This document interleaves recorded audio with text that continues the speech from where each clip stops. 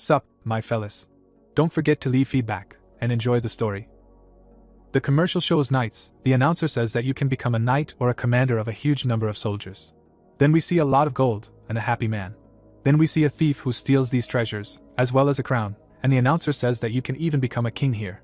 Many people were standing in the square and watching an advertisement for a virtual reality game called New World. The stranger clenched his fist and said that he will be able to open his own flower shop. There is a paper taped to the glass with a message that those who cannot lift more than half a ton cannot wear the sports brand of a man named Urim.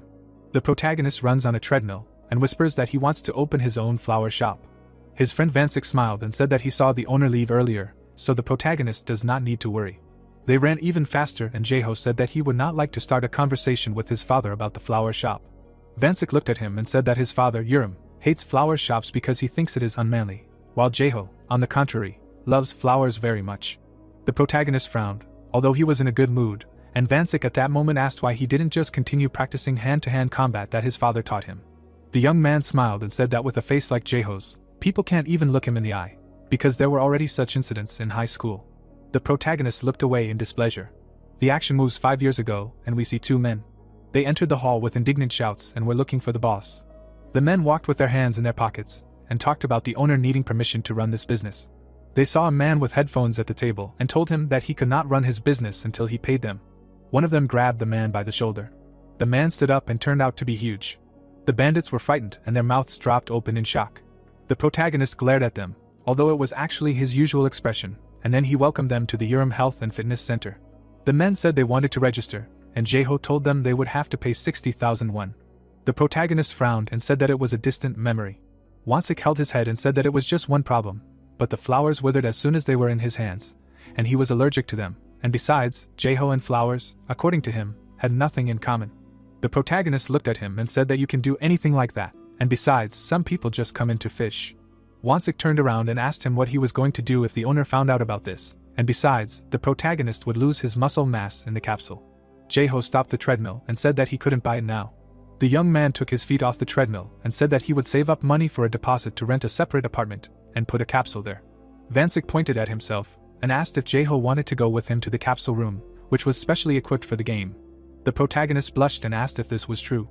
After a while, they entered the room with capsules. Vansik stood near one capsule and said that the starting point would be the Kruma Desert, since he also started there. But the protagonist was unhappy, since he would not be able to open his own store there. Then Vansik looked at him and said that this place would be more preferable for noobs. The initial level is not difficult. First it would be right to raise the level, and only then think about the store. A moment later, the young man was pierced by the shock of realization, and he told Jeho not to even think about going to the Rakshi forest, since in this case it would be better not to even start playing. The protagonist made a displeased face, but was surprised, and Vansik began to shout that this forest is known for the fact that many newbies died there, and if you lose your character there, you can no longer create a new one. He looked on the forum that training a second character or initializing a character is blocked. He imagined evil creatures and said that crazy elves live in this forest, so it is impossible to complete even the initial quests there. According to him, you need to pay several million gold for some ranked character to save you and carry you on their back. Vansik opened his mouth wide and shouted for the protagonist not to go to that forest. The protagonist frowned with displeasure. Jeho was lying in the capsule and it was obvious that he was cramped, but he refused to change the size of the capsule. And so Vansik closed the capsule and once again warned the protagonist not to go to the Rakshi forest under any circumstances, because he would not be able to get out of there. The boy opened his mouth wide and shouted that he would write him a private message in the Kruma location. The protagonist put on his glasses and said that he was interested in what the new VR would feel like. A system window appeared in front of him, and he said that he wanted to be normal. There was a flash. Jeho appeared in the forest, but he chose the nickname, Alshia, for himself. A system window opened in front of him, and he said that he now understood how to do it. Vansik, with a rather strange nickname, called him for a private conversation, and then laughed at the protagonist for the nickname Alshia. The protagonist looked away and said that he did not want to hear this from a guy who chose a nickname about muscles for himself. Jeho went forward, and Vansik began to shout discontentedly about the protagonist being in the Rakshi forest, and then the protagonist replied that it was a bug. A moment later, the system notified the protagonist that Vansik had been blocked. But Jeho was even glad, because he didn't want to listen to his whining.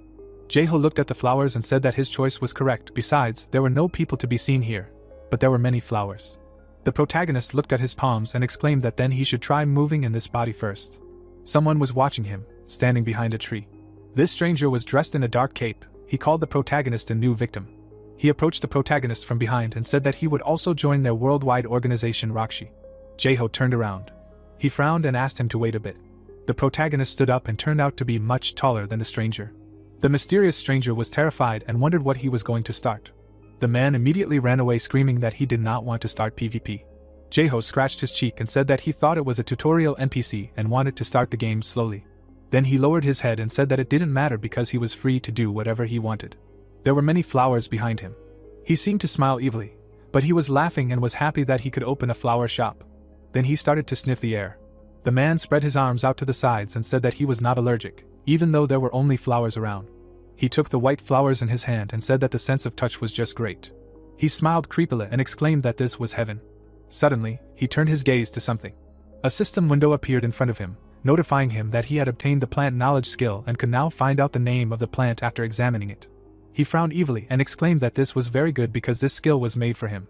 After a while, the protagonist examined the flowers and had already managed to raise his plant knowledge skill to level 5. Then he examined the red flowers and now he has received the achievement of a novice botanist, and therefore he will have his own reference book, which will contain all the information about the observed plant. The protagonist leaned over. He tensed his arms and seemed to be enraged. Jae-ho opened his mouth wide and screamed that this is exactly what he wanted. Then we see a pink-haired girl named Mei, who just appeared in this world. She closed her eyes and thought that there were elves in this forest. The girl imagined many handsome elf men and screamed in embarrassment. Mei turned around, because she heard some sounds. The girl looked out from behind a tree and blushed, because she thought that she had immediately stumbled upon elves. However, in front of her stood the screaming protagonist. She bulged her eyes in fear and thought that it was a monster. The protagonist sat and looked at the reference book. He took a book out of the system window. Jae-ho began to read and said that she should open it to the right place and touch the right page. A system window appeared in front of him, which contained a description of 2 flowers. The protagonist knelt down and said that it would be interesting to fill in all the data, and therefore it was worth exploring the forest more. The protagonist walked forward. After a while, he raised his head to look around and wondered if he had gone too far. After a moment, the young man looked to the side. He saw a dandelion. Jae-ho saw a bright light and said that the dandelion flew from there. The man began to move in that direction. He saw a colorful field dotted with blue flowers in front of him. He came closer and said that there was a whole field of Eifelchi flowers here. Suddenly, he lowered his eyes. He saw a bud of the Eifelsi flower that did not bloom. The protagonist looked around the field again and said that it was strange. Jae-ho frowned and said that this flower was the only one that failed to bloom. The protagonist sat down and said that it reminded him of the old days. The action moves to the past, and we see a pink bud. The protagonist sat down and said that this flower was the only one that failed to bloom. Then the protagonist blushed and said that the flower should not worry because he would make sure that the flower bloomed. First, Jae-ho watered the flower, then turned on classical music, and then he encouraged it with words. The flower bloomed slightly. The protagonist smiled and said that he was glad that his efforts were not in vain. But suddenly, someone trampled the flower. The protagonist frowned and almost cried. There was a thug in front of him, saying that Jae-ho was a third-grade bully who was growing poisonous flowers in that flower bed. The protagonist was in a terrible rage. The action shifts to reality. Jae-ho is sitting and saying that he failed then, but he will definitely succeed this time. The blue bud was closed. The protagonist said that he would let the flower, like all the other flowers, scatter its seeds. Jae-ho frowned. A system window appeared in front of him, which said that he had found the Eifelchi flower, which had never bloomed. The protagonist read this wording carefully, and wondered if this flower had never bloomed. The protagonist approached the flower and said that this was great, because he was so tired of learning from his father, and therefore he was going to show him the will of a man who would do everything without support. The system window said that this was a flower that still could not bloom. An hour later, Jae-ho sat with his arms crossed and said that this flower was not classified as a new species in the reference book, but maybe it was just another form of the same species. He frowned and said that he shouldn't just sit and watch, he needed information. Jae-ho stood up. He then ran and shouted that it was time to go to the starting town, and finally, after 3 hours of playing, Jae-ho started playing as a normal player. He was still in the forest. In front of him, a small resting place for elves, Tryon Village, opened up.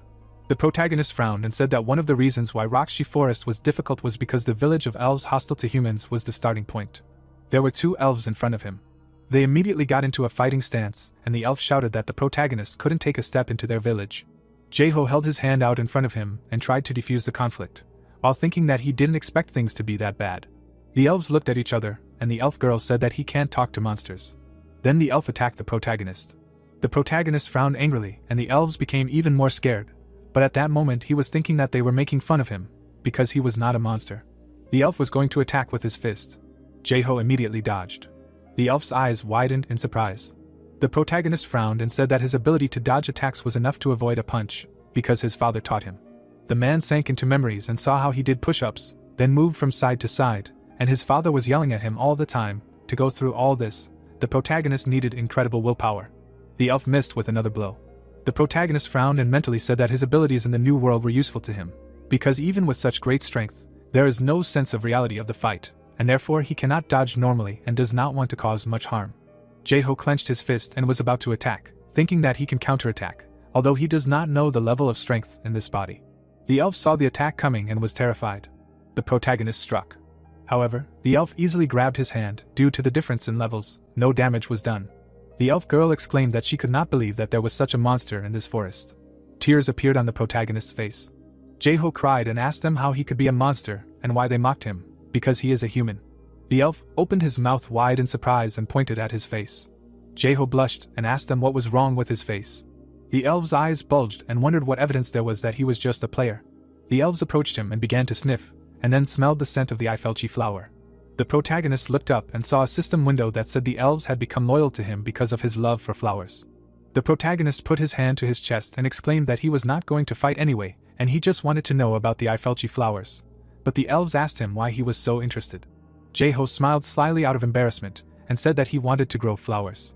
The elves turned away from him and began to whisper. They did not trust the protagonist, and thought that he was deceiving them. The protagonist looked away and said that he came because of the Eifelchi flower, which had never bloomed. The elves looked at each other in shock and asked him about what he said.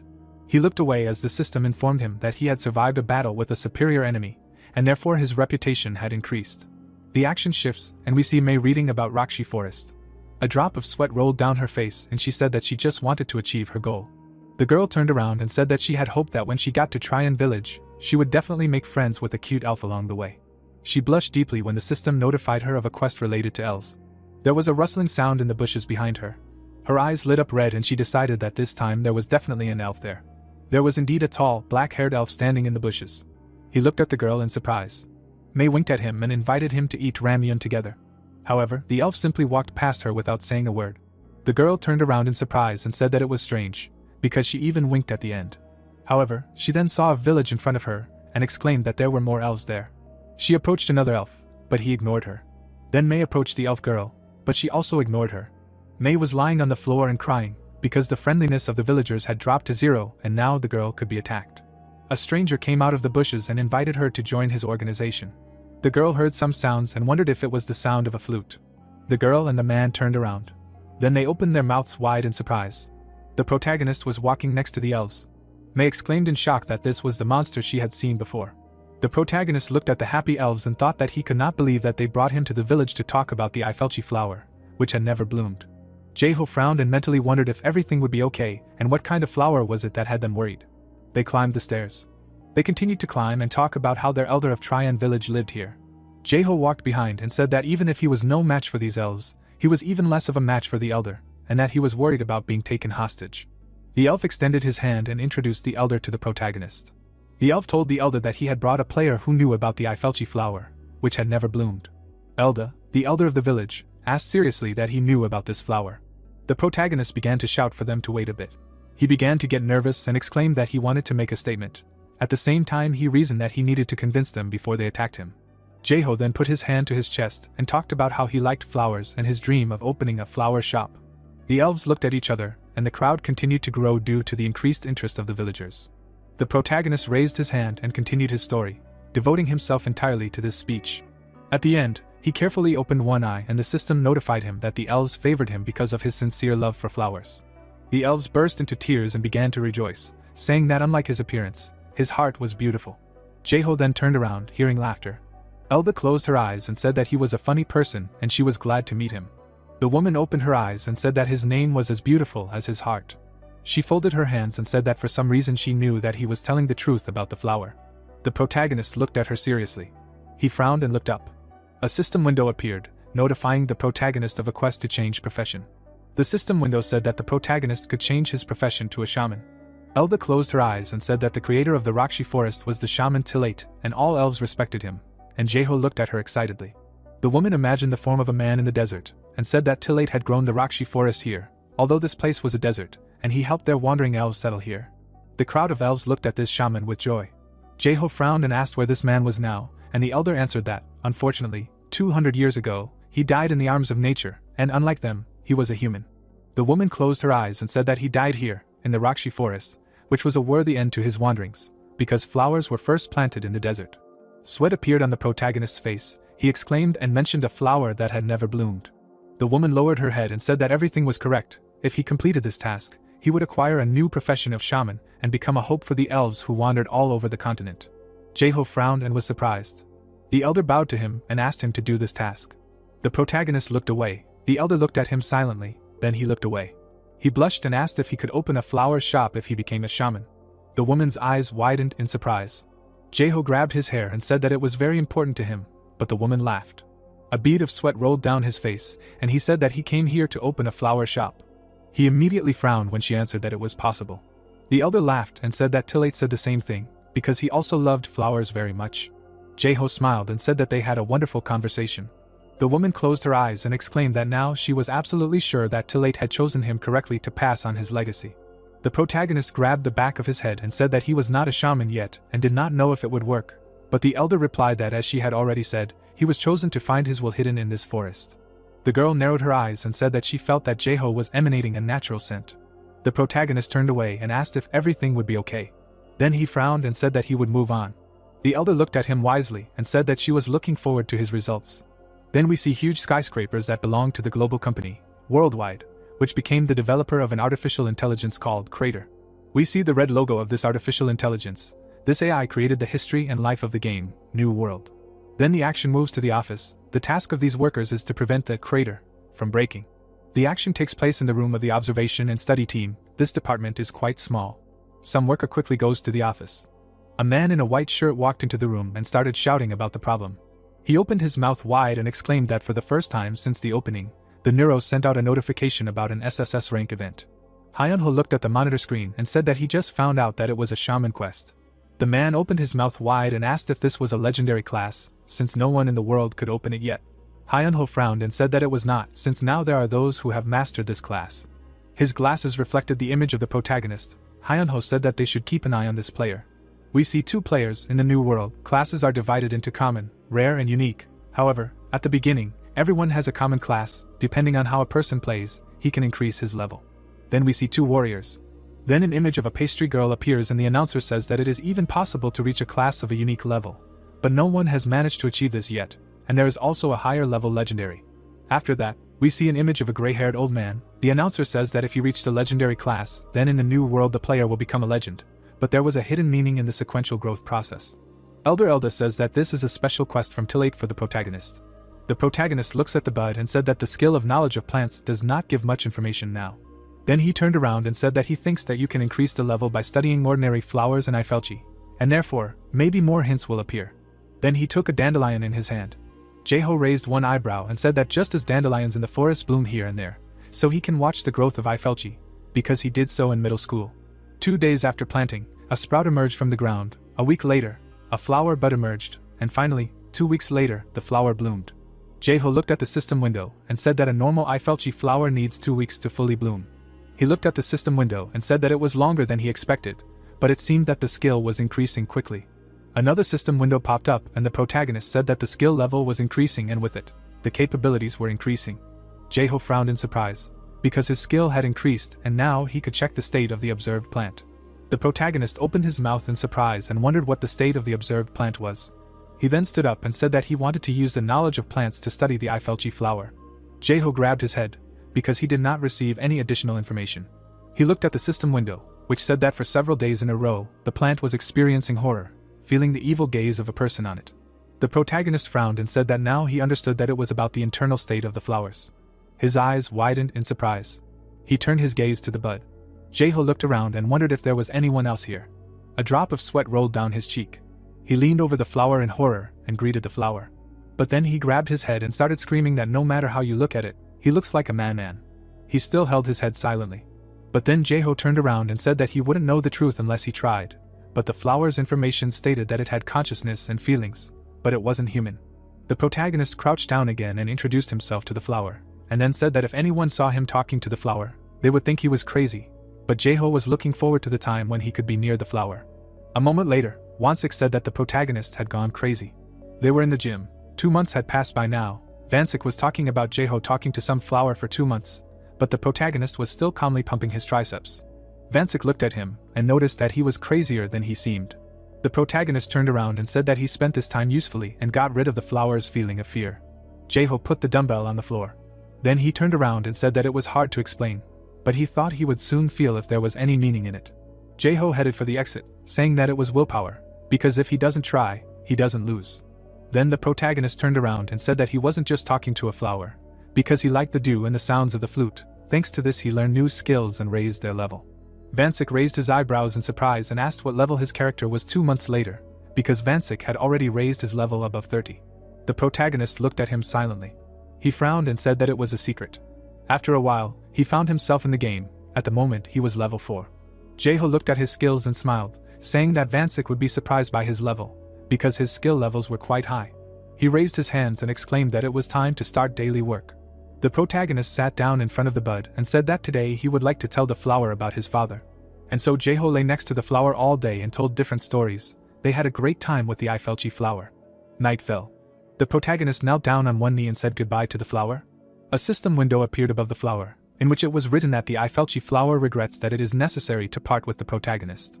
He opened his mouth in surprise, because the system notified him that the flower wanted to follow him. The flower began to open. The protagonist stood up in shock. The flower opened and began to glow. Jae-ho opened his mouth in shock and screamed. Some kind of beam of light shot out from the flower. A ball of light rose into the air. The protagonist took this ball in his hands. A system window immediately appeared in front of him, which said that Jae-ho passed the shaman test and can now change his class to shaman. The protagonist frowned and said that he agreed to change his class. The sphere shone even brighter, then it crashed right into the protagonist's heart. Jae-ho grabbed his heart and asked if the light really entered his chest. A system window appeared in front of him, which notified him that his class was changed to shaman, and he received the seed of the divine tree. The protagonist looked at his palms. He turned his head and asked if that was all, since he didn't feel anything new in himself. He clicked on the system window. The man then blushed and said that his willpower helped him finish this quest, and that's why he likes this game. Jae-ho's heart was slightly glowing. He put his hand on it and wondered if he could talk to spirits now. Suddenly, the system window appeared. It contained the answer of the life spirit, who wrote that he could talk, but was a little shy. The protagonist began to dig into the system window and wondered what he had received. In his hand was a divine tree seed. Jae-ho wondered how it could be a seed and how it came out of a small flower. He frowned and said that the existing skills were transferred to class skills, so he only felt that the effectiveness of the skills had increased due to the improvement from the life spirit. He looked away and said that the changes were not that big, but they were still there. At that moment, all the elves in the village were drinking and dancing happily, and the protagonist saw this and wondered why they were happier than him. In the forest, 5 people in cloaks were visible. They looked at each other. Mei took off her hood and asked about what quest they had finished, but the green-haired boy said that maybe the elves were just scared of that scary face. The elf girl smiled at the protagonist, which made him blush. Mei also blushed and mentally said that something was wrong, because if the elves were scared, then they shouldn't approach him. She remembered watching him. Every time she saw him, Jae-ho was always surrounded by some flowers. Someone stomped on the ground. The leader of their society appeared behind them and said that he had a plan. He suggested keeping an eye on this player. His eyes glowed purple. He said that he would repay this player for his insult for the sake of their existence in the forest of Raksha. He remembered how he was scared of the protagonist and ran away in fear. All the members of the community began to cry and shouted that they were proud of their leader. However, Mei silently looked forward. She was watching the protagonist. Jae-ho smiled happily, looking at the elf girl, and so Mei thought that maybe, despite his appearance, he was a kind person inside. In the center of the dance, a fire was burning. The protagonist was wearing a chain of flowers. The protagonist stood in front of the elder. She told him that he really did something amazing, but he replied that he did it because he liked it. The woman chuckled and said that this was a good answer for a shaman. Jae-ho frowned and said that he still does not exactly understand what it means to be a shaman. Elda looked at him and said that it was probably because there was very little information about shamans in the world, and he probably knew little about the history of the continent. The protagonist lowered his head and confirmed that he really knew very little, and Elda said that the elves' original hometown was a beautiful place called Rizalin Forest, and she said that they lived under the protection of the mother of the divine tree. Jae-ho's eyes widened and he shouted about the seed of the divine tree. The village elder imagined a bright flame and said that 300 years ago, Due to a war in the desert, the elves were on the verge of extinction, and at that time, the divine tree sacrificed itself to save them all, and as a result, Rizalin Forest was depleted, and the elves scattered. The protagonist's eyes widened and he wondered if the forest was depleted because of the war in the desert. Elda introduced humans and elves. She told that initially the relations between elves and humans were neither good nor bad. According to her, humans united with demons and began to perform rituals. They destroyed the forests of Rizalin and attacked the divine tree, and also killed many elves. Elda lowered her head and said that since then they became hostile to humans. The protagonist frowned, because now he understood everything. He looked closely at the elder while she told that there was only one person, more than an elf and a spirit. He was close to nature, and all the elves respected him. This person was the shaman Tillate. Elda closed her eyes and said that Tillate interacted with the divine tree until the end, but now the protagonist will do it. Jeho opened his mouth in shock. A system window appeared in front of him with a notification about a class quest. It said that now he must help the elves survive by reviving the divine tree. The system also informed him that if he succeeded, he would fulfill his promises to the divine tree, but if he failed, the tree or the elves would die. The protagonist opened his mouth wide and exclaimed that this was excellent, and then he picked up the divine tree's self and showed it to the elder. The woman looked at him seriously and said that it was entrusted to him as a shaman, not to them. It was the tree's decision, and therefore they had no right to interfere. Jeho held the tree's seed in his hands and said that he did not know how to grow it, but the woman closed her eyes and said that this did not mean that they could sit back and not help the protagonist. Elda took a pink flower from her sleeve. She handed him the pendant and said that no matter what part of the continent he was in, the elves would help him everywhere. The protagonist picked up the pink clover necklace and thanked her. He then took off the flower necklace and put it in his inventory. The protagonist puts on a pink clover necklace. Elda closes her eyes and laughs, then says that he looks great as expected. Jeho blushes since it is his first time wearing such a necklace, so he is embarrassed. However, he realizes that his skin tone goes well with pink. The scene moves to the office. The employees' mouths are open in surprise. One of them says that he did not expect Jeho to stay there for 2 months. The employees look at the boss in surprise. Hyunho tells them that a major event has started since the opening of the game. Musha looks at the papers and says that this is the first SSS class event, and therefore they cannot disclose it, although they are eager to tell everyone. The employees' mouths are open in excitement, and exclaim that they understand him. Hyunho frowns and says that their job is to observe. Only the president is responsible for all decisions, and therefore the employees should watch their tongues. He looked at the monitor screen and said that if everything went well, it would be a great achievement for their observer team. Hyunho smiled and said that the protagonist found hidden quests and wildflowers that no one had ever seen before and won thanks to his efforts and persistence. A drop of sweat rolled down his face and he said that Jeho was a great player, so they would most likely have a bright future. Foliage appeared in the air. The hero had a flower pendant hanging around his neck and someone asked if he was leaving.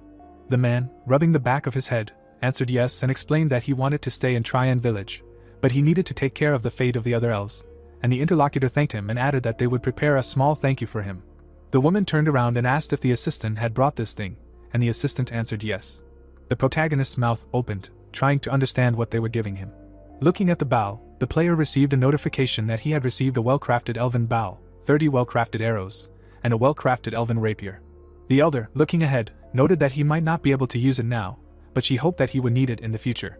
The man, taking the rapier in his hands, thanked her and added that he would use this equipment carefully. The elf, standing in front of her subordinates, asked him to accept their request that he help them when they met again in front of the Tree of Life. The player, looking up, said that they should not worry, because everything possible would be done, and immediately received a notification that the elves now sympathized with him. Not far away, someone was peeking out from behind a bush. The guy, with his mouth open, noted that this person had received the weapon as a gift from the elves, while the second explained that this was what they had been waiting for and now they should proceed with the plan. The young man glanced to the side and turned to the leader, who said that they no longer had time to just watch. The player, with his mouth open, ordered the others to move forward. The forest appeared. The hero, holding his finger to his face, tried to understand what to do with his dream of a flower shop if he had to become a participant in the events and receive a task related to the elves, because now he needs to revive the sacred tree and found a place for the elves, which is an extremely difficult task. Walking along the path in the forest, the man tried to understand whether he really needed to save Rizalin, which was attacked by demons. Having imagined this demon, the player remembered that the elder said that after the attack the forest became a haven for demons, and it would take forever to cleanse it, and even the Rankers said that this was a very difficult task. Frowning, the protagonist tried to use his brain to the fullest. Punching his hand, the user realized that there was only one way, which was to grow a sacred tree seed in a suitable place for a flower shop. Suddenly, a notification appeared in front of him, which said that the Spirit of Life knew a good place. Then the man remembered that he had extensive information about the sacred tree. The hero, raising his fists, asked where this place was. The notification was still hanging in front of him. Suddenly, words appeared on it that the spirit of the earth seemed to have forgotten. The player, looking to the side, read the spirit's message that very little time had passed since his awakening, and then the guy said that he would have to tell him as soon as he remembered. The man, with his hands on his hips, realized that he now needed to make basic preparations for the future and should replenish the reference book by studying plants. Suddenly, his gaze turned back. A level 25 brown bear appeared behind him. The player's mouth opened in surprise. The beast's eyes turned white. They suddenly bounced back. The guy, looking forward, did not understand what had happened, because they bounced back at the same time. Standing in front of the enemy, the young man thought about the fact that for some reason he was not attacking. Suddenly, a notification appeared in front of him, which said that wild animals were scared when they saw his face. Then the player noted that no matter how scary he seemed to the bear, it still did not run away. The opponent suddenly began to move forward. The man dodged the attacker's first blow. The guy's foot slid along the ground. The young man moved away from his opponent. Putting his hands in front of him, the fighter noted that although he was only level 8, he had enough reaction and speed to fight a bear. Reaching out to his inventory, the warrior wondered if the bear would be able to avoid his attack, as the elf had done. A rapier appeared in his hands. Holding it behind his back, the man said that in that case he would need to use the sword that had been given to him by the elves. The player approached the enemy, screaming. The bear immediately attacked him, and notifications immediately appeared that the attack had failed due to clumsy fencing, and also that he had taken about 100 damage from the beast. The guy flew back, receiving another message that due to a strong blow, he had received damage to his joint, which had reduced his agility by 10%. The user, looking around, screamed that this was madness, because too much blood had been lost, and immediately calmly added that it was useless for him to attack with a weapon that he could not use. The man, getting to his feet, realized that the rapier had flown away just like an arrow from some incompetent. Blood was trickling down his forehead. Grinning, the guy said that in that case he would take advantage of it, and ordered the enemy to attack him. The bear immediately rushed to attack. The hero immediately dodged his attack. Immediately after, a direct attack was made on the enemy and a notification was received that the beast had been dealt 7 points of damage. The protagonist immediately dodged another attack. Immediately, the young man hit his enemy with an uppercut, receiving a notification about successfully dealing 10 points of damage to the brown bear. The enemy, opening his mouth, growled loudly. The player immediately jumped back a little, receiving a message that his fatigue had increased by 15% due to active attacks. The man, frowning, understood that his damage was too low and if this continued, then complete exhaustion awaited him. Suddenly, the guy glanced to the side, trying to figure out what could give him at least a little attack power. An inventory window appeared next to him. The girl, watching what was happening, said that this was a hellish battle, because fighting a bear with bare hands was sheer madness, and offered to help this man. The leader, opening his mouth, explained that this was exactly what he was waiting for, because it did not matter what kind of weapon he received from the elves, because he was only level 8. The leader, frowning, said that they would attack him after the battle with the bear, when he was exhausted, and then they would take away this rare weapon, and also added that with such a level it was simply unrealistic to survive in this forest, but the ally tried to object. The player, opening his mouth wider, shouted that her mind should be clear and firm, because this was all being done for the sake of their common future. The girl, turning around, explained that if they got closer to him now, it could help them a lot. Imagining how this man plays a musical instrument, she said that he was extremely innocent, that he even talks to flowers and plays the flute. They suddenly looked forward. The girl looked to the side. In the man's hands was a divine tree seed covered in blood. The player, attacking the enemy with it, understood that it was the perfect weapon for him and also received notifications that the brown bear was taking 105 damage and also that the spirit of life was frightened by his unforgivable act. The girl, her eyes wide open, said that this man was simply a demon. The three of them opened their mouths in surprise. The guy, smiling, said that he forgot to watch the 9 o'clock news and therefore it was time for him to go. The leader, looking at him, explained that in this case there was nothing to be done, because the news was extremely important. The leader, his mouth open, suggested that they leave this place for today. The girl, however, silently looked somewhere. Looking forward, she asked them to return first. Opening her eyes wider, May realized that no matter how much she looked at this man, she could not understand what he really was and she should have believed her eyes. The man, wiping sweat from his forehead, said that he finally managed to do it, and also received notifications about the successful killing of a brown bear and also about receiving 2 levels. Immediately in front of his face appeared a message, which listed the items received from this enemy. Immediately the notification changed and it already contained information about the received titles. Then the player noted that they were extremely strange. Looking at his hands, the man realized that he should pay more attention to the distribution of characteristic points, and although this is all in the game, fatigue appeared after one fight, and it is unclear what will happen to him if a whole series of fights occurs and a window with characteristics immediately appeared. Looking at the system window, the player remembered that fatigue directly depends on health, as his friend said, but before that points were invested in strength and dexterity. Now he should pump up health. Clenching his fist, the hero realized that everything is fine and does not look so bad, because he managed to adapt to the game.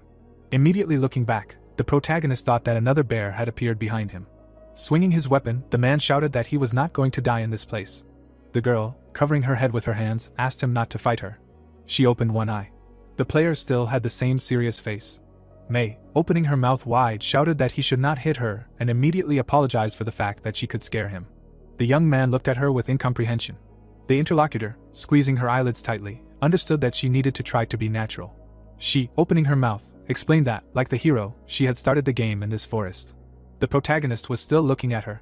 Mei, looking at him, asked if he liked the weather in this place. Sweat appeared on the man's face. The girl, opening her mouth wide, did not understand what she was doing, because now the interlocutor would most likely think that she was crazy.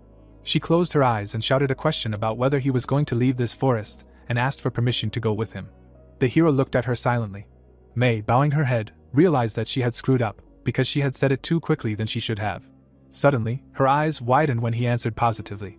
The man, rubbing the back of his head, noted that the monsters in this forest were simply insane, and that two people would fight better than one. The guy immediately called up the inventory window. Holding a bow and arrows in his hands, the young man said that the girl could use this equipment, because he would not be able to fight with it anyway, since he had to rely on his hand-to-hand combat skills. Mei, opening her mouth, asked if she could definitely accept these things. The hero, smirking, asked if a slap on the back of the head would help him make a decision. The protagonist, opening his mouth, immediately said that it was all just a joke. The girl, her eyes wide open, laughed nervously and thanked him, realizing that such a person would get her even from hell. The guy, looking at her, noted that he forgot to check something. The young man, turning around, explained that he would stay in this forest for some time and asked if that would suit her. She answered affirmatively. Looking back, the player said that in that case he would hope for their fruitful cooperation. The player, sitting in front of the flowers, said that this plant grows only in wetlands, and its main food is microorganisms in the soil, and such a mushroom flower, parasitizing with the help of roots, has no taste and therefore it is better not to eat it. The girl, with her eyes wide open, thought that all this person does is study the types of plants and flowers and mumble something under his breath, and this is the one who defeated the enemy stronger than him. Looking at him, she realized that this is extremely strange. Her eyes were still wide open, when thoughts came to her mind that the monster is just his image, so that he will not be disturbed while studying the flowers, and perhaps what she saw earlier simply misled her, and the hero could not understand what was wrong with her. Sweat appeared on his face from the realization that she would soon drill a hole in him with her gaze. Suddenly his eyes opened wider after a certain thought. The guy grinned, realizing that it was above average, and also laughed, while Mei thought that it was that strange laugh again, which was extremely strange, but she was still interested. The man, without turning around, explained that it was time for him to exit the game. The companion, with her mouth open, asked when they would meet next time, and the protagonist answered that it would be around 3 o'clock in the afternoon. The girl, looking at him, asked what time it was, and the young man explained that it was the Korean time zone and noted that he had simply forgotten that the game had an automatic language translator, while the interlocutor exclaimed that she was also from Korea. The protagonist silently looked at her. Mei, smiling, said that in that case she would return to the game at that time. Suddenly her eyes widened. The girl, looking after him, asked about his name and immediately introduced herself. The guy, turning around, said his game name. They silently looked at each other. The ally, smiling, said that this name was really beautiful. A certain office appeared. The hero, looking away, listened to someone's words about how he was late for 5 minutes, and the interlocutor initially had suspicions that something was wrong lately, but today he was finally convinced of it. The father, clenching his fist, shouted a question about why the hell he thought he was playing this game, and the young man tried to understand who had let it slip to him. The owner, opening his mouth wide, shouted that he could play, because his father had played when he was young, and then asked a question about what kind of game it was, in which you had to lie in a capsule and not use a keyboard and mouse, because that way muscle mass would be lost. The man closed his mouth when his son called out to him. The guy, frowning, asked him not to worry and reminded him that the interlocutor wanted his son to become a martial arts master, and one way or another, in reality, his mother was against it, and asked a question about what about the virtual world then. The man, gritting his teeth, shouted that he was going too far. The young man, closing his eyes, explained that 1/3 of the planet's population plays in the new world, and although this place is different from his father's desire for martial arts, but if you strive for first place, then it is the same as challenging the champion, and that is why it was decided to start playing this game. The father, looking down, said something to his son. The hero, frowning, called out to his father. Suddenly the man turned away. Without turning around, the interlocutor asked if he wanted to become a king there. The guy, opening his mouth, answered affirmatively. Then the relative asked what his profession was. The guy's eyes widened wider. Smiling, the protagonist replied that his profession was a warrior. Wiping tears from his face, the father realized that he had never thought that his son thought so much about him, and the boy realized what would happen if he found out about the creation of a flower shop in the game. Someone stepped on the ground and said that this was a famous forest that was talked about a lot, and they should just gather newbies into a locomotive to take out, and then it would be easy money. A man with a shield on his back said that although the level of monsters here does not exceed 50, but its bad reputation is not clear, because it was very easy to get here. It was the Sunset Knight, Worcester, who said that he reached level 134 thanks to his abilities, and here he cannot die, and immediately notifications appeared about the entrance to the forest in which noble elves live. Looking ahead, the warrior realized that this is one of the elves that this place is so famous for. The guy, standing behind, asked if Jonas was here, because he had to come here to pick him up. The elf turned around and said that he would ignore it, since there had been a celebration recently, and asked the man to leave. The young man's mouth fell open in surprise. Suddenly, his eyes began to open wider. The knight threw his head back and began to laugh. The fighter, with his mouth open, called out to the elf. The boy held the blade out in front of him and ordered him to bring the man here if he did not want to die. The elf silently looked at the blade of the sword. The creature, with its mouth slightly open, asked again. Its gaze was directed somewhere to the side. The hero, smiling, understood that because his father had scolded him, he almost had to quit the game.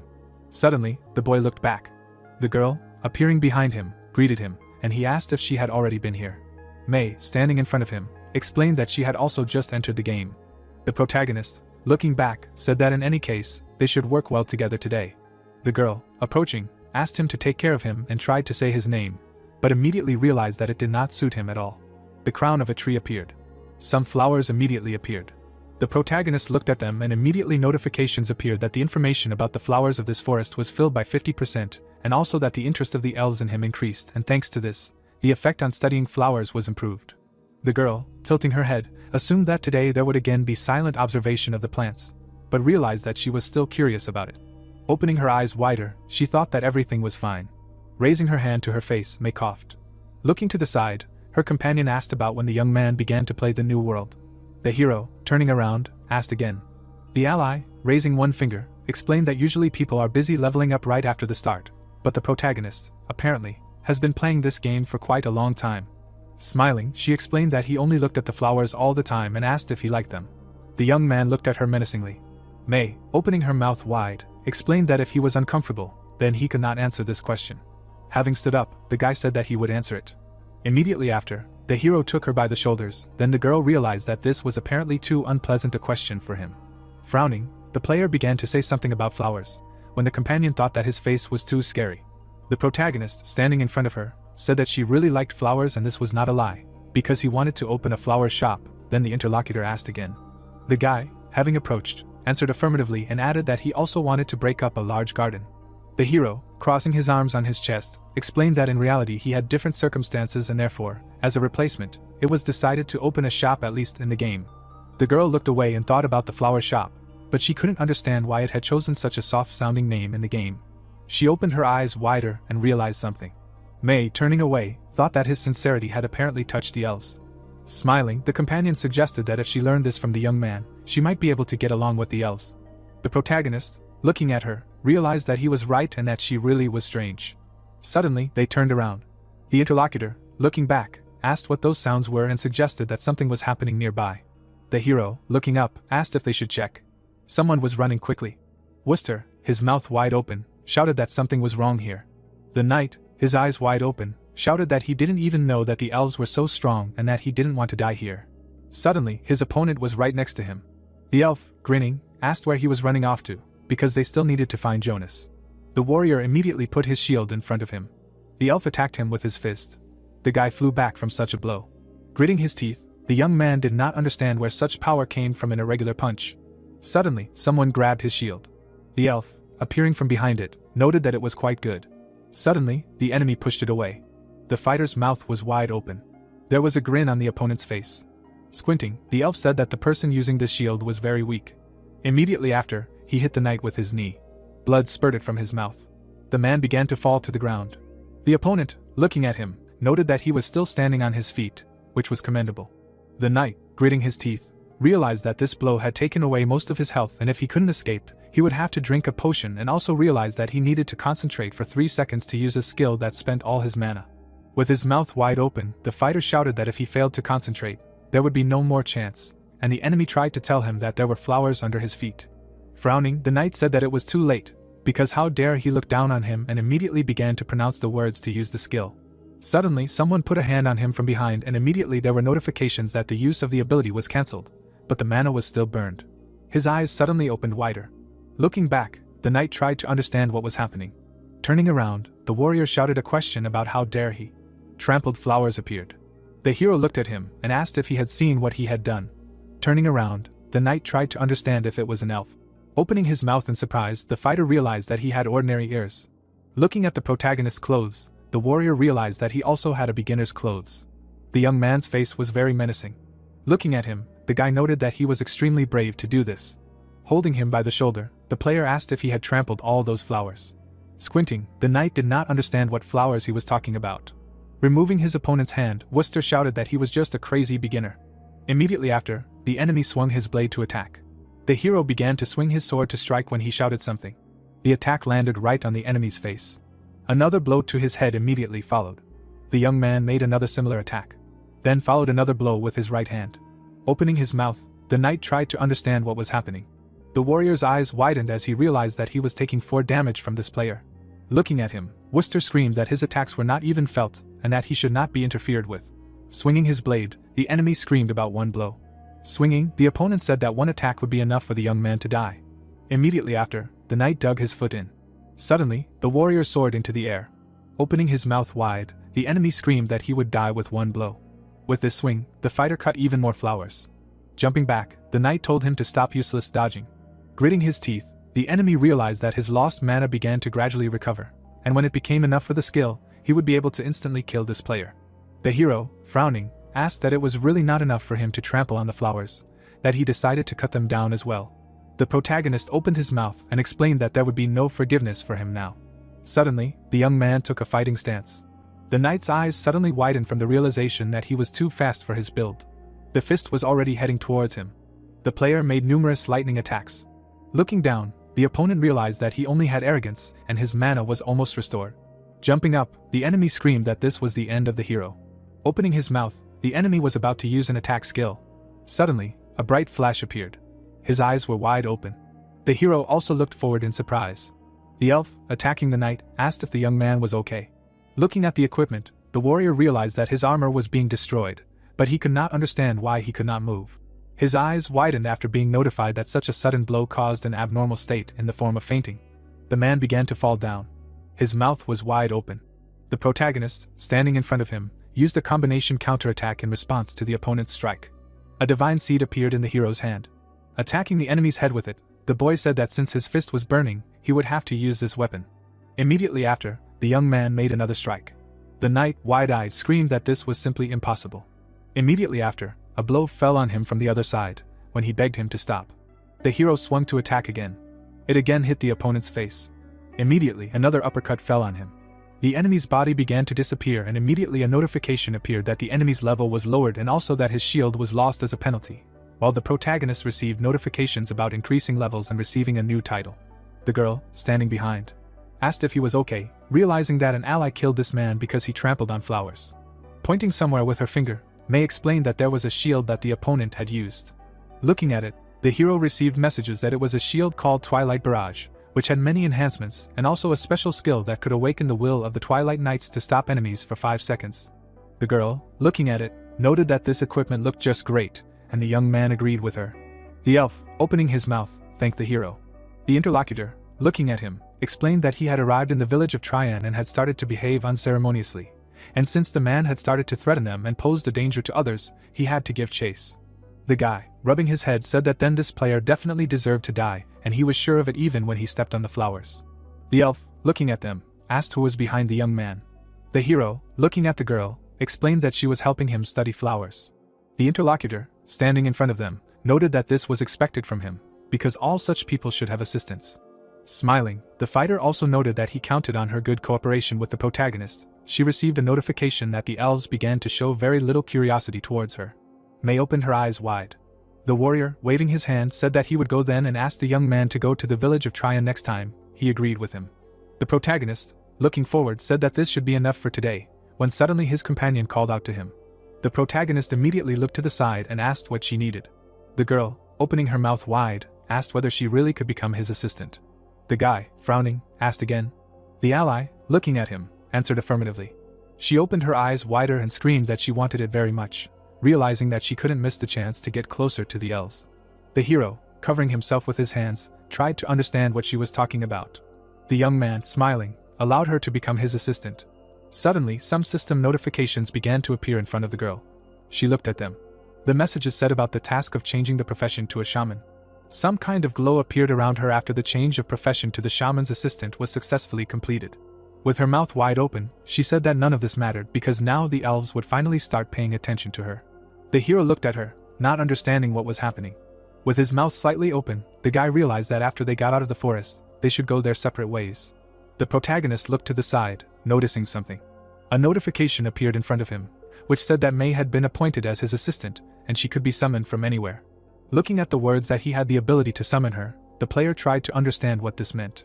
Looking at her, the young man thought about what he should try. Looking at the system window, the guy used the assistant's summoning skill. She suddenly appeared in front of him. The girl fell to the ground and the hero immediately apologized to her. Leaning slightly, the player realized that he should have guessed without checking. May assumed that this happened because she had to become the shaman's assistant. Turning around, she asked what kind of profession it was. The young man asked whether she really changed her profession, knowing nothing about the current one. The assistant, opening her mouth, again asked who the shaman was and immediately said that she understood everything. With her eyes widened, May repeated her question about whether her ally was a newbie. The guy, putting his finger to his face, asked to let him think for a while. Opening his mouth, the young man realized that he did not have to share information about his difficult task with anyone and said that the shaman class is given to those who want to open a flower shop. The girl, standing up, asked again about the flower shop. Opening her mouth, May said that they could now switch to informal communication. The hero, looking down, asked again. The companion, smiling broadly, explained that she had become his assistant after all. Turning away, she realized that she simply felt uncomfortable addressing the interlocutor in this way. Worcester began to appear, having received a notification that his current state was caused by death, and the penalty for this would be a decrease in level and the loss of an item of equipment. The knight opened his mouth and said that it was not time to whine, receiving another message that he would be reconnected to the server after a certain time and respawned at the checkpoint. Immediately after, the warrior clicked on the system window, which said that a private conversation with a certain player had begun. The guy, opening his mouth wide, asked if the leader could hear him. Falling to his knees, the young man tried to say something when he heard the leader's question about what had caused his sudden call. Someone opened their mouth and said something. The man, looking at the system window, noted that he had told him not to go into that forest, because even the best players do not go into the forest. Then the knight said that he died at the hands of a player, not an elf. Then the leader asked if he had lost the quest item in that case, and the interlocutor answered affirmatively. The leader, with his mouth open, explained that capable players were a real problem for them, because the interlocutor had never died before this skirmish and therefore failed due to a banal lack of experience, and also added that the guild was waiting for him to move from a rare to a unique class. But without a twilight barrier this could not be done. The man, looking at the system window, asked if he remembered that player. The knight replied that he was not sure about it. Then the leader explained that he was not interested in the in-game name, but in appearance. The interlocutor replied that his opponent looked very scary and apparently had a high level. Still looking at the system window, the leader asked him to rest when he disconnected from the server. The guild master, looking away, explained that for now they should go in search of that poor guy from the forum, because if a pumped-up player had gone into the forest, then nothing would have happened to him, and added that next to this location there is a desert, where one of the guild members is carrying out a task, whom they will attract. The knight bowed his head and said something. Frowning, the fighter said that he would never forget this, because how did he manage to let his guard down and become like a newbie who couldn't see what was happening behind him? With his eyes wide open, the warrior shouted that no matter how, he would have to return this shield. The timer was already showing 0 seconds. The player immediately disappeared and a notification about his forced shutdown appeared. A clear sky appeared. An apartment building was visible, in which the protagonist's house was located. The father and son were sitting at the table. The hero suddenly looked at the man when he started asking a question. The father, smiling, asked when he would become king. The old man raised his finger and asked if it wasn't great to be a hand-to-hand combat warrior, and also asked if he would get sick if he played a lot, because he needed to take care of his health, and immediately added that he didn't have to clean the gym today, but he would have to do some leg exercises. The young man, with his mouth open, tried to understand how many types of hand-to-hand combat they were going to teach him and immediately called out to his father. The man, sitting at the table, was talking about how his son was very keen on his new hobby, and he couldn't even help him and explained that he had bought something and that it was now in his room. Opening the door, the old man shouted that he had bought him a second-hand gaming capsule. The young man, looking at him, asked if the loan for the gym had really been paid off, and the father replied that the thing didn't cost too much, and if his son was going to become a world champion, then why not buy it? The hero, with his mouth open, asked if his mother knew. The father silently looked ahead. Looking away, the relative explained that he simply hoped that his mother would understand everything correctly when she came home. The mother, with her mouth wide open, screamed that he had done wrong again, because how would they pay back the loan if he was taking the last money out of his pocket? The man explained that there had been a misunderstanding and his son had simply asked him to buy this thing. The woman, standing in front of him, screamed that he should not blame everything on the young man. Looking back, the father explained that this was not true. The hero was looking through a small crack. Suddenly, the guy slammed the door. The old man, with his mouth wide open, screamed something about his son. Behind him was the door, and from behind it came the screams of the father when the hero said that he would never forget his sacrifice. With his mouth slightly open, the young man understood that his dream was a priority, and no one should know about it. The protagonist, with his mouth slightly open, said that he only had 5% left, and most of the flowers growing in this place had already been studied. Looking away, the player realized that he couldn't find the rest, although it was logical that rare ones couldn't be found so quickly. The girl, looking away, asked if they had visited all the places in this forest in the last few days. The young man, frowning, noted that this location was not that big. Looking away, the guy explained that they had one more place left. May, smiling broadly, said that there were no more unexplored territories on her map. Looking away, she tried to understand what he was talking about. A mountain appeared in the distance. The assistant, standing behind, asked if he was joking, because in that direction there was an ordinary rocky peak and it was unlikely that there would be any vegetation there. But the player explained that they should still check, because they couldn't refuse to explore the area just because it was rocky at first glance. The girl, looking after him, tried to say something. The hero said that he would go there alone, because the assistant already had too little stamina. Raising one hand, May realized that she still did not have to climb anywhere, and said that in this case she would stay here and watch the process. The young man explained that he now needed to find equipment for rock climbing. Leaving, the guy said that he would go to the elves and ask. Suddenly, the assistant grabbed him by the sleeve. The protagonist looked back. May, looking at him, asked why he did not trust such a trifle to his ally. The tool stuck into the stone.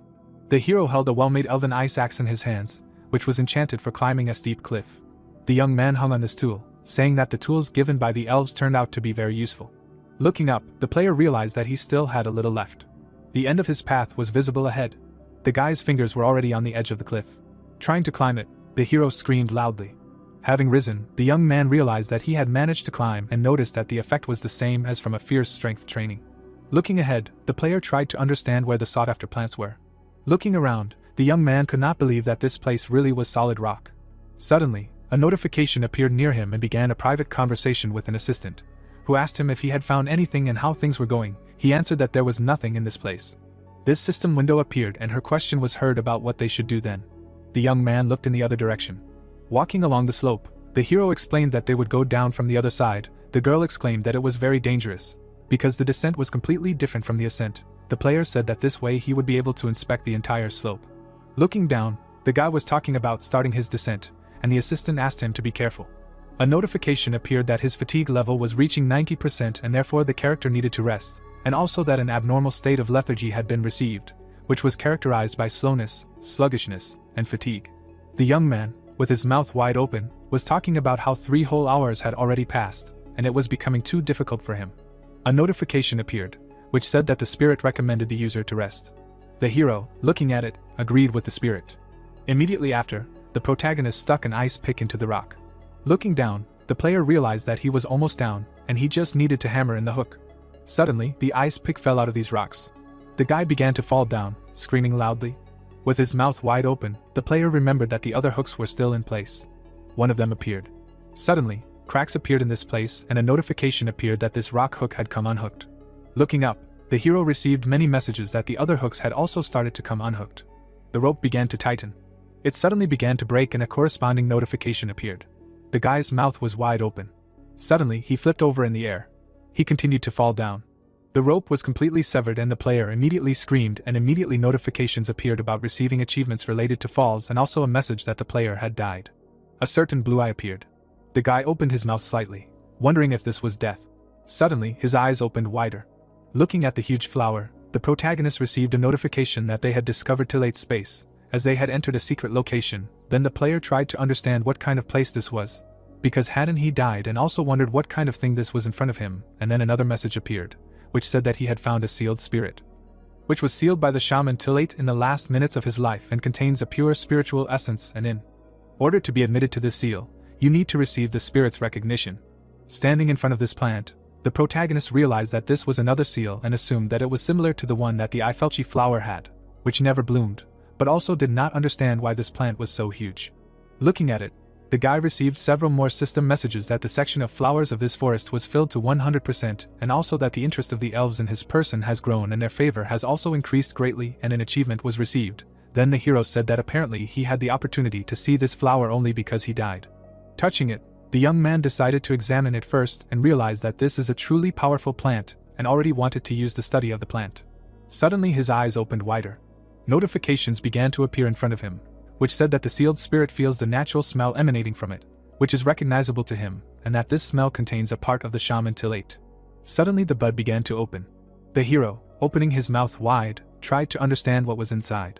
Looking at the open bud, the young man realized that there was a separate world there, and a notification immediately appeared that he had discovered the world of flower spirits Gloria, due to which his reputation increased greatly.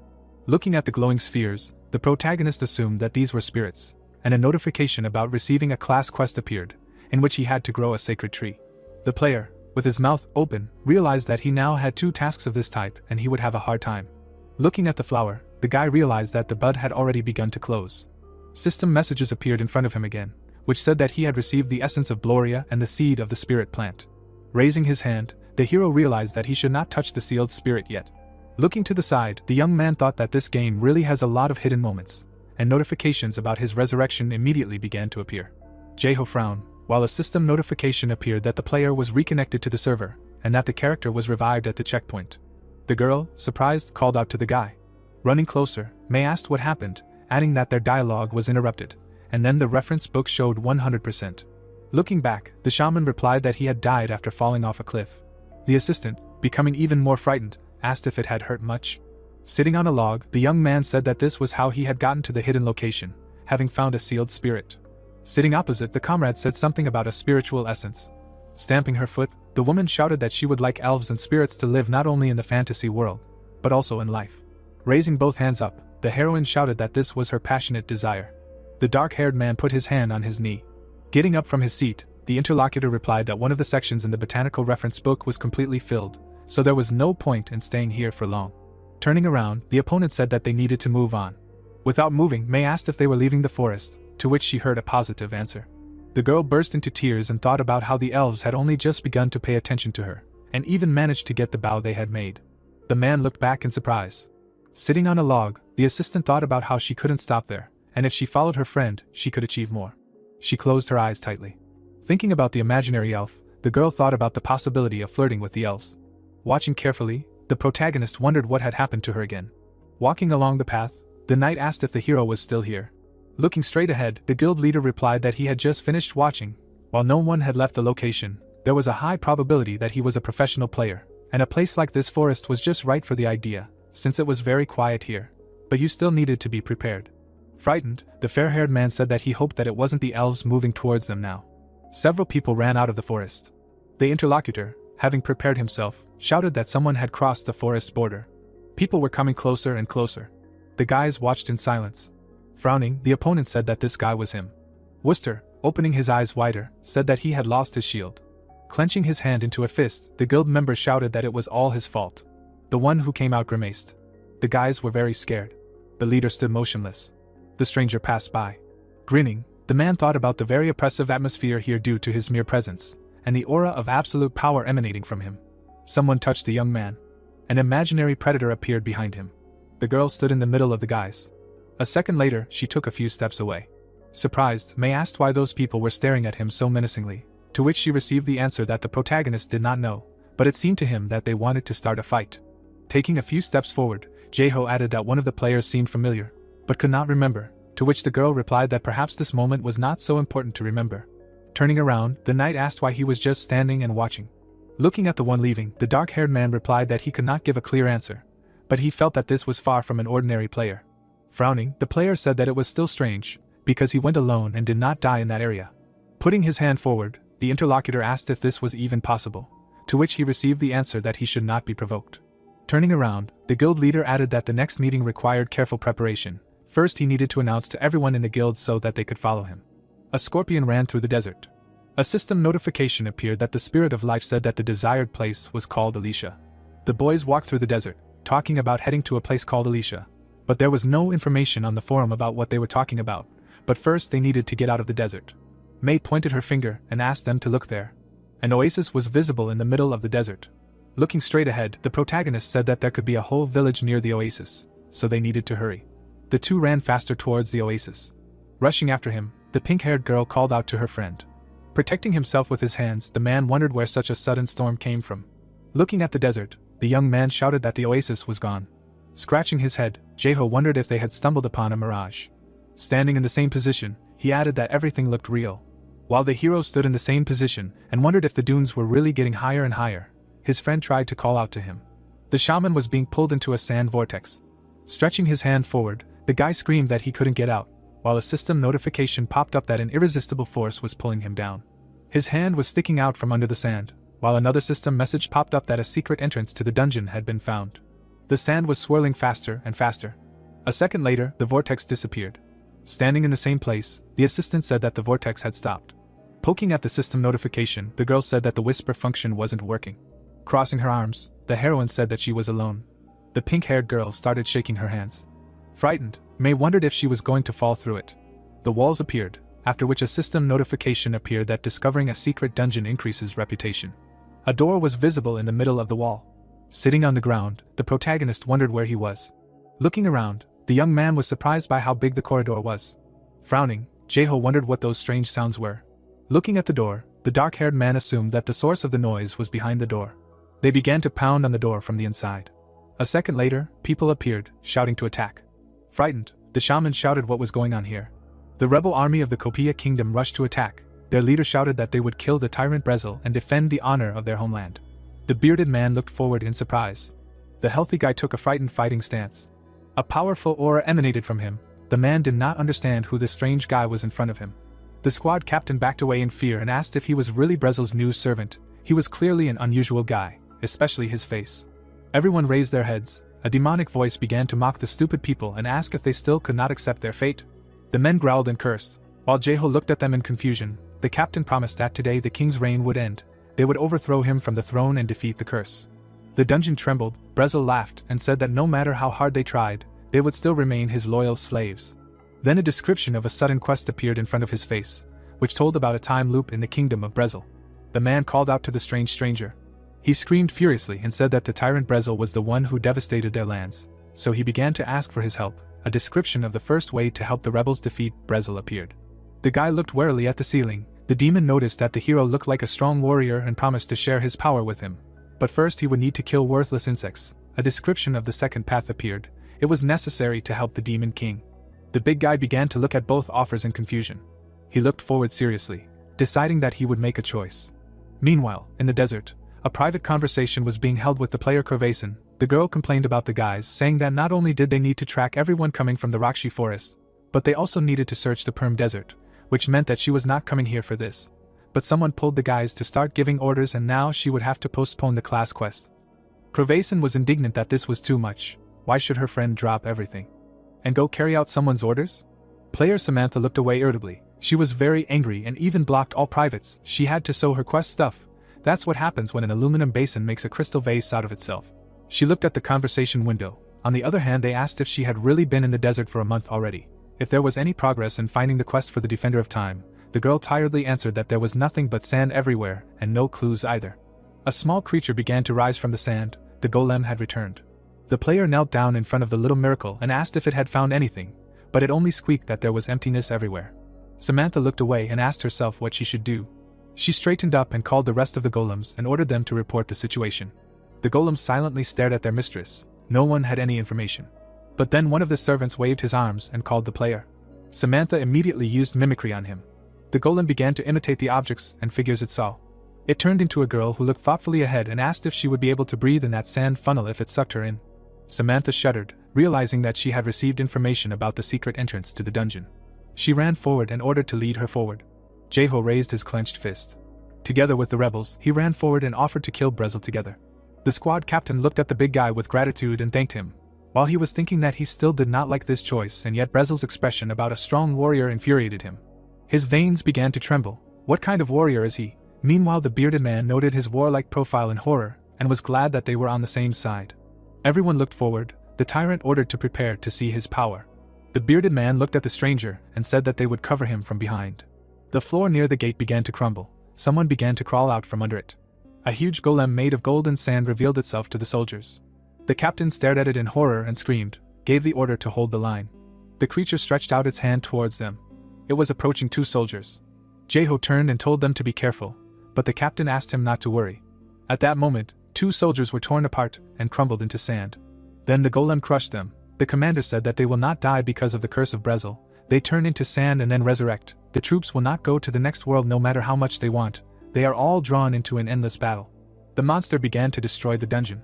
The florist looked angrily ahead and shouted that he could not pretend to be blind, who did not see numerous deaths. He watched the battle from the side. The golem's level was 230. He would not be able to defeat it. Then the guy began to look around and hope that there was a way to break the quest if he went the wrong way. The commander looked in surprise at the stranger, who walked away. The hero headed for the pit. The captain began to shout that Brezel was on the other side. He hid behind a mirage. But in response, the strange big guy broke into a run. The man's eyes bulged and tried to call out to him. Jaeho ran forward purposefully. He noticed that there was no other way out, except for the gate through which they passed. His foot pushed off the ground, and the player flew straight into the pit. He knew that everything else was in the hole from which the golem emerged. The captain looked at the stranger in shock and did not understand what was wrong with him. He shouted after him, "Idiot." Darkness surrounded everything around. A cold wind hit his face. Everything was hidden in darkness. Jaeho landed. The system reported using the achievement "Have Wings to Fall," and his fall damage was reduced. A door appeared ahead. It was dark, but it was possible to unsee it. He frowned and noted that not everything ahead was distinguishable. So the guy got to the huge golden gates leading to the secret warehouse of Brezel. Everything around trembled. A strange sound was heard. Unknown figures began to crawl out of the ground. They turned out to be skeletons in old shabby cloaks and armor. A drop of sweat rolled down his face. The big guy noticed that they had a much higher level than him, but nevertheless. The inventory opened. Jaeho noted that the skeletons were still slower than the bear. A coconut appeared in his hand. Everything was fine because he was guaranteed a level increase. Muffled blows began to echo throughout the dungeon. The blows made the skeleton's jaws fly out. The florist relentlessly crushed his enemies. The spiritual power of the divine tree seed inflicted additional damage on them. Another enemy with a sword crept up from behind. The hand gripped the coconut tighter. This blow completely blew off the skeleton's head. The character's level increased. The guy looked at the remaining crowd. It was so slow that it even became boring. The spiritual power of this seed had a strong effect on the enemy's condition. To be honest, he did not expect this. A terrible force emanated from the man with the seed in his hands. He laughed and said that the true taste of battle is not felt, but it is a sin to refuse to level up. Misunderstanding suddenly appeared on his face. He began to look around. A voice reached his ears everywhere, asking him to stop. Somewhere, weapons began to creak, dragged along the stone floor. The flower seller looked in that direction with a slightly tense look. A huge figure appeared in the crowd. It said that they were not guilty, and it was all because of the curse. They only had instinct left. The evil skull looked at the man with empty eye sockets. The captain of the captured guard stepped forward. He was too big. The man recoiled. The mob was level 135. The chance of winning was unknown.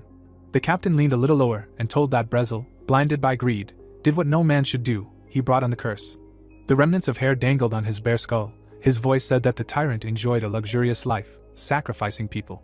Jaeho looked at him in bewilderment and listened. He asked if this was really why the rebels started the fight, and the captain explained that his subjects were trapped in time. They have no choice but to fight again and again so that the curse is not released. The mob froze for a moment, and there was silence. The guy looked at him and asked if he wasn't going to fight him. The captain woke up and said that some time ago his mind was also clouded and he zealously defended this place. He pointed at the player and said that he then felt the presence of a living soul, which woke him up. A window appeared next to it with a message that the spirit of life was putting on airs. This was enough to wake him up. The florist put his hands on his hips and asked if there was no point in them fighting, to which the captain answered correctly. He had one more request. The hero stared questioningly into the empty eye sockets and asked. The system showed a description of an additional quest. The captain of the captured guard wants to stop the curse. With him it was necessary to go to the very heart of the dungeon. The skeleton turned and told them to follow him. Jae-ho nervously scratched his cheek while they walked deeper into the darkness. The captain touched the golden gate. His palm pressed against the door and pushed. With a creak, the door opened, revealing mountains of gold. The flower seller's mouth dropped open in shock. There were dunes of gold coins all around, a sea of treasures. The captain said that the dungeon of the kingdom of Copia was a boundless gold mine. Using these treasures, one could succeed greatly. Mob turned around and added that Brezel did not want to leave everything to his descendants and sacrifice the souls of his subjects to the demons. The empty eye socket looked forward. The voice sadly said that the kingdom of Copia had become a desert. The couple began to move on. The captain said that this vile little man had made a deal with damage to himself and was tormented every day by the fear of losing his authority. A passage appeared ahead. The skeleton warned that it was time for them to say goodbye. Only the player could go further. Jae-ho looked into the low passage. It was very narrow. At the end he asked what he should do if he got to the center of the dungeon. The captain turned to the player. Unfortunately, he could not help in any way. The future now depended only on him. The skeleton said that the moment the hourglass flipped, everything would return to the beginning. Jae-ho made a tense face and replied that he would go forward anyway. He began to make his way through the darkness. A door became visible ahead. The man tried to open it. He made a surprised face. The door led to a spacious room. In the center of the room, a red sphere hung in the air. This was the heart of the dungeon. The man stood in the passage and looked around. On the floor he noticed a huge magic circle. Inside the sphere, he noticed the hourglass that the captain had mentioned. Jae-ho smiled and began to think about how to take it. His foot stepped into the room. Red lightning flashed in front of his face. The man spread his arms, not understanding what was happening. The curse of the dead was trying to affect him. The power of recovery was reduced by 90%, and his health continued to rapidly decline. The spirit of life was trying to resist the negative effects. The hero looked at the window and asked if the spirit of life was really helping him. Windows with a bunch of information appeared in front of the face. The player received new abilities. The spirit of life began to boast about the abilities that he endowed the character with. Jae-ho spread his legs and thanked for the passive skills. He brought his massive eyebrows together and said that now it was time for him to do something. The captain of the guard looked into the narrow passage. He was impressed that the hero had gone so far with his survivability. He noted that there were no immortals who could overcome the curse of demons with one body. Suddenly he jerked. He looked around sharply. A strange vibration ran along the walls. Jae-ho picked up an apple with morning dew, which increased the power of his recovery by 150%. In his other hand, he held the legendary elven spinach pie. In his mouth, he was already sucking on a bottle of rice wine with legendary properties, snacking on legendary artifacts at the same time. The hero throws out the apple core. It hurt like hell from the effects of the curse. Having finished the saving meal, the guy got the zombie achievement and ran to the clock with a scream. His hand reached for the hovering clock. His finger touched the wooden frame. Time, which was stopped, began its course. The clock sank to the ground. Everything turned golden. The system reported that the seal of Copia was removed. Jae-ho grabbed the clock and was happy. Now he was interested in what should happen next. Everything trembled. He looked up. Something was there. Everything around was collapsing. The player heard the sound of water. A drop of sweat rolled down his face. An unpleasant theory appeared in his head that the underground cave used to be a water cave. The warrior's hand began to evaporate. The hero was able to do it. The captain of the guard bowed his head and crumbling said finally freedom. A tear rolled out of the empty eye socket. The captain said thank you to the stranger. The guy looked at the hole in the ceiling. Water began to pour out of it. It hit the center of the room. Jae-ho turned around and screamed that he would be swept away by such a pressure. He ran to the open door and threw away the pun. It was high time to get away from here. A huge wave was rolling behind the man. No one was guarding the exit to the treasury anymore. And then water rushed into it at great speed. Coins mixed with a crystal clear stream. Jae-ho emerged from it and cleared his throat. The system awarded him the achievement of seeing a sea dragon, and his diving ability increased. The guy turned around in surprise and asked if that was all. New streams of water hit him.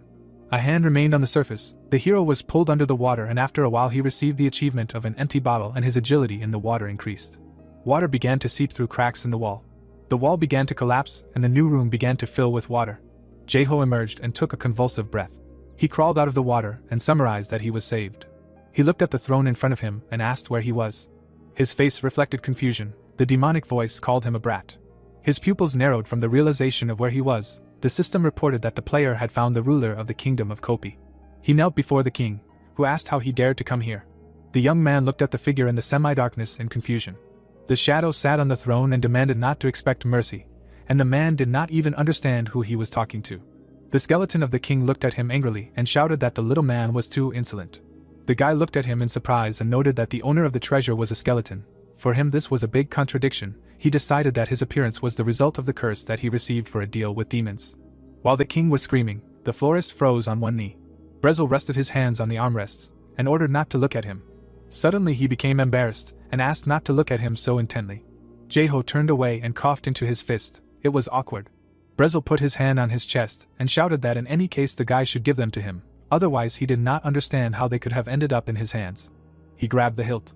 He stood up with the sword in his hand and said that while it was not too late, let him quietly and peacefully return what was stolen, and then he would stay alive. Jeho backed away, not understanding what the strange NPC was talking about. He shuddered when he realized that they were talking about the sand clock. He began to spin around, not understanding where it was. Twisting his head back and forth, the player opened his inventory, but in the process the question arose, why should he give the watch? The skeleton released an ominous aura and called the man a puppy. Unable to bear it, he rushed to the attack, demanding that his watch be returned. The florist jumped back from the first blow of the heavy sword. The florist looked at the enemy and noted that the old man was quite frisky. He looked at him intently, and then kept talking about the clock, while literally falling apart. The king looked at his hands in surprise. The player twisted his mouth and realized that this was what the inscription frozen clock meant. When he took possession of them, time began to return to its original state. The hero narrowed his eyebrows. He realized that Brezel was no exception. Would he be able to win if he completely weakened? The guy smiled menacingly and clenched his fists. The system hid the tyrant's level and health indicators. Jeho shuddered. The enemy attacked. Brezel made a wide swing with his sword. A series of attacks began. The tyrant smashed everything around with his sword. He menacingly advanced forward. The florist dodged. He got a strong opponent, and he needed to always avoid damage. A piece of his forehead crumbled. Brezel turned and screamed, offering to try to dodge this. His hand began to emit red lightning of eternal suffering. The curse hit the player's body. The system reported the resistance and characteristics of the debuff. The guy angrily looked ahead, not understanding how high the level of his enemy was that even the passive could not cope. If the fight continued at this pace, then he was definitely a corpse. The player looked to the side and noticed something. A vine was growing very close. The florist pointed his hand at it, and used the skill fast growth. A green glow appeared around the plant. The branches of the vine began to increase and move towards the king. The tenacious branches began to wrap around the monster. The hero screamed, ordering to continue the weaving. The system showed the description of this technique. Brio made a dissatisfied face. He asked if the player really thought he was able to defeat him with such a pathetic trick. Jeho took out his watch and replied that he was just trying to buy a little time, because there was very little left. The sand almost completely poured down, almost all. The king of Kopiai began to furiously tear the vine and break through. He suddenly froze and looked ahead questioningly. The guy pointed at him in a very strange way and shouted that he could see his ribs. The monster was embarrassed and asked not to look. He covered his eye sockets with his bony hands, cried and demanded not to look. The player smiled nervously. His plan worked. The sand was about to fall down. The last grain of sand fell down. The light flashed. Brezel gasped and looked ahead. His body began to disintegrate into particles. He began to shout that he could not just disappear. The bones turned to dust and the magic scattered the king into space. Only the intertwined vine remained. The system reported that the tyrant Brezel was defeated. The goal was successfully achieved. And the quest did not end in a battle, so the experience gained will be reviewed and reduced. The character's level increased again. Jeho looked forward in surprise. The great demon Kalido was smiling at him, so the system wrote, but the player did not know who it was. The florist froze in bewilderment, and decided that it probably did not matter. He turned back. On the floor lay the glowing golden crown that the tyrant wore. He came closer. The system showed a description of the legendary item. The player winced when he realized that he would then become the new king if he put it on. At this time, Mei was raking the sand with her hands. Exhausted, she crawled through the desert. A mound of sand began to appear in front of her. The golem threw up its paws and moaned. The girl screamed in fear. She pressed her hands to her chest and stared intently at the sand golem. The strange creature approached and turned to the girl. Empty eye sockets stared at the player. The voice said that she was a little strange, but she needed to make sure of something. The golem raised its hands again, using the sand replacement skill, and its body began to worry. The sand creature began to become more and more ugly. Mei's eyes were filled with horror. The golem exploded. Another player was inside. The red-haired girl looked at her. As she thought, an ordinary noob in front of her, she asked, what was she doing here? Mei looked at the stranger's leopard top in surprise. Samantha looked at her in confusion. The noob turned away and quietly said that this was some kind of bad taste. The hero held two artifacts in his hands, dropped by the dungeon boss. The system showed a description of both items. The flower seller thoughtfully looked at one, then at the other. His gaze rose thoughtfully to the ceiling. His instinct for self-preservation told him that it was better not to rush into a decision. But he couldn't throw away the loot either. Was there a way to use the dropped items? The guy noticed that the water level began to rise. The area of this place was quite large, but the water had already filled the entire space. It turned out that Perma was not a desert initially. The hero turned around. An evil smile appeared on his face. He mumbled. Now it became clear how the shaman Tillate grew the Rakshi forest on barren land. The big guy giggled and remembered that the spirit of life said that if he went to Alicia, he would be able to revive the divine tree, but there was no information on the forum about a place with a similar name. Jeho looked forward seriously. He realized that he needed to write the history of Alicia himself. His joy knew no bounds. The spirit of life decided to carefully ask about his intentions, but the man was already shouting that he, as a shaman, would do whatever he wanted. He looked at his watch and said that these hours provide free labor. The florist smiled menacingly. The spirit warned that it is impossible to exploit the dead for your own purposes. But he already wanted to create his own garden in this desert, because you will not know until you try. The crown was placed on the head. A halo of light appeared near the player's head, while he hummed with anticipation. Jeho smiled. The system reported that he became the first player to receive the status of a king, and received an achievement for this. He looked at the system's offer to found his own kingdom, but said that he did not need rumors and now it was better to do something else. He pointed his hand to the side and used the summoning of mirage soldiers, calling them his workhorses. The outstretched hand did not give any effect. Jeho looked at the system's message in confusion. The player's level was too low. He could only summon 2 soldiers. Deciding to try another way, the guy tried to summon a golden golem, but at the current level, summoning was impossible. The hero smiled nervously. He would still have to level up, and he hadn't even thought about mana before. He put his hands on his hips and decided to start by looking for a way out. Meanwhile, Samantha was interrogating May, who told her that her partner had been sucked into a sand crater. The player leaned over and asked menacingly why she was still there. Had her partner done anything suspicious? May waved her hands and began to tell what the hero had done, while the golem summoner couldn't figure out how to get more details from this girl. Both players turned around in fear, feeling strange vibrations. The red-haired girl pulled out a huge knife and asked if this was really the girl's doing. Something began to rise from the ground to the surface. Samantha frowned and ordered the golems to prepare for battle. Her eyes trembled. She couldn't believe what they saw. A man in a crown, glowing with gold, rose majestically from the sand. The new ruler of Kopi was revealed to the people. The man blushed and said that he was an apparition. The girls froze in shock. May was glad that everything was fine with her partner. Samantha pressed her lips together. Without a doubt, the announcement from the guild warned about him. His face gave away the guy completely.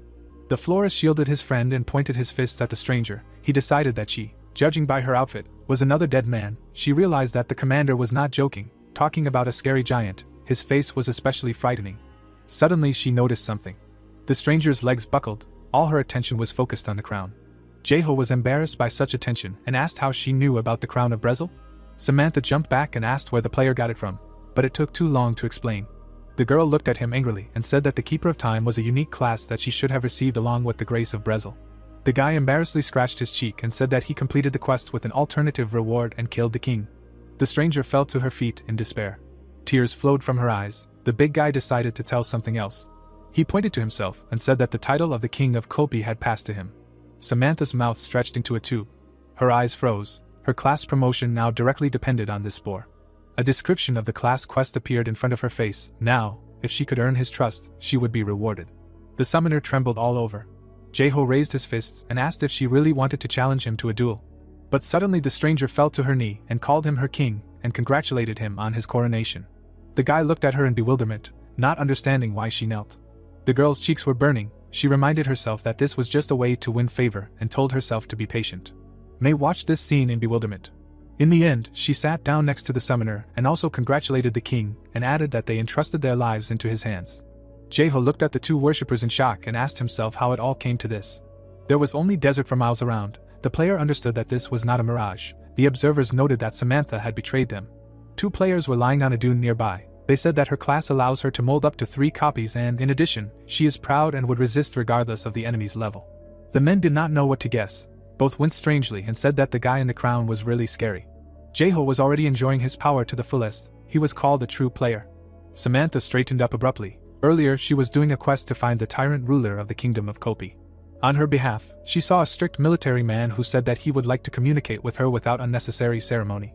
But Samantha straightened up and began to report like a military woman. But the hero tried to explain that this is not what he meant. May approached the king and asked what would happen to his store if he became king. But he explained that the status he received would, on the contrary, bring the fulfillment of his dream closer. Samantha looked in surprise at the couple discussing floristry in the lands of Kopia. May asked what was the connection between floristry and royal power. Both girls were embarrassed. More and more questions arose about a flower shop in the desert. Is it possible? Jaeho smiled nervously, looking for the right answer. He turned and asked to look there. Water was gushing from the ground. The player explained that the death of the tyrant broke the curse and the springs were already beginning to return to their previous state, especially since a strong stream of underground waters actively burst out while he was trying to get out of there. May ran to the water in the desert. It was an incredible sight, because everything here can become an oasis. The florist turned around. It seemed to him that it would be better to start with this. He pressed the inventory button and offered to make the perm desert bloom again. Felchi spores appeared in his hand. The big guy began to plant the flower with love. He ran his hand over the hill, creating a green glow from the fast growth skill. Here, a sprout appeared from the desert hill. Samantha could not contain her surprise. In a moment, the small sprout turned into a beautiful flower. The summoner looked at the king in bewilderment, trying to understand his amazing abilities. She went cold all over when she assumed that he was going to commit atrocities, while the big guy only dreamed of a simple flower shop. May approached her partner and asked if the hourglass could really materialize mirage soldiers. But to complete the summoning, she had to become a king. Her friend explained that this function works under these conditions, but mana is needed to use the skill. He nervously looked ahead and told that after defeating Brezel, he had to invest all the received stats into it. The player began to dig into his characteristics. He wanted to try to summon soldiers. Maybe this time it would work. Jaeho pointed to the side. A red glow appeared. The system reported the beginning of the process of summoning Kopi soldiers. 4 warriors, including the captain, appeared from the darkness.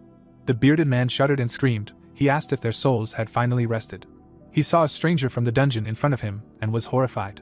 He smiled majestically and said everything correctly. The captain began to ask in horror, was greed not bypassing him? He screamed in horror successor Brezel and asked what he wanted to do with them. The soldiers behind shouted that this was tyranny. Jaeho smiled nervously and against his will, very creepily said that they would work for him for a little while. The captain was shaking all over and asked what kind of work were we talking about, arson, murder, being swindlers and offending innocent people? The stranger exhaled nervously, pointed his finger and said that he was going to open a flower shop in the territories of the kingdom of Kopi. At this point, the warriors of Kopi froze and they even had to ask again, so unexpected was the result they received. After a while, they were all digging and planting seeds under the scorching sun. Sand golems worked with the expansion of the water supply. Samantha sat aside, irritated. At the moment she was spending time with soldiers and golems on developing the future garden. If someone had told her earlier about the sacrifices that would have to be made for the sake of class promotion, she would have laughed at that person. Jaeho was calculating something at that time. At first glance it was difficult to even call him a botanist. The big guy smiled contentedly. Samantha looked away. No matter what, she needed to earn this player's trust and get a promotion. A conversation with player Worcester began. She demanded the girl to remove the guild leader from the blacklist. The girl poked at the screen in surprise, did as asked and asked to pass this on. A chat with player Kane appeared. He asked what the hell was going on here. He asked if the summoner could imagine how much anxiety Worcester had endured because of the lost shield, and she, in turn, only blocked the whisper. The girl calmly looked into the chat window and said that when someone from the guild needed help, they fired their wishes at her and ignored her requests. At this point, her nerves gave out and Samantha screamed that none of this would have happened if they had helped her earlier. The player looked into the chat for a while. She told about what had happened and stood up. She warned that if her friend continued to talk nonsense, she would ban him. At the end she added that she needed this promotion. At that moment, a florist approached her and asked if she really had any difficulties. The girl straightened up abruptly, saluted and reported that, as the king had ordered, her golems continued to dig holes so that water could flow freely to the top, and the mirage soldiers plowed the damp soil and planted flower seeds. The hero calmly looked at her, thanked her and suggested that she rest, but the summoner snapped that everything was fine. May ran up to the couple and asked if they could keep the terrain in the same condition after finishing the work, because when dealing with sand, you need to take into account its flowability. Will a landslide occur if they later recall the golems? Jaeho looked at the mobs and said that it did not matter. His main goal was to moisten the soil and he did not want to wait until the water naturally rises to the surface. The hero turned away, he was thinking. His words made Samantha freeze in horror. The big guy said that they could dig up the soil for 2 months and then the volume of incoming earth water would increase several times. May supported his idea, because 2 months of digging for golems is nothing. Samantha turned away in confusion and the couple realized that they had blurted out too much. Jaeho took his friend aside and said that he would go away for a short time to the Rakshi forest. He wanted to ask the elves for advice regarding the upcoming planting. The partner looked at the hero with embarrassment. He told her to look after Samantha while he was gone. He knew that she definitely had some kind of plan, to which the girl reminded that they were very different in level. The king put his hands on his hips. He knew that the girl needed something from them, so everything would be relatively calm. He promised to return soon. The summoner looked angrily at the work and complained about 2 whole months of work for the sake of raising her class. She looked ahead. A large column of dust rose on the horizon. A blush appeared on her cheeks. There was hope that these were the people of the guild who had come to her aid. But the joy quickly turned to shock. This was a bunch of elves carrying their king on the throne. Joyful, they ordered to make way for the shaman. Jaeho smiled embarrassedly. He felt special. Samantha shuddered in horror when she saw the elves from the Rakshi forest. She did not understand why they were dragging this idiot on themselves. Everyone stepped onto the ground. The king was talking to the elves. How could they refuse a man who was concerned about the revival of the Perm Desert? He even found groundwater. He is an amazing shaman. The elf sat down at the edge of the water. Over time, water spirits can settle here and the desert will have a chance to become a flourishing place. Then the NPC noticed dead workers on the other side of the spring. Jaeho waved his hands in confusion and began to justify himself by saying that the dead were contract workers working with the lowest hourly wage.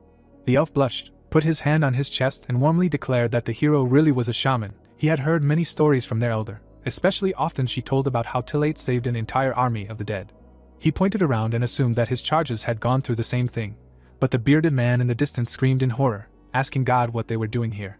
Samantha looked at the hero. She had never seen an elf show interest in any player like that. She stopped Mei, who was passing by, and said that if she made a mistake, the elf might attack. But the pink-haired girl flew up to the mob in admiration and started a sweet conversation with him. The summoner looked at her owners in shock and asked who they were anyway. The red-haired elf turned to the florist and said that in that case, today he would quickly look around and at the same time start planning the flower shop, which confused the guy. He just wanted some advice. But the elf smiled and said that the flower shop was above all else. He assured that the king would be pleased with the work. The florist was embarrassed, but did not make excuses. He began to show on his hands that the store should have enough free space and many wide display cases. The more the better. The red-haired one promised to remember this. His tribesmen happily accepted the news that they would return to the Rakshi forest to stock up on materials before work. The red-haired one promised to see them in a couple of days. Samantha watched the general triumph in bewilderment. She decided that she would not see anything stranger. While Jaeho devoted himself entirely to farming, the city of Idran on the distant continent had already completely passed to the guild, claiming the title of the strongest in the new world of the Russian guild Brown Bears. Its members were known for their crazy robberies, strict control of the dungeons and disgusting acts of racism and so on. Enormous power, allowing them to capture an entire city. The system window reported the gathering of many people in the city. It was time to begin the coronation. The servant turned and asked the leader to come closer to the edge. A huge big guy approached him and asked him to listen to him. The light reflected from the perfect bald head. The man explained that the title of the guild leader was already in the past. Kroken held a glass of wine in his hands and declared that he was now the first king in the new world. The Brown Bear Guild was on the threshold of new historical achievements. The new king looked at his subjects and shouted for everyone's attention. The barbarian spread his arms and shouted that from this moment on he, Kroken, was the new ruler of Idran, and that is why the city would be renamed the State of Brown Bears. The big guy began to laugh. The crowd rejoiced. Kroken shouted that he was the real king. The system sent out a global notification about the birth of the player's second king. This clarification especially attracted attention. Kroken froze and showed what Russian obscenities were. All subordinates froze and something wild spread through the crowd. Kroken gloomily leaned on the edge of the wall. Everyone began to discuss how it happened that their master was not the first king. The man trembled and gave the order to find, but the servant did not hear. The barbarian shouted, ordering them to find the first king and bring him to him. All the news and chats were filled with discussions of this topic. The guy looked at his phone in surprise. The players became too active. Jaeho was doing deadlifts at the time. His friend asked if he hadn't seen what was happening on the forum. People seemed to have gone crazy and real chaos began. The hero turned around in surprise. His friend explained that they were talking about the bald-headed Russians from the Brown Bears Guild. They started their activities as a small group. But then, having gathered racists from all over the world, they became a powerful and large guild. The big guy was surprised that in their time such movements were still thriving. To which his friend replied that discrimination based on nationality was a serious offense in their world, but in the game it was definitely not a problem. People in reality can't do whatever they want. He scrolled through the forum chat and noticed that the guild had been preparing for the coronation for a very long time, and the leader of the Brown Bears bragged a lot, but in the end he became second. Jaeho still didn't understand the point of such chaos. He froze tensely when Vansik began to read about the details of the first king's appearance. If they did find the first king, they would pursue and kill him over and over again until he gave up and left the game forever. The guy smiled and asked the hero that although that player became the first king, he didn't even announce a new title. Maybe he's not as vain as he thought? Jaeho thought that if he founded a country, then the players would definitely receive a global announcement. After a while, the florist entered the game. Mei looked at him with admiration and asked if it was really him, but he didn't understand what she was talking about. The girl blushed and explained that she was asking about the first king of the new world. The florist scratched his cheek in confusion and said that if that were true, then he would have a bunch of new problems. The girl thought about it and started to talk about how wearing a crown doesn't actually mean that you are a king. Samantha, for example, is also a bit unique. While Jaeho was thinking, he felt a strange aura. He slowly turned back. Samantha looked at him menacingly. She put her hand on her stomach and greeted His Majesty. The florist was very embarrassed. He realized that the girl was completely sure that he was the first player king. The summoner took a closer look and thought that the flower shop was an ordinary cover so that people would see him as crazy. For her, the search for brown bears that had begun was a lucky outcome. Then the big guy came closer to her. He scratched his head and clarified that she understood everything about his status. A drop of sweat rolled down his face. He asked her to keep quiet about all this in advance. It would be great if no one found out. He looked away and quietly asked to pretend to be an ignorant person, whether he could rely on her. The girl agreed flawlessly, which even embarrassed. May returned to them again and said that the elves were returning. The forest creatures arrived riding a unicorn. The red-haired one reined in the horse and shouted that they were finally here. The big-eared one jumped down and explained that spirits are far from weak creatures and introduced the players to the descendant of the unicorn. He told that their kind had gone through many difficulties during the elves' migration. When there was only a dying environment around, they became incredibly resilient creatures. May was immediately inspired by this story. The red-haired one turned and added that he brought a lot of materials for construction. He pointed to a huge number of boxes and asked to let me know if more was needed. Jaeho trembled all over, indulging in dreams. He bent over, ready to jump. Finally, after 6 months, the store will begin to be built. The man growled like a beast and reached for the sky. That's what his soul really wanted, his own flower shop. This man began to emanate a great fighting spirit. The elf was inspired, and the players were embarrassed. After a while, a green spot appeared on the horizon in the desert. A cozy house was built near the spring, and tree plantings appeared around it. Elves and dead people worked hard. The hero helped. The redhead caught up with the owner of the store and asked if he liked the building. Jaeho noted that he liked it very much and asked if he really couldn't help, to which the guy replied that everything was fine and began to talk about the intricacies of their work. They stopped. The elf explained that eventually the moon would make the house practically invulnerable to impacts. The hero looked at the boards in his hands and asked if they were really capable of such a thing. At this time, Samantha received a message. She admired everything around her. A private conversation with the player Crevason began. She said that this is an incredible material. Being an experienced trader, she is afraid that they do not realize its real value. The girl put her hands on her hips. Her friend began to tell that moonwood is used to make excellent bows or arrows, but this material is very rare and difficult to find on sale. In addition, only elves can work with it, and almost all the moonwood is located on the continent of Hassel in the strongest empire of Rusen, in a place where spirits gather, and even there very few moon trees grow. The summoner began to stamp on the spot from enthusiasm. The main question is how much this would cost. The appraiser laughs and answers that it is unthinkable, perhaps even several billion. Samantha seems to get an electric shock. She slowly turns back. Crevason does not understand what is going on. The hero on the side wanted to try to break one piece, to which the red-haired one only laughed because they have a lot of this stuff. After a while, many flowers sprouted. The owner looked at them proudly. The Ifelchi flowers grew well in the desert, and since the store was finished, he took up the seed of life and said that it was time to plant it. The spirit of life sent a message and asked if he really would plant it. The player explained that if he delayed with this, then it would be too late. The hero chuckled nervously when the spirit said that sometimes reflection and hesitation are justified. The player said that now this is his nest, and this important quest is just right for this place. The man shouted menacingly that this is Alicia. The guy called a soldier of the Mirage. The squad bowed. The hero said that he wanted to entrust them with something important, and apologized in advance for using them again. One of the soldiers smiled and objected. It is not worth it, because when they saw the fruits of their labor, they realized that it was worth it. The bearded man wisely closed his eyes. The stranger was now their master. He was sorry that he had ever allowed the thought that he was as greedy as Brezel, but the scent of blossoming flowers in the desert was their hope, not a curse.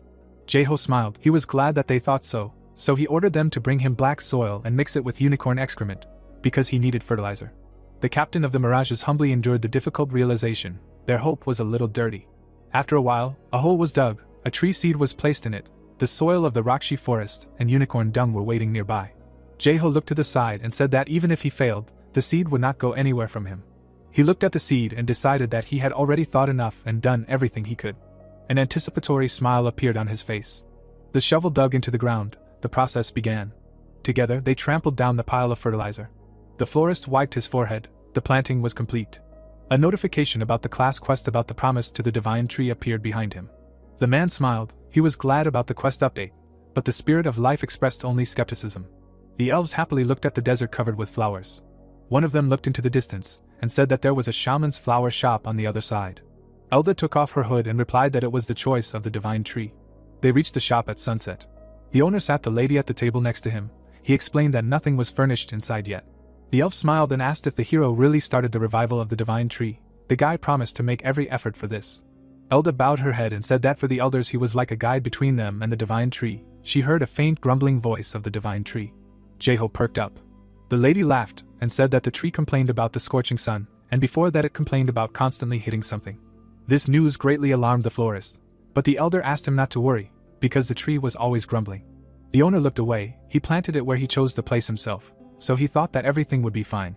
Elda smiled at him and said that the divine tree placed everything on him and they cannot interfere with the player's decision, but as she said, the divine tree is now irritated, it is necessary to help it take root in order to calm it down. Jeho put his hands on his legs and drooped. He screamed. The lady advised him to talk to the tree like the flowers of Eifelchi.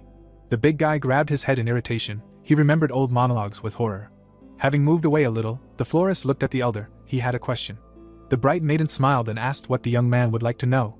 After a while, Jeho was working in the lab. Samantha turned to him and asked if he hadn't leveled up. Since the elder had arrived, he was still creating everything. There was legendary elven food on the table nearby. The hero looked into the potion container. He had long since lost track of time. There was a smile on his face. Even the Eifelchi flowers he could only research 60%. He thought it was strange, so he asked. He remembered Elda. She laughed and said that just because he was growing flowers didn't mean he knew everything. She explained that not all flowers only required observation. Each of them had its own use. The big guy looked at the lady in surprise. She said that many were used as medicines or tonics. Others were used to make seasonings. Last time they gave him an elven spinach pie, in which 15 ingredients were harmoniously combined, which was amazing. Elda smiled. She warned that in order to move forward, he not only needed to observe the plants, but to study all the ways of their use. Having done this, he would be able to hear their voices. Surprised silence hung over the table. The elder bowed. She laughed again, because if she told the young man everything, it would not be so funny. The system showed the study statistics and new information. The hero looked at his subordinate and explained that just cooking is ineffective. He is thinking about creating potions. The girl asked if this is not the level of the class skill. Does it mean that this is the character level? The guy agreed. But do not other levels equalize these? He decided that he overloaded the girl with work in the desert. Samantha looked at the king in surprise. He asked why she did not take May with her on a hunt. Jeho smiled and clarified, aren't the levels too low? To which the summoner said that their level difference is too big. Then the owner smiled and said that May does not need to increase her levels. Samantha looked at him in confusion and asked why. The crazy florist smiled and said that this time she just needed to increase the study process in the reference book. A little later, May cried that she did not want to leave. The owner returned to work, deciding to focus on brewing potions, but there was a knock on the door. The player turned warily, because everyone had to leave. They continued knocking on the door. Jeho understood that a person definitely could not come here. The owner went out into the yard and saw elves. Bewilderment was reflected on his face. A bunch of elves put their hand on their hearts and introduced themselves as a tribe that came here from the swampy area. There were other tribes. The florist looked at them in bewilderment, not understanding what they wanted from him. Lisha approached him and explained that they came here after hearing the voice of the divine tree, and where the house of the mother tree is, there is their house, and even the elders of other tribes heard the voice of the divine tree. The elves pointed to the flowers growing to the side. It really was the shaman's house. The leader of the swamp elves smiled and said that he promised himself that when he grew up, he would repay him for this, and did not know that he would leave them so soon. Jeho watched the elves' stories in amazement. Their eyebrows closed. A question arose. Was this whole crowd really going to move here? A photo of a mysterious player with elves appeared on the forum. The friends ordered themselves a soda. Vancic extended the screen across the entire table and asked him to explain about the photo with the elves. But the hero replied that it was not that simple and began to tell a story about how he started the game in the Rakshi forest. His friend smiled nervously and asked if Jeho had anything to do with the elves' resettlement. The florist looked away with an excited look and asked him not to talk nonsense. Vancic frowned. He stood up and resentfully noticed that the big guy was so nervous that his toes were just dancing. He slammed his hands on the table and asked if he was really in the middle of this unprecedented situation. The hero asked him to shut up and asked to let him explain. Vancic fell into a chair and grabbed his head. He asked where he got such luck in this stupid game. How can someone like him, who doesn't really understand the game, start such a big event? Jeho shrugged and said that he just intended to run a flower shop, which greatly angered his friend, because he was given a chance that happens once in a lifetime. But for the hero, opening a flower shop was a unique opportunity. The guy hissed angrily and remembered that his friend was always like this, and he forgot. Tears poured out of his eyes. He said that the Rakshi forest had always been a living hell for players. That's why there were so many good quests there. How could he hide this from him? Jeho scratched his cheek and explained that he just hadn't unlocked it in the game yet, which infuriated Vancic, and he demanded to know everything that was happening in great detail. Jaeho looked away and said that he just got a couple of quests when he became friends with the elves. Their existence was at stake. Sunset came. The florist smiled and finished the story. That's how it was. It turns out he played better than his friend expected. The big guy looked at him in surprise, not understanding what he was talking about. Vansik was embarrassed. He thought that he was completely busy with flowers, and he was doing quests at the same time. The friends laughed, but then Vansik asked, wasn't he the one who got the first king achievement? Jaeho froze. He made a stupid expression and asked what he was talking about. The brother smiled and said that it was just a joke, but then what happened to his toes again? After a while, the florist entered the game and started a conversation with the player. He was standing in the middle of a green meadow. He turned around, something confused him. He looked at the construction site with a bunch of elves along the entire horizon. His eyebrows furrowed. The realization came that the eared creatures would constantly be there, hearing the voice of the divine tree, and even now it already resembled a small city. The player looked away. He did not think that spontaneous construction was a good idea, because if you do not build according to the plan at the very beginning, then everyone will live on each other's heads. He opened the system window and decided to do so. Samantha answered the call and said that she was still too busy. The guy looked at the window in bewilderment and asked how busy she was. Samantha's voice, all scared, said that she was not busy at all. She and May were hunting sheep, but the golems had already finished the battle, so if there was some business, then she was listening. The flower seller looked around and asked if she knew anyone with an architect class. Jaeho frowned. He needed someone who could build houses for the elves. The hero looked ahead. Samantha promised to talk to one of the players. After a while, a guy named Dianth was already studying the project. It looked quite complicated. The system showed him a description of the quest to upgrade his class to unique. The guy smiled nervously. The definition of doing something that no one else had done was too vague. The player turned around. His old friend Samantha called him. He looked at the window. An old acquaintance asked to build houses in the desert. The architect scratched his head and noted that this was another reckless challenge, because there was not even room for a foundation. Dianth looked ahead in surprise. The summoner said that he would not regret it if he came. She told him about the resettlement of elves who were just gathering in the Perm Desert. Nervous sweat appeared on his face. Samantha said that the explanation would be too long. She just needed someone who could build houses for the elves. At this point, the builder's eyes widened. The player hit his chest and said that he was already heading there. A little while later, he found himself near a flower shop in the desert and looked ahead in shock. His face was shaking. He did not understand how he could have upset Samantha. The terrifying owner extended his hand and thanked him for coming here. The man pointed to a pile of tents and said that everything was bad here because of the large number of elves. The architect looked around carefully and said that there would be problems if they started building everything without a plan, which caused the store owner to approve. The boy began to talk about future work. He looked at the creepy face of the gentleman again. He was too frightening and said that he immediately saw a professional in him, and now he wanted to thank him for coming to help so quickly. Jaeho smiled and explained that he would like to create a good place for the elves so that they could live here, and asked for help again. His eyebrows narrowed. A window appeared in front of him, informing him that he, as a king, was free to create a new quest. The florist read it over carefully several times. The man hummed in realization. He pointed his finger at the window and asked if he could really create his own quest, asked the builder to wait a minute. It was necessary to set the goal of the quest, and Jaeho began to think. He thought hard. It was time to set the reward. His eyes looked up. He remembered that there was something suitable. A twilight barrier shield was placed as a reward. A nervous smile appeared on his face. Everything looked just fine. Dianth looked at the description of the quest in surprise and asked, could a player really offer such a quest? He looked at the gentleman. He was scratching his head in embarrassment and asking if such a quest was suitable for him. The guy had already begun to suspect that he was the first king of the player, but he considered it nonsense. He ran his finger over the text. The shield was certainly a valuable item, but the opportunity for promotion was much more important. Dianth accepted the quest and looked at the owner of the store. He extended his hand for a handshake. The players shook hands and promised to do their best. After a while, the construction began to take on a scale. Dianth was in doubt. Elf Chow looked arrogantly at the builder. His favor was declining. He asked how a human could be imbued with all the aesthetics of elven architecture. These words made Dianth shudder. Elf Xian looked at the ugly bricks with anger and asked, what kind of human wretchedness is this? The architect could not hold back his tears. His eyes were swimming from overload. With each of his words, the elf's interest was falling. He turned away and squeaked to himself that he would not give up so easily. He hit himself in the chest and said that now he was a first-level newbie and would start all over again. 2 days later, the girls returned. A bunch of elves were doing construction work. Samantha leaned over to her new friend and noted how impressive the migration of elves was when you see it with your own eyes. Everything had changed too much in a short time. On the way, they met an elf from the swamplands, who began to ask who they were. The guy sniffed and said that he felt the aroma of nature from May, and she explained that she was an assistant to the shaman. Then the elf laughed, and everything calmed down. After which he looked at the summoner with hostility, and said that she smelled unpleasant. Mei hugged her and told her that this player is a good person and she is a knight of the shaman. They just returned from an expedition to help their master. Mei showed a botanical reference book and said that they were collecting seeds and information for this book. The elf smiled approvingly and said that they can pass. Then he turned his gaze to the embarrassed Samantha and told her to be more careful. He came closer to her and said that a few days ago that annoying boy came here to build houses and therefore, if she does not want to be like him, she should behave well. The player asked again about what she heard in surprise.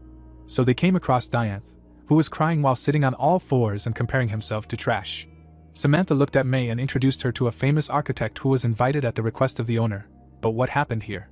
Jeho came up to them and said that elves do not like people and even if he talks to them, nothing will change. Mei looked away with embarrassment and decided that she knew what was going on. The others looked at her in surprise and wanted to know the details. Mei, with tears in her eyes, told that all the members of Manhwa Recap go through this. She reminded that the elves treated her very coldly, and the hero was an exception.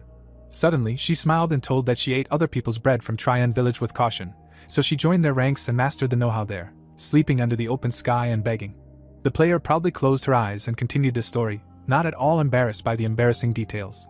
Now everyone looked again at the sobbing architect, famous, and therefore crazy from such an attitude towards himself. Samantha decided that then they should help Dianth cope with his mental trauma. Jeho looked forward and said that this went on for 2 days. Will they succeed? Mei leaned sharply towards them and warned that this was not a mental trauma. A clear hint of masochism arose here. The shaman's assistant proudly put her hand on her chest and reminded that she was then able to adapt to life in the forest. She raised her finger and asked if she could ask the gentleman for help in this case. The florist looked at her carefully. The player stated her desire to transfer the know-how to the builder so that he knew how to communicate with the elves. The gentleman looked at her incredulously and asked if Mei knew how to contact them. She was already typing a message in the chat, because she was still a member of the organization. Pleased, she showed the message where the hero was called a monster. He was embarrassed and decided to clarify. Mei immediately looked away and began to say that these guys also needed help. They were trapped in the Rakshi forest with the elves. The hero asked if they were obliged to help them. The girl with a sad look turned around and asked if they didn't need workers. Then the gentleman turned around and thought about it. After some time in a peaceful corner of the Rakshi forest, the Manhwa Recap group rejoiced at the emergence of neutral relations between their leader and the rest of the elves. Breeze looked up at the sky with tears in his eyes and said that although their circumstances were unfortunate, but if they did not give up, then he was sure. Suddenly he started talking with Mei. The others began to discuss their old acquaintance in surprise. Then everyone looked at their leader, who was very surprised by the information they heard. One of the assistants called out to his master, and he shouted that everything had finally happened. The player took hold of the hood and ordered them to throw off these stuffy cloaks and announced that they were going out into the world. The black cloak flew away. All members of the clan watched in shock. Breeze, with tears in his eyes, shouted that they had a chance. Then everyone froze. A strange voice was heard. An elf approached them and the system reported that his favor began to decrease. The leader took his clan away and continued to quietly rejoice. He smiled and said that they were going to leave here, and so he suggested leaving this damned forest. The next day at the entrance to the village of Tryon, the elf accompanied Mei to the people. Breeze ran out to meet an old friend and said that he came here alone, and the remaining 50 members remained in the village. The man looked warily at the player and asked if she was sure that everything was okay. He would like to take all his people with him. Mei laughed and assured that Breeze would go with her, and the rest would be accompanied by the red-haired man behind her. The girl pointed her finger. First she was going to share the quest with the leader, and then with the rest of the village. The system showed the description of the quest. Breeze read all the conditions for the joint construction of the city in surprise and noted what a good reward awaits them simply for participating.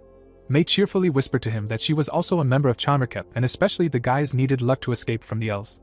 The red-haired man nodded to the shaman's assistant and asked where the rest of the people were. He glared at the clan leader and demanded to speak. He warned that he was giving them a chance because the shaman asked him to, so they should not disappoint them. Breeze could only agree in fear. The blue flowers around the store were blooming more and more beautifully. Breeze looked around in surprise and asked, "Was it really a desert here?"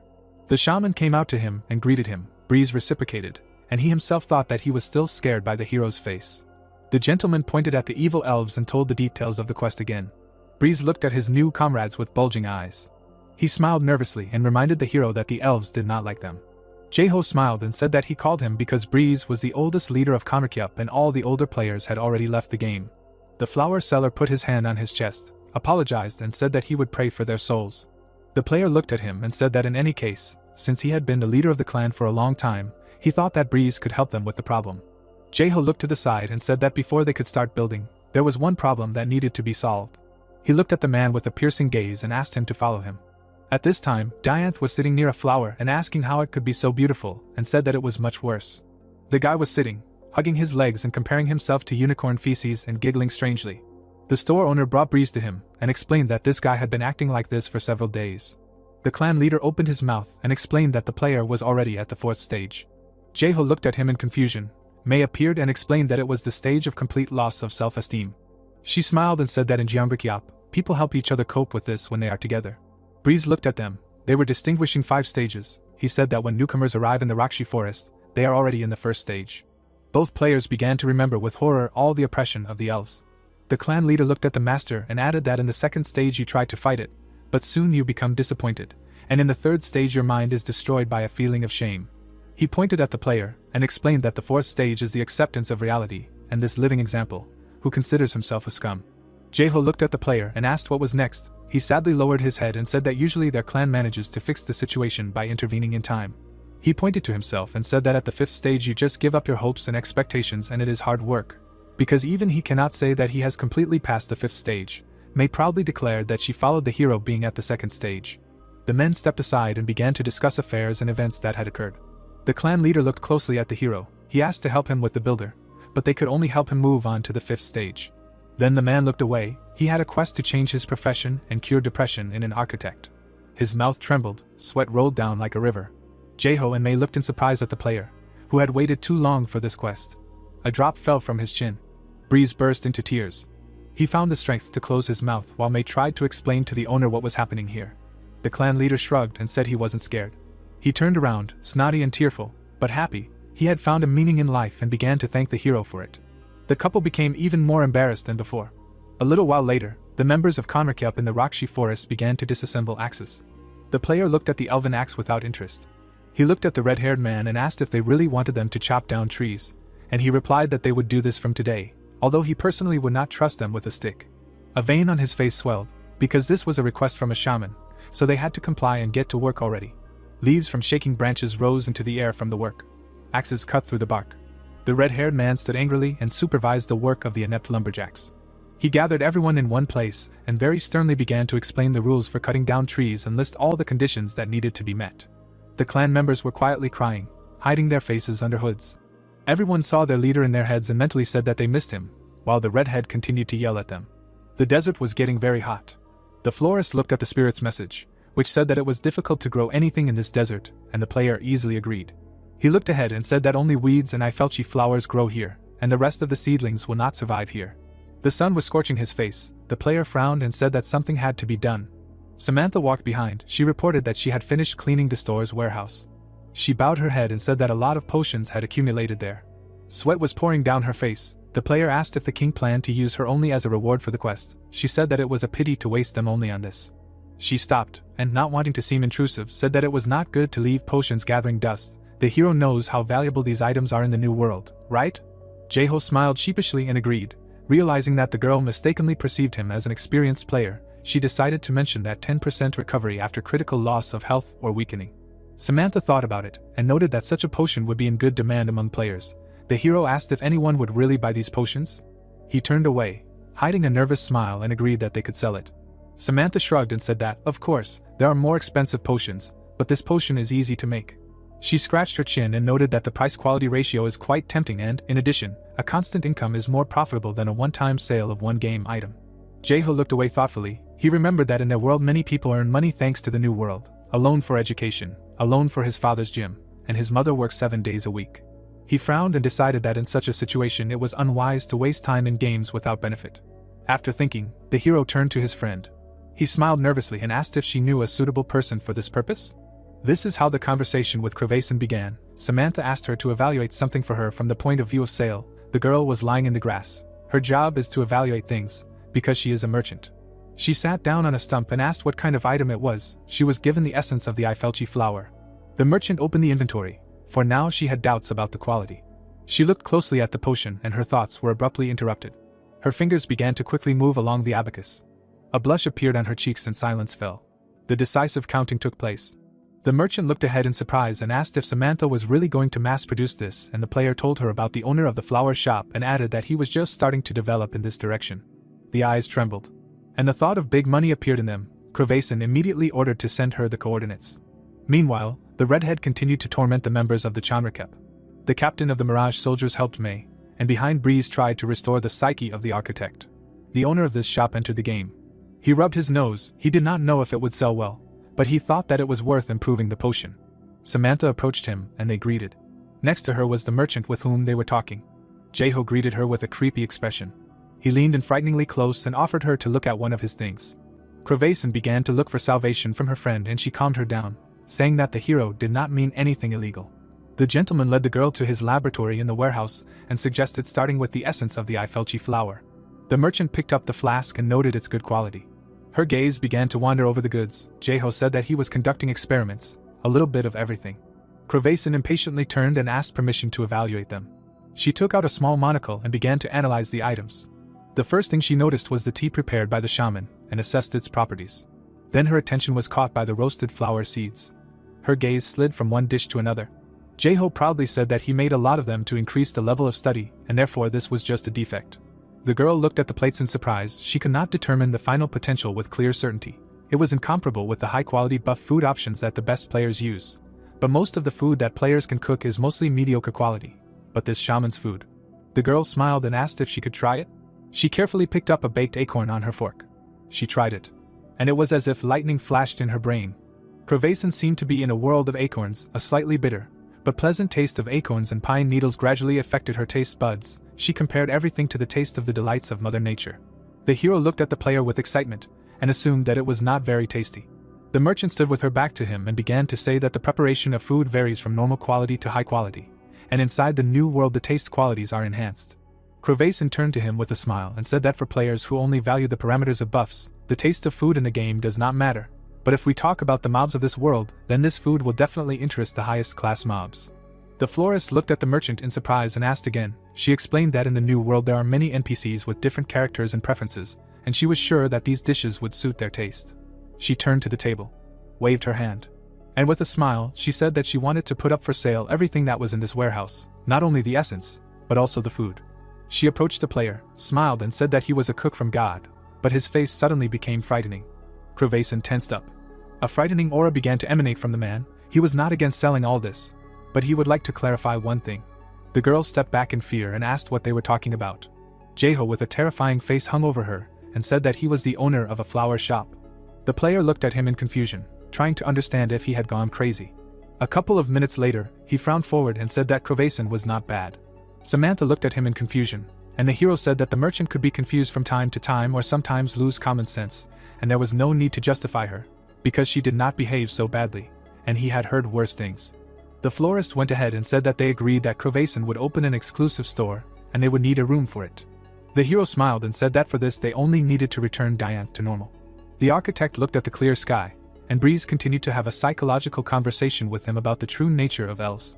An elf passing by heard the builder say that elves are like demons that humiliate for no reason, and the leader of the clan supported him in everything. Here he decided to approach the two players and understand what was going on. As soon as the elf left, Breeze smiled and began to tell the only way to find a common language with the elves. The crucial moment came and the man tensed up. He smiled and said that he and the architect should make every effort. The player nervously looked back and said that he would now demonstrate everything. Dianth saw the player run after the elf. He immediately bowed and began to talk about how beautiful the weather was today. It was as perfect as the beauty of the elves. As soon as the elf became embarrassed, Breeze ran away with a stupid smile. Dianth looked at the player in surprise, who unilaterally uttered a crazy greeting. The elf followed him with a puzzled look. He sighed with a slight smile and noted that this player seemed to be a little better than he initially thought. Dianth opened his mouth in shock, not expecting it to work. Breeze approached him and asked if the gentleman wanted to go try it, since he had nothing to lose anyway. So the builder ran after the elf, did the same and ran away. The elf looked at him with slight favor and noted that he was not so ignorant after all. Dianth looked at his partner in shock. Breeze smiled proudly, gave him a thumbs up and said with tears in his eyes that it was a good job. The crazy architect was touched by the victory over depression. Jae-ho watched this scene from the side and did not understand anything. He opened the system window and began to conduct business negotiations with the merchant. She showed messages from the forum and told about the delight of customers and the rise in prices. In addition, the prepared dishes were very popular with the aristocrats. The hero scratched his chin. He became interested in what his earnings were in real money. May bowed to him, counted and assumed that about 10,000 won. Jae-ho was annoyed, which greatly embarrassed May. He looked at his friend, who looked at him in surprise, not expecting that he was also a student. The florist narrowed his eyebrows and said that he was 24 years old. May immediately began to burst into laughter and said that it sounded implausible. A blush appeared on her cheeks. Her gaze crossed with the heavy gaze of the king. May froze and silence hung. May smiled nervously. Being 2 years older than the hero, it turned out that she was Nuna. Jaeho stepped aside and began to talk about the benefits of selling his items. But is there a way to sell flowers? Because his store now looks more like a panatkin.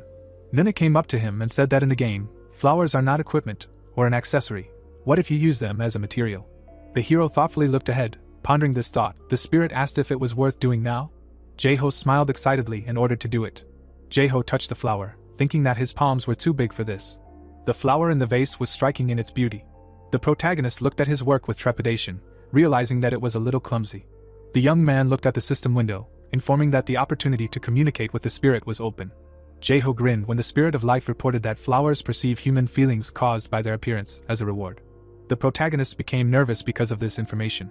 The young man was surprised when he saw that he had discovered secret effects. Frowning, the guy thought about making more potions, realizing that he no longer had a flower shop here, but panatkin. Studying the system notification, the player thought that making bouquets increases the level of study much faster. Looking at the composition he had made, he clenched his hands into a fist, realizing that making bouquets could give him such effects. Smiling, Jaeho decided that his shop would now certainly attract more visitors. Frowning, the protagonist decided to achieve maximum progress in learning, to raise the level of learning for the other flowers. Life in the village went on as usual. The knight's foot stepped on these lands, declaring that there really were plenty of elves here. The guy smiled. Vansik was smiling happily and waving in greeting, calling the protagonist. The elves turned to the guy with surprise and displeasure. Putting his hands on his hips, the young man asked where he could find the protagonist. Vansik was surrounded by the elf, and he, looking at them, thought that they were going to escort him. Scratching the back of his head, the young man remembered that the protagonist was close to the elves. Smiling awkwardly, he began to describe him as a fool with a scary face and aura. The next moment, Vansik was beaten and apologizing. One of the elves, rubbing his fist, said that the guy should never humiliate Jaeho again. The knight was crying, lying on the grass. The young man looked at Breeze, who came up from behind, asking if everything was okay. The beaten Vansik did not know who was in front of him, and the leader of the clan said that the elves are very hostile to people, but it does not come to killing. The man introduced himself as an advisor, helping new players as a guide on how to deal with elves. Vansik looked at him and did not understand anything. Images of elves appeared behind Breeze when he said that the elves would continue to behave like this if the young man was not careful. The guide mentioned that now the player can undergo training so that there would be a chance to at least say hello to the elves. Vansik, looking at the man, said that he was a friend of that brute. Breeze asked with confusion who he was talking about. The young man said the name Jaeho, although he added that the last fool. Breeze covered the boy's mouth, explaining that he couldn't speak offensively about the protagonist, because if the elves heard, the player would be in trouble. With tears in his eyes, Vansik thought about what kind of hellish place this was and where the protagonist was. A week before Vansik came to the desert, Jaeho was in the company of Samantha and May, discussing a trip to the Red Magic Tower. The protagonist turned to the girl and said that they would need a thermostat, and the player with a class of mages would also help. Both girls wanted to accompany the protagonist, but he refused, ordering them to look after the garden. The protagonist's face darkened. Jaeho frowned, remembering that 10 elves were going with him, who were happy about this journey. Breeze turned to the player. The man pulled out a rapier, offering to take it with him on the journey. The protagonist accepted the weapon, and Breeze said with a smile that he found the weapon in the forest after a battle with a bear. The man looked at the protagonist with confusion. The latter frowned, asking how the clan leader knew he had fought a bear. May and Breeze looked away, saying it was a coincidence, and the player threatened the man with his sword. The rapier was stuck behind the protagonist. The protagonist watched with a smile as one of the elves destroyed a giant desert scorpion with one blow, realizing that this would definitely be the safest journey. The guy watched as the elves destroyed monsters, lamenting that he was missing out on a chance to gain experience. Frowning, the protagonist thought that the elves moved as if they were dancing. He saw their graceful and fast movements, how they only took half a step when lunging. Watching the battle, the player began to repeat the techniques he saw. Jaeho was embarrassed when one of the elves congratulated him for quickly understanding their movement. The young elf smiled, noticing that the player did not know how to handle a rapier. The protagonist looked at the weapon, stating that he had no time to practice. The elf, scratching his chin, noticed that the player, although imitating their movements, still changed them to a fist fight. The protagonist asked with embarrassment if he could learn their fencing technique, since he could no longer use the seed in battle. The elf, taking a step forward, explained that such fencing would not be effective due to the protagonist's build. Frowning, the elf suggested engaging in hand-to-hand combat, and the man was surprised that elves had such a style. The young man laughed, saying that in fact, their archery and fencing are based on the general rules of their martial art. Jae-ho looked at the interlocutor with interest, who would like him to try. The guy said with a smile that a large number of earth spirits live in the desert, who have strong armor and destructive power, so they are not suitable for training. A huge scorpion flew towards the elf, who was not paying attention to it. The elf's kalan began to glow. Jae-ho watched it with surprise. The elf struck the approaching monster with one blow. The light split the scorpion's body into several parts. Squinting, the elf said that this was the basis of martial arts, which combined contact with nature and borrowing the powers of spirits for the purpose of self-defense. The protagonist recoiled, not believing what he heard. The young man joyfully jumped, saying that elbow was a combination of the words elf and box. Jae-ho clenched his fist, looking at the system window notifying about the learned elbow.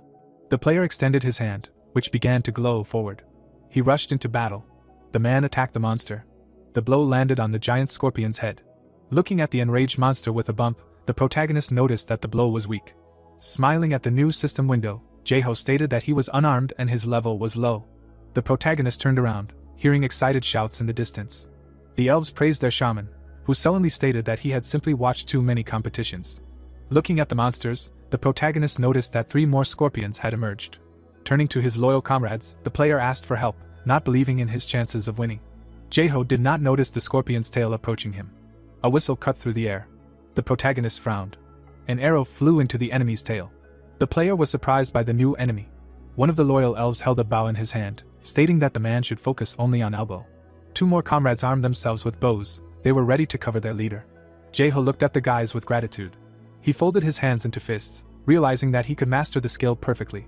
After 3 hours of fighting, the veins on the hero's hands began to appear. One of them offered to support the scorpion, who asked to kill him quickly. With a smile, Jae-ho asked if that would be enough. With the cutest look, the guy said that 700 more blows with a bare fist were needed. Cold sweat appeared on the protagonist's face. The scorpion screamed, asking to just kill him. The player beat the monster, while the other elves kept count. Gritting his teeth and swinging, Jae-ho prepared to deliver the final, 1000th blow. The player unleashed all his might at him. Before he could remove his fist from the scorpion, a system window appeared. The protagonist read with a smile that he had completed 1,000 blows. But then the elf said that one last blow was needed. Continuing to look at his hand, Jae-ho said that although he was a layman, thanks to the special training of the elves, he increased his level and improved his skills, so he would train during the campaign. Frowning, the guy said that this was not enough for him.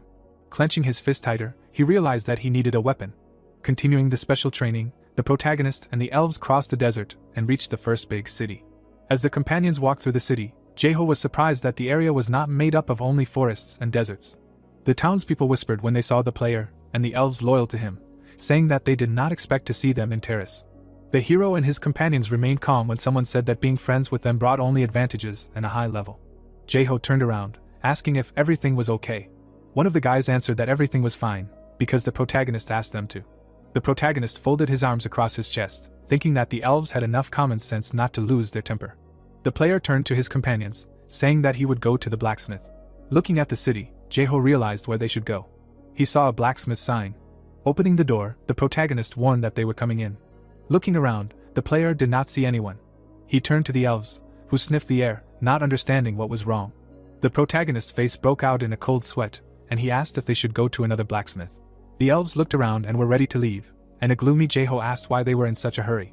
The protagonist froze in surprise when he heard a voice that said that even from afar he could smell the guy's disgusting smell. The player turned around, not understanding anything. The elves grimaced, and the protagonist looked ahead in surprise. The shop owner stepped forward, telling Jae-ho that he had specific tastes. The protagonist was surprised, looking at the creature in front of him. The man introduced himself as a dwarf. At the same time, in the country of the brown bear, Kroken's henchmen supported the leader. He happily addressed his guild master. Kroken gloomily turned to his subordinate, who continued to shout. The man ordered that he be put in prison. The guards grabbed the screaming guy and took him away, while Kroken continued to get angry. The deputy guildmaster frowned and asked why the master had not listened to the henchman to the end. The man turned around sullenly, not understanding the connection between the suspicious place and the visiting elves. Kroken turned around in surprise when his subordinate said that there was a player with the elves. The deputy narrowed his eyes, saying that it was only a hypothesis, but perhaps the player was the king of the elves. The guild leader's face darkened. The deputy turned to his master, who clenched his hands into fists. Kroken shouted, ordering that an announcement be made to the guild members and everyone else. For each of his kills he promised to give a gold coin. Frowning, the guild master said that if they caught him alive, they would receive 100 gold coins. A furnace appeared in one of the forges and someone was heard calling out to the hero. The elf, closing his eyes, explained that they would leave first and find another blacksmith, while the young man asked them to wait.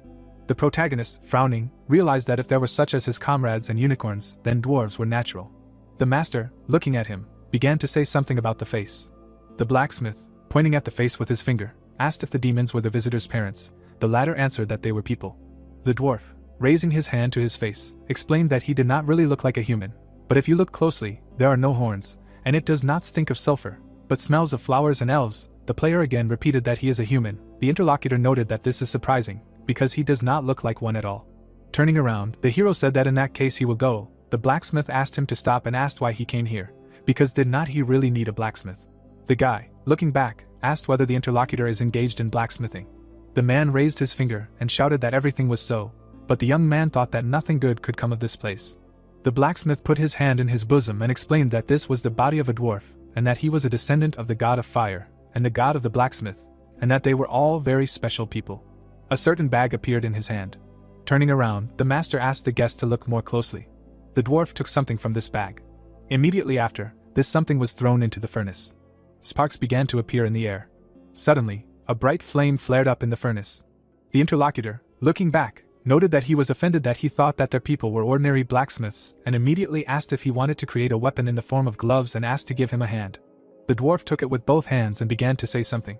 The young man, looking down, asked what was wrong, and the master explained that he had the hands of a real fighter, and he had never seen such hands before.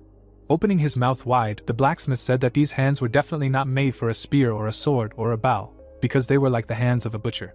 The guy, pulling his hand away, thanked him. Then the master asked to let him touch it again, and the hero shouted a question about what that crazy old man was even talking about. The protagonist, frowning, asked him to say if he could do it and for the answer to be honest. The man, turning away, explained that he needed to think about what to do with the furnace. The dwarf, looking back, said that it reminded him of his youth, because the master was also a monster, at the sight of which his interlocutors were very scared, but now all his confidence was lost. The young man, gritting his teeth, asked what caused this. The dwarf, closing his eyes, said that the anvil, passed down from generation to generation, was stolen during his move, and because of this theft he cannot show himself to the family ancestors. Having presented this thing, the master said that this anvil was the heart and soul of his family. Immediately, a system window appeared in front of the hero.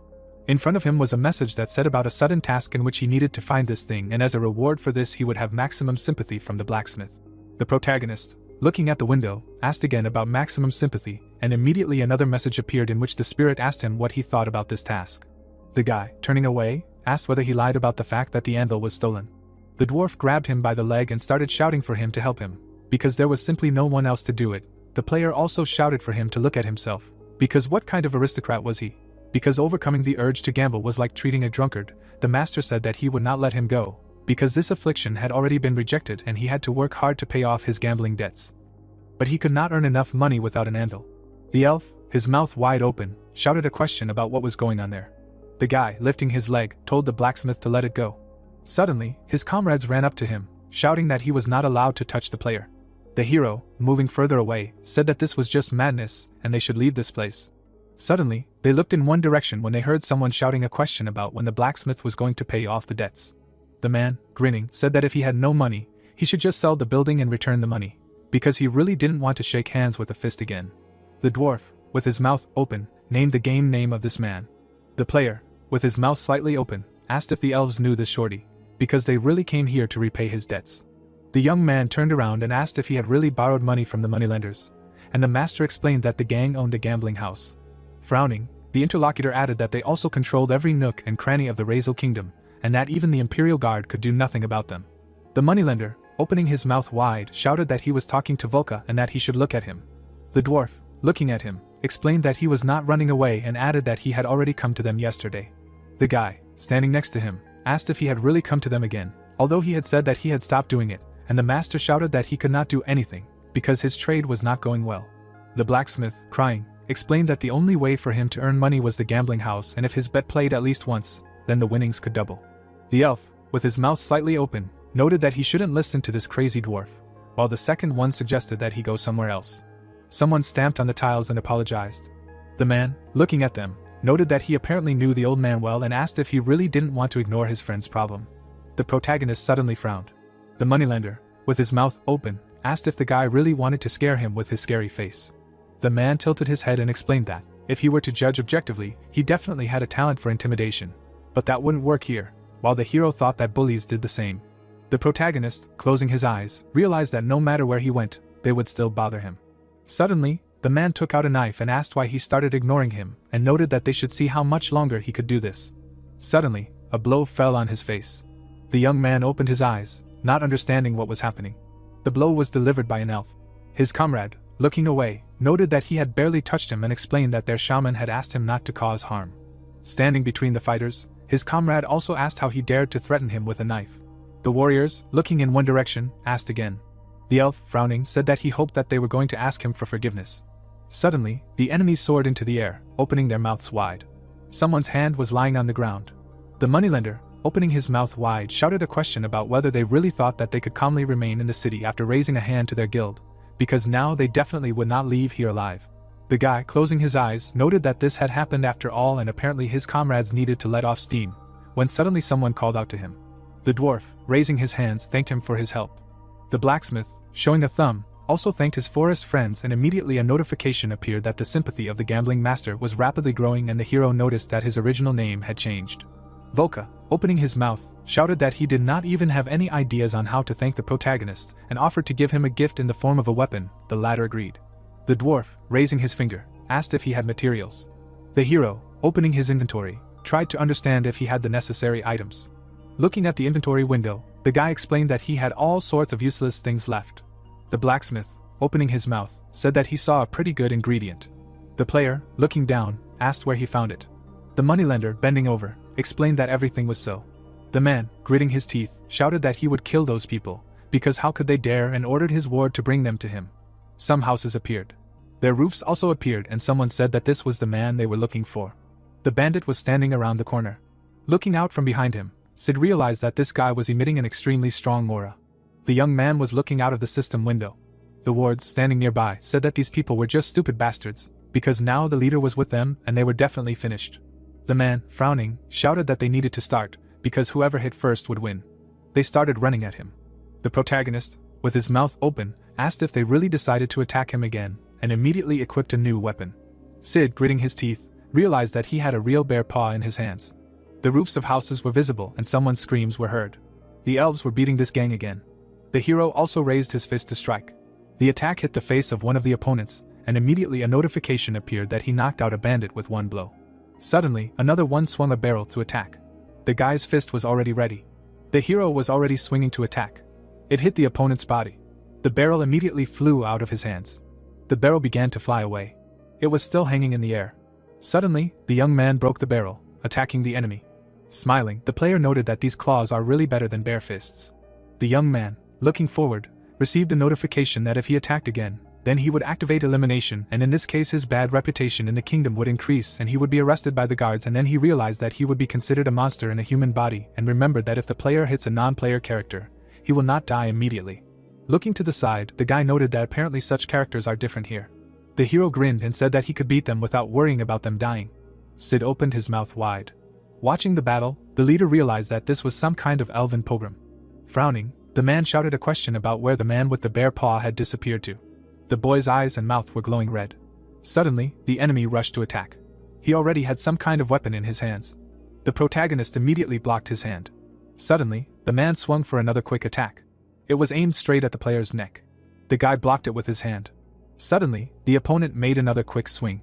The attack left a scratch on the hero's face. Sid's mouth was wide open. The guy, looking to the side, assumed that this was their leader.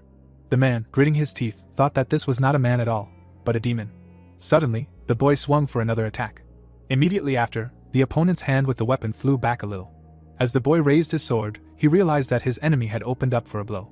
Suddenly, a bright flash appeared. The hero, his mouth open in surprise, did not understand why his attack had only dealt 1 point of damage. The enemies, crying, shouted a question about what their leader was doing. The same one, bowing his head, explained that the boy was superior to him in strength and abilities, but still showed mercy and generosity, which makes him a true knight. Sid, looking down, said that he had sinned against him, showing disrespect and only death would atone for his sin. The leader, closing his eyes, shouted a request to spare his wards, because they were only following his orders. They all came up to him, apologizing. The guy, looking down, said that this happened one way or another, because a notification appeared that his identity was becoming more famous in the criminal world. The protagonist, pointing his finger at the craftsman, asked if they could return the anvil that had been left as collateral, and Sid explained that he was their regular customer and knew that all the money he had borrowed from them was stolen.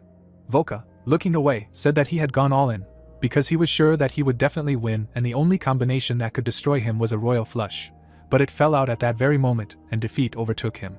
Sid, with his mouth open, apologized and explained that the thing left as collateral cannot be returned just like that, because he simply does not have the authority to do so and they should pay it. The hero, looking at him, asked about the amount of the debt, and the interlocutor named the amount of 500,000 gold. The guy, with his mouth open, asked himself how many more gold coins Kravasan could sell the goods for. The interlocutor, looking at him, noted that if you add interest, the debt will be equal to 2 million gold. The hero, looking at the master, shouted a question about how it was possible to owe so much for a simple anvil, because it was just madness. The same one answered that he gave it away for pennies, although it was made of adamant. The guy, looking up, explained that they could do nothing then and should just forget about it, when suddenly the leader said that there was one way. The young man, looking down at him, asked again. The man, opening his mouth wide, shouted that they would repay him for saving their lives and explained that the casino was their place, and they could prepare him properly, and eventually be able to help him return the money for the anvil.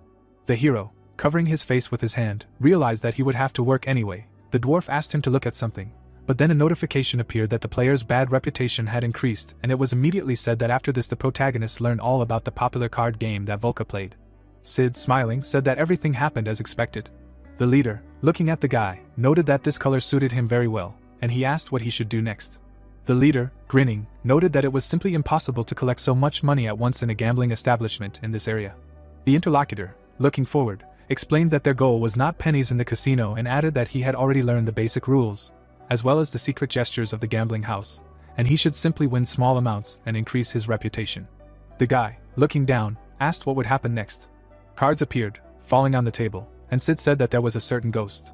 The man, looking at him, said that it was a cunning sea devil visiting gambling houses, who was known for his unrivaled play, and if they managed to attract his attention, they would be able to win back all the money at once. Sid, frowning, explained that by winning from this man, they would be able to cover all the damage. The hero, standing in front of him, thought that it would be good if all this was not in vain, and the interlocutor shouted that their master would definitely win. Cards and chips appeared. Someone laid the cards on the table, saying that it was time for them to show down, and also that he had a full house and that this was his victory. The second man, grinning, noted that in this case their opponent would die of starvation. The boss's mouth fell open when someone asked him to wait. The young man, throwing out the cards, said that he had a quad and he should take his hands off the chips. The man, opening his mouth wide, shouted a question about who he was anyway, because was this really a rigged game? The hero took off his glasses, laughing. The opponent's mouth was still open. The player, frowning, asked about whether he really didn't know that you shouldn't bet if you're unsure of the cards. He replied that he'd learned everything now, and immediately notifications appeared about receiving the achievement of the Star of the Gambling House, as well as a skill that increased the skill of playing cards, and also that the protagonist's fame in the criminal world had increased, and if fraud and gambling was discovered, then the bad reputation would increase significantly. The hero, smiling broadly, laughed, and it was told that the player who suddenly appeared and won a lot of money aroused suspicion, but no one wanted to object to him, and after that the protagonist appeared in the gambling house for several more days in a row and time after time increased his bad reputation. Someone came up to him from behind and called out. The guy turned around, listening to what the interlocutor was saying. Getting up, the young man apologized for having to leave first, and the opponent shouted that he really wanted to leave when he won all the money. The player, with his mouth open, explained that the ghost had come. The opponent's mouths were wide open in surprise. The guy stood with his back turned, listening to someone say that he was good, according to rumors. The man standing behind asked if the young man would play with him, and the hero accepted his offer. There was a sly grin on his face. A certain man appeared from around the corner, and someone said that several people, from whom the ghost had won everything, were pursuing him for revenge. The man's clothes immediately appeared and they said that those who were pursuing him disappeared like dust and were never heard from again, and that is why this man became the embodiment of the player's fear, because there were many rumors, but no one knew his identity. The people, with their mouths open, looked somewhere and the host said that despite these rumors, there was another reason why this man was respected and famous in gambling establishments. The man, looking at the table, said that from now on the game of Ghost and Hero begins. Placing his hand on the deck, Sid also explained that they would play by the rules of draw poker, according to which a player can refuse some or all of the cards and receive a replacement. The guy, opening his mouth, noted that he told him that the ghost plays only one game, and the interlocutor answered in the affirmative, and added that he takes all the opponent's money in one round. The protagonist, turning his head, asked about the method of such victories, and the leader answered that those who play with him become as if bewitched, but when the cards are revealed, the ghost always turns out to be the winner. The young man, looking ahead, said something about bewitched people. Someone bent the cards on the table, and the words of the dealer were heard that this was the 5th card, and starting with the ghost, players should begin placing bets and replacing cards. The young man, looking at his cards, thought about different combinations. The man raised his hand to his face. The hero, still sitting at the table, remembered that he needed to exchange cards when he touched his nose, and when he touched his mouth, stop, and also realized that the crowd had also been instructed to touch their hair when he needed to finish the game, and immediately thought that a thumb up meant making a bet, and an index finger meant raising. At that moment, one of the observers showed a thumb. The guy, looking forward, knew that with such support, the opponent simply would not be able to beat him in one round, and he should see how he could do it. The opponent looked somewhere down, and the protagonist could not understand why he only knew his name. The dealer, turning his head, asked if he wanted to exchange cards. Squinting, the man also asked about the number of cards. The ghost immediately held out all his cards. Sid, looking in the direction of this player, did not understand why he was going to change all the cards. The ghost, opening his mouth, added that he wanted to bet all his chips. The dealer, looking in his direction, could not believe that he was doing this without even checking new cards. The hero was also looking at him with exactly the same thoughts. The corners of the opponent's lips slightly rose, forming a smile. The crowd, raising their hands, shouted that this man had put everything on his victory. The opponent, grinning, asked what the young man's next move would be. The protagonist, looking in his direction, tried to understand if he was bluffing. The hero, frowning, remembered that since they already knew about his tactics, they planned all the actions in advance and specially gave him a good layout at the beginning so that he would take the bait, but he went for a bluff. The young man, looking ahead, knew that he needed to end the game right now, even if he was going to lose. The guy, opening his mouth, began to say something. Bringing his hands to the chips, the player noted that in this case he would also put everything. Suddenly some black smoke appeared. Hands began to appear around the protagonist, and a notification appeared that the hands of darkness began to touch him, and because of this the cards in his hand were changing. The shaman, opening his mouth wide, realized that he could not move and assumed that this was some kind of curse and that his opponent was definitely a swindler. Frowning, the guy understood why he always managed to win. The opponent smiled widely. The young man, also smiling, asked if he was really called cunning for this trick, because it was extremely stupid. The opponent continued to smile. The hero, sitting in front of him, apologized for something. Straightening his arms, the player said that this curse did not affect him, and then a notification appeared that nature loved him and protected him from evil spirits, and then another message appeared, which said that the passive skill of resistance to curses was successfully used. The man, putting his hands in front of him, shouted that this was simply impossible. The guy, grinning, noted that he had now managed to see the true face of his opponent. Looking forward, the young man explained that from now on the real game would begin. The ghost, opening his mouth wide, shouted that it was all a scam. Throwing out the cards, the opponent shouted that he was sure that after replacing all the cards he had a full house. This combination of cards lay on the table. The opponent, pointing his finger, said that the young man had the king of spades, because did he really think that he would fall for a scam, having such a strong combination in his hands? His gaze was fixed on one of the cards. The man, turning his head to the audience, shouted a question about whether he really wanted to say that he had a royal flush and everything they had done before was a scam. Someone from the crowd asked whether they had really been fooled. The second person said that apparently they had made fools of them. The boy frowned and realized that he had managed to cast his curse after all. Opening his eyes a little wider, the young man realized that if he showed weakness, it would all be over, and so he had to keep playing. The opponent, holding out his hand, told him to give him that card, because he was sure that it was the king of spades. The hero, grabbing his hand, shouted at him not to touch it. What if the opponent decided to switch that card? The protagonist, looking ahead, noted that he did not know that the man was so good at talking nonsense, and offered him to bet money on the fact that it was the wrong card. The ghost, grinning, said that it was great and added that he would also go all in. Holding out his hand, the opponent shouted that he should be more careful in the gambling house, being a beginner. He already had that card in his hand. It was the 3 of clubs. One of the observers, his mouth wide open, asked if it was really a normal 3. The opponent, looking at the card, said that it simply couldn't be, and the guy asked if he was happy. Immediately after, the hero stood up, saying that he had won. Notifications about improving the skill that allows you to quickly change cards in your hand, and also about receiving the achievement of the star of the gambling house, thanks to which all the probabilities are increased randomly, immediately began to appear around him. The man, bowing his head, said that it was definitely a scam.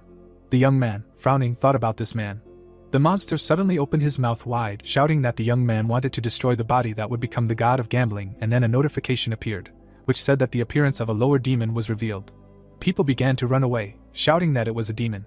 The monster brought his hand to his eye patch. The player, having taken it off, was shouting that no one would get out of here, because all the souls would be his and they would play this game forever. Suddenly his eyes widened. Someone stamped on the floor, saying that he smelled unpleasantly of a demon.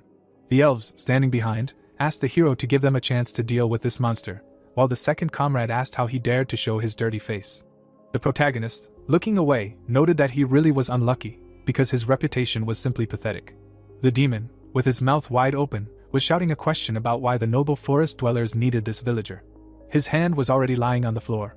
The monster, lying on the floor, was saying that the hero had not fallen under the curse and was also the leader of the elves. The enemy, with his mouth open, asked what kind of person he was. The young man, pointing his finger at himself, asked again. A smile appeared on his face. The hero, presenting the flowers, explained that he was the owner of a flower shop. Blood splashes appeared. The guy, grinning, looked at the system message that due to the difference in levels with the group members, the experience gained was reduced to the minimum, due to which only 2 levels were received, and immediately another message appeared that he also received the achievement of deceiving the cunning, which increases the percentage of random wins, and also deceiving the demon, which increases the chance of success in deceiving an NPC of the same level. The hero, looking forward, realized that he received both achievements and awards. Looking to the side, the young man realized that his personality was extremely chaotic. As for the owner of a flower shop, since the notification said that his reputation in the criminal world had increased greatly, and if he continued to cheat in gambling, then his bad reputation would increase significantly. Reaching his finger to the system window, the protagonist decided to first check the reward. A bandage immediately appeared in his hand, and the guy noted that it looked great, because even though it was rough, it still had a hidden skill, and a notification appeared, which said that the hidden skill allowed the owner to see through the enemy, thereby allowing the wearer to check if a character of the same level was lying to him. Looking at the system window, the guy realized that he still had some treasure left, and a message immediately appeared stating that 15 gold bars had been received as a reward, each of which was worth 100,000 gold. The young man, looking up, thought about the total amount and the dwarf's debt. The hero suddenly frowned, coughing a little. The man immediately looked away. The protagonist, standing above him, asked for a discount, and the interlocutor asked again. Sid, standing in front of him, explained that the discount was too much, even though he had helped them. The player, his eyes widening, asked who had rid their gambling house of the demon, and also reminded him that he had told him that if they beat that demon, there would be enough money, although the reward was only 1 million gold. A notification appeared behind him, in which the spirit of life called him a deceiver. The guy, still standing in front of the interlocutor, said that they were in his debt, because their lives were saved, and he also had to learn gambling in order to win against the ghost and subsequently even destroy the demon, and immediately asked if he could not give him a small discount. The protagonist, frowning, said that this was only first of all, because they also took money from the poor dwarf, and notifications immediately began to appear that his achievement of deceiving the demon makes the opponent succumb to his lies. The man, standing in front of him, began to talk about something, when suddenly someone called out to him from behind. Sid, looking to the side, asked what had happened to them. The assistant, raising his hand, named the sum of 500,000 gold. The moneylender, looking ahead, explained that their leader would consider Volk's debt paid off if they paid that amount. The protagonist's mouth dropped open in surprise when the assistant said that their leader would like to meet him at any convenient moment. The young man, looking ahead, realized that he needed to finish as soon as possible and leave this city. An anvil was already on the tile, and a notification appeared that the guy had received maximum sympathy from the dwarf. The blacksmith, looking at the tool, shouted that the legacy of his ancestors had finally returned. The guy, looking at him, asked if he could leave then. The same one shouted that he should wait, because he still needed to thank the benefactor. The protagonist, frowning, said that they should check it out then, because there is nothing better than a heart-to-heart talk with a gambler. He had that bandage on his eye. A message immediately appeared in front of his face saying that the other guy was lying when he said that he was sincerely grateful. The guy was still silently looking down. The hero turned around, said goodbye to him, and explained that it was not easy for him, and that is why they would not see each other again, and the master asked him to wait again. The dwarf, standing behind, shouted that he was truly sorry and asked not to make a bad person out of him, and immediately added that he happened to overhear a conversation about the savior building a city in the desert. The master, with his mouth open, shouted that he would help him with the construction, and the young man asked why he did not return the anvil to his homeland. The blacksmith, raising his hand, shouted that he would never forget his kindness, no matter how much time passed, and that they would definitely meet in the end. The main street of the city appeared. A tower was visible in the distance, and someone asked if this building was the Red Magic Tower.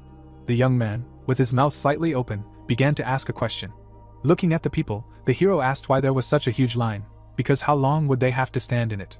The elf, standing behind, said that the guards at the entrance to the tower were monitoring him, and the guy asked if this place was really a landmark. Looking ahead, the protagonist noted that they could do nothing and just wait.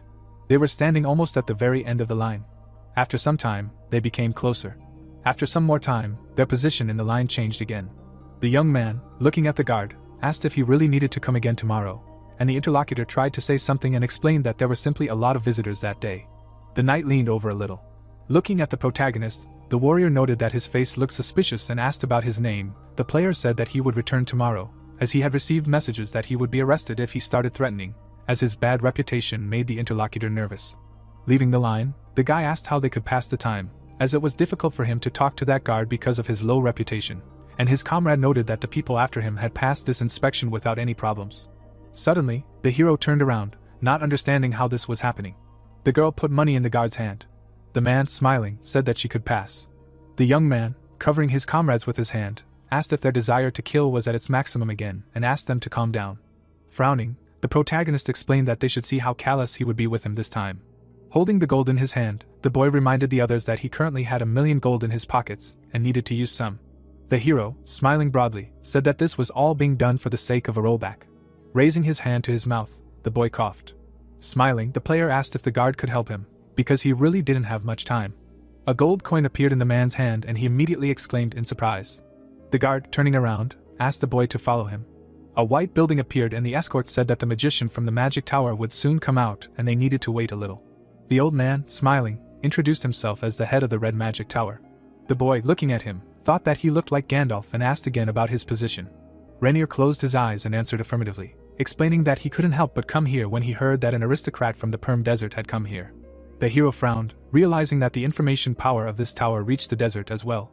The leader, looking at them, noted that the forest people had apparently come to him, which reminded him of the time when he was young and had thrown down a magical challenge to the fearless elf, and the protagonist asked his comrade if they really possessed magic, since he had never seen it before. The comrade, raising his hand to his face, explained that they knew how to use various magical techniques. Turning away, the elf said that they simply didn't like this destructive magic, and the second agreed with him and noted that it was extremely destructive and barbaric. The old man, with his mouth open, said that he was glad to see them here anyway, because even though he had too much work, he wanted to drop everything and come to them, because their arrival had excited him very much. The guy, smiling, asked about how much information he knew. Then the leader answered that he knew a little more than usual, because it was all connected with the work of his children. The protagonist, frowning, asked again about his children and immediately asked if that gang and this tower had any connection. The old man, with his eyes widened, began to laugh, and immediately a notification appeared, which said that the player had met the king of the dark alleys for the first time, the leader of that gang, because of which his fame and bad reputation had greatly increased. The hero's eyes turned white with surprise. A camp in the desert appeared and it was told that while the protagonist was absent, even more elves arrived in the hellish desert, who had already formed a large refugee camp, and during this time Dianth came to his senses. The guy, with his mouth wide open, shouted that he would be able to turn this place into a good city where elves and humans would live. Suddenly, they both opened their eyes wider when someone shouted about the king of the elves. The comrades looked in one direction, trying to understand what was being said, and then someone shouted that the brown bear had arrived. The warrior, with his mouth wide open, shouted that they were from the Brown Bear Guild and they knew that the man who led the elves was here, and if he surrendered peacefully, they would not arrange a bloodbath. The architect, looking in that direction, asked why these people had suddenly surged in. May, appearing behind, greeted her comrades and explained that they didn't have time to talk now, because they had a big problem. She, wide-eyed, explained that she saw it on the game forum and the Brown Bear Guild announced a search for the protagonist, and apparently they had already managed to get here. Samantha also appeared behind and called out to the girl when she asked her what they should do. The fighter, with her mouth open, asked if the protagonist had said anything to them. The assistant, opening the system window, assumed that he was busy, because he didn't even answer private conversations. Looking at the enemies, she also noted that they all intended to start a fight right now and they wouldn't be able to stop it so easily. The warrior, looking at them, explained that it didn't look like a problem. May said that that guild had an extremely bad reputation. The girl, with her mouth open, began to say something. One of the men raised his hand and shouted for the young man to come out, otherwise everything here would be destroyed, and also that damn criminal who was already wanted in their country. And did he really think that he would be able to hide for the rest of his life? The girl opened her mouth. Samantha, with her hands on her hips, shouted a question about whether they were saying that that player was a rude, dangerous and evil person, and also a question about whether they were really threatening that person that they would skin him alive. They, opening their mouths, agreed with her. Raising their hands again, the men shouted that it was all true when suddenly someone asked what all the noise was about. The girl, looking back, explained that those guys came and started shouting here and asked what they thought about it. The elf, smirking, said that apparently those people had completely lost their fear that they started insulting the shaman. The men's mouths dropped open in surprise. The fighter pointed her finger and explained that these despicable humans were looking for the protagonist, and May realized that even the elf elder had come here. The elf woman came closer to them, saying that this was just great. The fighter, with her mouth open, explained that before they met the boy, they should learn some manners. The men, looking forward, asked again. The messenger, with his mouth wide open, shouted that they were in trouble. The king, standing in front of him, asked what had happened, and he replied that he had just received a message from a group that had gone into the desert. The leader's mouth dropped open in surprise at his protégé's words that the advanced search party had been destroyed. Holding a glass in his hand, the man shouted that their enemy was just a bastard. Having smashed the dishes on the floor, the king shouted a question about what had happened to them that they could be destroyed. The messenger explained that a large number of elves had come out against them. Suddenly a system window appeared near him and someone said that they had problems. The leader replied that he already knew, because why couldn't they take care of it? His mouth opened wide when the interlocutor noted that in this case their conversation would be even shorter. The king asked if there was really anything worse. This system window appeared and Mikhail said that someone showed all of this live and the whole society just went crazy. The leader's mouth was wide open from misunderstanding. A white building appeared and someone said that such a hobby was not very good. The old man, closing his eyes, explained that when he was his age, he would understand him. Because he was already bored, the protagonist asked why he wanted to meet him. The magician, looking at him, suggested that they first talk about the hero's goals. The young man frowned and realized that he really needed help, and now the opportunity had presented itself and he should take advantage of it. The tower representative laughed, rubbing his beard. The young man, looking ahead, asked if he knew of any magical technique that could change and maintain a certain temperature in a selected area. The magician, opening his mouth, asked if he could tell why he needed such power. The young man, looking at his interlocutor, explained that he wanted to start selling flowers. The magician, opening his mouth wide, asked again. The hero, looking away, said that since his shop was in the desert, most of the flowers were exposed to the scorching sun and could not grow well, and the magician noted that he was now confused because he had not counted on this at all. The young man, looking the other way, said that everyone was confused when they heard about this and realized that he did not know everything about him and the desert. The old man, grinning, asked if everything was visible on his face. The protagonist, opening his mouth, asked if the interlocutor could read his thoughts, because he had never met a person who could understand his emotions on his face. The magician, looking forward, noted that an ordinary person could really be scared by his face, but the old man who had gone through many difficulties and the protagonist were actually more honest in their feelings. The guy, opening his mouth, said that he really did not try to hide his feelings. The wizard, standing in front of him, explained that he was more amazed by his aura than his face, because it was extremely unusual and he was a florist with the aura of a ruler, which was extremely interesting, and also added that he knew little about the personality of the hero, asking if he was going to do something in the middle of the desert, while the elves were gathering around it. Because he would like to join him to hear about the state with the ghost and the cases that had reached him. The magician, smiling, noted that this should be a lot of fun.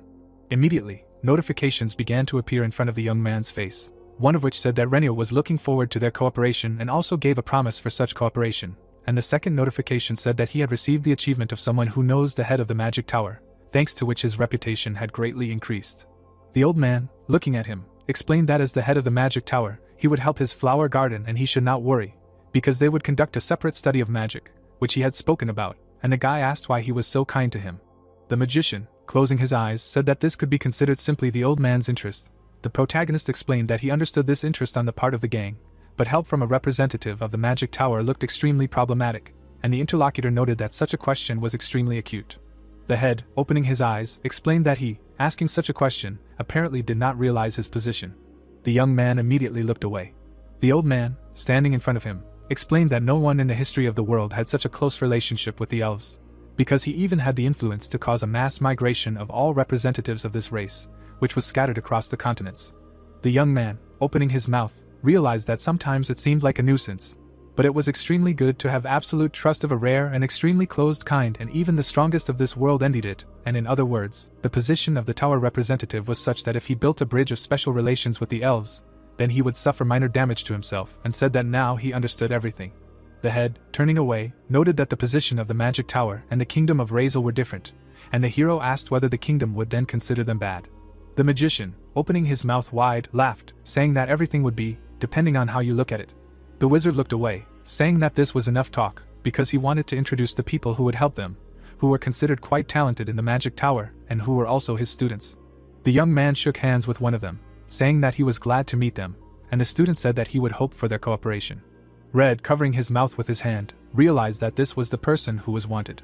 The guy, smiling, also said that he would hope for their fruitful cooperation, and the magician tried to understand what this person was doing here. The student, looking after him, remembered that the leader had told him to stay in the tower, so he had no opportunity to start searching, and it was unclear why they met like this. Renier, standing in front of him, said that he wanted them to help the protagonist with the flower shop. Red, with his mouth open, could not understand how this even worked. Turning around, the wizard wondered if he would be able to do something after so long. The leader's staff glowed bright blue as he cast a spell. The students opened their mouths in surprise, saying that it was spatial magic. Immediately, a portal to the desert appeared in front of the old man, and a notification appeared that the guy had witnessed the great magic of the leader of the magic tower. A website appeared in the system window, and someone said that apparently the first guild had appeared, which the elves had defeated. The player, with his mouth wide open, introduced himself as the channel's host and also gave his name. There were several system windows around him when he said that this was an unscheduled live broadcast and that he was currently filming with an in-game camera, so there would be no editing here, and immediately added that he had followed the elves, who now live in the Perm Desert and are the center of all conversations in the new world. His camera was aimed at the people piled up on the sand, and the host said that the players standing on their heads were from the Brown Bear Guild, with the ranker biathlonist in the center and his assistant to his right. Raising his hands to the system window, the player also said that he was filming from afar, using zoom, but he was confident that it was them, because these two people were among the best players not only in their guild, but also in the overall ranking of this game, and therefore it was impossible not to recognize them. Behind him, the system window was also open, broadcasting the comments of the viewers, and then Hookah said that those people were defeated by the elves with their bare hands. Smiling broadly, the guy said that he simply could not imagine, because in less than half an hour he already had 3,000 viewers. Although not so much time had passed since the beginning of this battle, and this was an unprecedented humiliation for the Brown Bear Guild. Looking at the system window, the reporter also explained that their opponents were not players at all, but simple non-player characters. But now these fighters are standing on their heads in the desert, on the outskirts of this continent, and apparently now all the people in their guild are just going crazy. Suddenly someone's message appeared that the player will be dead. Looking at the chat, the player noted that they were saying extremely strange things. Several more messages from players appeared, which said that the leader of this guild would definitely kill him in real life. The young man, smiling broadly, asked if they really thought so, because why would such a large and prestigious guild look for such a host? Suddenly his eyes opened wider because of a certain sound. A certain tricolor flag with an animal appeared. The guy, looking in that direction, said that this flag and the number of people looked like something. The players, with their mouths wide open, shouted that the Brown Bear Guild had arrived and asked where the elves were who had beaten their vanguard, because victory could only belong to them. The reporter, turning away, said that it was the Brown Bear Army and explained that he should end the broadcast at this point. Suddenly, his eyes widened. Turning around, the young man tried to understand what was happening this time. A bright blue glow began to appear above him, and the presenter assumed that it was a magic circle. This circle began to glow even brighter. A bright beam suddenly appeared right in front of him. A lot of dust rose around this player. The guy, closing one eye, tried to understand what had happened there. The hero, with his mouth wide open, said that it was extremely convenient to move like this in one go. Looking somewhere, the protagonist tried to understand what was happening there. The mage, with his eyes wide open, also noticed something. They saw a flag ahead. The guy, looking at the crowd of warriors, asked what happened here and who these people were. Red realized that it was an army of brown bears. The elf, coming closer, greeted him and said that these people came here before he arrived. Pointing at them, the assistant explained that they came up and started insulting him, and perhaps those who arrived were their comrades. The man, opening his mouth wide, said that their reinforcements had arrived and they should surrender. They all silently looked at him, when suddenly the warrior asked if it was Red. The fighter, smiling widely, shouted that their mage was also here. The man, looking ahead, continued shouting that he told them that he was in the Red Magic Tower, and he found it hard to believe that he had come to help them, and asked him to join in order to destroy the elves. The mage silently looked at him. The guy, with his mouth open, could not believe that he thought they would get any help from him, because he currently had a quest from the Supreme Wizard and this could lead to a promotion. Continuing to look from behind the hero, Red thought that he would be able to use magic against the elves, because Renia would definitely find out about it. The protagonist, grinning, said that they were in time. The fighter, sitting on the sand, shouted that the magician had betrayed them and sided with the elves, thereby betraying the king, and for this he would be punished. Suddenly, the magician closed his eyes. There was a barely visible smile on his face. Then the guy began to pull his headdress over his eyes. Suddenly, the magician raised his hand and used the lightning of the fourth circle. A bright lightning struck the enemies. Red, with his mouth open, asked how they dared to do such a thing here. The hero noted that his magic was really cool.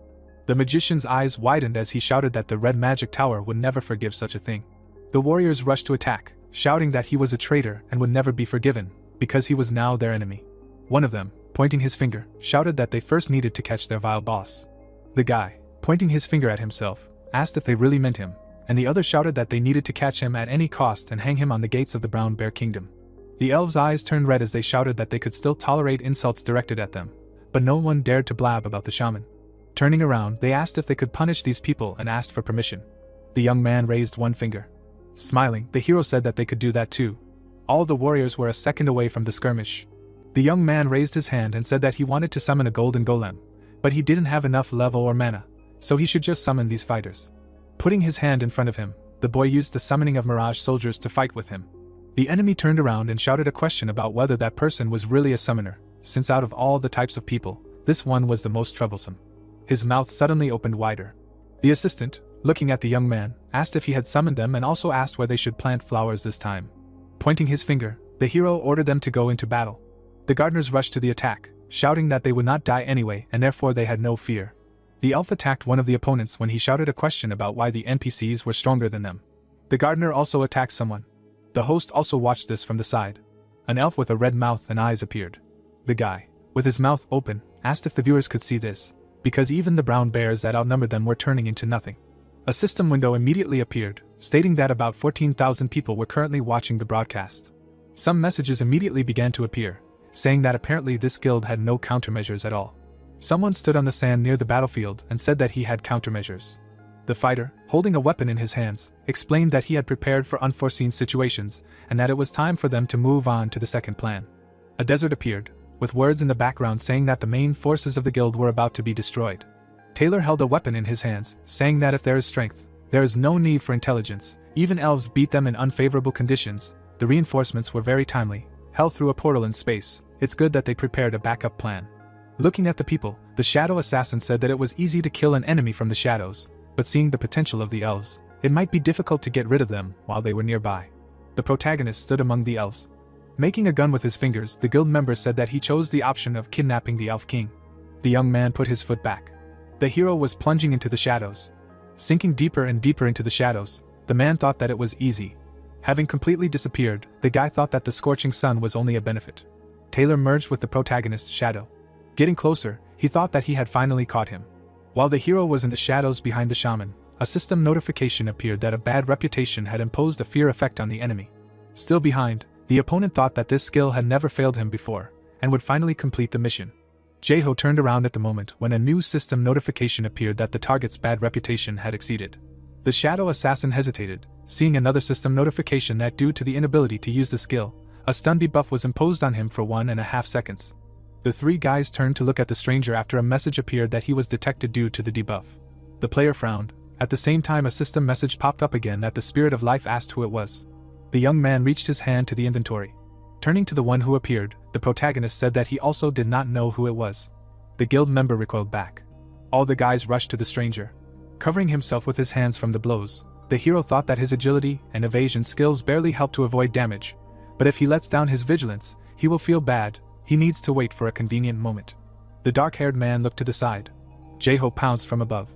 Frowning, the guy said that this weapon was like a curse, while another system notification appeared that the critical hit was equal to 1. Scratching his head, Taylor thought that his normal attack was weak, but sometimes the damage is only 1 unit. For him, it is fun to mock.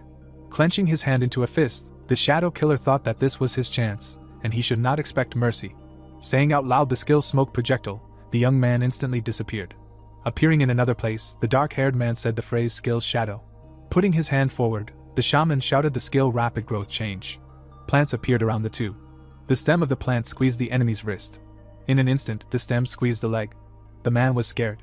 Being held hostage by the plants, the stranger asked to let him go, adding that if he has pride, then he must fight fairly. Standing nearby, the interlocutor reproached him for talking about honor, although he himself tried to kill from the shadows, to which Taylor replied that he did everything in the best possible way, and that his act was shameful. The protagonist frowned. The opponent, raising an eyebrow, once again asked to let him go. The shaman was surprised to hear the word please. The fighter became even more scared. The player opened his eyes even wider. Squeezing them shut, the stranger again asked to let him go. The protagonist smiled broadly. Bursting into tears, the shadow killer shouted that he was using a very shameful technique. Looking at the claws, Jaeho replied that next time he should make sure that it was not done by a gambling addict. The guild member silently watched in response.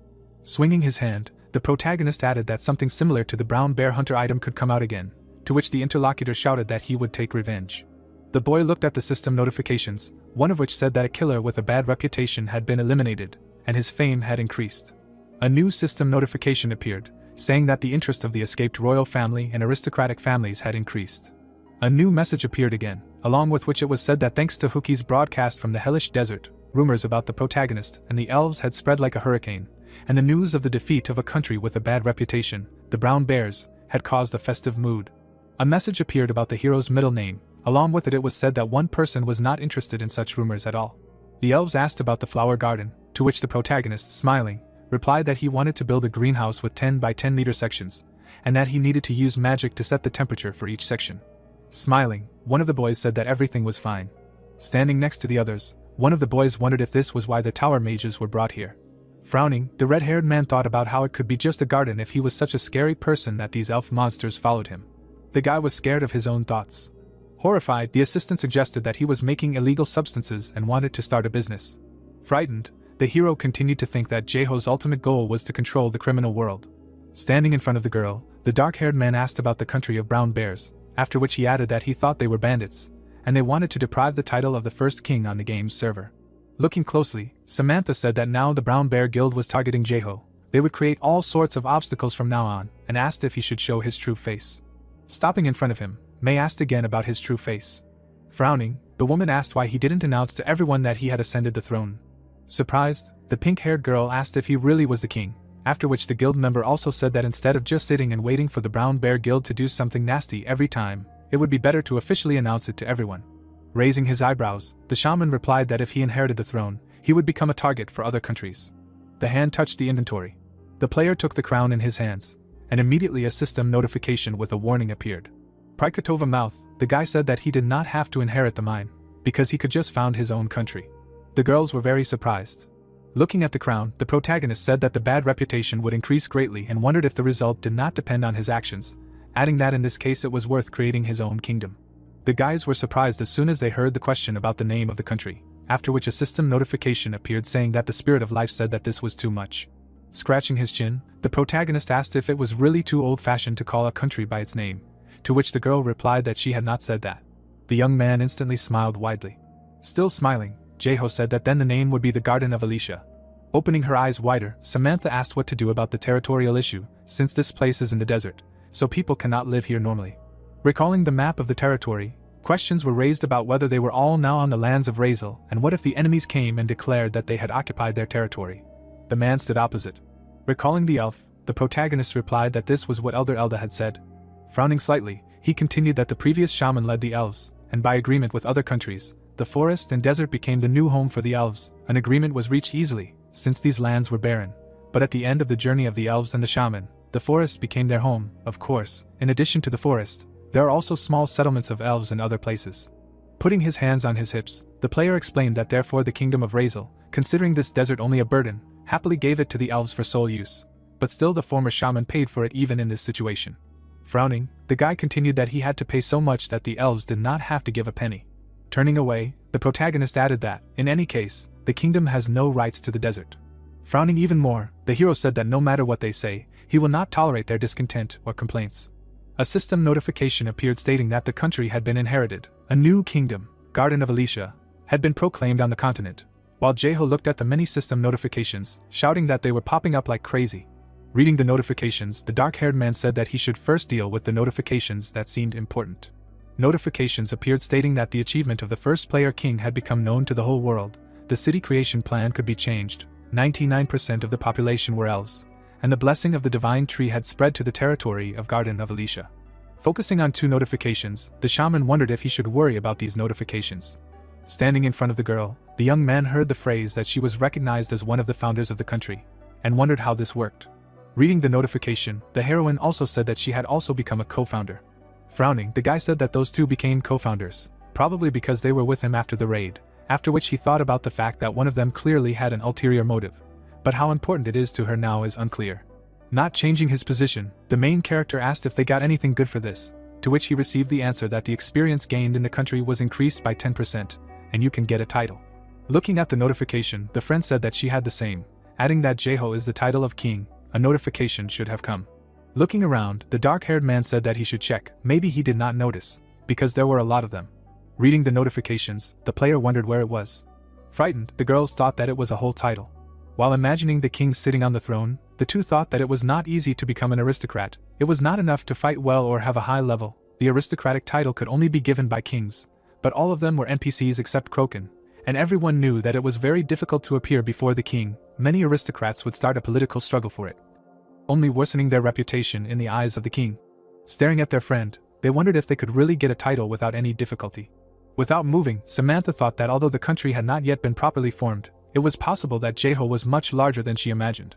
Blushing, the guild member realized that she needed to befriend the guy, while he said that he had found one, but he did not think he could do it. Looking back, the interlocutor said that the size of the kingdom was still too small to grant titles. While the interlocutors were surprised, they heard a question asking if they were too disappointed.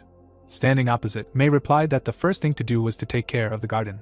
Looking away, the protagonist realized that he still had to give them titles when the country's level rose enough. The system's words appeared that the protagonist had become the first king, and it was said that the news of Jeho was globally covered. The whole world turned upside down, and everyone began to discuss the news. The first king was a man called Emperor Rakshi, who defeated the army of brown bears. At the same time, potions were put up for auction. There were rumors that the money raised from the potions was given to the workers of the hellish desert, and the name attitude towards the hero. The shaman was embarrassed to hear the question why he called the kingdom the Garden of Alicia, because it was possible to hellish desert.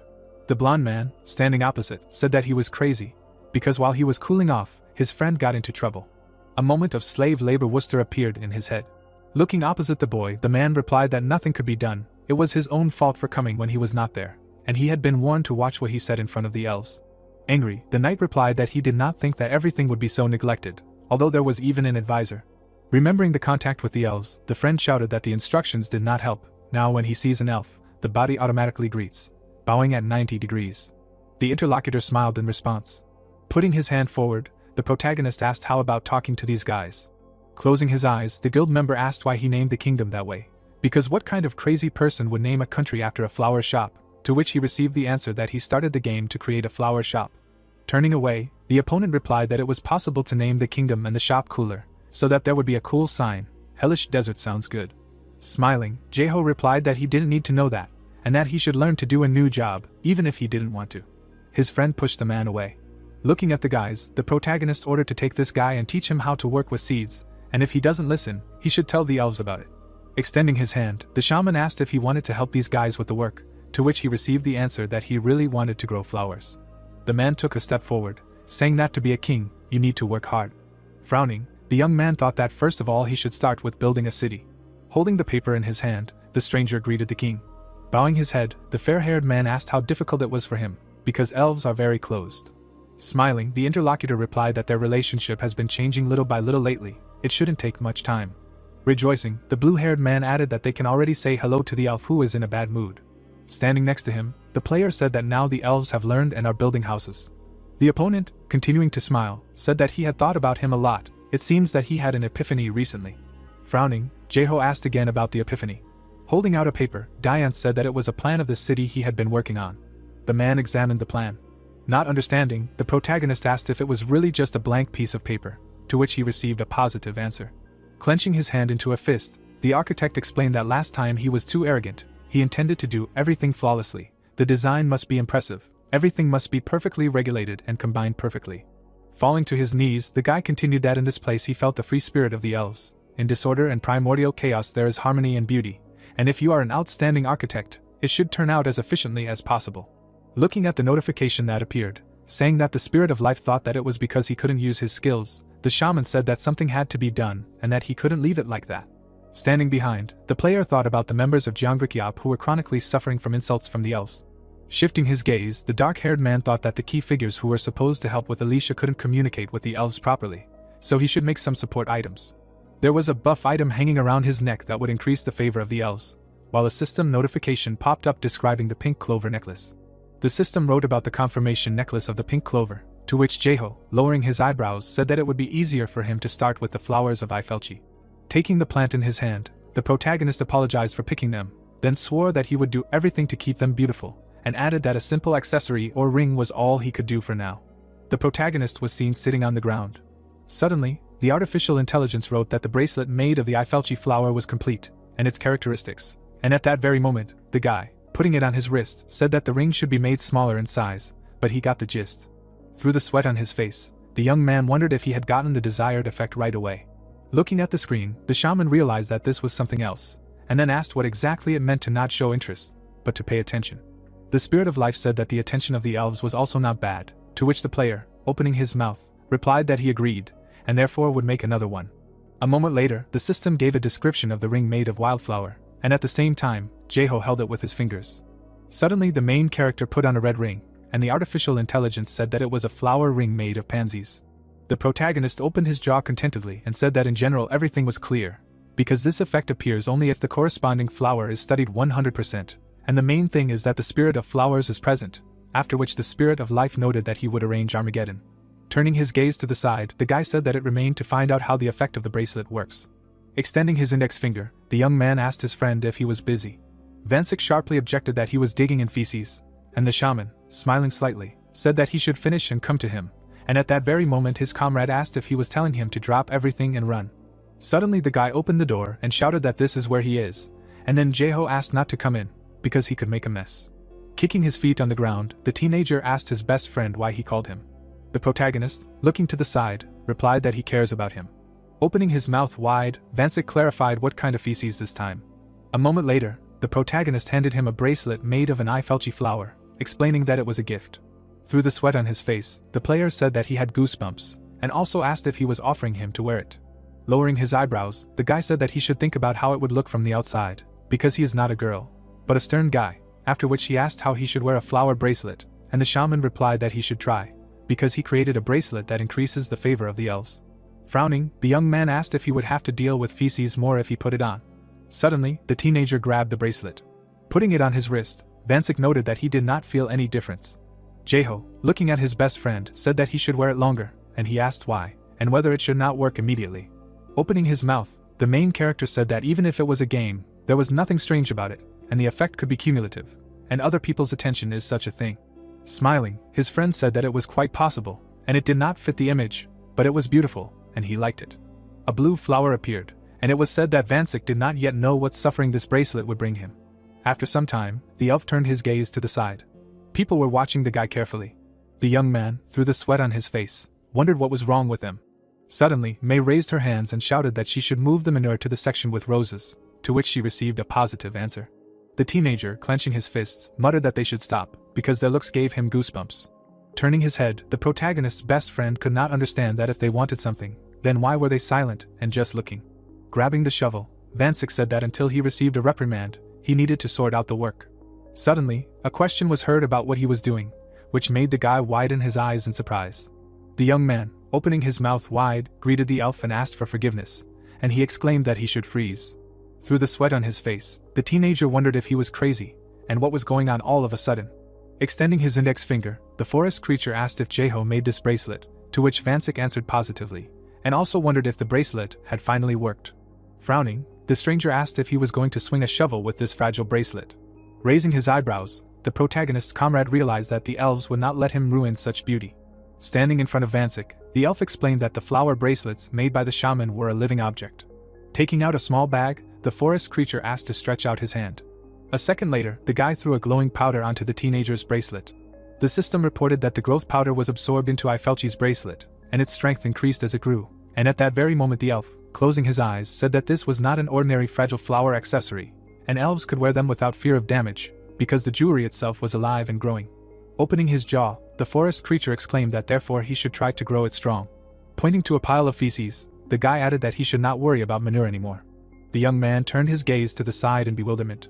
Grabbing the protagonist's best friend by the hand, the elf said that from today on he could do everything with his hands without fear, and the bracelet would not break, because he had applied growth powder, and it was now strong enough and not afraid of damage. Smiling happily, the the forest creature said that he should take a look. It was visible how the guy was holding Vansik's wrist tightly, and he muttered that the grip was iron, and the elves had a higher strength parameter than he did. The teenager frowned with displeasure. Opening his mouth wide, the young man objected that he should not do this. Frowning menacingly, the elf shouted that he should. A second later, the protagonist's best friend stuck his palm into a pile of manure. The protagonist's comrade's eyes widened in surprise. Then Vansik narrowed his eyes in bewilderment. Suddenly his pupils turned white, and he noticed that the feces felt, smelled, and had a very natural temperature. The boy raised his hands sharply and shouted loudly, calling Jeho, and the system reported that it could not talk to him at the moment because he had blocked it. White clouds were visible, and it was heard that at least there was some use in this. Squinting, the protagonist said that thanks to Vansik, he learned about the cultivation powder. Brezel, standing next to the protagonist, explained that they could not give him an unlimited amount of it, since Gloria was sealed, and no more could be collected. Biting his lips, the boy muttered that he had forgotten about Gloria's essence, and it would be nice to take a look at the divine tree. Suddenly, a sign appeared saying no entry. Keeping his hands on his hips, the boy noted that the oasis had become the heart of Alicia, and he planted the divine tree here, to which the elf added that the oasis was gradually expanding and small streams were appearing, and therefore the elves called this oasis the Alicia Channel. Suddenly, they greeted the shaman, who raised his palm and thanked them for their work. The teenager, opening his mouth wide, explained that if it weren't for him, the divine tree wouldn't have been able to take root again. Through the sweat on his face, Jeho muttered that in real life, no one ever believed in him so blindly, and therefore could never get used to it. Approaching a low fence, the protagonist asked when he was planted, after which the spirit of life said that if you plant it in such a place, it will never grow. Lowering his eyebrows, the protagonist asked what was wrong, because everything seemed fine, and Alicia was here. Putting his hands on his hips, the guy couldn't understand why the sprout wasn't appearing. Sitting down, the young man decided to try the skill study plants just in case. The system reported that he had succeeded in sprouting the divine tree, and at that very moment, the teenager opened his mouth in surprise. Touching the ground, the player wondered if he had planted it too deep, and what if he removed an extra layer, and the artificial intelligence wrote that the blessing of the divine tree had been strengthened, and the level had increased, and several skills had reached a new level. The shaman's pupils suddenly narrowed, and he wondered if this was the divine tree. Suddenly, the elves, opening their jaws, screamed loudly.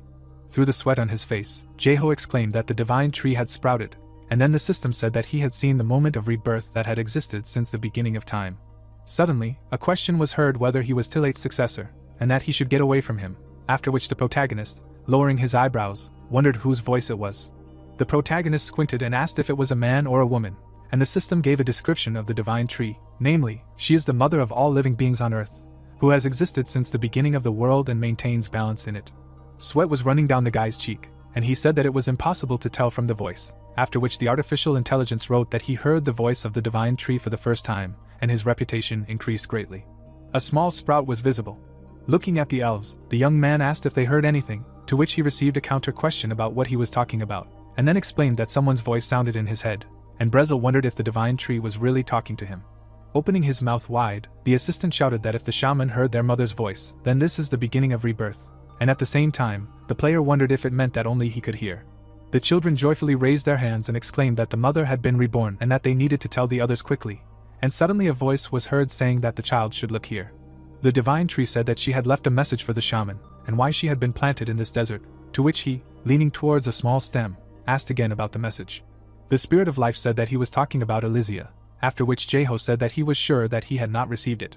The mysterious mother noted that this was strange, and also that this child, although a little inattentive, did not forget anything important, and then the main character, opening his mouth, said that he seemed a little immature to him and did not remember, and therefore nothing could be done. A voice was heard that this seemed to be true, and indeed, that nothing could be fixed anyway, and if it was already planted here, then there was nowhere to go, and at the same time the protagonist, lowering his eyebrows, said that it was just a fool's spirit of life, and muttered that he did not think that the tree heard the voice of the spirit of life. Suddenly the plant said that this was clearly not the right place, because if it were planted in Alicia, it would have grown completely in a day, which made the guy frown in bewilderment and asked her again about the day.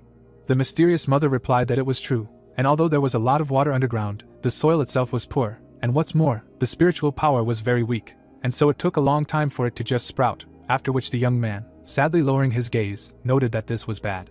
A second later, the tree exclaimed that now that it had sprouted, it needed his help to return its former appearance, and the shaman, smiling, explained that he did not think it would be difficult. Suddenly, the plant wanted Wingbai's sweet honey, and the player squinted in confusion. Then the tree began to list what it needed, causing sweat to suddenly run down Jaeho's face. The protagonist could be seen looking at the small stem. A moment later, the protagonist quietly stood up. Suddenly, the boy quickly ran away.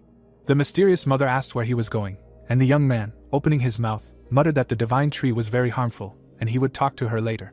Many blue flowers appeared.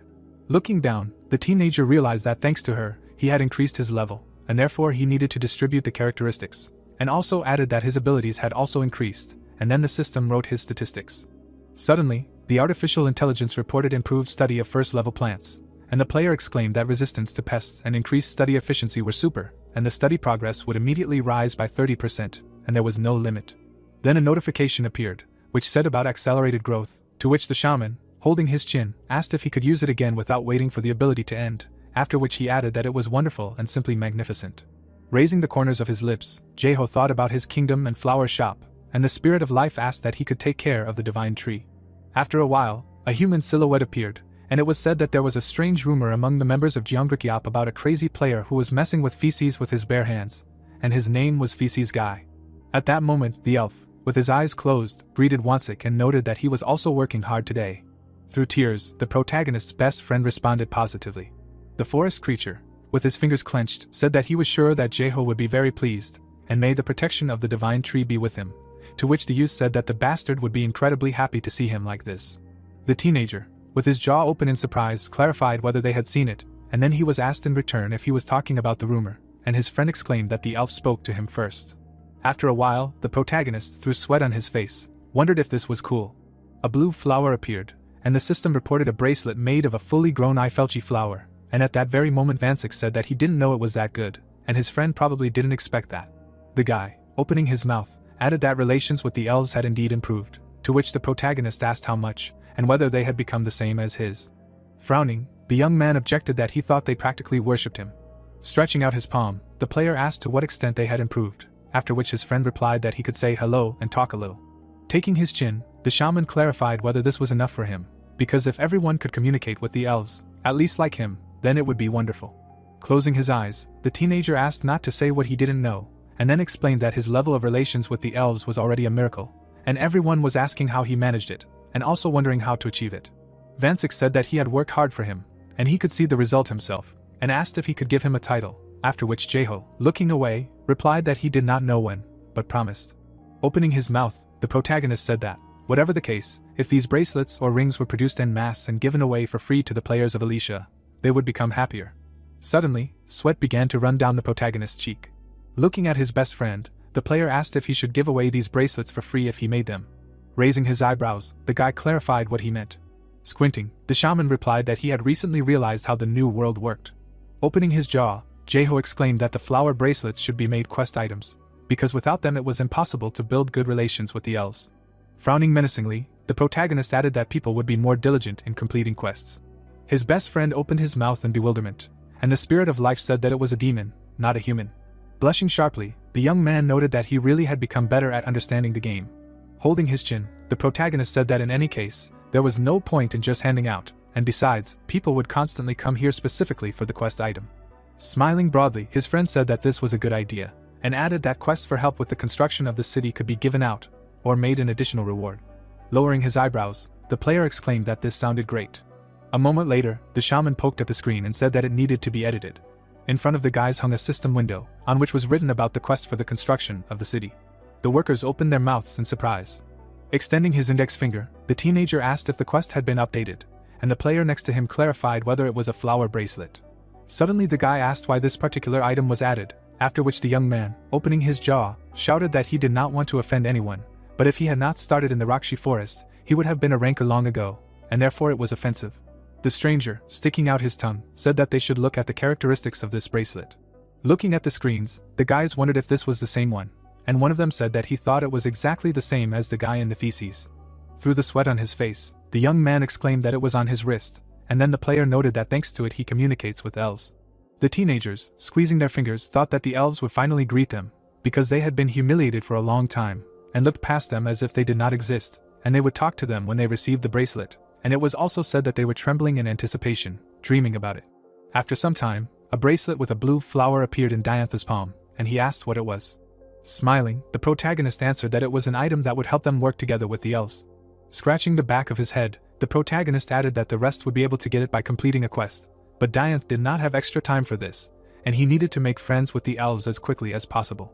The architect, closing his eyes, thanked him for his concern and said that he would be grateful to him for the rest of his life. The builder, raising his eyebrows, said that they would create a great city together. The boy happily opened his jaw and thanked the player again, and then it was explained that Dianth didn't know that at that very moment he had taken the first step down the road that led straight to hell. After a while, a tall building appeared. The game capsule was visible. Jeho, getting out of it, said that they had worked hard today too. Opening his mouth, the protagonist said that when immersed in a new world, time ceased to be felt at all, and suddenly he was told that they needed to talk. Looking back, the protagonist asked his father what had happened, and also muttered that he felt that something was wrong. Urim, frowning menacingly, clarified how he dared to deceive him, and Unhi asked him to be calmer, and then the boy noticed that his mother was there too, and thought that it was strange. The man, holding the phone in his hand, reported what he had been told at the gym, and then asked if there were elves in the desert by the flower shop, and what it all meant. The young man, sitting on the capsule, noted that he had seen it after all.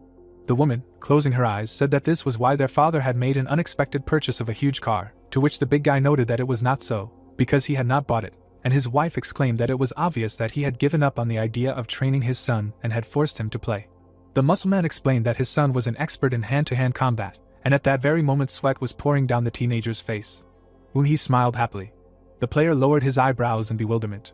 His mother, approaching him, called him a good boy.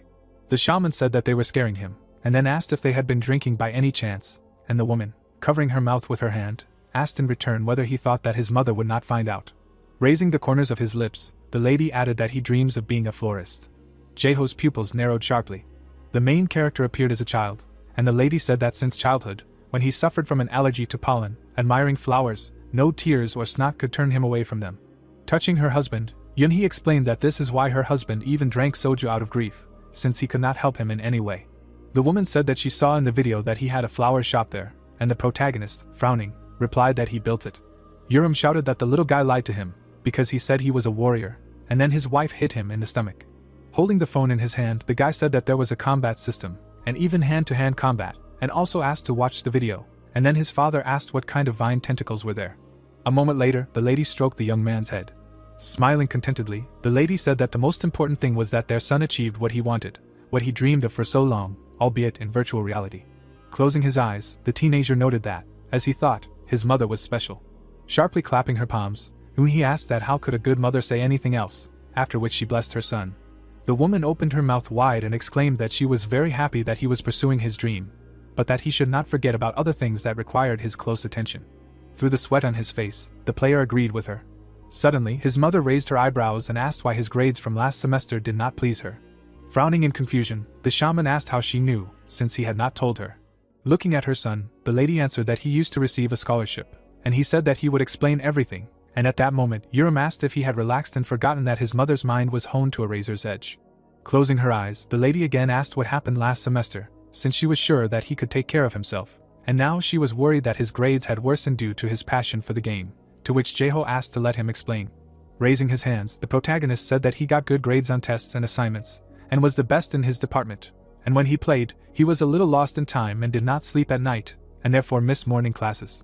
Unhi asked if his passion was to blame for everything, after which the protagonist, with his mouth slightly open, said that this was not so, and added that it was just that the website for applying for lectures was incredibly slow, and he was unlucky, because he registered for the morning, and it would have been better to sign up for lectures after lunch, because then he would not have missed anything. And his mother noted that this game was definitely affecting his studies. Looking away, the guy muttered that if this continues, his flower shop will be in danger. Suddenly, the man raised his hand to his mouth and asked his wife if she minded talking to him, since she knew that their Jeho was a good boy and had never had any problems with him, and she agreed with him. Looking down, the big guy explained that that's why he thought there was no point in putting so much pressure on his son, and added that life is long and Jeho is still young. Closing his eyes, the muscle man noted that lately everyone was saying that the new world was amazing, and then Unhi said that she had heard that too. Urim, holding out his index finger, said that he had been told too much at the gym that Jeho was very famous in the new world. The woman, opening her mouth wide, said that it was just a game, and then the man exclaimed that they didn't know and should look at this article. The phone screen appeared, and the gentleman said that the most influential gaming magazine in the world wrote about their son, and was also surprised that a huge number of people were watching his son. Turning his head, the big guy added that he achieved what others could not and became the king, and the first in the game. The protagonist blushed sharply, very embarrassed. Eunhee, opening his jaw, clarified whether it meant that everything was not so bad, to which she received the answer that the whole world was looking at him. And now he is not just a college student who is passionate about the game, but someone who has received an excellent chance to get into the sphere of interest of large companies. The woman asked if they were interested in games, after which Yerim looked at his son and asked what he thought. Opening his mouth wide, the protagonist exclaimed that he was well informed. Putting her hand on his cheek, the lady said that it turns out that everyone is playing in the new world, even the owners of companies, and her husband noted that it would never have occurred to him, and he also does not know if Jaeho will be able to attract the attention of such influential people, but he is clearly more agile than they were in their youth. Sweat was running down the guy's face. The jock, holding his chin, said that he became famous in this game thanks to hand-to-hand combat, and then he will be able to in real life, and the young man understood what the matter was, and then wondered if his father wanted him to always do hand-to-hand combat. Closing her eyes, he said that if so, she did not mind, but as she said, his primary task is studying. Looking at her son, the mother explained that the game should not be in first place, and if he distributes his priorities like this, she will support him. Smiling, the woman added that if not, then he himself understands. Stroking the teenager on the head, the lady exclaimed that she believed in her son, and he thanked her. Leaving the room, the lady said that she would go and cook dinner. Opening his mouth, the player noted that if it were not for his father, he would not have managed. Lowering his gaze, Yerim said that he slightly disagreed with his mother, because when he spoke to the guys from the audience about the new world, everyone was wildly delighted with him, and he thought that this was a great opportunity. The shaman asked again about the opportunity, and the big guy, crossing his fingers, answered that he was talking about money, and then clarified, as he thought why his mother put the question like that, and explained that she was worried that he would not be able to earn a living, and if he could do it in the game and share it with her then she would calm down. Looking away, Jaeho said that he earned less than he expected, after which his father said that money is not the most important thing in life. The jock looked down, and said that wasn't this the fastest way to prove to his mother that this game wasn't just fun. The protagonist blushed sharply. Scratching his nose, Yerim exclaimed that he was proud of it, and the protagonist asked if he just wanted to brag about it. Opening his mouth wide, the man asked if he had nothing to be proud of, and maybe he wouldn't use that tentacle anymore. Frowning, the guy said that he had to convince his mother that the game could be more important than studying. The next day, Samantha appeared in the new world, and she clarified if she wanted to make money, and then noted that the flower garden was unlikely to work, and they hadn't even started working properly yet, and Vansik asked about selling the title. May, her eyes bulging, asked about streaming, because they could sell his face, and for example, you could get money for an interview. The player lowered his eyebrows and said that he wouldn't be able to make money on it all the time, and besides, he'd never done anything like that before, to which the girl said that they could start a personal stream. The Prime Guild member, with her mouth slightly open, added that this was true, because Jaeho was just at the peak of his popularity, and a lot of people would come to his streams, and at that very moment the shaman's best hero chuckled that it was boring and stupid, and everyone would be disappointed in him, and he replied that he wasn't going to. Standing next to his comrade, the guy said that he had one idea, namely, when he fought with the brown bear, someone recorded him and posted the video. May, with her jaw open, asked if he wanted to sue him. Samantha explained that this wouldn't work here, because in the concept of the new world there is no law prohibiting photography and video recording without consent, and this should definitely be in the license agreement before the start of the game, which everyone always skips, and then the girl, crossing her palms, clarified whether this would be a threat then, and the main character said that she was saying this because he looked threatening. Extending his index finger, the young man noted that May was right. Looking forward, the teenager added that it was not exactly extortion, but they could try to offer the streamer who made a video about him a mutually beneficial exchange. Opening his mouth, Vansik explained that his best friend would behave as usual, and he would film him, and they would split the income, but in this case the subject of the filming did not have the right to his own image, after which he asked what if he filmed the video and posted it without consent. The girl, turning her gaze to the side, said that this is why they need to put pressure on him, and the protagonist said that he just looks scary. The guy, lifting the corners of his lips, said that if they could control him by threatening him, then it would be easier for them, and they had enough content. Suddenly, Hookah appeared, who opened his mouth wide and greeted his viewers, and added that today he would show them a logging site, and in the chat they wrote that every time it was the same, and if he pulled out a hair from an elf, then they, well, would support him with a penny. Scratching the back of his head, the streamer apologized and explained that this was unrealistic. The commentators asked why it was so boring, and at that moment the guy, through the sweat on his face, exclaimed that today they were going into the forest. It was seen how the young man closed his eyes, and it was also said that the number of subscribers increased after live broadcasts, and therefore only subscribers and haters watched him, but 1 million subscribers is the dream of any blogger, including him. Suddenly, Jaeho sent Hook a message in which he asked him to write to him in private, which made him raise his eyebrows in shock. Through the sweat on his face, the streamer said hello and asked if it was really him, to which he received the answer that it was Samantha, and worked for Jaeho. The system window was visible, and it was heard that they had business, namely, they would like to talk about the program about the main character and invite him to the discussion. The guy's eyes widened in bewilderment. Leaning forward, the young man wondered if this was because he made content without permission, and now he would have to fork out, and at that moment the girl clarified when he would have time. The teenager looked up in confusion. Suddenly, an elf standing behind Hook asked if there was a person with that name. The chat showed messages about why they were looking for him and what had happened. Shaking his head, the professional streamer exclaimed that he was ending the broadcast for today. Turning around, the guy said his name and asked what he wanted, to which he received the answer that he should follow him, and at that very moment, viewers wrote that maybe he had disturbed the elves with something. Suddenly, blue flowers appeared. Moving his legs, the young man said that this was Alicia, and then wondered what this elf was up to. A moment later, the teenager covered his nose and could not understand what was stinking. Breeze, smiling, clarified whether he was Hook, after which he recognized him. The professional streamer opened his mouth wide and said that he heard the news and asked if he had changed his profession and congratulated him. And then the clan leader thanked him and noted that he liked his stream because he worked hard. Holding out his hand, the big guy added that he did not expect to meet him here and was glad to meet him. And at that moment the guy said that he was also glad to see him. Looking at Breeze's dirty fingers, the young man muttered that he could. A second later, the two shook hands, and the clan leader welcomed his interlocutor to Alicia, the land of opportunities. Opening his jaw, the big guy asked what business he had, to which he was told that Jaeho had invited him, and then he congratulated him. Raising the corners of his lips, Hookah clarified if he knew why he was looking for him, after which the guy said that he could not say for sure. Putting his hand on the professional streamer's shoulder, Breeze added that whoever he met was doing well, except for the Brown Bear Guild, but he was sure that he would be fine. Waving his hand, the clan leader shouted that he was leaving then, because the bracelet would not grow itself.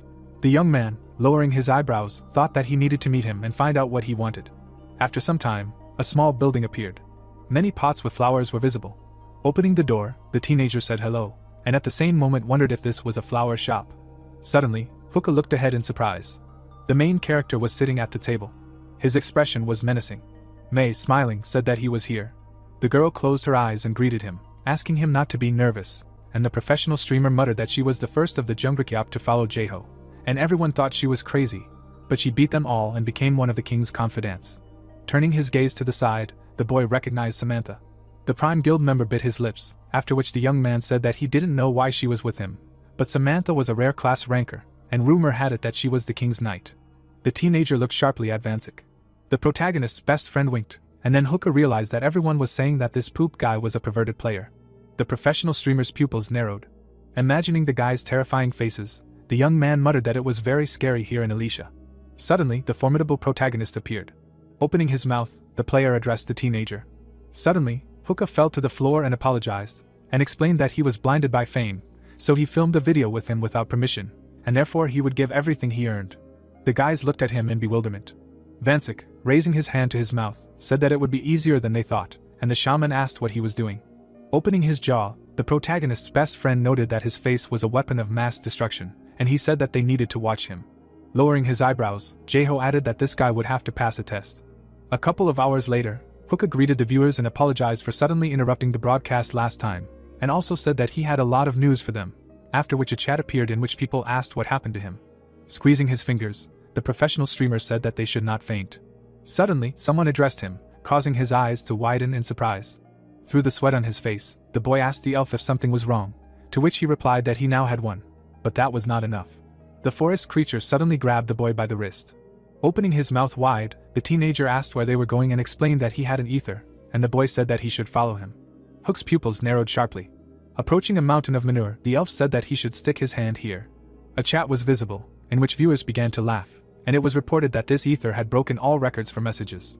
Suddenly, a huge castle appeared, and it was said that most of the territory of the Perma Desert and part of the Rockshi Forest was the kingdom of Razel.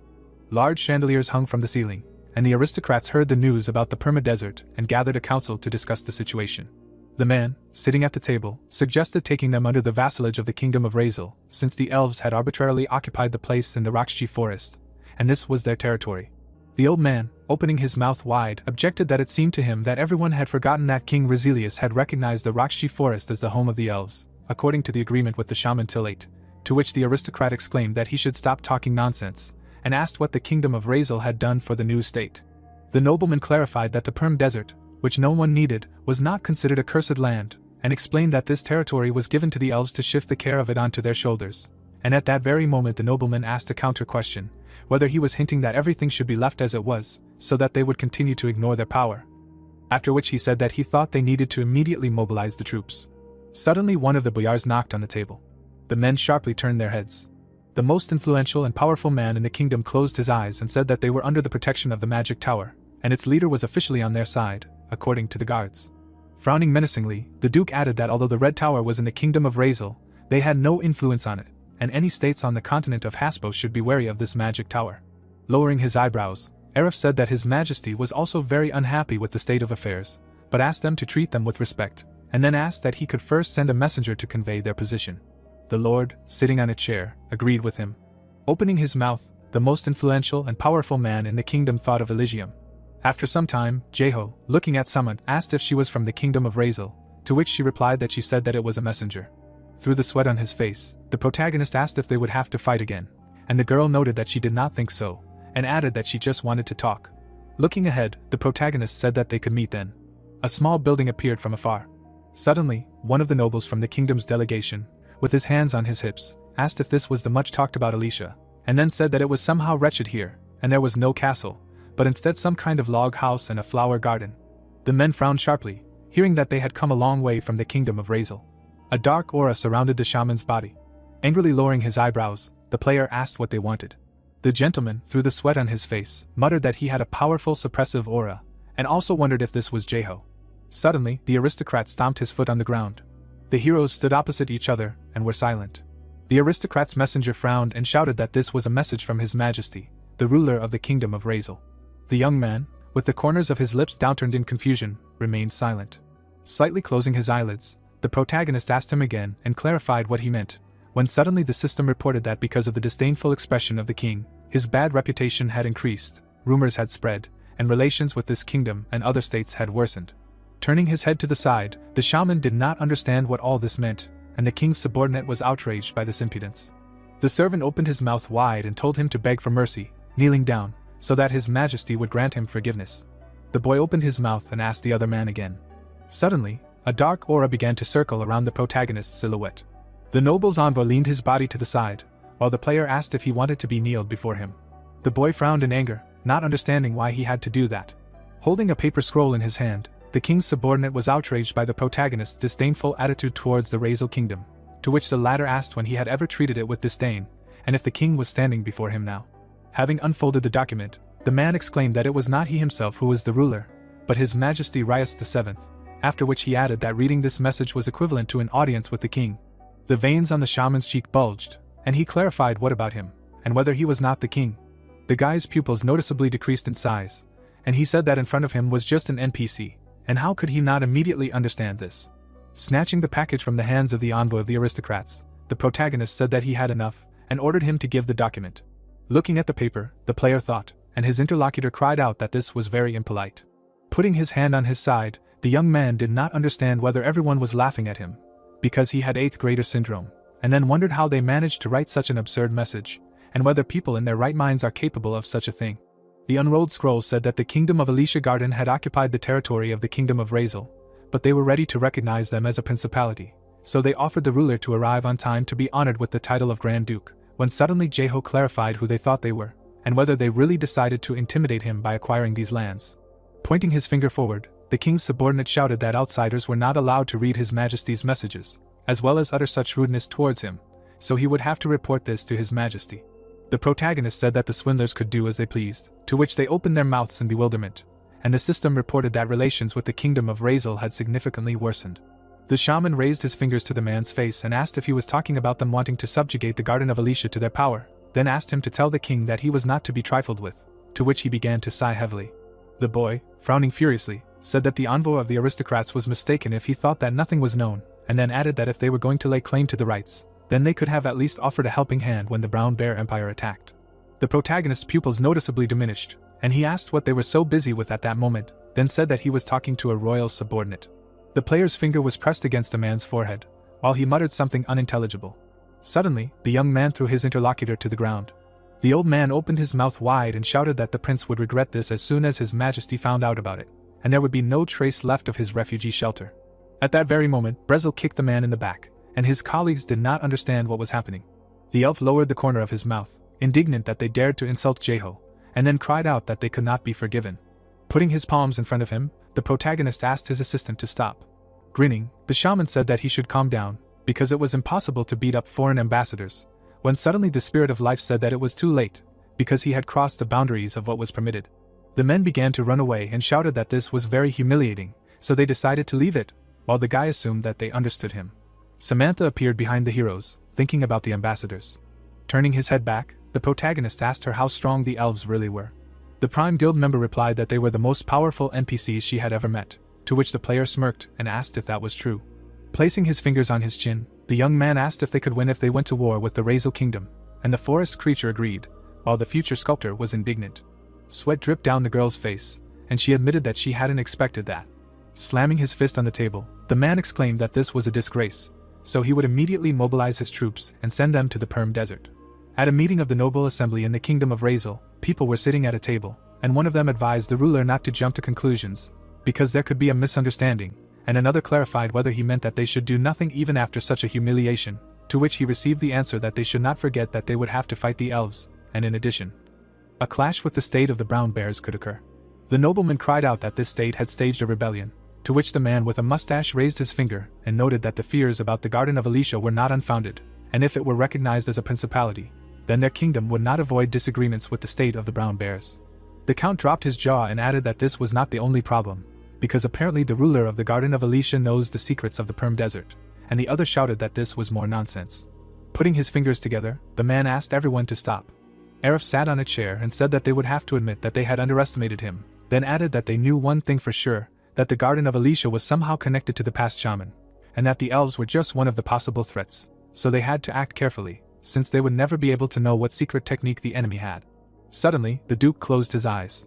Raising his hand to his face, the ruler said that especially if the enemy was connected to the spirits, they would have the opportunity to find loopholes in their ranks. Approaching the glass room, Red explained that the frame of the greenhouse was made in accordance with engineering standards. The Brown Bear Guild member leaned forward and noted that, as Jeho had asked, he would now be able to control the temperature and humidity with a scale, but it would be good to ask the elves for help. Grinning, the protagonist said that the forest creatures themselves had recently found out about this, and Lunir was in a hurry on business. Looking around, the shaman said that his assistant did most of the work for free, after which he thanked him for his work, to which he replied that it was easy. Smiling widely, the boy in the hat said that if I can say so, when suddenly the boy asked him to wait a second. The player's friends were holding flower crowns in their hands, and he said that they prepared something that would be useful, which surprised Red. Putting an ornament on the neck of a member of the Brown Bear Guild, the protagonist explained that it would be great if he distributed them to the others, while he was confused, and the system reported that this was an advanced class wreath for hard work, which is sensitive to strong shaking and is able to heal with incense, and restore mana by 5% for a second. Red smiled widely and wondered if this wreath was a special item and if it worked that well, and then realized that it was not included in the inventory for defense. The Brown Bear Guild member's pupils noticeably shrank in size, and he thought in his mind that this item was not an inventory weapon, so it could be used in conjunction with something else, and then realized that this was a real breakthrough, since the item was still unknown.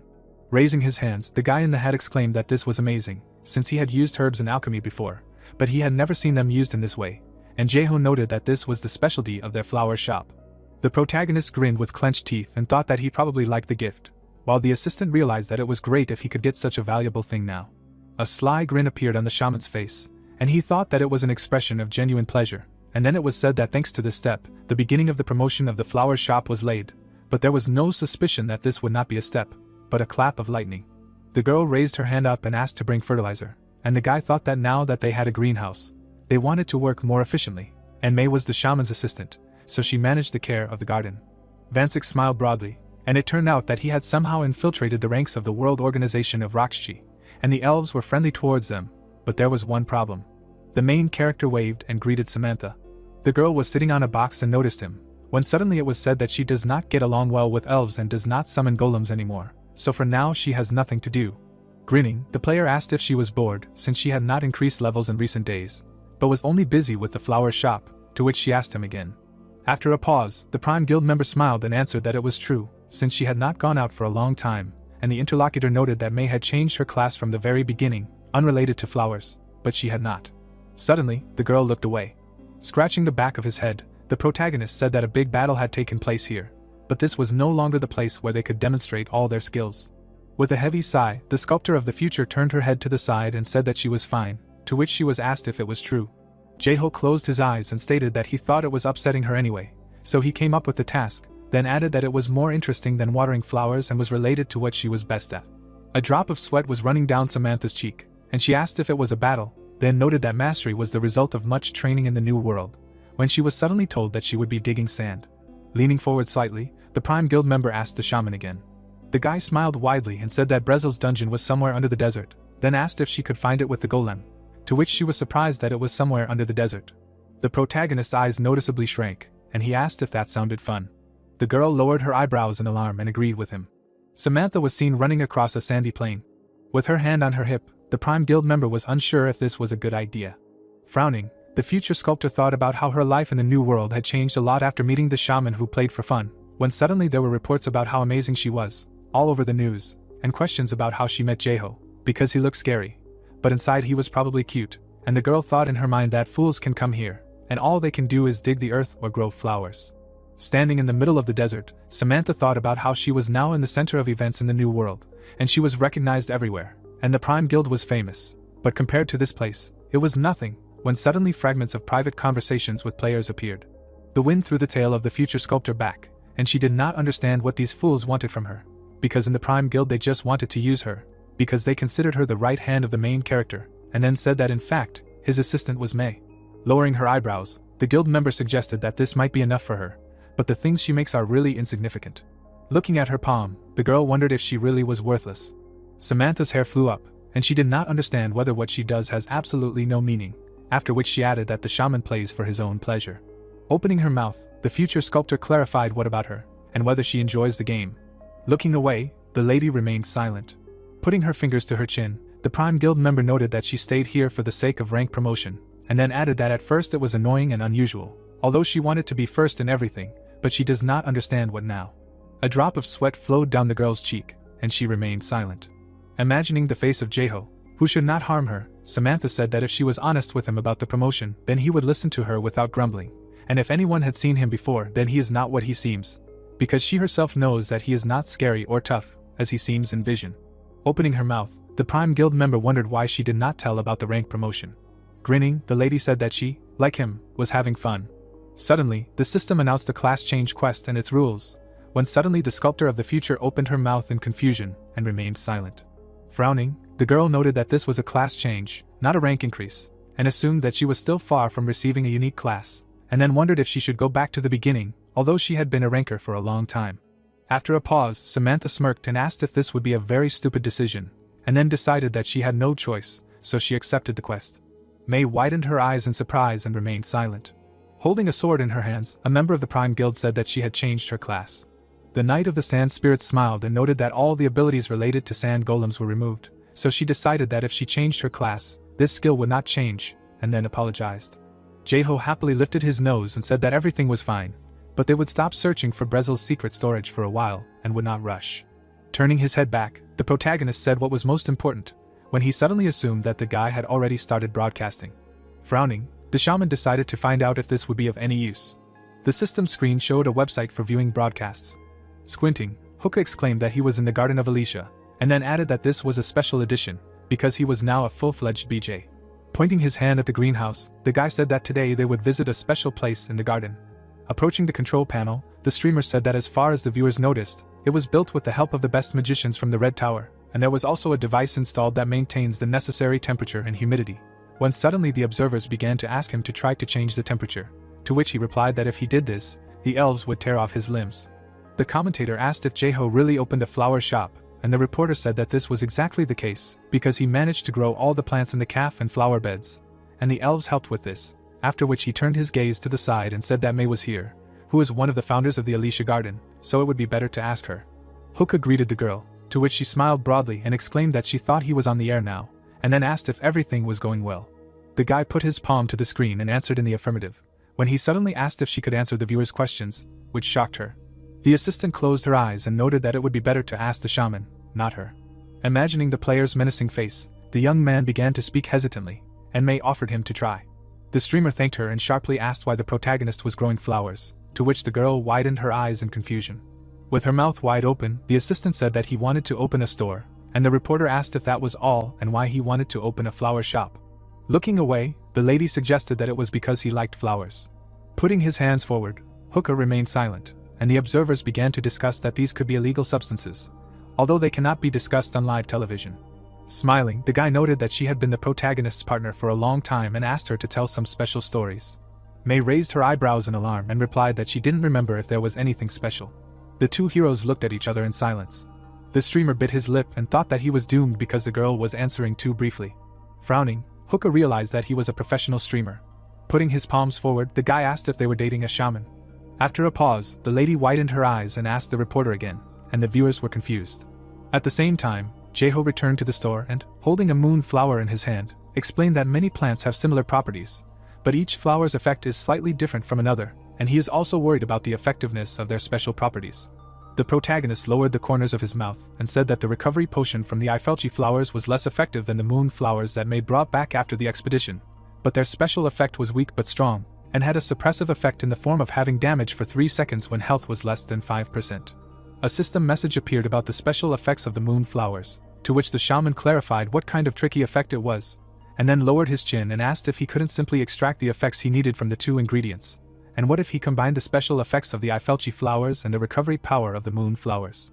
The guy's back appeared, and he decided that he needed to separate the petals, then grind them into powder and pour boiling water over them, putting them in a filter. While the protagonist was pouring water out of the kettle, the system reported that he had completed the filtering and entered a state of immersion due to complete dedication to some activity without being distracted by anything. The player smiled broadly and exclaimed that he had succeeded, and now he needed to get the alchemy skill, because if he got it, he would be able to add more effects, after which a notification appeared about what effects the made potion had. Standing at the table, the young man assumed that the skill would be useful when he started selling more potions, although he thought about the fact that he had no intention of selling potions all his life. Jaeho frowned as he looked at the system's messages about being of interest to the alchemy community, after which he received a skill and slightly improved his mastery, when he suddenly noticed that every time he created something new, his abilities improved immediately, and this was a new world. The protagonist grabbed the flask with his fingers and said that the new potion was ready, after which a notification appeared with the characteristics of the brew. Putting his fingers to his chin, the shaman thoughtfully asked whether it was possible to weave wreaths from different flowers, similar to those given to the mages, and then added that it was worth adding a function so that the buyer could choose what effect he needed, be it the restoration of health, mana or stamina. The guy frowned seriously and exclaimed that this was great, and now all that was left was advertising the product, after which he added that he was using the auction to sell the potion, and also for advertising, so he needed to add a description like Flower Shop 1588. A system screen appeared in front of the flask, showing the potion's characteristics, and the protagonist asked if it was true that after buying the potion, they would probably want to buy flowers as well. The player stuck out his tongue and started laughing loudly, and then said that if people tried to contact him once, he would send them a lot of flowers. At the bottom of the screen, it was clear that you had to call the flower shop owner by whispering. The system displayed a buyer's dialogue on the screen, and it was said that, contrary to the player's expectations, after learning that the seller was a shaman, a real madhouse began in the auction house. A notification appeared that the advanced class potion was sold out, and it turned out that there was a lot of talk, but thanks to the benefits of the elixir prepared by the young man, it was sold out instantly, although it is very difficult to imagine what was happening there.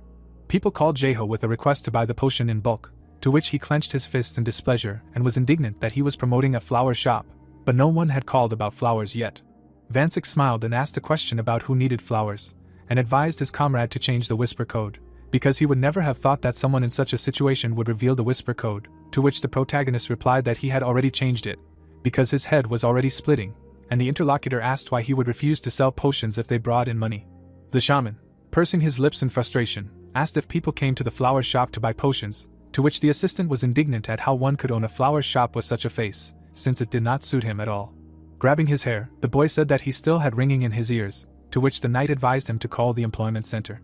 The protagonist's pupils noticeably shrank, and he sighed heavily. Turning his head back, the player asked if his friend could do it for him, to which he asked if it was due to him that he had acquired the nickname Excrement Digger, so one victim was enough for him. Suddenly, Brezel opened the door and asked if there was anyone inside and if they could help with anything, to which Vancic muttered that he had arrived in a second. Smiling broadly, the young man said that he wanted to hire new workers. Jae-ho frowned menacingly and exclaimed that it needed to be done right now.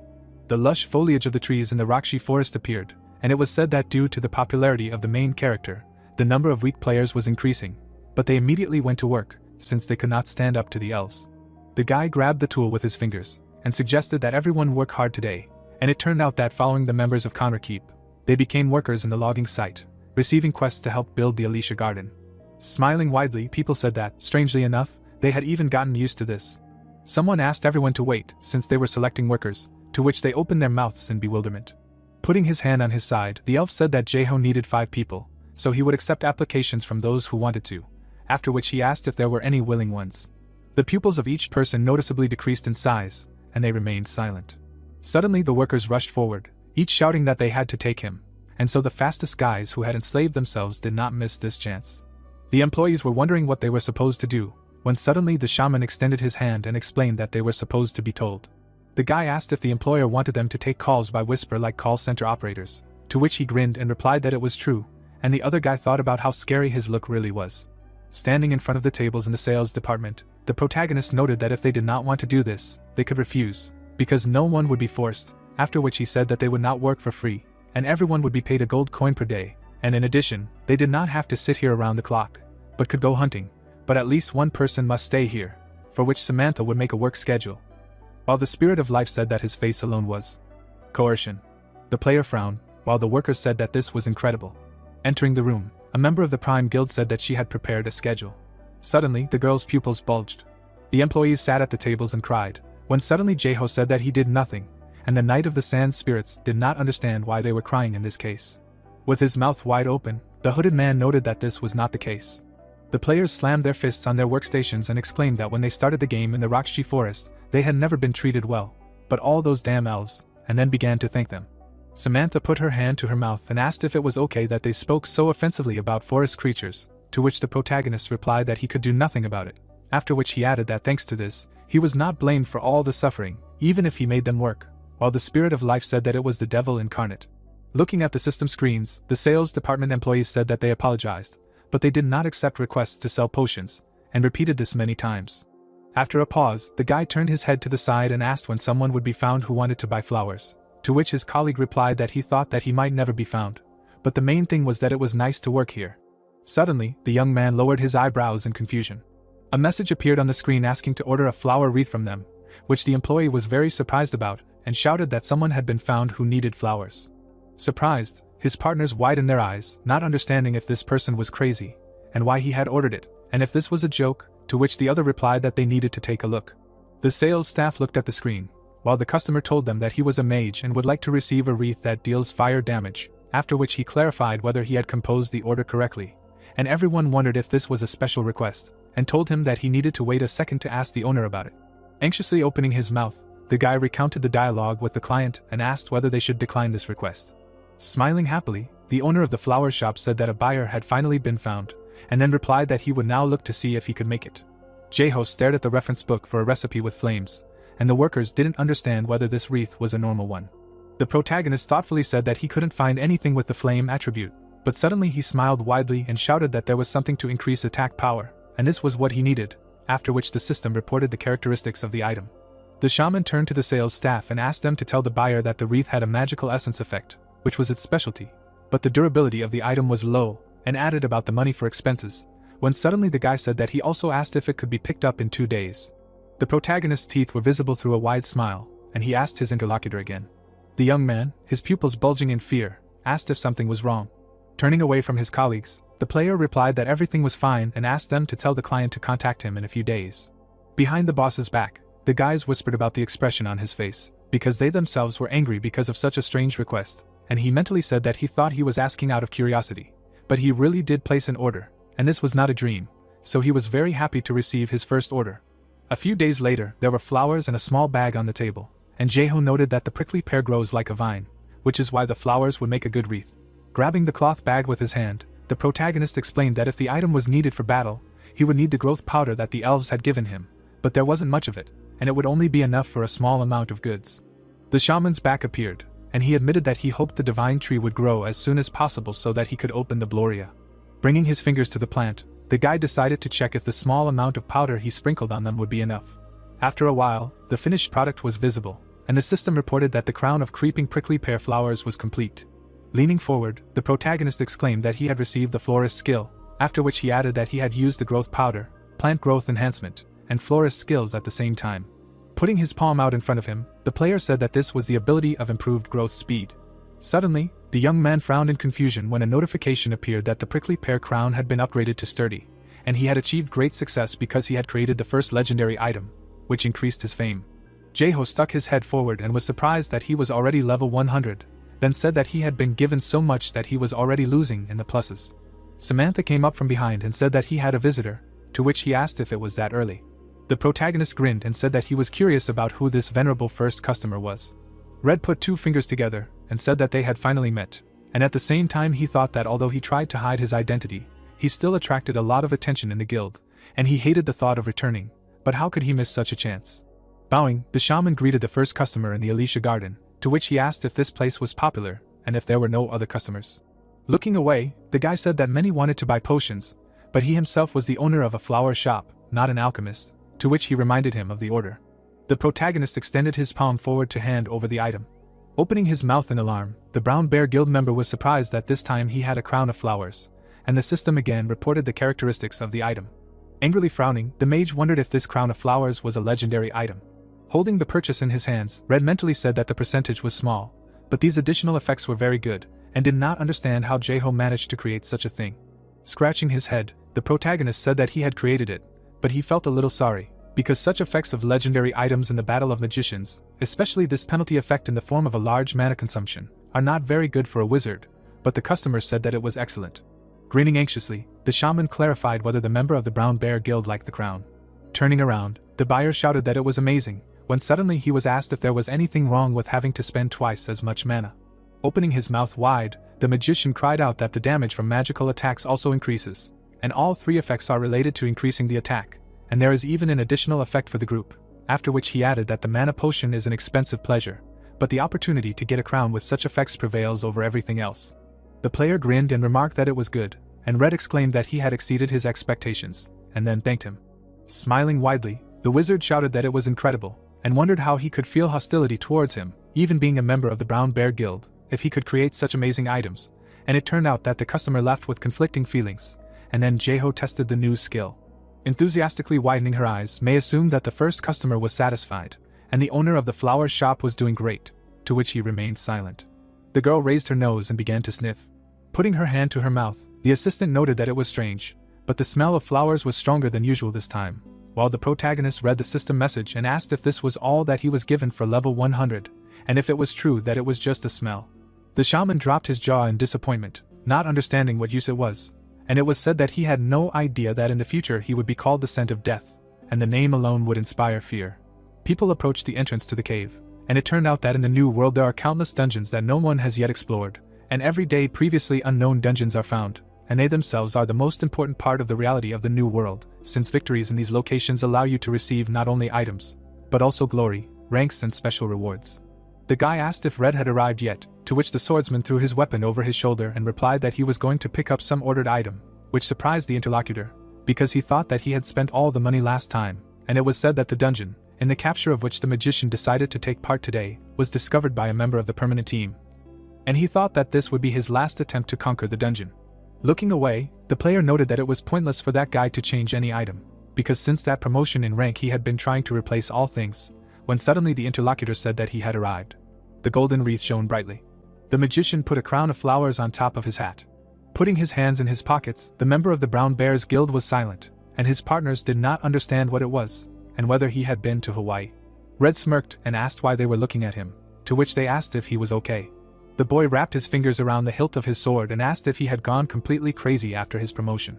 The wizard didn't understand who was crazy, but suddenly he put his fingers on the new items and declared that this was his new look. The guys lowered their eyebrows in confusion and asked if the new thing he was wearing was his order. Turning his back to his allies, Red said that he understood that he looked like an idiot in their eyes, but they would soon change their minds, to which they replied that it was time for him to go to a mental hospital. Putting 2 fingers closer to his eyes, the Brown Bear Guild member told the others to watch as closely as possible, after which he exclaimed that today, with all this, he would be able to win the dungeon. A white tent was visible in the desert. The sign said that this was the sales department room, when suddenly the employees were heard apologizing and saying that they only accept orders for flowers. Looking at the system screen, the guy did not understand what was wrong with this order. Putting his fingers to his chin, Jae-ho asked if they suddenly received 3 requests for wreaths, after which he noted that Red had ordered it before, so he could recommend it to his friends, and the employee said that they had strange requests. Looking down, the protagonist clarified why they were strange. With wide eyes, the young man said that an order had come for 3, for a tank and 2 warriors, and began to talk about the price. The shaman asked him again, to which he looked away and said that if they were given a discount, they would recommend the product. Frowning, the player thought about the fact that he suspected that something like this could happen. The employee opened his mouth in alarm and continued to tell the story. Reaching forward, the guy noted that the customers asked to keep it a secret, although they said something scary. But he was not entirely sure about it, to which the protagonist clarified what he was told. A drop of sweat was running down Jae-ho's cheek, and he did not understand why the sales employee was hesitating, but he remained silent. Putting his hands on his hips, the protagonist noted that whatever it was, Red was a good person. The shaman lowered the corners of his mouth and asked to tell him what the names of the clients in the game were, to which the employee replied that their names were Gloria, Carly, and Kronkran. Suddenly, the protagonist's pupils noticeably decreased, and he ordered to block these users and add them to the blacklist, because they did not need such customers. Grinning, the player explained that it did not matter how much money you could get, because such people could only distort everything. Squinting, the protagonist declared that he would not fall for their tricks. During a private conversation with Krovason, the shaman held a vase in his hands and said that they had not communicated for a long time, to which the interlocutor replied that she was reporting in advance that she was doing well, although she had recently distanced herself from the world. The guy dropped his jaw in embarrassment and asked if everything was okay and if this was about the elixir, then added that he needed to replenish his supplies and send them to her, to which she exclaimed that his elixir was incredibly popular, but she had contacted him for another reason. The system screen appeared, and the girl noted that she had previously mentioned the continent of Citra, which is in the north, and a city called Otok. Looking at the flowers, the player confirmed her words and clarified what it meant, to which she replied that nothing. People in carnival masks appeared, and the appraiser told her that every year there is a festival called the Night of the Unquenchable, and then added that she had only been there twice, and it was quite grand, and besides, many nobles attend this celebration. There was a notification that he was currently in a private conversation with Krovason, when suddenly she invited Jae-ho to join. Frowning, the protagonist did not understand why he needed this. The shaman placed his palm on the vase, while the interlocutor explained that this was a festival she grew up at, and besides, his name was widely known in the New World, but only as the king of the new state, and not as a florist, so in other words, he was considered a representative of the nobility. Touching the flowers with his fingers, the guy asked the girl again, to which she said that there would be young and inexperienced aristocrats there, so he had nothing to worry about. The protagonist smirked and noted that this was not such a bad idea, because there were no customers yet anyway, and it was unlikely that the flower shop would fail if the owner took a couple of days off. Putting his palm on the table, the player said that it sounded great. The young man smiled broadly and said that he would prepare something for the festival, to which the appraiser replied that she would be looking forward to their prompt cooperation. A plant sprouted from the ground and asked if the protagonist was going to go to Otok, which was located on the continent of Citra. Sitting on the ground, the shaman replied that he was curious if the interlocutor knew about this place, to which he replied that there was not a single corner that she had not seen. The creature admitted that its powers were not as powerful as before, but still remembered the taste of honey mint lime, when suddenly the guy began to stand up and sighed heavily. Putting his fingers to his chin, the protagonist said that he would bring it to her, because he wanted to pick flowers there anyway. Looking away, the player wondered if he should have come, and the sprout asked if it was true, and then noted that lupins and sweet potatoes grew there, and that resin and honey used to be found there, but now the forest was occupied by demons. Frowning in confusion, the young man asked the interlocutor to wait and repeat what she had just said. Putting his hands on his legs, Jae-ho asked if it was said about demons, to which the entity replied that many years ago, demons raided the forest, so the elves had no choice but to leave the area. The girl in the sprout noted that if nothing had changed since then, the forest was still a haven for demons, after which she added that she would like the protagonist to check this while he was on the road, to which he bowed his head down and asked why him. The shaman lowered the corner of his mouth, thinking about what it meant that the demons had taken over the lands that belonged to the elves, and the undead he had met before definitely had problems with their heads, but he didn't understand how strong they were if they had even driven the elves out of the forest. Looking away, the guy said that since he was asked so, he certainly wouldn't interfere, when suddenly the interlocutor clarified what he meant. Scratching the back of his head, the protagonist exclaimed that he couldn't leave everything as it was, because he had mixed everything up because of these demons, to which she noted that for some reason it seemed to her that everything would be the other way around. Getting up from the ground, the player said that he needed to go, to which the sprout was indignant at this, because he hadn't come here for several days. With his hands on his hips, the young man asked why she didn't spend time with the elves instead of him, to which she asked if he thought it was nice to be with someone who never stopped talking. Turning away, Jaeho said that someone would come along to keep her company, while the creature asked him to wait. Frowning, the protagonist thought about the fact that thanks to the question, he had found useful information, so he shouldn't go near the Manhwa forest. Rainbow glare of the sun fell on the houses in the settlement. With her mouth slightly open, Samantha asked if they were talking about going alone. She heard an affirmative answer, because she and Crevason were friends too, to which she looked straight ahead and said that she understood that. Putting her hand on the box, the girl asked if it was necessary for the shaman to hide from the elves like that, to which he asked her to be quieter, and the elves could hear them, but he did not want them to go with him. After which he added that on the way to Odok there was a forest teeming with demons, and if they followed them, a fight could break out. Turning her head to the side, the Knight of the Sand Spirits did not understand if they could just leave as usual, because in this form they could quickly attract the attention of the elves, who would recognize him in any form. Smiling widely, Brezel noticed the player and asked if he was going somewhere. Hiding under a cloak, mask and glasses, the protagonist stood up and was silent. Throwing the disguise onto his hand, the young man exclaimed that he wanted to study what was growing nearby, to which the elf noted that he was constantly working. Waving his hand, the boy asked where he was going, to which he replied that he was just going to study the plants. The silhouettes of the heroes moved away, and the forest creature again asked where the interlocutor was heading, to which he replied that he was going to study plants. Closing her eyes, Samantha noticed that they had left, and was surprised that the elves trusted him so incredibly, and he said that he had only met 22. Grinning, Jaeho said that they were leaving anyway. Walking deeper into the desert, the protagonist explained that they had moved a little away from the Alicia Garden, and sand brayons had immediately appeared everywhere, and suggested that the spread of vegetation had greatly changed these lands, and the Prime Guild member admitted that she had not known that she would specialize in deserts when she changed her class, but the heat was still very mentally exhausting. Turning her head to the side, the girl said that with the shaman's level, this was not a problem. The pupils of the Knight of Sand Spirits noticeably decreased from anxiety, and she clarified if everything was alright with her partner. The protagonist started dancing and talking about a new skill called Elbow Spirit, and Samantha didn't understand what he was doing, when suddenly the system reported that the player was surrounded by the essence of the Dream Flower, and the unity with the spirits was increasing, thanks to the skill to increase heat resistance. The guild member Prime asked about this strange skill that was related to dancing, to which Jaeho smiled widely and asked her not to pretend that she didn't see anything. The girl closed her eyes and noted that if the protagonist was worried about her, then she shouldn't do it, because she could handle this heat. Lowering his chin, the shaman said that he did it for himself. Opening her mouth, the Knight of the Sand Spirits asked if her companion was serious. Abruptly jumping up, the lady asked her partner to tell her what his level was, if he didn't mind. With a wide smile, Samantha said that she was level 302, to which the protagonist was surprised and asked if she was a ranker. Suddenly, the pupils of the Prime Guild member noticeably narrowed. Raising his finger up, the player said that he had only recently crossed the 100th level, to which the interlocutor was very surprised. Lowering her hands, the girl thought about the fact that it could not be that a person who got out of the forest of Roxchi and in a short time held a very large-scale event was a weak player all this time. Lowering her eyebrow, the Knight of the Sand Spirits realized that this was, without exaggeration, a monster. Jaeho smiled widely and asked if it was really that great and if she was curious about how long it took, to which she was surprised that he had such incredible influence, and was only level 100, since this was the first time in the new world. Looking at the mountain range and the scenery, the protagonist said that it was great to be outside the desert. Leaning over a flower bush, the boy said that you can enjoy the flowers here. Samantha smiled and asked Jaeho if he did floristry in real life. Frowning, the boy said that he liked doing it in the game. The girl parted her lips and said that he must be enjoying himself when he played. Looking at the boy's back, she mentally said that if you think about it, they say he's scary, but that smile changes everything. Blushing slightly, Samantha mentally said that it was really an amazing smile. The girl's pupils narrowed. She turned around abruptly, saying that she must have gone crazy. When Jaeho asked what happened to her, Samantha answered, saying that she just thought she heard some sounds behind her. The protagonist, looking at the bush, asked if there was a monster there. The girl, going in that direction, said that she would check everything now. She gaped in amazement. A demon came out of the bushes in front of her. The warrior immediately took a sword out of her inventory.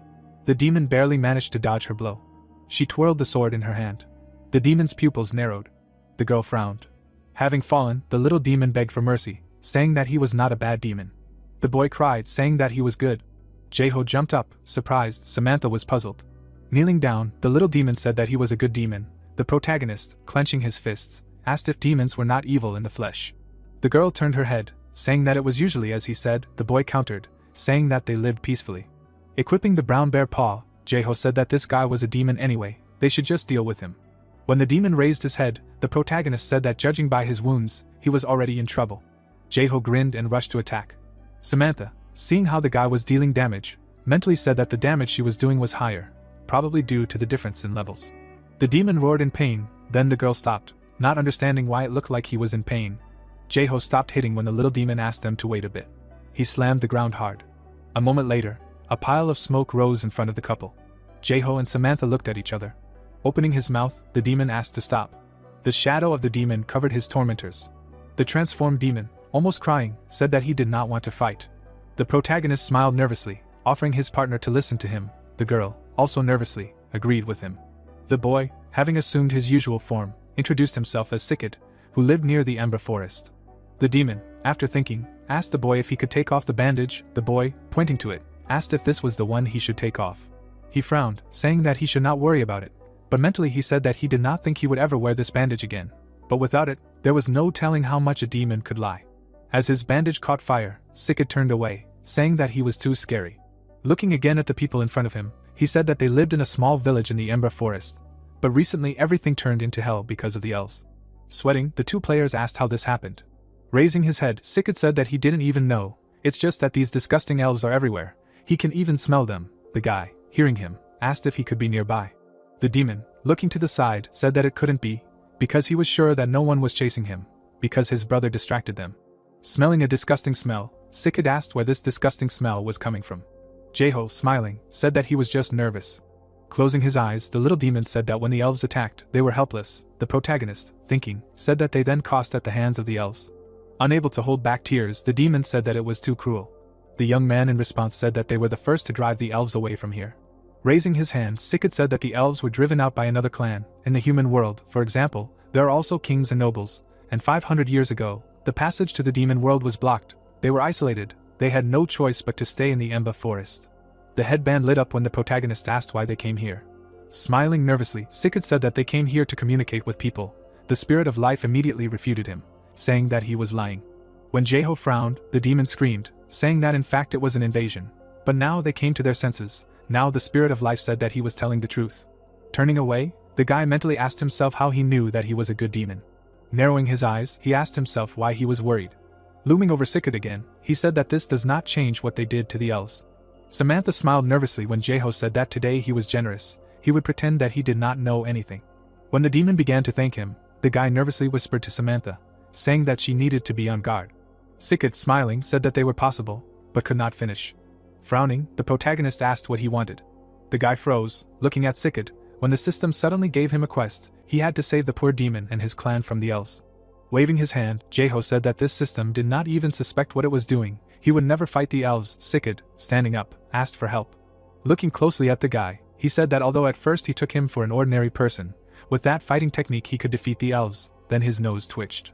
Raising his head, he said that this terrible smell was coming from him. Sikid's eye lit up. The scent and fighting technique seemed familiar to him. The protagonist frowned when the demon called him a shaman. He turned around abruptly, telling Samantha to deal with Sikid. The girl screamed and rushed forward. Suddenly, both froze when the demon told them to wait.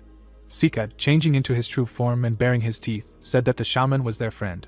The demon shrank when Jae-ho asked him to do so, then asked if it was true. The protagonist turned away when the little demon said that Tillate personally helped them hide in the Ember Forest.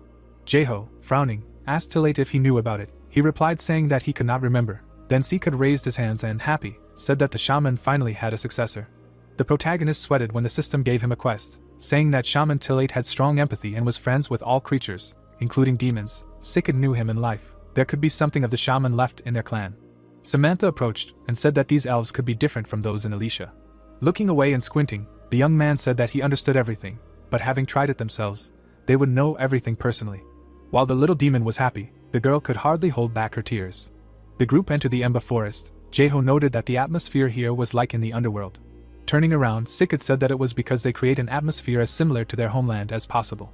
Looking at the plants, monsters and scattered limbs, Jae-ho asked if this was how the elves decorated this place. The demon answered, saying that there were no elves here for over 100 years. Samantha, who was walking behind, asked the boy why he didn't pay attention to the plants here. Besides, he didn't seem to have picked any flowers along the way. The boy frowned. He turned his attention to the rat. Seeing how the flower had swallowed the animal, the protagonist said that this flower didn't quite fit. Pointing to the flower, Sikit said that they were called crocuses and they were quite common in the hellish desert. The protagonist, grinning, said that the crocuses he knew were completely different. The boy stared at the system panel when it informed him of the discovery of a new plant, the devil flower. Jeho turned around and walked on, saying that they would pick this flower later. At the moment the flower's research degree reached 45%. Looking at the demon, the boy asked what exactly he wanted him to do. The demon turned around and said that all he wanted was to make the elves leave them alone, for these elves were not going to listen to them at all. The boy, hearing him, said that he understood that the elves were quite unpleasant, but why was he so angry? Narrowing his eyes, he asked if his anger was justified only by the blows he had received. Sikit, turning his head, said that he should be ashamed for telling him that he had dealt with elves too. Staring at his hands, he said that the elves were like the spawn of hell, a more devilish race than the demons themselves. Jeho, hearing him, said that it was a natural phenomenon. They called demons those who deprived him of his homeland and thus turned into a devil himself. Sikit, turning around, asked what he was talking about. Raising his hand, the player said that they were strong guys, but it was unclear why the elves felt this fear. The demon, frowning, asked what he meant when he spoke of their strength. The guy in response asked if that was why they took their forest. Extending his finger, the demon said that they did not take the forest only because they were weak. Looking at the shaman in front of him, he said that the beginning and end of the elves' lives depended on the will of the gods. They would die only when they were destined to die from above, and the divine tree was like the center of this world. Extending his finger, Sikit said that this meant that this place was in contact with either heaven or hell. The divine tree sacrificed itself to block the already polluted and punctured spatial portal, and, after that, the elves entered their world. The protagonist, puzzled, asked why he was so sure of his words. The little demon, looking away, said that they had heard rumors while they were not directly involved in the war and were peaceful demons. Tilting his head, the boy said that he could check if he was telling the truth, but he still did not convincingly claim that demons were weak. Waving his hand, Sikit shouted, saying that it was not so. If the devil was so strong, then why did he stay there, not even coming out of the forest at this moment? Rizel and Jeho, looking at the demon in front of him, said that no matter how evil they were, fighting against the entire continent was a burden. Sikit suddenly trembled all over and screamed. The boy had to quickly lift his legs, dodging arrows. The elf, holding a bow in his hand, screamed, saying that he had been wondering earlier why he ran away like that. The protagonist turned around and frowned. The elf himself also frowned, asking what a mortal was doing here, and with such a smell. Suddenly, his whole body shuddered, saying that it was a familiar spirit of life that did not match the demon forest. There was a shaman here. The boy smiled when the warrior asked him what he was doing in such a place. Moreover, why was there a demon with him? Smiling widely, the elf asked if he had come here to defeat all the demons at once. The young man, hearing him, said that he was smart. The man, continuing to smile, said not to worry, because all the demons here were captured, and soon he would be able to send them back to the hellish desert. Jeho, looking at Sikit, asked if they were really sending the demons back. They were not going to kill them? Smiling widely, the elf said that first of all, the demons that remain in the middle do not die, and even if they die, they will immediately return to their homeland. Seeing the demon crying and scared, the shaman tried to understand why he was scared when he had a chance to return to his homeland. The warrior pulled the boy away. Putting his hand on his head, he asked Jeho if he wanted to go with them. Suddenly, everything around Sikit began to glow. The boy literally begged for help with his eyes. The warrior, thinking, said that since everything turned out this way, he suddenly remembered the retinue that was nearby. The guy, looking at Samantha, thought. The elf, paying attention to the girl, said that she had pretty good communication skills for a mortal. Samantha and Jeho stared at the elf in front of them when he said that they did not seem to know how to properly deal with the spirit yet, although it would not help them while they were humans. Was the master shaman trying to place this person under shamanic accompaniment? Pointing at himself, the archer said that if he wanted to, they could teach him. Samantha screamed, asking why he was asking her about this. The protagonist, smiling nervously, agreed. The girl's face turned red when she said that she did not like elves, but with their help she could learn spiritual shamanism, which was the very basis. At that moment the system issued a quest for training. They needed to learn how to handle the spirit of fire from the elves. Jeho, turning to the girl, said that he did not quite understand what they could teach him. Maybe it was just something that he would have to go through anyway. Putting his hand on her shoulder, he wished her patience. Soon they entered the thick of the forest. The houses here were decorated with cobwebs and skulls. Some had a goat's skull on the table. Looking at the captured demons, the protagonist was surprised. The elf meanwhile said that besides these guys in the center of the village there were many more like them.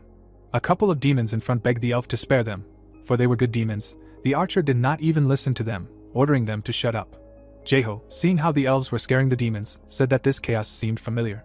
The archer dragged Sikit away from the shaman. Stretching his hands towards the player, the boy asked what he was going to do about this. He probably had a plan. The youth frowned and looked away. Sikit, crying, called Jeho, who, carefully looking away, said that he was thinking about his own. Leaning towards the elf, He said that he needed to quickly talk to this guy. The archer agreed, saying that bad energy can spread, so he should avoid long conversations. The demon, when they were alone, asked the guy if he would fulfill his promises. He, grinning, said that he would need to sit quietly. Then he asked if there was something in the forest that the shaman Tillate left behind. After receiving confirmation, the boy looked at Samantha, saying that they could find Tillate after everyone was dead. Samantha closed her eyes and said that they should do so. Sikid interrupted her, saying that a devil should not learn from a devil. The shaman frowned at the demon, asking if it would not be better for him to return to the hellish desert. The demon replied by saying that it was impossible. The protagonist immediately asked him why this happened. Sikid, turning away, said that during the invasion, having made a bet on alcohol with Tillate, he ran away from his entourage since it was considered desertion. The protagonist frowned deeply upon hearing his words. The demon, opening his mouth, said that demons cannot escape from the Rieseland forest thanks to elves, although elves with such eyes are truly frightening, and if they return to a magical world like this, they will be tortured forever. The protagonist couldn't help but imagine the burning demons. The boy in front of him cried, saying that it was very scary. He couldn't help but imagine, saying that they would be taken for a walk through the Phytonsaido recreational forest. Afterwards, they would take a boiling bath of the lower part of their bodies in the hot springs in the open air. Waving his hands and crying, he said that they would be like a fried egg in a corner oven. Jeho frowned, saying that these were healing methods. Smiling, he said that it didn't hurt at all. Sikid refuted this, saying that all demons were essentially close to death, pain and despair. For them, reviving things were painful. Then the shaman, after thinking, said that if they were close to pain, then torture was okay for them. Looking behind him, he said that closeness did not mean pleasure. They also had things that they were afraid of in their own way. Suddenly the demon's brother pointed at him, and asked how he dared to trade him for the elves. He answered by saying that he couldn't do that it wasn't his fault that he fell while running without looking at his feet. His brother objected by saying that he saw him hit him on the head with a rock. Jeho and Samantha watched the brothers quarrel from the side. The protagonist separated them, saying that they should be glad that they were both alive. Both demons were struck as if by lightning. Then the spirit of life told Jeho that the touch of a shaman causes demons devilish pain. Looking at the fallen demons, the guy said that now he understood why they felt pain several times stronger when they were hit with an elbow. An elf approached and asked the player if he should help him with witchcraft. The young man, puzzled, asked what witchcraft he was talking about. Clenching his fists, the archer said that he was talking about torture. When the other elves approached, they began to say that it would be too merciful of them to simply kill all the demons and return them to the hellish desert. They closed their eyes and said that their world itself was full of boiling lava, so it would not hurt them if they were burned to ashes. Their limbs could be torn off, but it would also be worth preparing boiling oil. Jeho, who was listening to them, suddenly understood why the demons were so afraid of the elves. Frowning, he said that the very fact of their existence already frightened them. The warriors countered, saying that demons were fearless creatures. The protagonist looked away, mentally saying that these guys were very wrong, and after all, Sikid said that the elves could return to the hellish desert. Frowning, he said that he could try to convince them otherwise, but there was an easier way to do so. Since he was dealing with elves, he also learned a thing or two. Raising his hand, he asked why they didn't leave the demons to him and return to the Garden of Alicia themselves. The archer objected, saying that he had gathered all the demons here and he was suggesting that he just leave. The young man, closing his eyes, said that he was against the demons returning back to the desert. Crouching before the demons, he said that the hellish desert was their home, but it would be painful not to be able to return, so they could make them suffer forever. He grinned and said that he had just learned from torturing the two that they were right. The more you torture a devil, the more pleasure they get from it. He frowned sharply and said that no matter how much they tortured them, they would return to their homeland with great pleasure, but they would return here if they could not forget this pleasure. The elves' faces twisted in anger. The spirit of life was screaming at that moment, saying that this was complete nonsense. Closing his eyes, the elf asked why they were still here. Standing up, the guy said that the demon's goal was to invade Midgard. Opening his lips, he said that they had already made their position here. If they allowed them to return, it could be good in that they would lose their seriousness to some extent, but based on the events, it could lead to the opposite consequences. Gritting their teeth, the warriors became angry. The protagonist closed his eyes, mentally saying that it was expected of the elves. The archer in front of him asked what they should do in such a situation. The boy answered by saying that it was better for them to keep the demons in this forest. It would cause them pain, since they would never be able to return to their homeland. Grinning, he said that he would definitely take care of it. The elves smiled widely, saying that they would follow the shaman's instructions. Then the elves in front of him asked if they could watch the shaman being tortured, so they could learn from him. The demons looked at the elves when the player asked them why they were suddenly so curious. Grinning, the elves said that the devils were their eternal enemies, so they wanted to learn the technique of torturing those who could not be tortured. The brothers sweated in horror. Sikid shuddered all over when Jeho called him. He turned his head. The boy, clenching his fist, apologized, saying that they would have to endure for a little while. The boy began to cry. Looking at the beaten Sikid, The young man mentally asked him for forgiveness. Now he had to buy time before he died. The elves standing in front of him said that they now understood how to torture devils, although they could not deal with divine power, so they had to find something that could have a similar effect, but it was still a great lesson. Looking at Sikid, Jeho asked if he was okay. Smiling, the demon said that if the elves returned, he would confess his love to Rakura, because he always postponed his confession. Reaching out his hand to him, the protagonist said that he would help him. Sikid looked at his hand in confusion. The spirit of life at that moment said that if he touched him, it would hurt. Sikid screamed in pain and despair. The elves even sweated, seeing how the shaman dealt the final blow so mercilessly. The protagonist drew his eyebrows together. The boy, starting to disintegrate, said that he would definitely take revenge on him. Looking at the ashes left by the demon, the boy told Sikid's brother that he was very sorry for what he had done. Then the system informed him of receiving the title of Hell Devil. Now all the demons respected the boy. The little demon, smiling, said that he was very cool. The elf pointed to the side when the protagonist said that everything should work now. Standing in front of the demons, the boy waved his hand, asking if they wanted to end up like their brother. If not, then it would be best for them to stay in the village. Otherwise there would be a new type of hell for them here. At that moment the system reported an increase in respect among the devils. Smiling, the archer said that they learned a lot from him. The protagonist himself, nervously smiling, said that this should be enough. The elf, approaching, asked him to repeat his speech if they listened to him. The protagonist narrowed his eyes, saying that he solved the problem of the demons, despite Sikid's death. Remembering how the boy promised to take revenge on him, the young man smiled, saying that there was no way to do without casualties. So the rest of the elves went to Elysium, leaving only the elves at the observation station. Now there were no more battles in this forest. Jeho, standing in front of the demons, said that they did not need to return to the desert for the time being. The elves would still watch them. Brother Sakuta said that this place was much better. Smiling, the young man said that they needed to sum up. Looming over the demons, he said that as far as he knew, there was something related to Tillate here. The demons responded by saying that it was hard for them to pretend that they did not know what it was about, so they went through all this trouble. Equipping the bear's paw, the boy asked if they should show the torture again. One of the demons immediately ran. Soon Brother Sakuta held out a chest, saying that inside was the very treasure. He opened the chest. Smiling widely, he asked what he would say about this. Unbelievable? The guy frowned, asking if this was all they had. Taking a shovel in his hand, the guy began to read the properties of this shovel. Waving his hands, the demon said that this was Tillate's thing. Thanks to it they were able to grow plants from the demonic world here. The protagonist, looking at the system panel, said that only one skill is related to Tillate, the skill Master of Gathering. This skill gave out twice as much damage as from the bear's paws. Turning his head, the guy asked what average attack damage of a weapon would be suitable for his level. Samantha answered, saying that its damage should be around 300 units. Parting her lips, she said that the average attack damage of a weapon doubles every 100 levels. At 200 it is 600, and at 300 about 1200. Picking up the shovel, the boy said that his paws were pretty good, and the seedling shovel was just cheating. It was just a pity that only those with Tillate's permission could use it. He grinned and said that he would take it anyway. The boy squinted, mentally saying that he could go to the shaman's grave and ask for permission to use it. Suddenly the system informed him that he was Tillate's successor. The requirement to use the item was now removed. Suddenly, the shovel lit up. The bright light scared Jeho. A moment later, a bright glow illuminated the entire area. The young man saw his reflection in the shovel. Now the tool in his hand looked completely new. Looking at the panel, the boy realized that the shovel's power had increased. Frowning, he asked Samantha if she knew what an evolving item was. The girl smiled, saying that items of this type are extremely rare. Most of them are attached to their owners and grow with the player. The boy frowned. The system informed him that collecting ginseng deals damage increased by 300% to the target of collection. The boy frowned deeply, asking why he would attack such a plant. Samantha, opening her mouth, suggested that it was the plant they had seen before. Looking at the crocus in front of him, the boy asked if she was offering him to use this shovel in the fight against this plant. Standing in front of the crocus, he said that he would first knock it out. The plant opened its bud. The young man rushed forward, saying that this flower would be in his collection. The stem of the flower bent. Jeho put the shovel in front of him, using the ginseng collection. The flower bent, dodging the blow. The protagonist narrowed his eyes, saying that he hit the target accurately. The monster's body began to tremble. Its vines rushed forward. Jeho had to dodge the tentacles. One of the tentacles rushed towards him. It grabbed his wrist. The boy grabbed it in response. He cut the vine with one swing. His pupil shrank from what he saw. The boy immediately dodged the monster's attacks.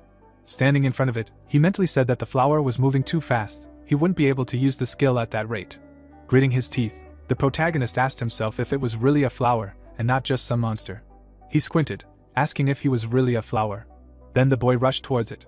The player jumped, ending up above the enemy. The vines rushed towards him. They fettered every part of his body. The boy, grinning, said that if this was a flower that would be recorded in a botanical reference book, then he could use the skill with 100% success. The boy struck the semblance of a flower's head. His shoulder blade glowed brightly. Then the system informed him of the successful subjugation of the crocus. He received the crocus seeds, as well as his stomach acid and gall bladder. Wiping the sweat from his forehead, the protagonist said that this collection was the hardest of all. Smiling, he asked if he should collect all the flower monsters along the way. Coming out of the forest, the protagonist collected various plants and left their corpses on the ground. The events take us to the city of trading companies and nobles Otok. Crevason smiled widely, greeting Jeho.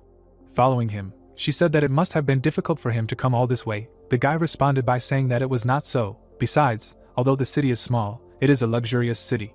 The girl, smiling, said that it was because there were many trading companies here. By the way, they should go to the main office of her trading company.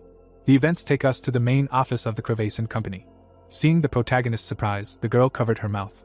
The young man standing below said that this building was simply huge. His country couldn't even compare to this city. The girl laughed and said that it was just that she sometimes managed all the logistics in this area. As the owner of one of the leading trading companies on the Citra continent, she had no choice but to brag a little.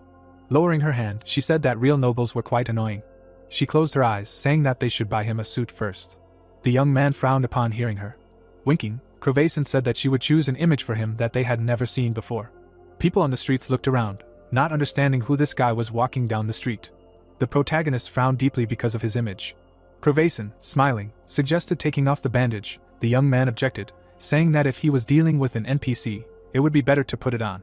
The girl, standing in front of him, said that he should use the accessory hide function then. The boy raised his hands, saying that no one had told him about such a function. Crevason responded by saying that another image suited him very well, in instilling fear in his opponents. Turning around, she said that they should now go to the mansion of the lord of the city. The banquet was being held at the mansion of Lord Otolka, a banquet attended by all the young nobles of the surrounding areas, considered an important event on the eve of the festival.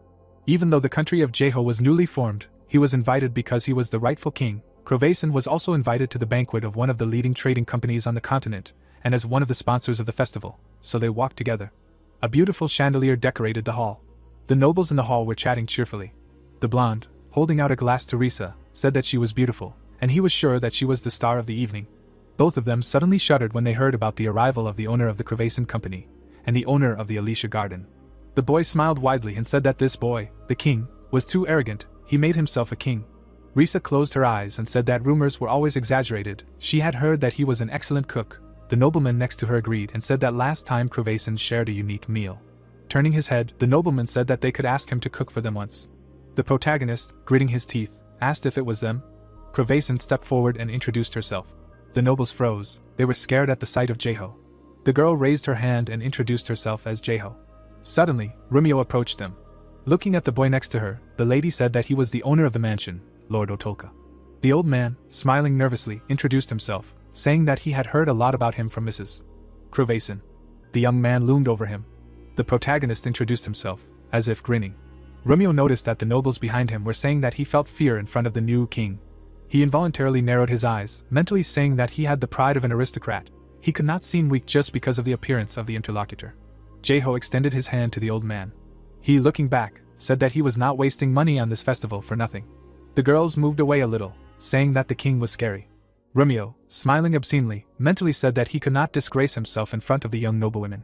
Clenching his fists, the lord told himself that he was the owner of this place. A moment later, he squeezed the big man's hand tightly. Smiling nervously, he said that he had heard that he was an excellent cook. The nobles behind him were taken aback, seeing how the lord asked about it first. Crevason's eyes widened. She did not understand why the old man was talking about this. Smiling widely, Rumio asked if he could cook those unusual dishes that Lady Crevason had recently treated them to. The girl herself, approaching the guy, said that this happened because when he treated them to dishes, she said that he himself cooked them. Then she did not yet know that he became a king. The people looked at each other and, smiling, began to praise the protagonist's dishes. The girl next to Jeho became excited, saying that she would tell them everything as it is. The guy, grinning, said that these people know the truth, but continued to lie. The girl sweated and froze. The protagonist, grinning widely, said that he finally understood Crevason's words that the aristocrats are annoying, and thanks to the eye patch that he hid, he basically understands what they are thinking. The boy smiled and told the lord that his praise made him a little embarrassed. The boy's pupils shrank as he said that he had to repay them for their kindness. Crevason couldn't hold back her tears. She felt scared. When Jeho asked where he could start cooking, Romeo pointed at the guard and said that he could ask him. The Lord grinned and said that there was a famous chef from the continent here, he could compete with him. Crovason next to the boy screamed, saying that their guest was an officially invited king. The boy grinned and said that they should expect a dish. Looking at the stove, the boy said that it was small, but it would be enough for him. Taking the frying pan, Jeho said that these young nobles were picky about their taste. The player poured Crocus stomach acid into the frying pan. The spirit of life, seeing this, asked if he had become a demon after communicating with them. Jeho picked up the frying pan and said that they started it first. After chopping up the Calberos grass, the protagonist also added the dung fly flower juice, sundew eyeballs, and fire mold flour. The fire burst into flames on the frying pan. The chef standing behind him frowned. The man crossed his arms and mentally said that he thought he was a newbie before, but seeing such a strong flame, he realized that the guy knew what he was doing. Meanwhile, the protagonist said with a smile that he would level up his plant research and feed them. Jeho frowned deeply when the system gave him the pseudo-chef title. Now the debuff caused by indiscriminately mixing ingredients to cook would be reduced. The guy looked away, saying that in that case, he had one way left. The youth equipped the brown bear gloves. Mana burst out from Jeho's hand, and the life spirit asked him what he was going to do. The protagonist frowned and said that he wanted to obtain the effect of reducing bad luck from the brown bear hunter. He took out a flute and played the flute. The chef behind him couldn't help but sweat. He frowned as he watched this incredible cooking process. The protagonist smiled widely. The fire in the frying pan burst out, startling him, and the system informed him that he had successfully summoned the spirit of the demonic plant. The youth frowned at the smoke, and the life spirit said that it was all because of his determination to curse the aristocrats. The youth sweated when someone said that he was surprised that the shaman's successor was able to summon him. Jeho parted his lips and asked if he really summoned him. The spirit sitting on the frying pan said that he was the one who summoned him, but for what purpose? The chef standing behind screamed. He quickly approached and said that he had summoned a legend among the chefs, the hearth spirit. The spirit stuck out its tongue and said that it was not a hearth spirit. The protagonist struck hard. As he began to beat the spirit, the guy said that a fist was the best way to calm the newly summoned hearth spirit. The chef, seeing this, said that he should then set it on the right path. The chefs immediately ran over and stared at the spirit in disbelief. The demonic spirit screamed, telling them to stop this nonsense. The protagonist, having drowned it, said that if the spirit was still confused, they should immerse it in a boiling cauldron. The chef screamed, telling the assistants to write it down. The spirit raised its hands and surrendered. Jeho, looking at it, said to sit here and not stand out, so as not to catch people's eyes. It would be better, of course, for it to disappear. He frowned and said that this time he would succeed in feeding these ungrateful people. On the plate was his best dish, a fried kara that had come back to life. The cooks behind him froze in horror. Soon the young cook brought the king's dish into the hall. The nobles were frightened by the sight of the dish. The chef, approaching, said that he vouched for it, for he had never seen such a creative and incredible dish before. Pointing to the semblance of a dish, he asked everyone to taste it. The nobles looked at each other, saying that it would be strange to just look at it. Crovason approached the boy. The young man immediately frowned, saying not to eat it. She took the goblin kaleidoscope to find out what it was. Meanwhile, the chef began to cut. The girl screamed, seeing that it was a legendary dish. Gordon's mouth began to water. He stuck the knife into the plant. When the blood came out of the plant, the cook said it was just sauce. His eyes widened, wanting to know how delicious this dish was. The nobles gaped at the sight. The lord gritted his teeth, mentally telling himself that this little guy had definitely fooled Gordon. After trying his dish, he would personally expose the guy. He frowned deeply when the cook handed him the dish. The man opened his mouth with difficulty and thanked Jeho for the food. The guy himself grinned widely, wishing the lord a pleasant appetite. The old man took a bite. Part of the dish went down his throat. All the nobles stared at Romeo. The guy was struck by electricity. Crovason covered her eyes with her hands. Jeho, frowning, said that everything was fine. The hallucination effect of the prepared dish worked. Now the old man was shouting, asking to give him another piece. People, starting to look at each other, said that they should also try. The protagonist smiled, seeing the reactions of the people. He chuckled. Everything was going according to his plan. Soon the tray was empty. The system informed him that he had poisoned a large number of nobles. His bad reputation increased sharply. Looking at the lying nobles, the guy said that he did not want to come here from the very beginning. The spirit of life, hearing him, said that he was no better than the devil. The young man rubbed his chin, saying that his goal was to make his flower shop the most famous. But everything went in a different direction. When the blonde stood up, he asked what was so huge. Jeho frowned, not understanding what he was talking about. Saliva flowed from the noble's nose and mouth. He suddenly jumped and started screaming, saying that there was a monster here. The protagonist stared at the system panel, which notified him of the fear effect of the prepared dish. The people, starting to rise, looked at him. After that, each of them began to run away in fear. Gathered in a circle, the nobles begged for mercy. Kravason, seeing this, asked what they were going to do now. Jeho, grinning, said that he had a good idea. The girl looked at him in fear, asking what he was going to do.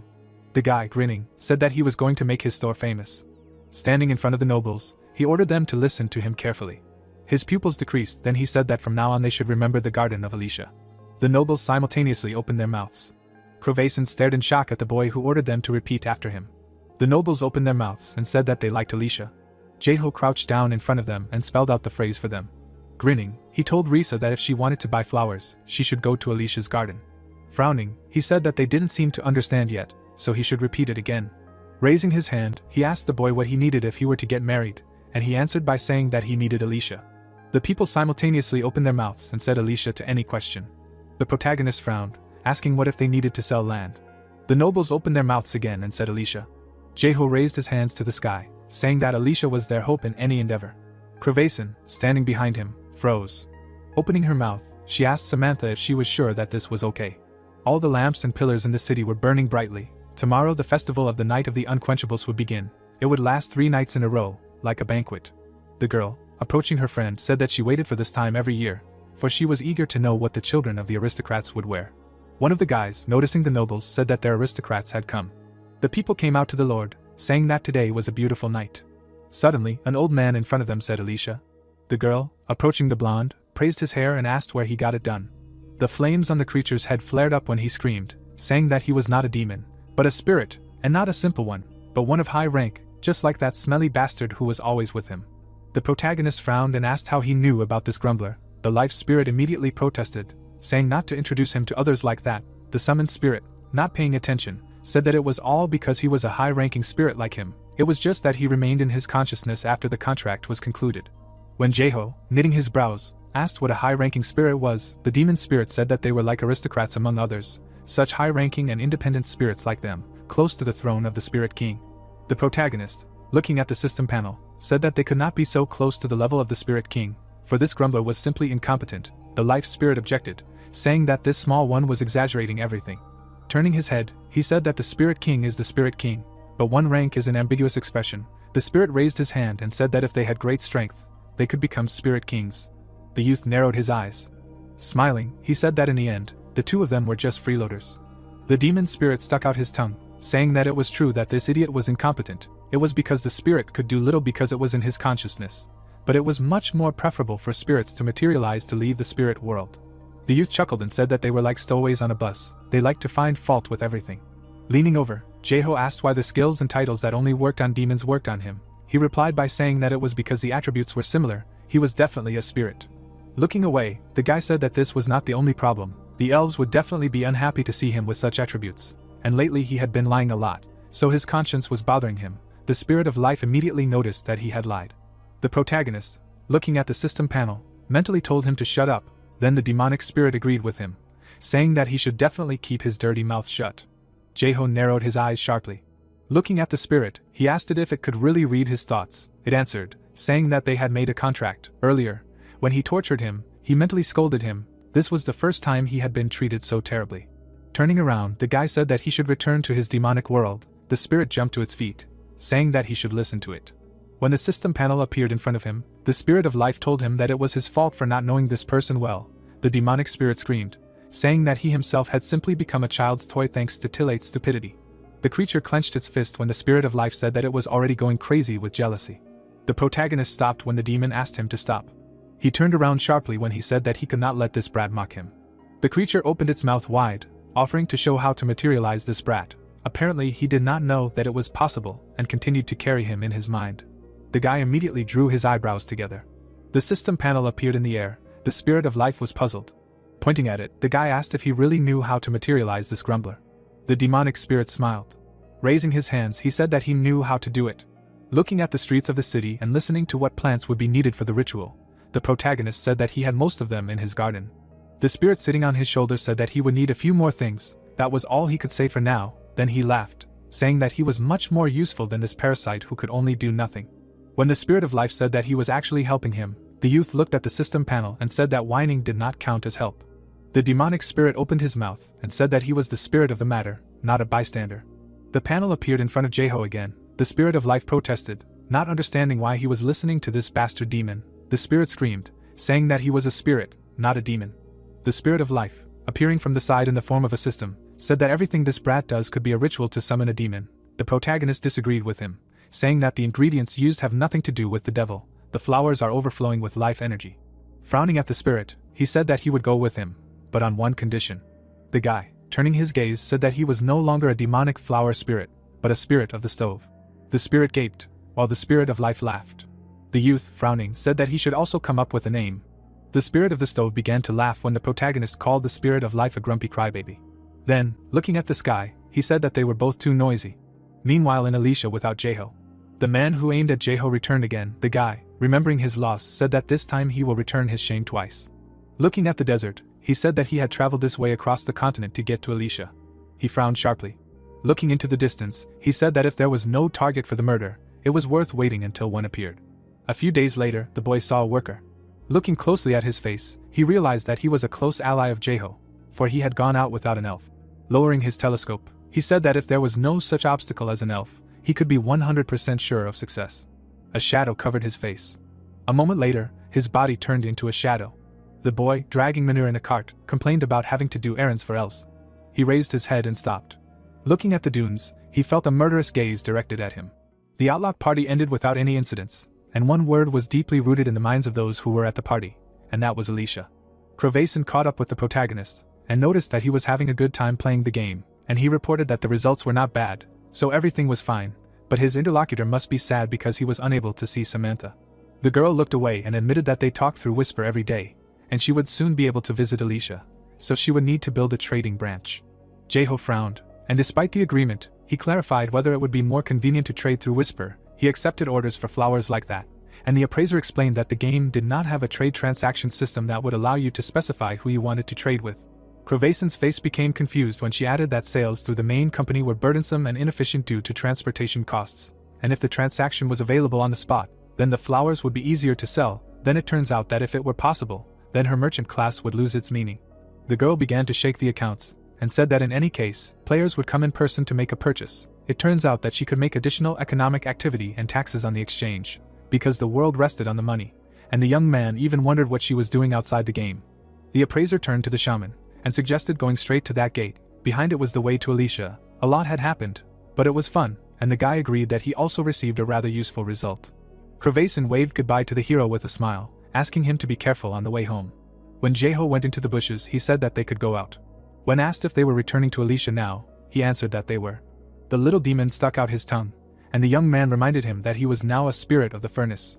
The spirit put his hands on his hips, and when the shaman asked where someone like him could be used, Grumpy, for example, helped when he fought, and when she was indignant that not only in this, he answered that not quite. The little one confidently stated that he was capable of this too. Due to the contract, it was possible to borrow his power, and the boy was surprised. The hero stretched out his hand and used the skill Spiritual Elbow, Spirit of the Demonic Plant. The demon's face became overexcited, and he screamed that the owner could feel his power, and the system reported receiving new skills. Jeho saw the dark power emanating from his hands. He turned to the little one and asked if he was sure he was not a demon, and when he heard the indignation that his homeland was the spirit world, he noted that if you look at the description, he looked like a demon. The spirit waved its arms and stated that it could not help with this, even if it did not want to. If they still gave it a demonic role, what could it do? And when the youth noted that, excluding the bad reputation, the effect was considered worthy, exclaimed that if he did not like it, let him not use it. The shaman's face became gloomy when the spirit of life suggested using her pure power, noted that unless there was a special situation when the opponent was a demon, its effectiveness was SOSO, and wondered why when he used her power, his reputation did not grow. The player turned his gaze to the demon, when in response to the silence of the spirit of life, he advised her not to overdo it, and asked if there was anything else. He began to jump on the spot, adding that he had a body, they could fight together, scout, high-five and dance, to which Grumpy replied that she could also encourage, not be annoying by being nearby and sing. The boy smiled confusedly and noted that they were similar, but the smaller Grumpy looked better in comparison, to which he reminded that a spirit with a physical shell was much more effective than a spirit synchronized with consciousness.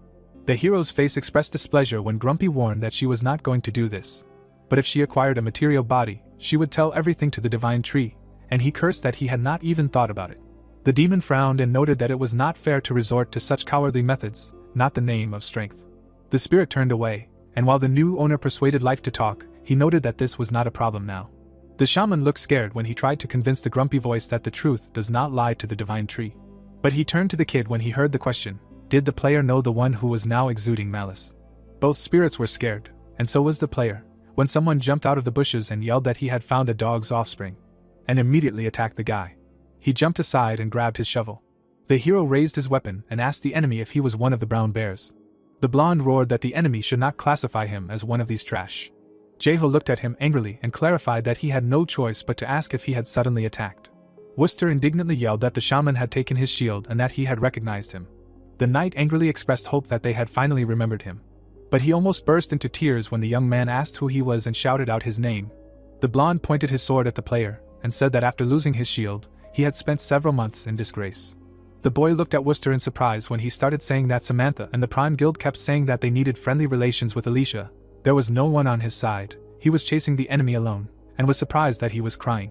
The knight put up a defense. He shouted that there were no elves nearby now, so his attempt would not be in vain, and demanded that the shield be returned. After which, with a face full of anger, he launched the Stormwave skill, and rushed to attack. The hero dodged to the side. After which he shouted that although this was a direct attack, the enemy was slower than the elves. The blonde grinned. The earth flew into the air when Worcester used an explosive Stormwave. Jeho covered his face with his hand, demanding to know what it was. But he was simply doused with a wave splash. The young man stretched forward, and decided, if he could not avoid it, to activate the spiritual elbow skill, namely the Shield of Stone Flowers. The knight did not stop, although he noticed that his opponent had become a little stronger. And with a furious cry he used the shield slash skill. Ramming the shield with all his might, he barked that we would see how long the shaman could hold out. Cracks appeared on the shield. Sweat poured down the player's face. He realized that he could not hold the shield. He stubbornly clenched his teeth, while he thought that at such a distance he would not be able to dodge the enemy's sword as soon as the wall collapsed. To the blonde's surprise, the guy cancelled the shield. After which he immediately dove under his blade, deciding to use a shovel, since he could not hit from a close position. With huge eyes, Worcester called the enemy a monster, not understanding why he was so fast. At this time, the hero appeared right in front of the knight's face, launching the demonic plant spirit skill. The strongest blow gathering ginseng knocked the spirit out of the blonde, forcing him to drop his sword, and the spirit of life commented that he was shocked by the use of this skill on people. As blood gushed from the blonde's mouth, a notification came that he had received a fatal blow. Worcester's eyes widened. Jeho loomed over his opponent, and while he was cursing, he exclaimed that he didn't know that it would actually work, but it did because the words were similar. The knight pressed his palm to his chest and screamed that this damage was just a scratch, and in response, the young man said that he knew that it was not enough, and offered to attack. Worcester screamed that he would kill him, to which the shaman clenched his spatula, not knowing what to do this time. But suddenly the blonde froze with a frightened face, and the player received a notification that the fear effect from demonic addiction had appeared. The knight's pupils collapsed to dots, and he offered to talk. The guy began to strike with a spatula, counting them out loud. Life said that she could not watch this. Worcester begged for mercy in horror, but the hero struck the 10th blow. The blonde boy took a fighting stance as soon as the fear status was cancelled and declared that he was not dead yet, but then Jeho charged a demonic explosion, and with a sly face, he activated it. The knight stared at him in shock. He was blinded by the maroon light. The youth did not look at the explosion when he wished for a safe journey, a bridge or whatever he was. The shaman turned around with a grin when the system reported the death of the enemy, and that he killed a man. At this time, in the Emba forest, while the fire spirits danced around Samantha, they explained to her that the Fire Sea Elves, a tribe with fire spirits, were different from the elves of the Rakshi forest, and promised to teach her a way to control the fire spirit and apply its power to the sword. The elf put his hands on his hips, continuing that he would tell the girl about the spiritual sword suitable for the knight who protects the shaman. Frowning, the warrior thought that it was better this way than dragging Manhwa and Alicia. Besides, her current class of Knight of Sand Spirits was rare. Confusedly looking at the fire, Samantha thought that not much time had passed since the last class change, and a new quest was already available. Besides, it was necessary to simply raise the skill level to the 100th, then you can get a unique class, and the title will no longer be needed. Standing over the girl, the elf continued to explain that spirits were pranksters since they were pure nature. Communication with them for a person threatened death, which could not be said about elves. It was difficult to detect that she had an excellent understanding with spirits, so she could simply borrow their power without a contract. Therefore, for her, having the heat of the desert, it would be a better choice to focus on one fire spirit than on several at once.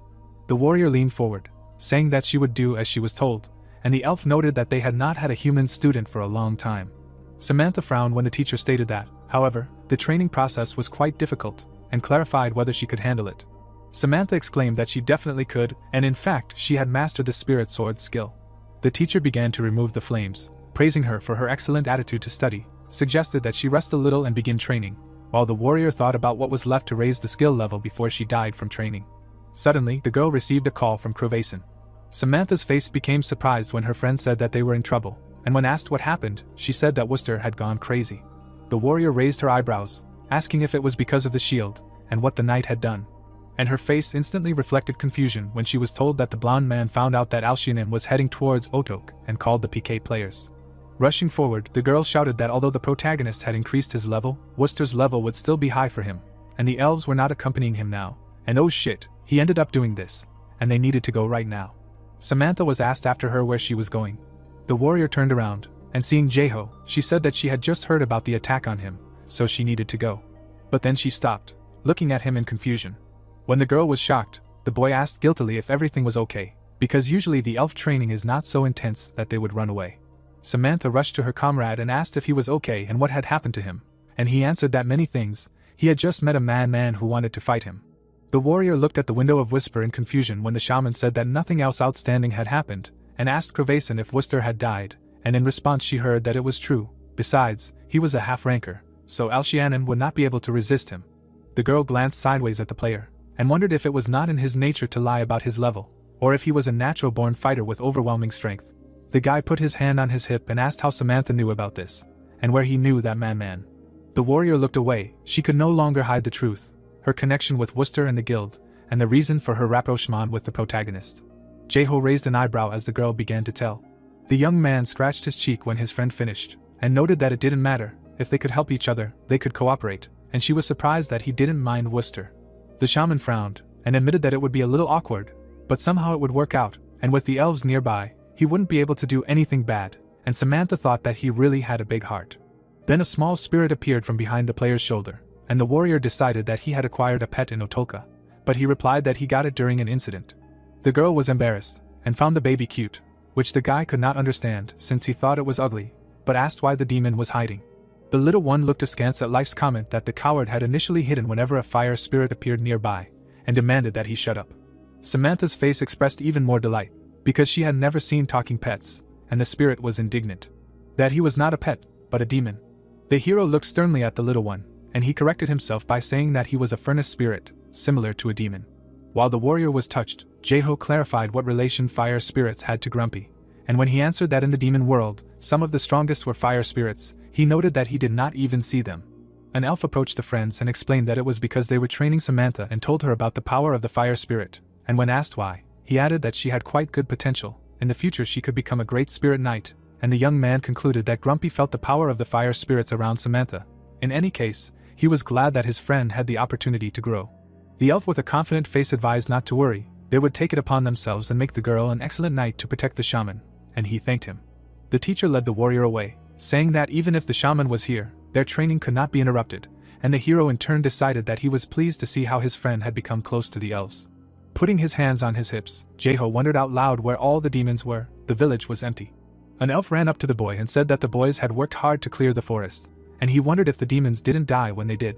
The girl rubbed her chin and admitted that they didn't know either, but they couldn't leave the ecosystem in such a state, which shouldn't exist in the middle world, and if this place became immersed in greenery, it would be even more torture for the demons. The boy admitted that they would definitely take care of it, and he thought that there was nothing to do if they died, and if they lived, they would be tortured. The shaman frowned when the elf asked if he wanted to visit the demon's warehouse, and added that the greedy creatures had collected many different kinds of wealth, but it would not be a problem for the shaman. The player glanced at the little demon when the elf said that there was a demonic spirit next to him, so the dark energy could not affect him. The guy put his fingers to his lips and asked if there would be any problems, and when asked what kind, he said that it was a demonic spirit, so if anyone saw it, they would take it for a demon.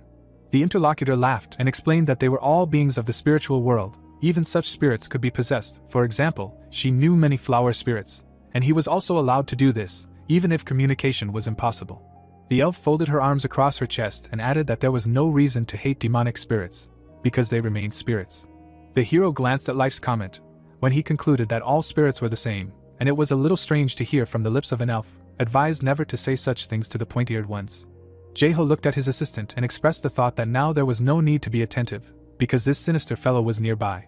But when he asked if he could now, introducing himself, talk about his true nature, asked him not to do it in front of strangers, and when he clarified why, he replied that they could misunderstand if they found out that he was a demonic spirit.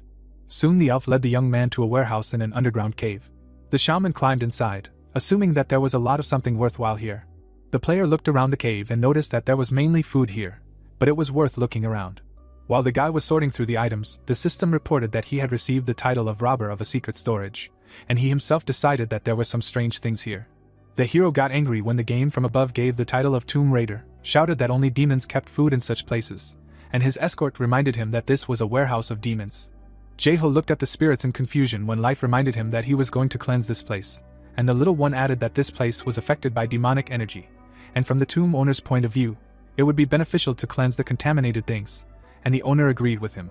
The young man frowned again, noticing that this was not the tomb of a king or aristocrat. There could not be jewelry here. Was it really just a trifle? But then the system reported that thanks to the title, he found something. In the corner, the shaman found a green stone that glowed in the dark. The player sat closer, and when the guide compared the find to a button, he wondered if it was worth pressing. The guy glanced sideways at the elf when she said that everything was fine, because she was with him. The hero pressed the stone. His guide stared ahead. A secret door opened in front of the researchers. Jaeho moved forward, noticing that the passage was quite wide. He was curious where this path led, and the elf noticed that the demonic energy weakened as they moved forward, and then the game reported that they had discovered the hermit mine deep in the mountains. The young man was confused. After which he clenched his fists in triumph, because perhaps there would be real money here. The guide glanced sideways at the shaman, and clarified whether he wanted to go inside and check, but he objected that if this was a dungeon, now was not the right time. The player smiled nervously and added that the connection to the game was about to expire, so it was better to come here next time, and it was worth preparing a little, and also taking the elves and Samantha with him. Maybe there would be a lot of things that could be taken. Suddenly, a call came from Whisper. His friend reported that he had been kidnapped. The guy looked at the window in confusion, not understanding what the interlocutor was talking about. Already in reality, in the Urim gym, the main character was lifting weights and asked Vansik what had happened to him, and he complained that it was all the Brown Bears Guild. He was suddenly attacked while he was doing a task from the elves. They appeared out of nowhere, and he realized that they were talking about that hired killer. While Jaeho was getting to his feet, his friend added that he thought it was a ninja because of his method, but since he beat him last time, he looked stupid, and he confirmed that it was so, and now he wanted a fair fight after failing the task. Vansik frowned, and reminded that one way or another, he was now in the prison of the Brown Bears Guild. He could not imagine that one day he would end up there, and when his friend asked if they were going to let him go, he answered that they said to call the shaman. Now the young man frowned. He did not understand how they knew that they were friends, to which the blonde replied that in Alicia there were few people who could act freely, and the bears have a head on their shoulders, they guessed, and on the Hook channel they talked about the 4 heavenly kings. The players continued to warm up, and Vansik said that when he was taken into custody, he could not contact anyone, so he simply exited the game, and in response he heard that the hero understood why he did not answer, and if he came here, it means he was looking for help. The blonde man helped Jaeho to level up, and noted that he was not going to ask to save him right now, and he suggested that there was a way to escape from prison on his own. While the players were washing themselves in the shower, Vansik objected that the game itself could not allow them to keep him in prison for no reason. If they allowed this, it would be the end of it. The player could be locked in prison for up to a month. If he does not commit crimes, he will be released in a day. The young man looked askance at his friend with disbelief when he added that it was a little annoying that he would have to return to the country of brown bears. However, if they killed him, he would be reborn in the Rakshi forest. Decided to connect to the game tomorrow, since he did not think that any more problems would arise. The shaman frowned, but said that he trusted his friend. Vansik smiled and asked not to worry. He had been playing New World longer, but later it became clear that he was too naive, although no one expected the guild to stoop to such a level. As soon as the hero entered the game, the call center contacted him, and when he asked what had happened, they answered that they had received several orders. Jaeho tensely asked about the deadline, but the consultant answered that there was no specific deadline, but they wanted to receive their orders as soon as possible, and he thanked him. The young man clenched his fist and decided that he would check the mine and return immediately. The armor for dungeons had been improved, so he thought he would quickly run away. And just then Samantha arrived. Turning to the group, the shaman was glad that everyone was gathered. Now he felt more confident, and suggested that they go. Near the cave, the elves offered to enter first, so that the player would not expose himself to danger, and the warrior even envied him. Continuing along the corridors, the hero noticed that it was quite dark here, and the girl decided to use the skill. A spirit of fire appeared in her palm, and Jaeho's face expressed surprise. Samantha explained that it was called Selene. However, she still could not properly control it. The spirit illuminated the adventurer's path, and the young man noticed that there were abandoned shovels and picks lying around everywhere. They looked very old, and it seemed as if people lived here. The demon looked out from behind the owner's shoulder and said that there was very little spiritual power in this place, which meant that it had been cut off from the outside world for a long time, and he wondered what they were looking for here, since they were here. Suddenly the elf stopped and told the shaman that there was something ahead. Entering inside, the adventurers noticed that the cave was very spacious, and for some reason it was light. The elf looked up and motioned for the player to look up as well. When the boy did, his eyes widened. Light was pouring straight from the ceiling, and the hero wondered what it was. It turned out that the cave was illuminated by a luminescent stalactite flower.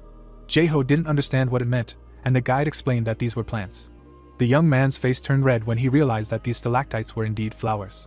He immediately launched the plant knowledge skill to find out more information, but only found out half of the information. The amazed shaman was most surprised by the increase in combat abilities in the dark by as much as 20%. The player was delighted. The light of the flowers was beautiful, and Life said that these flowers were indeed very rare, and also that they could not grow on their own without care. The boy glanced at the window and asked what she was talking about, and the spirit replied that if these flowers had grown so much, it meant that someone was looking after them, and he became interested in who it could be. The next moment, a roar shook the vaults of the cave. The surprised hero realized that it was the sound of footsteps. The adventurers covered their ears with their hands when someone asked very loudly who dared to enter his mine, and fear overwhelmed their minds. Jeho felt a tremor. The passive ability curse resistance worked, but he noticed that although not all fear was blocked, he could not move. The pressure was incredible. The young man turned around when Samantha called him, and asked if she was okay.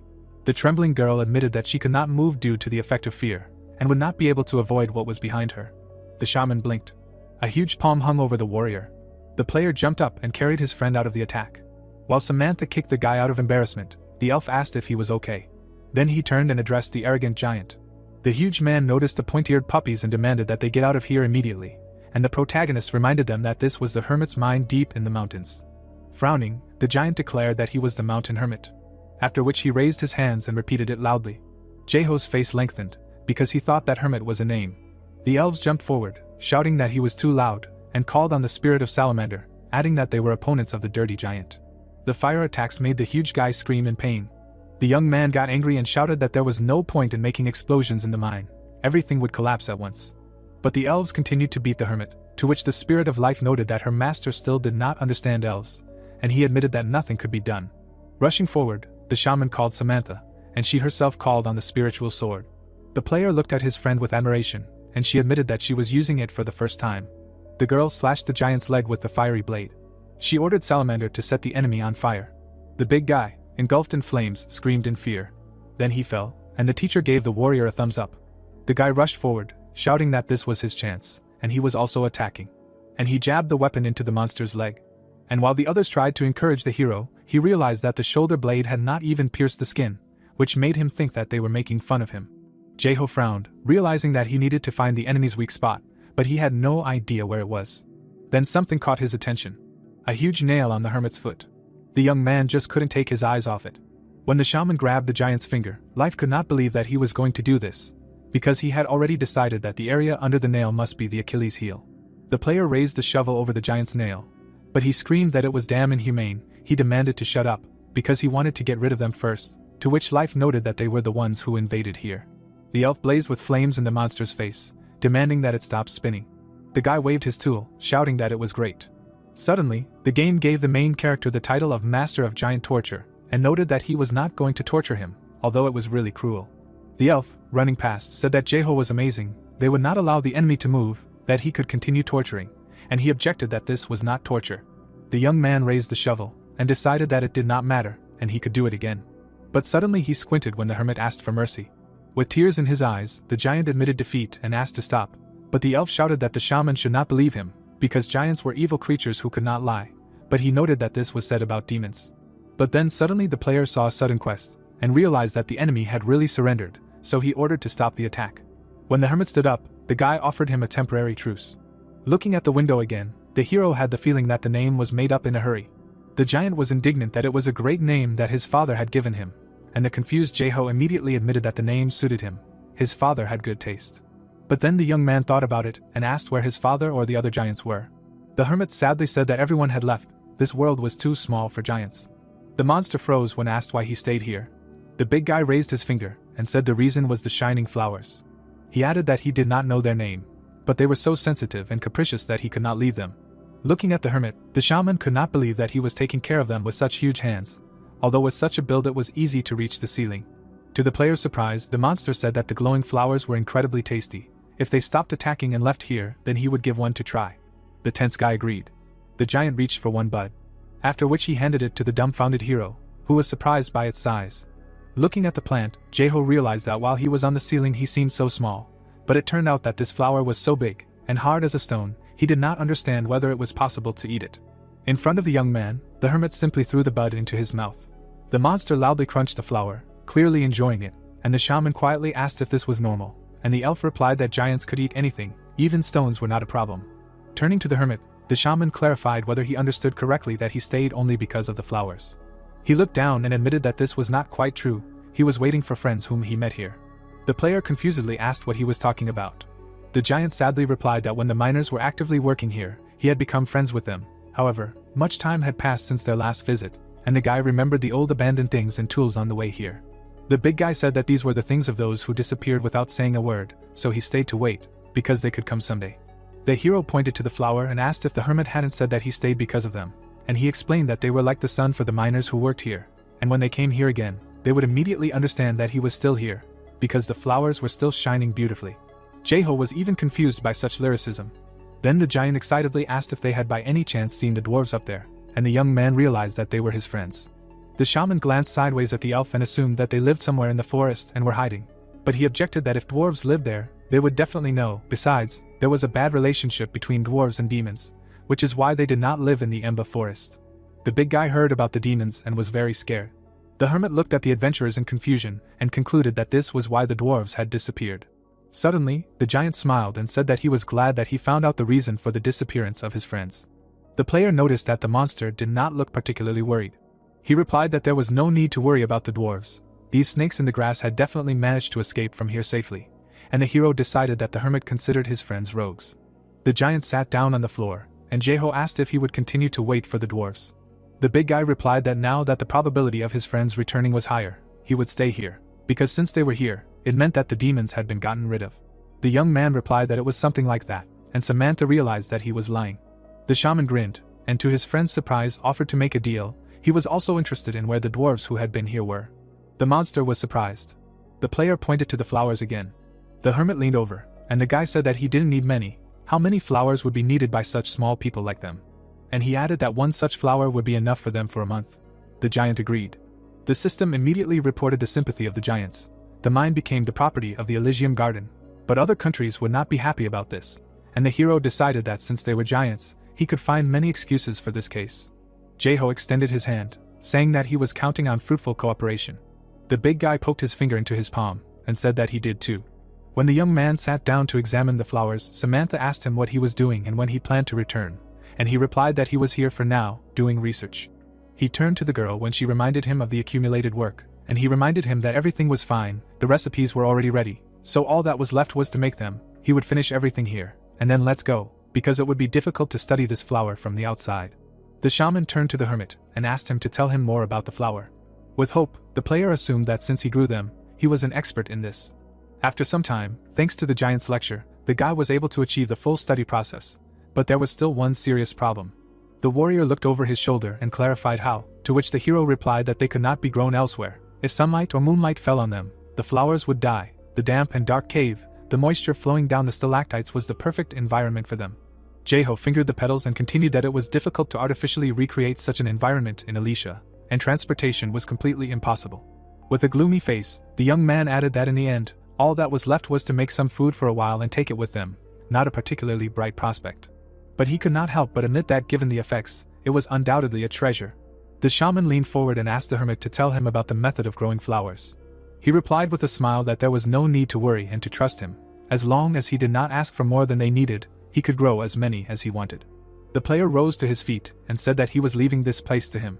At this, the guy raised his eyebrows and added that he did not know when the opportunity would come, but he would send people to this mine. The big guy admitted with a smile that if it was filled with miners again, he would only be happy. The hero waved goodbye to the giant, said that they had agreed, and soon he left the mine and went to the Emba forest, Samantha and the elves too. At this time, Vansik received a notice that the time of imprisonment was over, and the jailers called him to the exit. The guard opened the grate with noticeable displeasure on his face. The young man moved away, not understanding why the scoundrels from the guild needed this. Suddenly he was called from behind, and he froze. Mikhail grinned and asked why Alshia from Alicia did not come for him, to which the swordsman replied that even if they left me here, he still would not come. To which the strategist narrowed his eyes and said that it made no difference, so he would not indulge in unrealistic hopes for the future. Vansik looked at him in confusion, assuming that this guy was one of the top brass of the guild. Soon the young man went outside, not understanding why he was kidnapped at all. Heading towards the exit, the swordsman wondered how he could get to Elysium from here, and expressed the hope that the elves' attitude towards him had not worsened after the sudden kidnapping. At some point, the player had a feeling that his ass would find adventure again. Suddenly, a guy walking towards him brushed his shoulder. Then he suddenly stopped. And falling onto the pavement, he screamed that his shoulder was broken because he had been hit. The guy was horrified when someone else pointed a finger at him and called him a pickpocket. A third one immediately screamed from behind that he had seen Vasek deliberately crash into a man walking in the alley and immediately ran away. A fourth one called the young man the man who had broken into his house yesterday and robbed him, and now decided to beat people, and he could not understand what kind of group accusation this was. And then he froze. He remembered Mikhail's face and his words about hope for the future. And the swordsman was immediately seized, shouting that the criminal was caught red-handed, and he in turn accused the guild of dirty tricks. When the player was again in prison, he shouted at the strategist that Alshia had not even contacted him in the game, he would not come even if he called, to which he said that he did not care. Taylor took responsibility, offering to correct his mistakes. The guy was getting angrier and angrier, and reminded that his friend always had one of the elf protectors around him. But the man leaned over the prisoner, and said that his bluff was useless. He had already received information that Alshia had set off on his journey completely alone. And frowning, Mikhail asked if he was waiting in anticipation. At this time in the desert, Taylor stood among the sands, muttering that his goal was somewhere within the Odalak without elves, and was sure that he would go this way back to Alicia. The assassin frowned, deciding that this was the place to attack the bastard. The dark trap skill didn't work on him, so he would just kill him instead of kidnapping him. The guy opened the broadcast window, intending to show live how one of the heavenly kings was kneeling defeated. The assassin poked his finger at the window, adding that the victim would be on the ground before he could blink. Then Taylor noticed a silhouette in the distance, and realized that it was his target. Then he folded his fingers, using the illusionary disguise skill. Then he started the live broadcast. The chat immediately filled with comments, and the assassin was sure that with each passing moment, he was getting closer to taking revenge. And the main character overcame the wind, followed by Samantha. The assassin's eyes widened. To his surprise, several elves were walking behind his target. While the chat began to laugh, the tense guy muttered that those scoundrels from the intelligence department definitely said that there would be no elves, and did not understand how this happened. He looked at the chat in confusion, and admitted to the viewers that what they wanted would not happen. The commentators immediately began to persuade him to continue, but he decided that this time he would let the shaman go, but then he noticed that he was staring at him in the form of a cactus. Jeho was really looking at the cactus. He squinted, not understanding what was wrong with him, and the game informed him that thanks to the title he had found something hidden. The young man stopped, and assumed that this was the secret entrance to Brezel. While the shaman was pondering whether to check, a demonic spirit appeared and informed him that the cactus was not real. The player looked at the spirits in confusion, when Life also added that it did not look like pure life energy, and admixture was felt, and the little one added that it was very suspicious to sense negative energy from a cactus. The elf picked up the bow and suggested shooting an arrow at it first, and the boy thought it was a good idea. The arrow flew through the air, and stuck in Taylor. The adventurers leaned over him, noticing that the cactus was shaking and making sounds. The hero rubbed his chin, noticing that red water was coming out of the cactus, and the elf decided to try fire this time. The burning cactus twitched, and the guide even offered to cut it in half, which did not suit the killer. The disguise flew off like a black cloud, and the assassin indignantly asked if these fools could not at least pretend that they did not understand. Taylor fell to his knees and said that he surrendered, and Jaho recognized him, and his companion asked what to do with him, and he remembered that this was the guy who kidnapped his friend. Sweat was pouring down the killer's face. He asked to stop, but the young man was already grinning, and to the surprise of even his companions, he offered to take Taylor alive. He cursed under his breath, while the chat was bursting with laughter. At this time, in the country of brown bears, Kroken was indignant that this idiot Taylor went to kill, but he was captured. Looking at Mikhail, the leader added that he had also announced it live. Wasn't he an idiot? And he admitted that he didn't understand either, and it didn't matter, they wanted to exchange prisoners. The man frowned and called the enemy impudent, and the strategist added that one thing was clear: the player they had kidnapped was very important to him. Mikhail raised his hand and offered to turn this situation to his advantage, and the guild master became interested in how. The strategist narrowed his eyes and explained that they had nothing to lose, and besides, by saying that this shameful situation on Taylor's live broadcast had hurt them, they would be able to start a battle for pride, and they couldn't lose. Kroken looked at his interlocutor and asked what about Taylor, and he replied that in the New World system there was a time limit on how long you could be locked up in prison. And with a squint he added that if Taylor wasn't a complete idiot and would slip away from there at the first opportunity, everything would be perfect. At this time in Alicia, May was looking at the flowers with delight. She hadn't seen the garden for so long, and expressed the hope that the flowers were in order, and the hero who met her said that the flowers were well looked after. The girl approached her friend and told him that the elves had helped her, and thanks to his botanical reference book it was easy to look after them, after which she asked how Vansik was, and he replied that he was probably fine. With a confused smile, her friend reminded her that she wasn't talking about real life, she was asking about saving him, because he was currently in the Brown Bear's prison, to which Jeho replied that he had already offered them an exchange. May looked at the young man in surprise and asked what kind of exchange, after which she noticed someone tied up behind his back.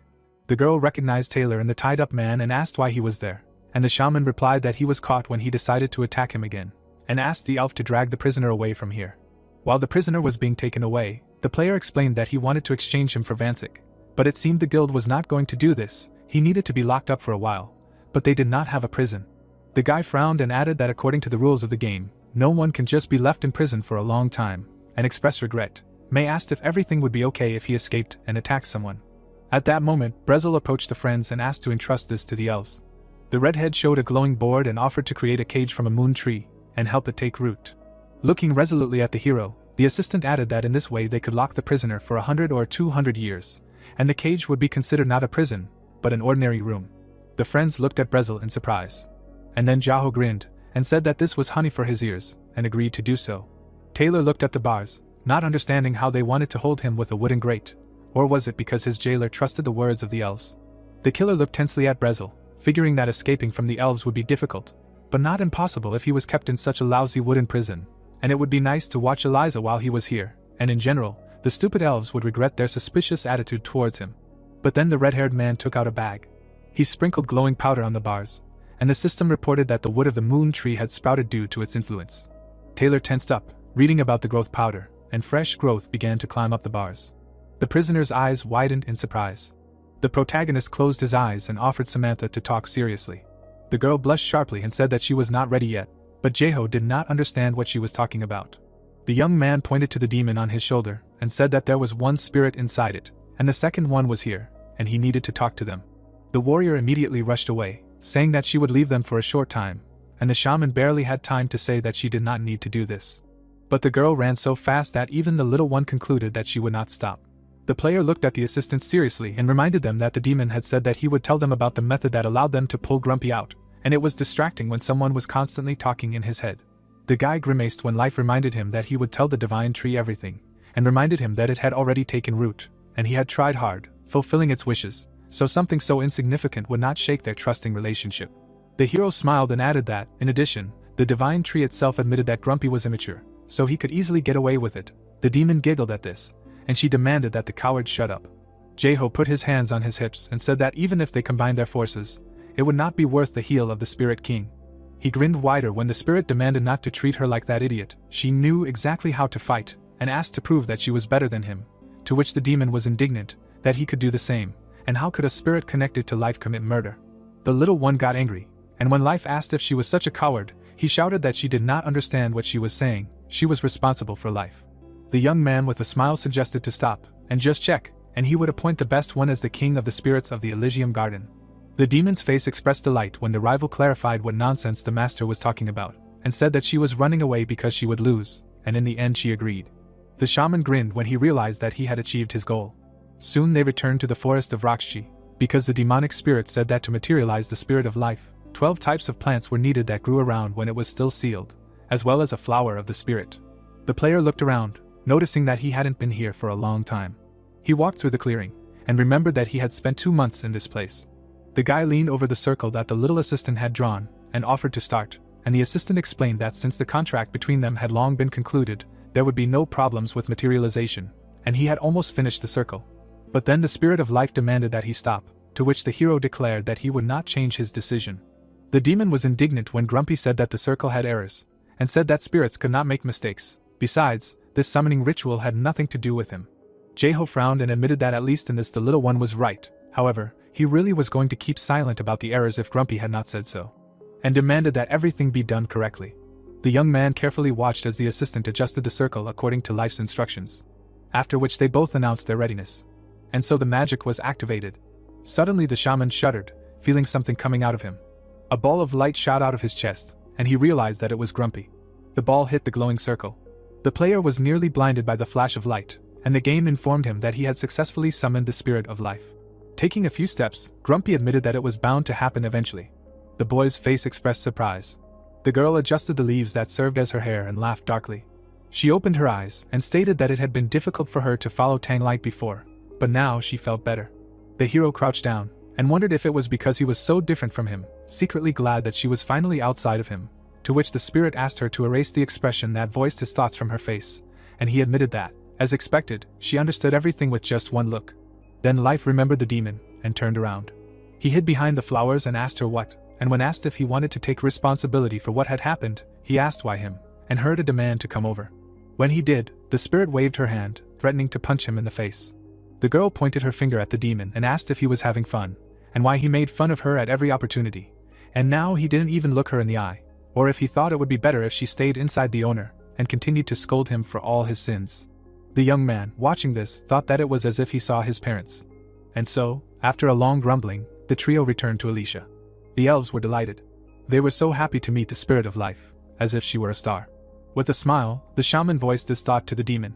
Here the player remembered that Samantha said that there were many orders, and opened the window. The order was for a flower ring to confess to his beloved in the game, and could not understand why a flower ring. The player visibly tensed up, because he did not think that the effectiveness of the items he made was so widely known, and if they found out, then the order was for flower wreaths used as equipment. Is it really only a flower ring that is needed, although it is not that he could not make a regular ring? The guy scrolled through the list, and noticed that all the latest requests were strange. 2 rings, 3 necklaces, 5 bouquets of flowers, and the purpose of use was similar, confession, decoration, style. The hero frowned, and added that no one asked about combat characteristics. Was it really the Brown Bear Guild again who wanted to kill him when handing over the things, and decided to take the elves with him? Jeho put his hands on his hips and demanded to tell the truth. The girl looked at the ring with confusion, admitting it was very beautiful, and she and her partner both did not understand what was wrong. The young man asked threateningly. They were from the Brown Bear Guild, but the customers were confused. The strangers panicked when angry elves advanced on them, thinking that these lowly humans had come to kill their shaman while delivering the order, but they shouted that they would not lie to them.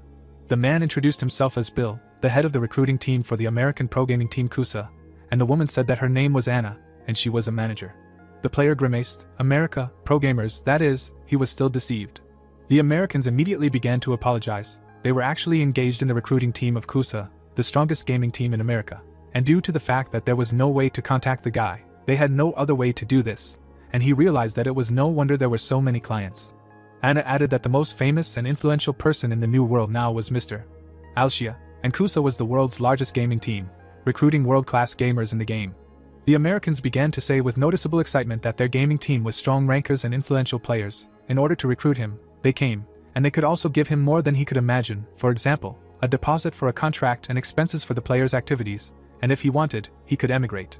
The hero smiled confusedly, and refused, since he was simply engaged in floristry, to which the woman noted that he simply misunderstood. They also guaranteed individual activities for the player. Jeho frowned, and explained that the flower shop was his first priority, and it was unacceptable for him to be pushed to second. Brezel also looked dissatisfied when his master, in response to the American's admonition that no one else could offer better conditions, began to explain that he did not care, because he was not going to become a pro gamer, wanted to fully concentrate on the flower shop, and if he needed to participate in any competition, it would be nothing more than a hobby, so he did not want to insult the passion of pro gamers. And sweating, the young man added that his level was slightly higher than 100. The Americans were confused. The shaman rubbed his cheek in embarrassment, and admitted that he was not very strong, and was not suitable for participating in competitions, so it would be better for them to find really good players. The managers clarified his level with confused faces, and the player did not understand what was going on. At this time, in the logging areas of the forest of Rakshi, the work on cutting down the forest under the command of the elves was in full swing. Several guys looked at each other, and one of them asked the leader if he heard. The guy glanced at his comrade and clarified what, and when he heard that the head of the American team Kusa met with Alshia, he said that it was unlikely that they managed to hire him, judging by what he had seen so far. Lowering the axe, the brunette added that there were many bounty hunters from famous pro gaming teams in Korea and from abroad who tried their best to meet with him, but so far there were no press releases. A friend objected that they also came to Alicia, but he interrupted him, reminding him that instead of seeing Alshia, they were dragged here to work. The leader glanced back and suggested that although it was late, but they could place an order and talk, like Kusa. The brown-haired man clarified when they could get out of here, and in response he heard that you need to work endlessly to forcibly disconnect from the game. The guys looked around, and one of them wondered how these guys from Gyeongrykyop could work so long, and the leader suggested asking. He approached the workers and asked what the secret was to their stamina, and they replied that they just kept working, and somehow it happened. One of the workers scratched his head, and admitted that the strength and stamina stats had increased, and the brunette did not believe them. The leader raised an eyebrow, and clarified whether regular grueling work actually helped raise the stats. But then the leader said that he was actually the head of the pro gaming team SKD1. If they did not mind, he could take a look at their level and stats, and the interlocutor agreed. And then the others became interested in this. The brunette looked at the windows in shock, and did not understand what was wrong with this place. The team leader looked at the lumberjacks in confusion, not understanding how their level could be no more than 30, but their strength stats were over 100, how hard the elves made these people work, and one of them replied that he was the weakest here, since he was a newbie, and his base stat level was also SOSO, and the leader was shocked. He looked at the players in confusion, wondering what would happen if their stats continued to grow. This was an opportunity to become monsters. He even thought that not only Alshia, but all the players from here could cause a wave in the pro-gaming of the game. Immediately after that, there were talks on the bulletin board about many new teams arriving in Alicia. Rumors spread quickly, and thanks to the members of the pro-gaming teams gathered in Alicia, the overall workforce increased, thus it took the first step towards taking shape of a city. The protagonist looked at the results of the work, and thought that the number of workers had definitely increased, but there were no new buildings that could have appeared in these few months. Jaeho frowned, and wondered out loud what the hell Dianth was doing, and at the same time as his concern, the named one, who had been sitting quietly, finally began to act actively. The youth looked at the enthusiastic architect, surprised that his help was needed, and he stated that no matter how complicated things seemed, they all followed a sequence. However, one should not follow blindly, because it was contrary to the freedom-loving spirit of the elves, which is why his help was definitely needed. While Dianth smiled, the shaman doubted that there was any point in this, and he stated that this was not a bricklaying job, and he agreed to help. The player thought with a distrustful face that several months had passed, but only flowers grew here, not buildings. He credited the gold bars he got for killing the anglerfish to the expenses for managing the Alicia garden, but the money was only spent on construction costs, although he said that the architect can spend as much as he needs, and did not understand what the hell he was spending it on. With delight in his eyes, the blue-haired man announced that with the help of Manhwa Name, the Garden of Alicia would become a place that perfectly echoed its name and had no equal. The architect rushed forward and asked to follow him. As they walked, Dianth announced that the city was actually almost ready, which the hero did not believe. Jaeho began to boil when he heard that the interlocutor knew that he had many questions, because up until this moment, he had not done anything. And when the blue-haired man saw the face of the young man, he added that he understood him, but he was secretly preparing the final plan of the city. The guy pointed to a sprout, and said that they had arrived, and the shaman realized that it was a divine tree. With the same delight, Dianth said that this was the beginning of a miracle. To find out more, it was necessary to ask the divine tree. The hero looked at this in confusion, and remembered that all the people in Alicia knew about the existence of the divine tree, but only he could talk to it. Jaeho covered his mouth with his hand and asked to explain everything, and in response heard that the tree liked that person. The young man was confused, and the sprout explained that they brought him special food in the morning, afternoon, and evening, and prayed. The shaman's face twisted with anger when he realized that the money intended for the construction flowed here. He turned to the architect, ready to kill him for all the money invested, but he replied that the elves advised to pray hard to get what he wanted, so he prayed every day to fulfill his dream. The player again looked at the sprout in confusion when it continued that Dianth sincerely asked him, although he could not hear the voice, he wanted to fill this area with flowers, and when he clarified what this meant, he added that he worked hard to surprise him, and thanks to the efforts of this child, she regained a lot of strength, that it was not even bad. The hero froze. His gaze fell on the notification of absorbing the divine tree's blessing, which increased the effectiveness of all class skills by 1000% for 10 seconds. Jaeho looked at the sprout with displeasure, and wondered if this was cheating, but she replied that she had decided to grant his wish out of sincerity, so it was granted to help this man realize his plan. The architect closed his eyes, and said that he used the boy's money for this, and it was true that he needed help in the greatest work of his life, and he made notes all over the Alicia garden. The blue-haired man's face turned serious when he said that if these instructions were followed, they would make a natural fence from common ivy. The shaman was surprised, and Dianth explained that he wanted to use it to return the city's lost irregularity. He opened his inventory to reveal the base for the fence. Then he showed the player the Milky Way sprout. The hero looked at the sapling carefully, surprised by such a name, and the architect explained that it was really difficult to obtain. While Jaeho was studying the plant that increased resistance to mental states with its smell, The blue-haired man added that except for the Milky Way Garden of the Empire, there was almost no other place where you can buy them. He did it secretly. But Alshianim knew much more about plants and thought that it was magnificent, and he admitted this. Besides, growing this rare vine was several times more difficult than other plants. The young man turned his gaze to the interlocutor and asked how many saplings he purchased. He readily answered that he received 10 saplings. However, according to the seller, if everything is done correctly, the vine will grow infinitely. The shaman pointed his hand at the sapling, said that it was not a problem, and used the skill of knowledge of plants, and was upset when he saw that the sapling was in terrible condition. The architect was immediately upset, because the seller said that this was the best sapling, and when asked about the price, he answered that one sapling cost 50,000 gold. The blue-haired man cried when he decided that he had been deceived, and asked the player for forgiveness. The hero looked at Dianth in confusion, and consoled him that it was unlikely that it was a swindler, because it was truly a rare plant, although he found the effect of suppressing the will to grow strange. Jeho pursed his lips, realizing that he needed a spirit that was connected with vegetation. His suppressed will could mean that the spirit of this vine had experienced something terrible. The young man raised his head and called Grumpy. She lit up with a bright ball, and asked what it was, and while the architect admired it, he said that he needed to clarify something. The girl went down the owner's hand when he asked to look at its condition, and she immediately recognized the sprout. The spirit's face showed surprise, and she agreed that he had been through a lot. All the plants grown in the middle world for landscaping go through this, especially little ones like him. Life looked at the shaman, and added that the little ones, joyful day and night, were under pressure, and he asked if they were dying, but in response he heard that they would return to the spirit world. The girl stroked the sprout, and when the player reminded him that the empire had a whole garden with them, she replied that the spirit leaving did not mean that the plant would dry up and wither, just the shell would remain. That's why the flowers that people grew or the things that were created for them lasted a long time.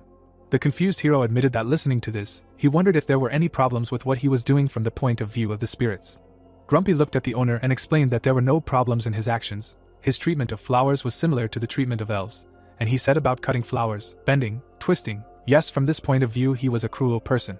But the spirit smiled and said that it was a matter of understanding. Even if he could not communicate with them, the trust was complete. Life added with delight that they saw the interest and love he showed for the vegetation. But this made the hero even more confused. It made him feel more guilty. However, if the Queen of Spirits said so, then there were no problems. Dianth smiled with relief. When he heard from Life that fortunately these babies were still seedlings, so there was a chance that the spirit would stay. However, it would not be easy. He still considered it a relief, and asked to help them. With an enthusiastic face, the architect told his plan. He wanted to delimit the territory of Alicia with the Milky Way, and they learned the preferences and attitude of the elves. Now all that was left was to set the boundaries for the land, grow vines along the established boundaries and trim them strictly along the line. Jeho looked at the sprout with concern and reminded that they were in poor condition, so if they were trimmed, they could die, and the blue-haired man asked what to do then. And he thoughtfully answered that they needed to make sure they grew naturally. The young man looked at Dianth and enthusiastically suggested trying. They would install supports for the vines throughout the city in accordance with his notes, and he agreed. Looking at the seedling again, the shaman decided to pave the way for these little ones. Already in reality, the player thought about this, looking at his phone, and learned that such a garden really was only in the Hasfo Empire. The boy put his hand in his pocket, muttering that even if he searched the internet, it was almost impossible to find any photos or videos. This was a hidden place that only the royals who were on the Empire's side could enjoy, and yet, he found one photo. The hero looked at it in admiration. The snow-white flowers were so pretty, they probably glowed like fireflies at night. Now he understood why this beauty was so expensive. He frowned when he realized why the spirits left the plants, strict control over growth for the sake of design. Then Jeho saw the time, and decided that he needed to hurry to the gym. If he was late, he would grumble. The boy sped up. Suddenly, a stranger blocked his path, calling him by the name from the game. The shaman even examined his hands, reminding himself that he was not in the game, and asked the man who he was, and the man said that he did not believe him. The player looked at the stranger in confusion as he muttered that no matter how he looked, it was Alshianim in front of him, and then asked him to wait a minute. The man was visibly flustered when he introduced himself as Dupio, the main recruiting team for the MK Pro Gaming team, and when asked how he recognized him, he replied that he heard rumors on the internet. The guy's expression darkened and he asked what kind, and he reached into his pocket. At this point, the protagonist smirked and was surprised that the stranger had only come here because of rumors, and found it nonsense. But then Dupio shoved his phone under his nose. On the screen was a photo of him in real life, and comments about his location. Jeho stared at the screen, a puzzled expression appearing on his face as he realized that he had become a local celebrity. The protagonist, looking at Dupio, said that he was sorry that he had come all this way, but he had already turned down other pro gaming teams. The man put his hand in his jacket and said that he knew that his main priority was the flower shop, so they had a business proposition: become their mascot. Jaeho froze, pointing to himself. Raising his hand, Dupe said that they wanted him to be their face, the face of their pro gaming team MK, because they couldn't ignore the weight of his name. Closing his eyes, he said that he was the first king gamer, the king of the elves, the one who had ruined the situation in the Brown Bear Guild. The guy chuckled and said that in that case he wouldn't have to participate in the RK League and just show up from time to time. Raising his eyelids, Dupe said that he had noticed everything correctly. In his free time, of course, he could participate in one match, but they would try to exclude such a possibility. Frowning, the protagonist said that it was indeed a great offer. Leaning slightly, he asked what the annual salary was. The man, hearing the question, suggested that they discuss the details in a cafe. When Jaeho entered the game, Mei screamed, saying that he was offered a contract by the best team in their country. The boy said with a smile that he would not be participating in any matches. They wanted him as a player to promote the team. Samantha heard him and said that he was more of a model than a pro gamer. The boy bowed his head, saying that they would figure it out themselves. The most important thing was the deposit and annual salary. He turned away and said that he had already received a deposit of 80 million won, and the annual salary would be 40 million. He could pay off his student loans, and his mother was okay with him continuing to play. If he needed a leave of absence, she would also agree. Looking at the girls' faces, the boy asked them what was wrong with them. Both of them answered at the same time, saying that nothing had happened to them, but in their minds they were amazed that this boy was younger than them. After Dianth shared his plan to grow Milky Way all over the city, he began to build houses at lightning speed, as if it was a lie that he hadn't done anything before. Alicia began to look more and more like a decent city. There was even a park in the city. The protagonist, crouching in front of the plant, said that these small seedlings are very weak, so growing quickly will be critical for them. First they should get used to the new place. Jaeho took care of the weak Milky Ways with love, planting one near the divine tree. He patiently waited for the seedlings to adapt to the soil. The events take us to the main square of the city. Standing near the pond, the protagonist said that almost all the buildings were built, and the districts were divided. Dianth whined a lot, but he really is talented. He chuckled and said that now is the time. Looking at the divine tree, he said that it was time for them to start. He extended his finger and said that he had distributed 10 saplings across all the plots of Alicia. They should start from the first plot. He would use accelerated growth and help the vine grow, and then he would move according to the plan. She would be near the sapling in the second plot, and as an assistant, use rapid growth. Smiling, Jaeho said that once the two vines met, he would use the skill, plant grafting. Mei and Grumpy won. Then the spirit of life asked the boy to stop calling him Grumpy. The boy just chuckled. Standing next to the sapling, he told it that it could do anything. The sapling was enveloped in mana when the boy began to use the patronage of the divine tree. He closed his eyes, gathering mana in front of him. Jaeho suddenly opened his eyes and used skills such as accelerated growth, elven flute play, and florist. The plant immediately grew tens of meters. The elves were surprised to see the vines begin to separate. Hookah, seeing this, shouted, saying that this was perfect content for a stream. The protagonist, gritting his teeth, sent a message to Mei, telling her to start. The girl was standing right next to a sapling. She immediately stretched out her hands, saying that as the shaman's assistant, she had put in a lot of effort to grow trees and flowers, although she was still far from Jaeho. The spirit and the girl, simultaneously gathering mana, used skills. The vine immediately grew a couple of meters. The protagonist ran, saying that, following the plan, the vine grows along the specified guides. Soon, he saw Mei in front of him. The shaman's assistant cried out, smiling. The young man himself was also smiling widely, saying that it was time for them to begin. The boy shouted, using the skill, plant grafting. The shaman and his assistant stretched out their hands, simultaneously using the skill. The spirit of life also extended her hand, helping them. Soon the two vines intertwined. The grafting was successful. Then Jaeho said that they only had to repeat this until the 10th section. Hookah, looking at the vines in front of him, said that he had seen many things in the new world, but he had never seen anything like this. Jaeho was eliminating the imbalance of nutrients that came from the roots that had difficulty absorbing nutrients. Seeing how people began to laugh in the chat at the futility of such actions, Hookah, raising his hand, said that he had no choice but to use this method because it was the most effective. Then some in the chat said that it was impressive. They never thought that he could do something like this. The streamer looked at the vines, saying that the Garden of Alicia, the City of Elves, and Dianth, the architect, came up with this plan to further strengthen the identity of the Garden of Alicia as an elven city. Approaching the protagonist, the streamer offered the viewers to interview him. Approaching Jaeho, he said that this was probably his first time meeting the viewers. They all greeted him, then the protagonist greeted the viewers back. Looking at the system panel, the young man said that they still had areas to take care of, but they had completed the first goal. Smiling widely, Hookah asked why he was covering the city with vines. He replied that it was the Milky Way vine, the architect's plan. Smiling, Jaeho said that it might look awkward now, but after a while, the cityscape would become beautiful. Then the streamer said that it would take them a long time to see the result. The guy, grinning, said that this would not happen because there would be no artificial formation of vines. All he would do was pave the way for growth. Hookah's eyebrows rose. He said that the entire city would be destroyed due to the disorderly growth of vines. Jaeho, who was standing in front of him, said that everything would be fine.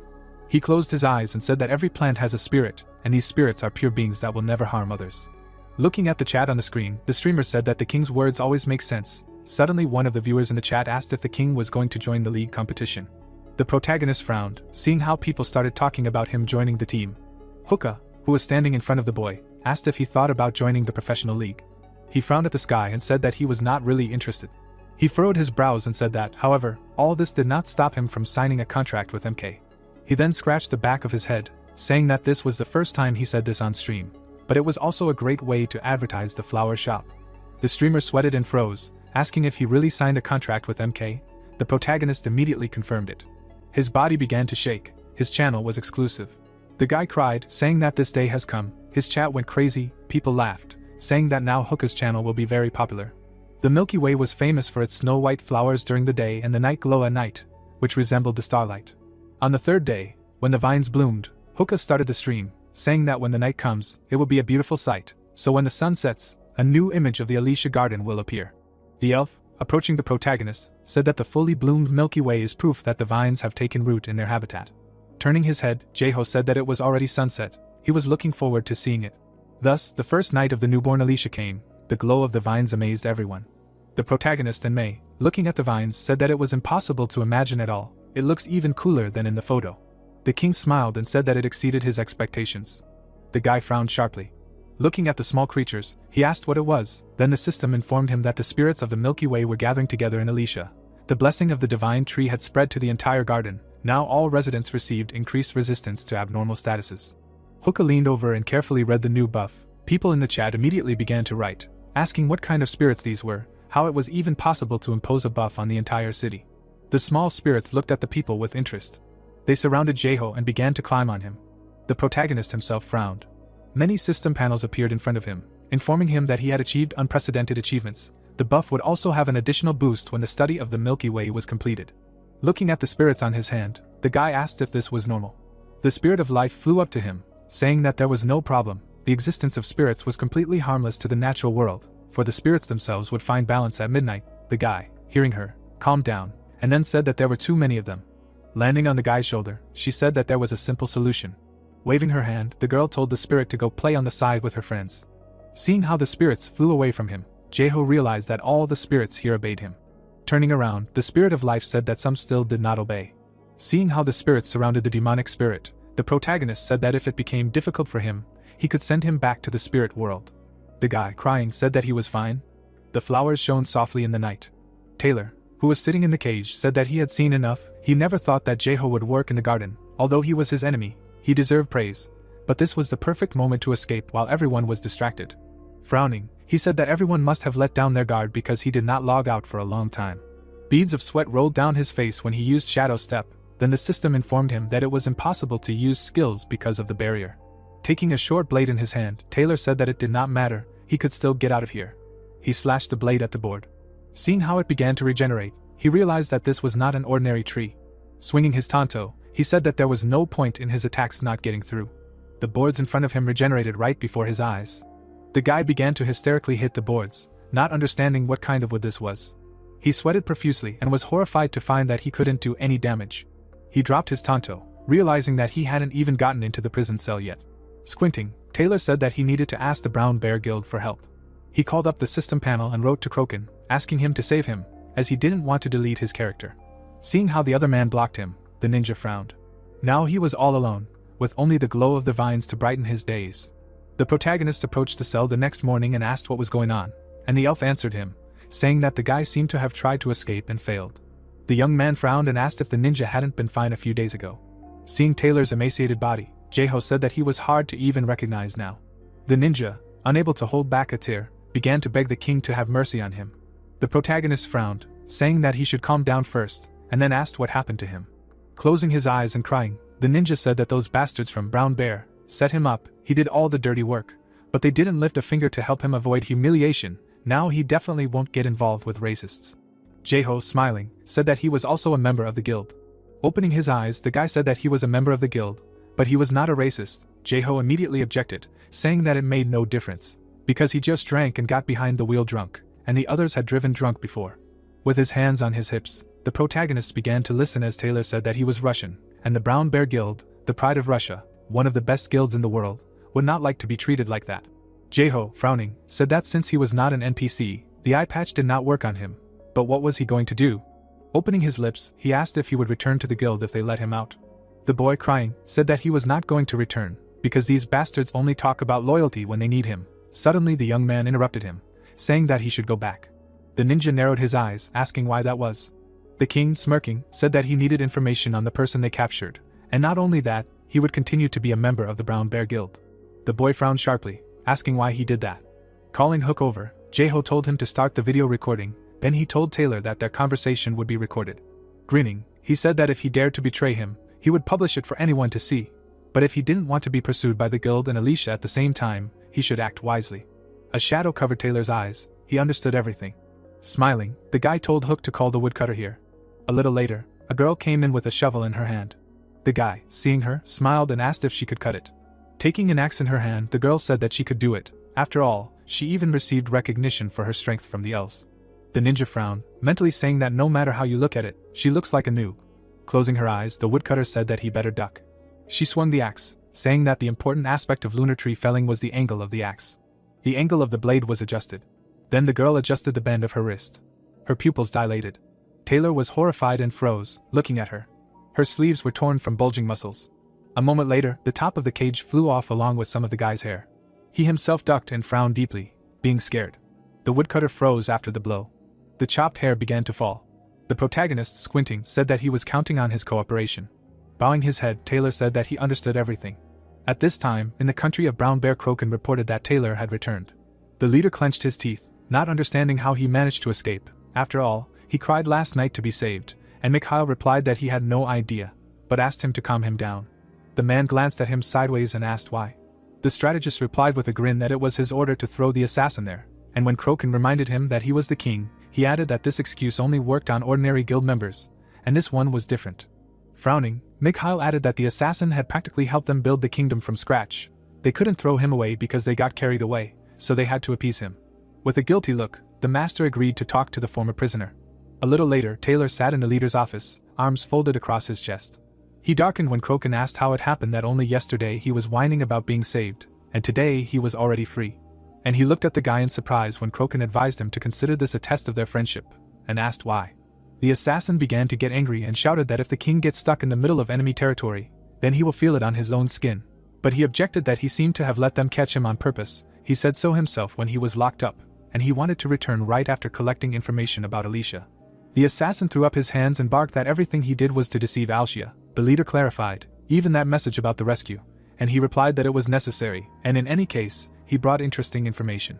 The master looked at Taylor in surprise, and admitted that he was still the best assassin in the game, and he advised him to be more careful and not rush into decisions. There was a much greater force hidden there besides the elves. Kroken rubbed his chin and noted that judging by the atmosphere in Alicia, they had let their guard down due to the veil of success, and this was an excellent time for their spy to penetrate inside. The assassin leaned forward and noticed that it didn't look like their enemy was capable of rooting out the spies, and the king decided that they should order the vines to be burned to hell after infiltration, and the king thought that was a stupid idea. The assassin looked at the king darkly, thinking that from what he knew about Alicia and the elves, if he set the vines on fire, they would definitely start a war to wipe out the brown bear. Even though they had the advantage in numbers, Alicia had a bunch of NPCs on their side, and besides, every elf was a monster. Taylor rubbed his chin. He suddenly realized that he would only benefit from these two bickering, and even the master noticed that he had a strange look in his eyes. He looked at Kroken, said that he was thinking about burning the flowers. It would be a great provocation, and the man decided to begin the operation with the spy immediately. The assassin asked tensely if he could visit the underground prison. Kroken was surprised and asked why. The assassin clenched his fist and said that he had been humiliated in every way, so he should respond in the same coin, and the master laughed, allowing. With a smirk, the king added that he was sorry for making Taylor feel this way, although he had made a significant contribution to the creation of their country. If he wanted revenge, he could do what he thought was right. Suddenly, the leader noticed the strange hairstyle of the interlocutor, but he said that he just wanted to freshen up the image a little. The Garden of Alicia, the City of Elves, the City of Flowers, the Hellish Desert, to all the other names, one more was added, the City of Spirits. After the live broadcast of Hook, the news of the excellent night landscape of Alicia and the cute spirits spread throughout the world. Along with the completion of the fence from the Milky Way, the construction of the city was also completed. At this time, the logging site, Rakshi Forests, the workplace of Manhwa Recap. All the workers looked in surprise at the notification that the group quest to build a city had been completed. And no one could believe it, although the game offered to return to the garden for a reward. The elf announced to the confused workers that everyone had done a great job. With a smile, the foreman added that at first they were like clumsy chickens, but now everyone has become quite skilled in their work. The players were delighted with the praise. The elf came closer to them, and said that with the skills they had acquired here, no one would look down on them, because working with the moon tree was a difficult task. Then he closed his eyes, and added that they had also learned to live in harmony with nature. But then he abruptly turned around, and told them to leave. The foreman spread his arms, and said that, however, they could return at any time. The workers even began to cry from this. One of the workers rushed to the mentor. The guy fell to his knees, thanking them for everything they had done for them. And rushing after the elf, they shouted that they would be happy to work with them in the future. The elf grinned.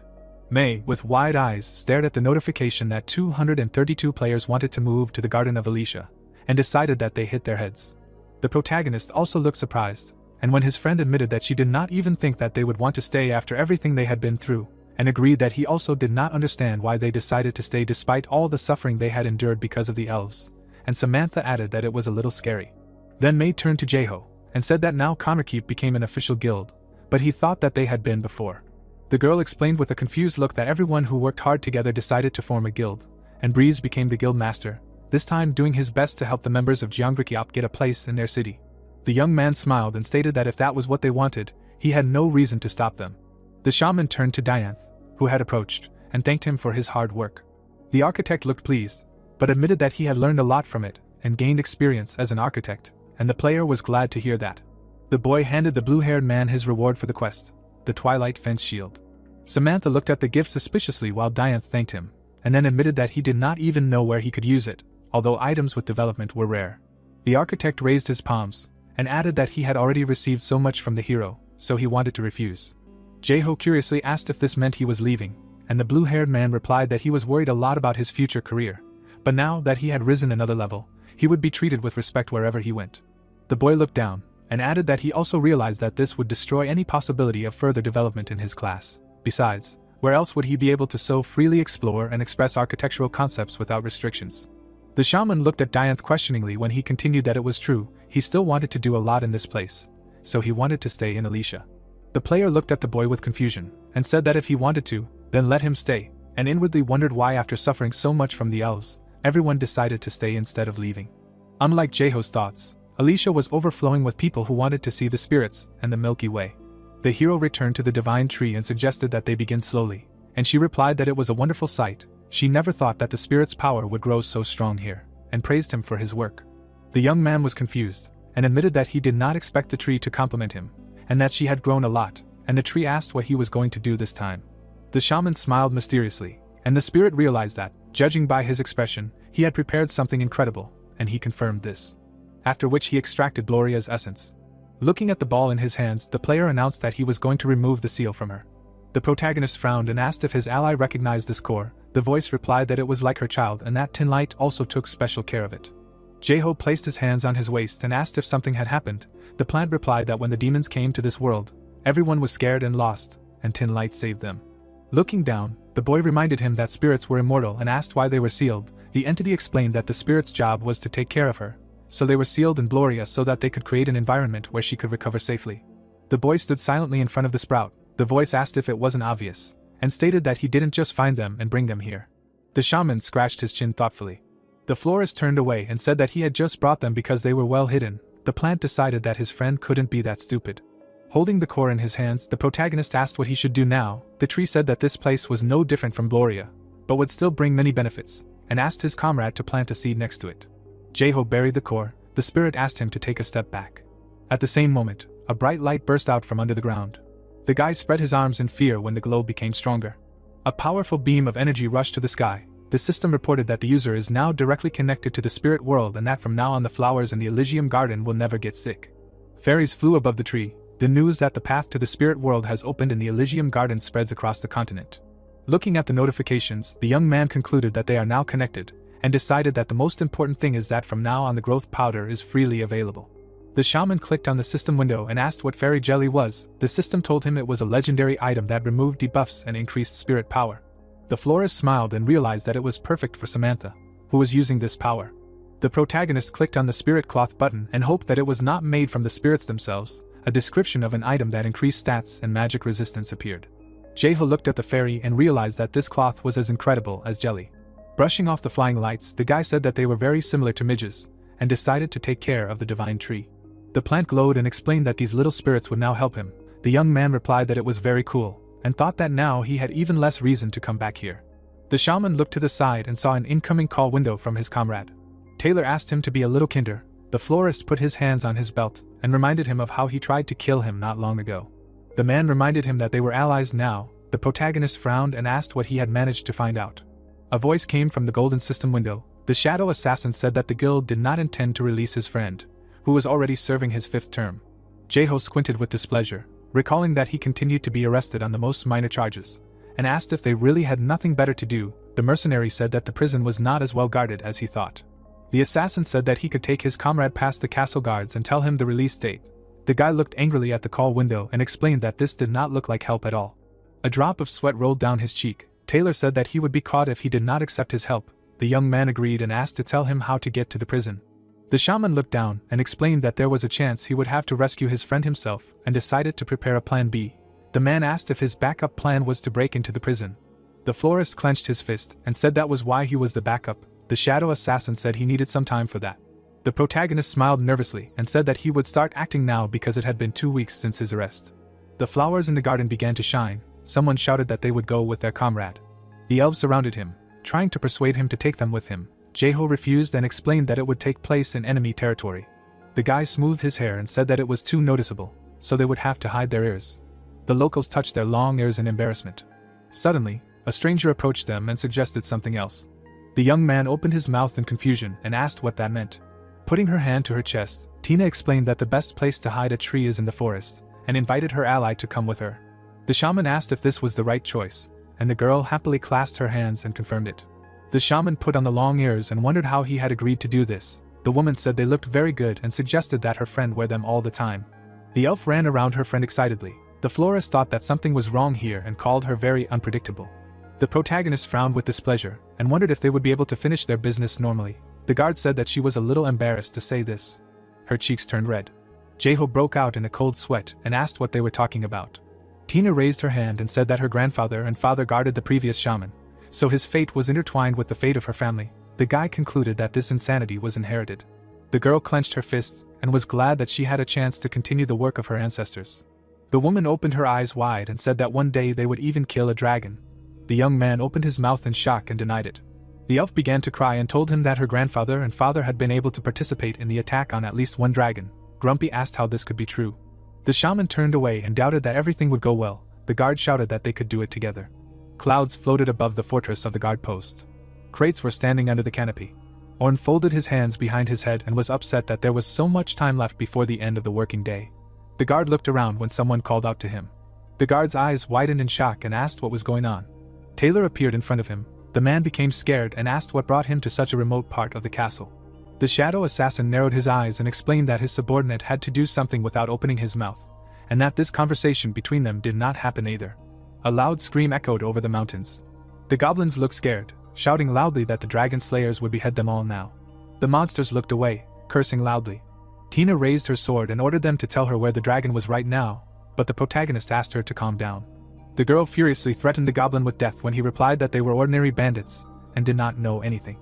The elf ran forward, shouting for the bandit to shut his mouth, and the guy looked at her skeptically. He sweated and thought that on the way to the country of the brown bear, his companion began to hunt all the orcs they met in the mountain forest, and thanks to this, Jaeho received the title of Orc Millstone, and also increased his income level.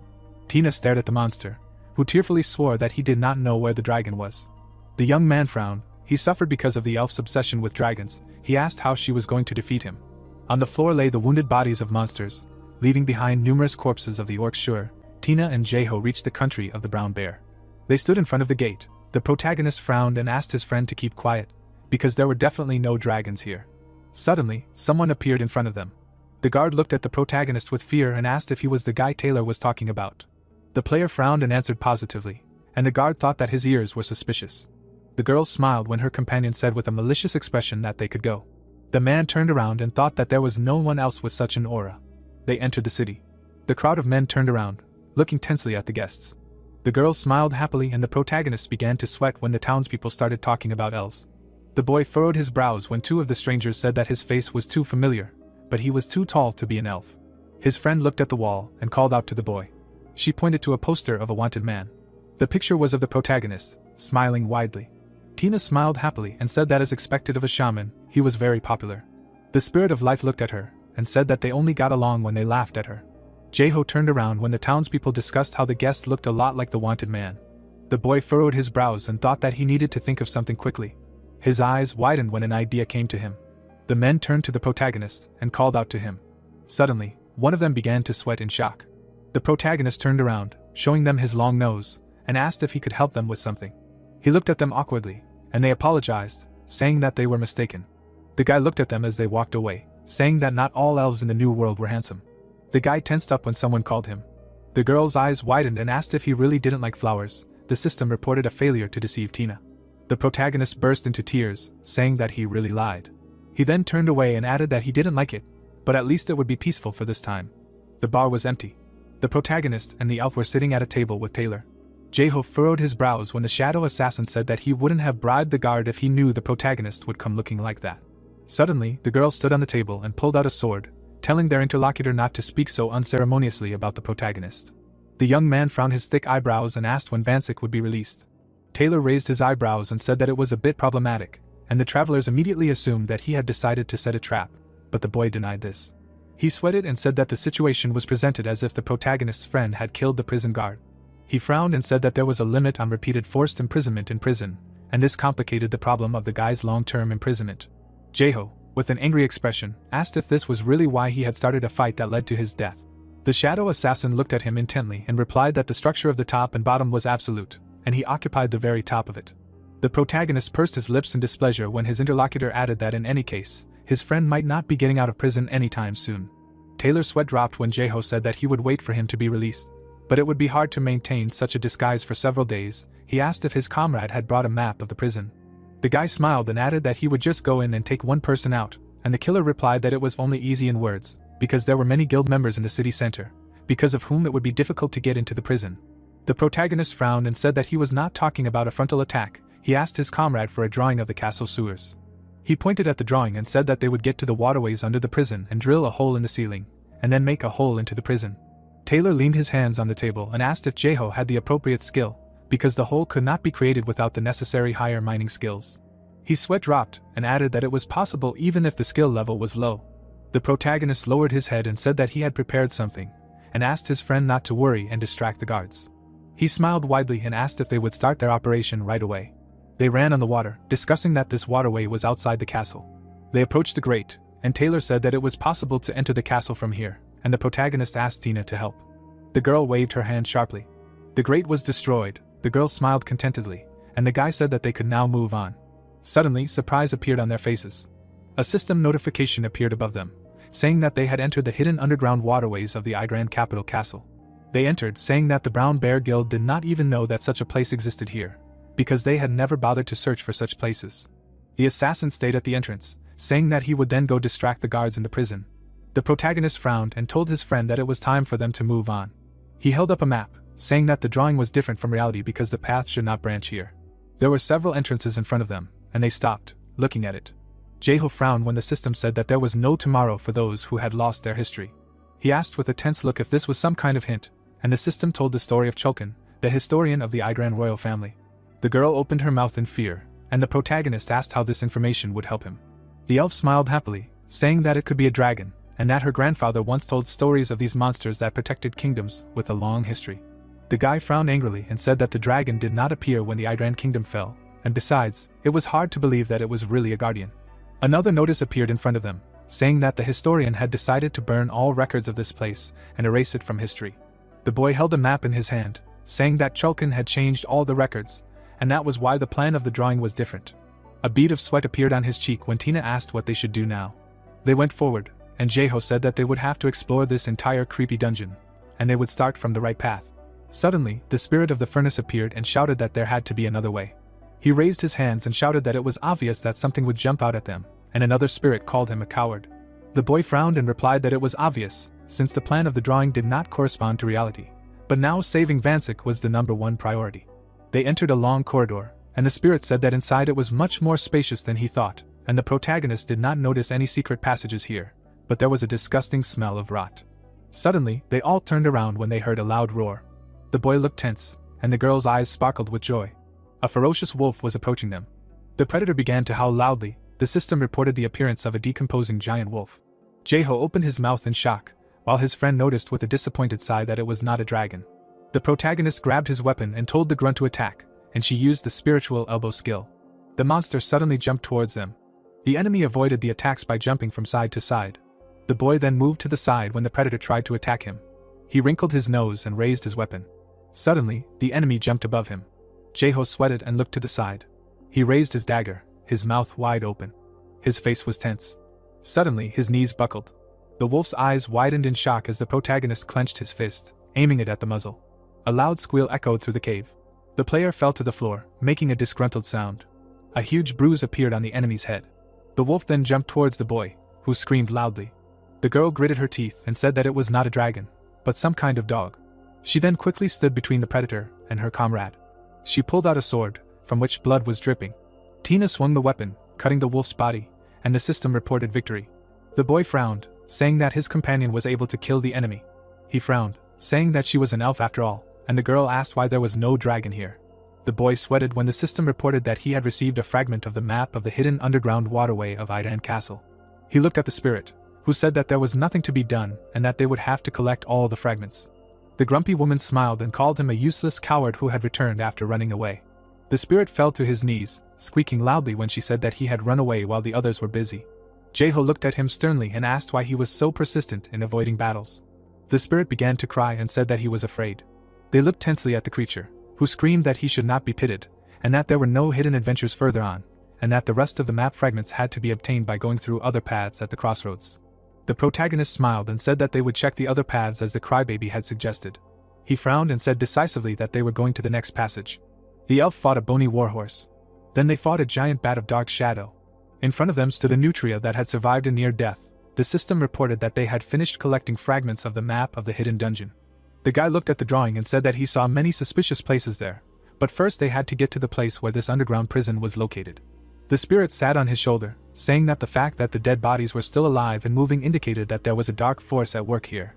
The young man looked at his friend and assumed that then the guardian was not really him, and she immediately asked if it could be a black dragon. They walked along the corridor, and Jaeho said that this part of the ceiling was the floor of the prison cell where Vansik was imprisoned.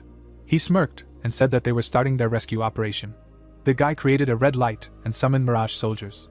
A crowd of miners appeared next to him, and he explained that they were in the underground passages under the prison. He raised his hand up and shouted that they would be digging the ceiling. The protagonist presented a diagram of the dungeon and said that according to the map plan, the height of the waterway walls was about 4 meters. It would be difficult to dig directly. He smirked and added that for this reason, they would dig at a 45-degree angle into the wall, and then dig in the other direction to reach the prison cell. The miner's mouth opened wide in shock when the protagonist announced that he would give them something. He handed them a flask of red liquid. It was an energy drink for miners. The man looked at the potion with disbelief. Then he began to drink it. The crowd smiled happily, shouting that they felt a surge of energy. There was a guard sitting in the prison guard station above ground. Taylor entered the room and the worker said that he had already visited him recently. The shadow assassin approached him and said that he was just worried that the guards were being overwhelmed by the workload and that they were barely getting any sleep lately. The guy looked up at the stairs and asked how things were going in the underground prison after the big commotion recently. The guard smiled and said that it was a small problem but that the number of incidents was increasing. He gaped in disbelief when Taylor tapped the screen and said that he could imagine how hard this job was for them. He then pulled out a large bottle and said that nothing could relax him like this, and that was why he was there. The guard blushed and raised his hands, shouting that he was on duty and couldn't drink, but the assassin said that it was okay because the boss wasn't here. He winked and raised his glass to his colleague's hard work. He slammed the glass on the ice chest and laughed loudly. The guard turned even redder from the alcohol and started talking about how the country was changing and becoming more difficult. He raised his fist, saying that the new workers had no sense of responsibility. Suddenly, he looked away, hearing a sound. Taylor walked towards the wall, and his colleague said that a sound had just come from the underground cells. He put his hand on his head when the killer said that he did not hear anything. The guard concluded that he was just too sensitive these days. The guy began to sweat and thought that Jae-ho had finally arrived on the scene. Someone's head appeared from a crack in the floor. Wansik screamed in fear when he saw the person in front of him. The protagonist frowned and ordered him to be quiet. He then climbed out of the hole and said that he hoped to end up right in a prison cell, but they were a little mistaken. The guy went to the bars, and his friend said that he looked pretty weird. The protagonist frowned and said that it was not easy to get here. He then turned around and asked the elf to deal with the bars. The prisoner looked at her uncertainly, not believing that she could do it with a normal sword. Tina then swung the weapon.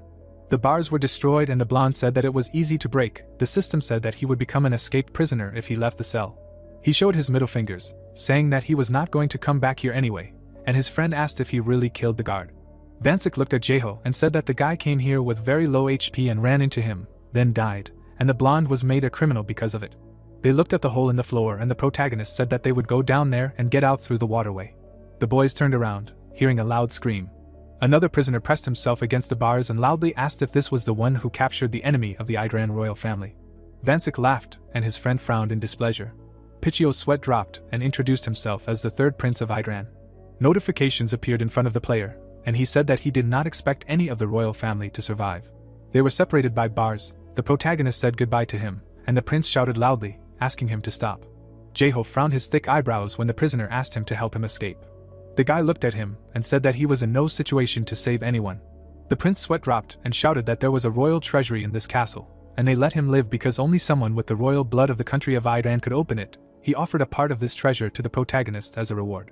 The guy frowned and Pichio explained that he would give him 1/9 of it.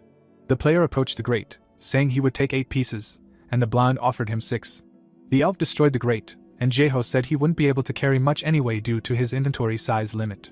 He then pointed at the hole and said that they needed to go down there, and the prince screamed loudly. He closed his eyes and screamed with tears in his eyes that most of the prisoners here were loyal servants of the Idran kingdom. He asked to save them. Loud screams of the girl breaking the bars were heard throughout the prison. Pichio raised his hands and loudly thanked the protagonist, and he in turn screamed for them to hurry up and go down. The girl turned around and said that someone was going down into the prison. They stood on either side of the stairs, and the guy asked his friend to deal with the villain in one fell swoop.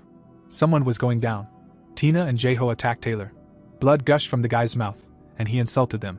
The elf smiled happily, continuing to beat her comrade for not saying anything before coming here. The shadow assassin fell down and the protagonist apologized to him, saying that it was a mistake. The prisoners gaped in delight when they saw the system report that the infamous Taylor had been defeated. They raised their fists and shouted loudly, praising the boy's name. The prince opened his mouth wide and thanked him, and the boy asked where the treasure was. They both turned around when someone loudly asked how they found it. The old man furrowed his brows and shouted that in order to protect the sleeping guardian of the royal family, he used forbidden necromancy to hide this map. The blonde's sweat dropped as he looked at Lord Chokin. The old man's sweat dropped and said that he simply did what he had to because he couldn't let those fools up there know of his existence. Jae-ho asked what that meant with an angry expression. The historian opened his mouth wide in fear. There was a purple mist around the elf, and she asked about the dragon. Tina smiled madly and her eyes shone brightly. The protagonist covered his eyes with his hands, thinking that everything was doomed to disaster. He regretted that he could not cover his friend's ears at that moment. Pichio opened his mouth wide and exclaimed that he did not say anything about the dragon, but Chokin replied that, having been forgotten by the royal family, it only remained in historical records. The old man frowned and said that he was sure that the dragon was still deep under Idran Castle. He looked at the prince carefully, and said that they should believe him, because the previous rulers did not believe. That is why their kingdom was lost. Pichio opened his mouth wide and began to shout at Chokin to stop insulting the royal family, but Jae-ho placed a hand on his shoulder and asked him to be quiet. Besides, another time he could check if the dragon really existed. Suddenly, he looked away. Tina gave him a creepy look and started repeating that they had to kill the dragon, but the protagonist replied that he would never do that, because if there really was a dragon here, they wouldn't be able to defeat it. Vansik smiled and asked what would happen if they brought the elves as well, and Jae-ho replied that there was no need for that, because he was the owner of a flower shop after all. Tina started crying and asked if they really weren't going to fight the dragon, and after all the effort they had put into collecting the map pieces, but Jae-ho denied it. He then turned to the old man and asked if Chokin had hidden the map, and if it would be a problem if he found the map, would they really have to kill the dragon? The protagonist frowned when Chokin replied that it wasn't, and stated that he simply wanted to prevent the map from falling into the wrong hands. The protagonist frowned and asked what exactly had happened, as he thought Chokin had found a guardian for his country, so why had the kingdom fallen? The old man closed his eyes and said that he had found a dragon fast asleep underground. He said that as soon as he saw the dragon, he knew that the creature was the guardian of Idran. However, the guardian was in a bad mood because he had interrupted its sleep. The protagonist grinned and said that it was true. Besides, it was possible to get stabbed by waking someone up. Then they all looked at each other in shock. A system window appeared in front of the protagonist, and he clarified that he certainly did not hit people who woke him up. Cholkin looked at the young man and said that, whatever the case, the creature had warned them that it would not forgive them if they woke it up again. The old man narrowed his eyes and said that was why he used forbidden necromancy magic to hide the map. Sweat started to pour down his face. Cholkin said that he wanted to prevent someone from awakening a dragon that could destroy the world, but Jeho asked how a dragon could be called a guardian if it would go berserk from being awakened and if it could destroy the kingdom. The old man put his hand to his chin and said that maybe this was the price for ignoring his existence and forgetting about him for hundreds of years. Lord Cholkin frowned and started to talk about how as a historian he couldn't let a piece of history disappear, so he hid the map instead of burning it. Then the protagonist asked if because he couldn't use the map, Cholkin hid it so he wouldn't give it to anyone and use it himself later.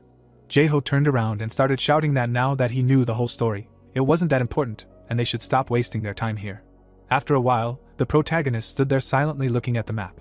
Cholkin pointed and said that if they followed the hidden path marked on the map, they could reach the castle's treasury without meeting any of the brown bears.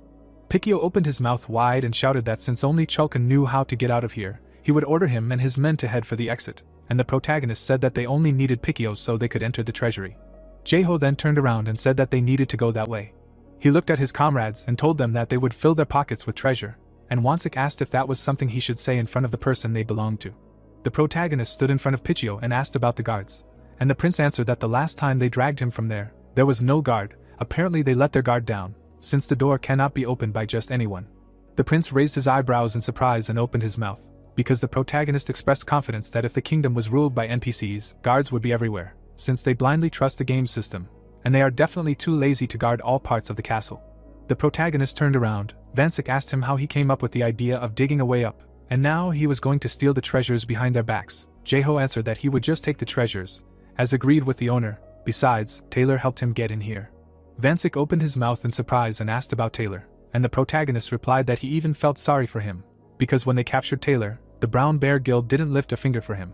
Tina stood behind them and looked at them happily, and so they felt awkward discussing Taylor. And so the heroes went on. The prince was scared when he met the protagonist's gaze. They found themselves at a dead end, because the map led them there. Jeho frowned. The system notified him that he had discovered a hidden passage thanks to his skill. He saw a brick in front of him. The others watched this. The protagonist clicked on the brick.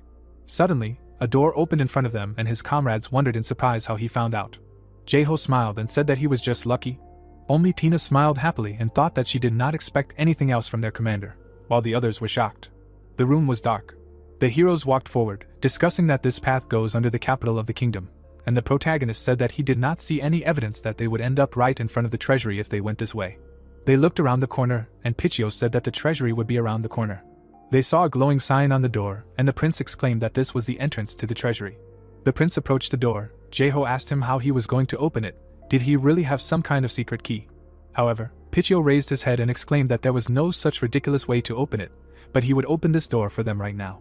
The young man stretched out his hands and began to say that he, the official heir to the Idran kingdom, Picchio Idran, ordered the door as the heir to the throne to open. And indeed, the door opened. Tina smiled and said that this is the power of words. She looked at the protagonist and said that there was a special power hidden in words. She said it was similar to magic but superior in level. It must be the power that flows in the veins of the Idran royal family. The protagonist turned around and said that it sounded more impressive than just a trick. Jeho suddenly frowned. A system window appeared in front of him, informing him that he had learned about the power of words, but he wondered why he was being told something so insignificant. Jeho took a closer look at the system window, and it turned out that he had gained new skills, namely the power of words, which belonged to Brezel, the king of the cursed kingdom of Kopiai. He spread his hands and wondered if this was a curse, and why out of all the words, he got such scary ones. Vansik waved at him and called him to follow him. There were chests of gold in the room. Vansik opened his mouth wide and exclaimed that this was incredible. He looked at Jeho and asked if he was not shocked, because wasn't he seeing this for the first time in the game? Vansik then frowned and asked what kind of strange expression he had and why Jeho was so calm, but he looked away and said that it was quite exciting. The protagonist put his hand on his side and mentally said that Brezel's treasures made a bigger impression, because there was about 3 times more gold there, and it's a shame that he can't get into it because he doesn't know the location. The protagonist and his comrades began to grab all the jewelry they see. Suddenly, they turned around in shock, because someone called them thieves. A bald man appeared in front of them, who said that they were stealing the treasures of the Brown Bear Kingdom. The bald guard opened his mouth wide and said the protagonist's name in surprise. His head was immediately cut off. Tina asked him how he dared to say the shaman's name with his dirty mouth. Vansik looked at this and said that since the guard died with one blow, it must have been a player, not an NPC, and because of the siren, they would all come running here. They took the bags and ran to the exit. A crowd of guards appeared in front of them, about to capture them. Jaeho frowned and started shouting that there was no choice.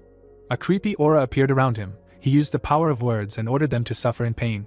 Wansik opened his mouth in shock and said that he seemed to have seen something similar in Dragon Ball, but the protagonist replied that modern children do not know such things. Red energy enveloped the guards since they were restricted by the order of a noble being. The bald man opened his mouth and shouted that this was some kind of curse. The protagonist looked at his palms and exclaimed that mana was running out very quickly, and therefore Wansik should be a tank. The young man took out his sword and asked the protagonist what happened and what he was doing, but Jaeho did not give a clear answer. Flowers appeared in his hands, and therefore Wansik angrily began to shout at him.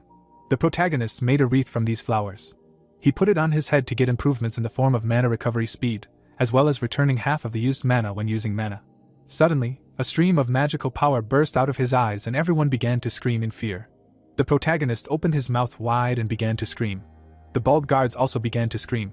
Another part of the bald guards also ran to the treasury, because they received a notification. The door in front of them opened. The bald man frowned and wondered what happened here. First of all, they saw the protagonist shooting lasers from his eyes and thought that it was a monster. Suddenly, the protagonist shot one of them with a laser. Then he raised his head and pointed the beam upward, and one of the bald guards said that he had never seen an elf shoot a beam. They opened their mouths wide and said that there was no need to be afraid, because there were only 3 opponents, and there were many of them. They ran into Tina, thinking that first of all they needed to kill this elf. The girl immediately hit one of them. One of the men widened his eyes and exclaimed that the elves are not invincible, and therefore, they can cause damage if the attack goes through. The girl continued to fight against the guards. She dodged the attack. The bald man held a sword in his hands and shouted that Tina was now knocked off balance. He attacked with the sword, but the girl jumped and dodged the attack. Still, a cut appeared on her cheek. A moment later, she cut the enemy in half. The man fell to the ground, Tina landed on her feet, and the rest of the opponents began to say that she was just a monster. The girl frowned, a drop of sweat rolled down her cheek, because she understood that there were too many of them, although they were weak. Vansik stood behind and shouted that Tina was surrounded by rankers and it was too dangerous. The protagonist was still shooting beams from his eyes. A red aura was emanating from his hands. The protagonist shouted that he would never take off this wreath, because he had to continue using the power of words. Vansik turned around and shouted that he would have to throw away the treasures in his inventory due to the overload. Otherwise they would not be able to escape. But Jaeho shouted that he would not leave the gold coins. Vansik glared at him and shouted that he had always only had his eye on the flowers. But Jaeho replied that he only needed to time it well to enter the secret passage. He opened his mouth wide when the system notified him that due to his level up, his mana level would increase by 50 due to the use of the power of words. He continued to shoot beams from his eyes, looking at the system window. He took off his wreath and wondered how much mana he currently had. Vansik turned around while fighting and asked the protagonist indignantly what he was doing and why he wasn't cursing his opponents. But Jaeho said he needed to check something. The protagonist frowned and said that his mana had reached over 300, meaning he could use it. He raised the hourglass above himself and summoned a gold golem. He then lowered his head and thought about the golem that appeared when he fell through the desert into a secret passage, but his mana was only 200 back then. He glanced at the system window, which said he needed to summon wealth, which would be used to summon the golem. The protagonist looked away and wondered if it would really work, since the more gold he used, the stronger the golem's attack would be and the more stamina it would have. Jaeho opened his mouth wide and shouted for Vansik to take out all the gold from his inventory. Then he turned around and called out to Pichio. The prince was hiding behind a mountain of gold in fear, and the protagonist asked him for a favor. He reached for the system window. Jaeho looked at the prince and asked if survival was the priority. Then he suddenly became gloomy and said that in that case, Pichio should lend his gold. The prince's eyes widened and he looked at him in surprise. The bald guards raised their heads because they felt the vibrations. Sweat appeared on their faces because they realized that it was not an earthquake. The protagonist stretched out his hands and exclaimed that he chose Idrin's gold. He smiled evilly and said that he would rather give it all than lose to others. But the prince was crying and screaming at that moment that this was not part of their deal. Jaeho raised the hourglass above himself. The ground split into pieces. A huge golden golem appeared. The men ducked and began to scream. The other guards opened their mouths wide and exclaimed that they couldn't handle this golem. It was hard to even call it a raid monster. Everything was foggy. A level 980 transcendental gold golem stood before them, so the guards said that this monster was far beyond the level that a player could handle. Jeho gave a thumbs up and said that Idrin's gold was the best and its efficiency was high, while the prince cried over the loss of gold. The protagonist smiled slyly and said that with all the treasures in the treasury, the golem had exceeded its expected efficiency. He then looked at the system window and said that in any case, there should be a time limit on summoning, so they should escape while there was time. They both looked at the gold golem, and Vansik asked if they had a time limit, and Jeho replied that they had plenty of time. He smiled and said that it was time to escape. He raised his hand and shouted at the golem to clear a path for escape and to carry them out alive. Suddenly, Kroken slammed his fist on the table and asked how they had allowed such a thing to happen, namely, a prison break. The Brown Bear Guild leader opened his mouth wide and shouted that they had even taken the royal family's offspring with them and had plundered the treasury. Mikhail lowered his eyebrows and said that they were saying that it was because of the elves, and if there were elves there, then it was Jeho's doing, after which the leader clarified that even if there were elves, there were only 2 of them. The strategist, looking ahead, replied that they were saying that one of them was just a monster. Through the sweat on his face, the big guy asked what else. The Brown Bear Guild Master's deputy said that a raid monster had appeared inside the treasury that the prince had opened, and then the muscle man asked him again. It was heard that it was a golden golem, and a notification was shown that they couldn't stop it and to send reinforcements. The man spread his fingers and asked why everything was shaking and how the golem suddenly appeared in the treasury, to which he was told that they had most likely fallen into their trap. Opening his mouth, the young man added that even the fact that they had captured his friend could have been part of Jeho's plan, and at that moment, Kroken clarified that they had really been aiming to take the prince from the start. Narrowing his eyes, Mikhail asked back that wasn't it suspicious, since he had checked the prison and it turned out that they had dug a passage through the floor, and then wondered how many people could have known about a secret passage, let alone a treasury. Clenching his jaw, the leader of the Brown Bears Guild noted that it certainly made sense, and if that was the case, then someone had leaked information about the prince, and then his assistant asked if the name Red was familiar to him. The big guy opened his jaw sharply and asked if it was the same little mage class guy who attacked them during the attack on Alicia. Baring his teeth, the strategist said that he insisted it was because of a quest, but there was a rumor going around, to which the muscle man asked which one. Lowering his eyebrows, the deputy guild master of the Brown Bear exclaimed that he did it because of the flower items.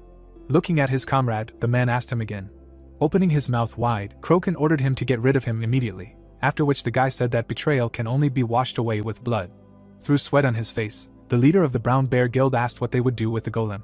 Suddenly, the big guy opened his mouth wide and shouted that they needed to leave immediately. The daytime sky appeared. A light haze was visible. Standing on the roof, the jock asked what it was, to which he received the answer that it was level 980th, and had never seen such a monster in a raid.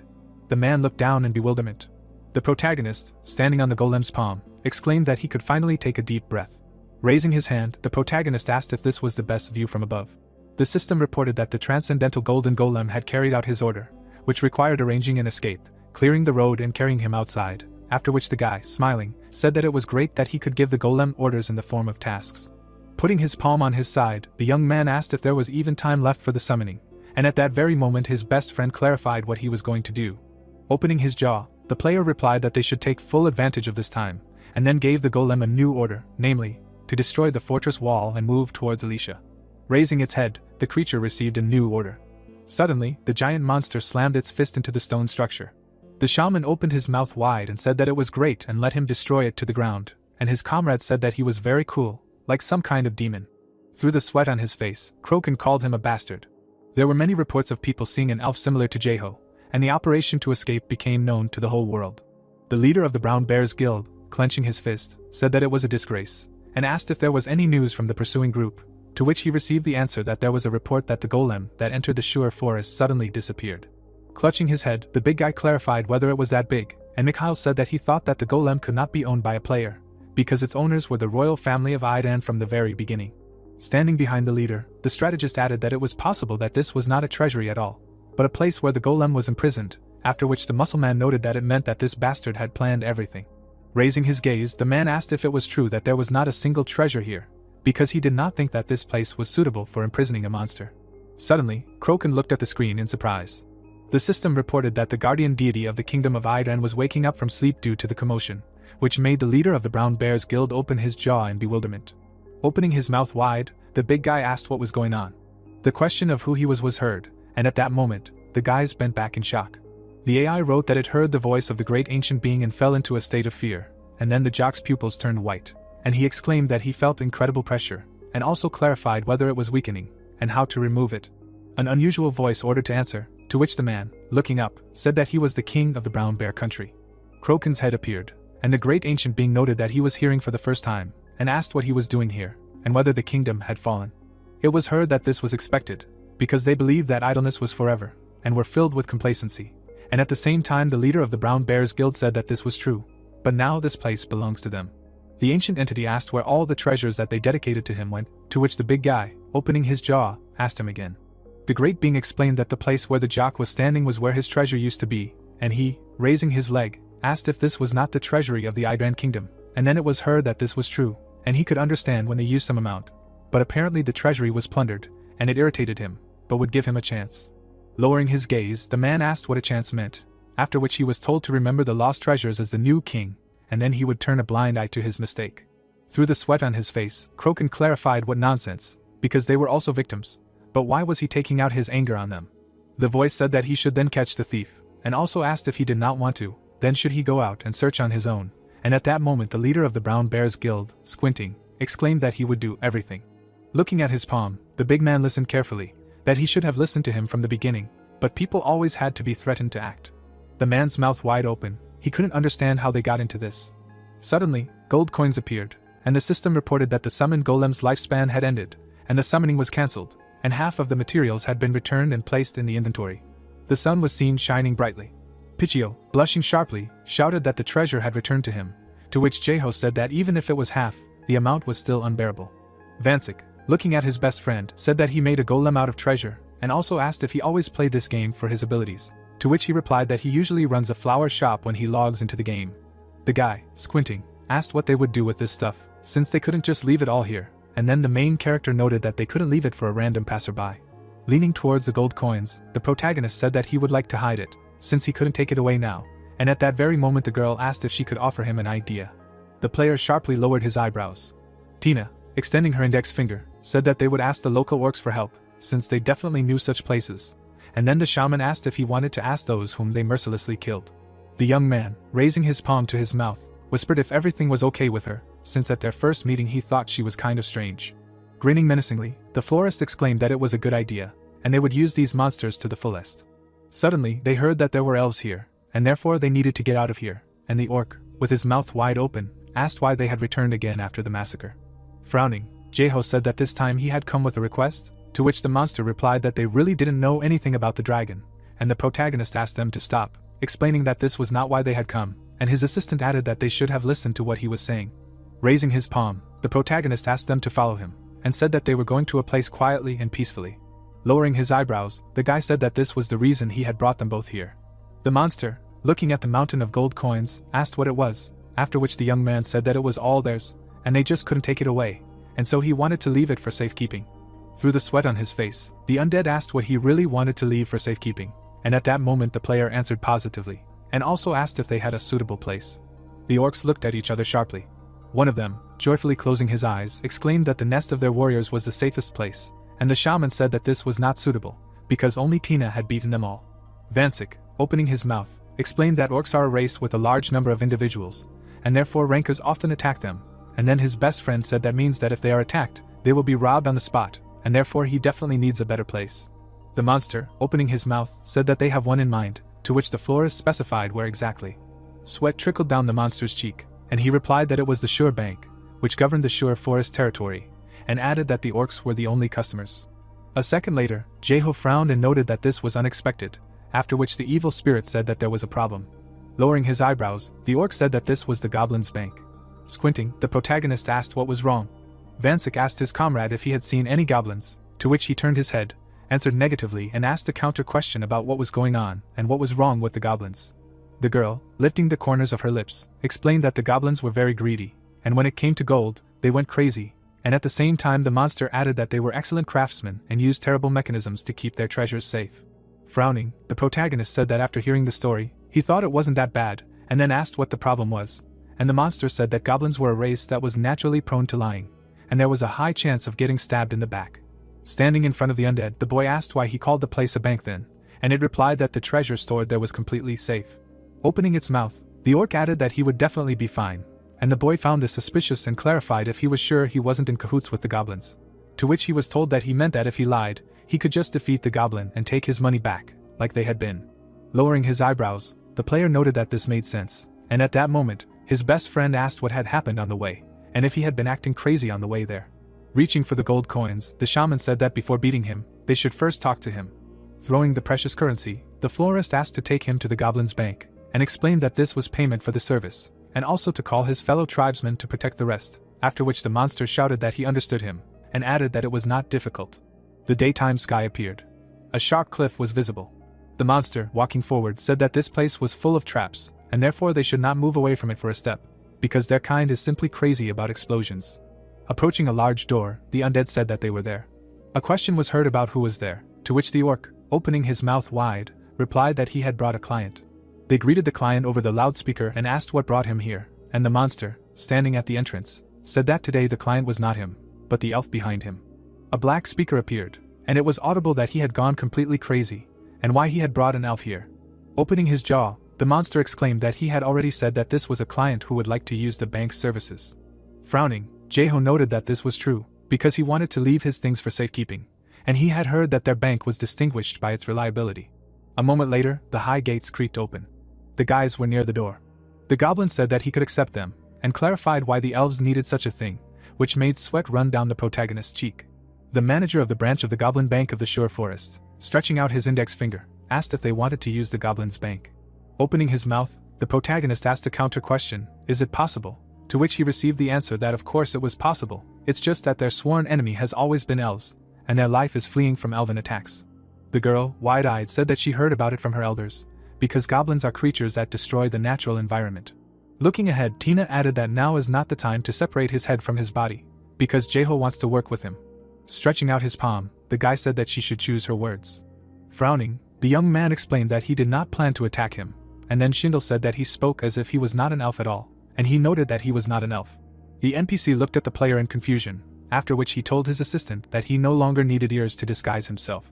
Closing her eyes, the lady said that it suited him very well, to which the guys disagreed.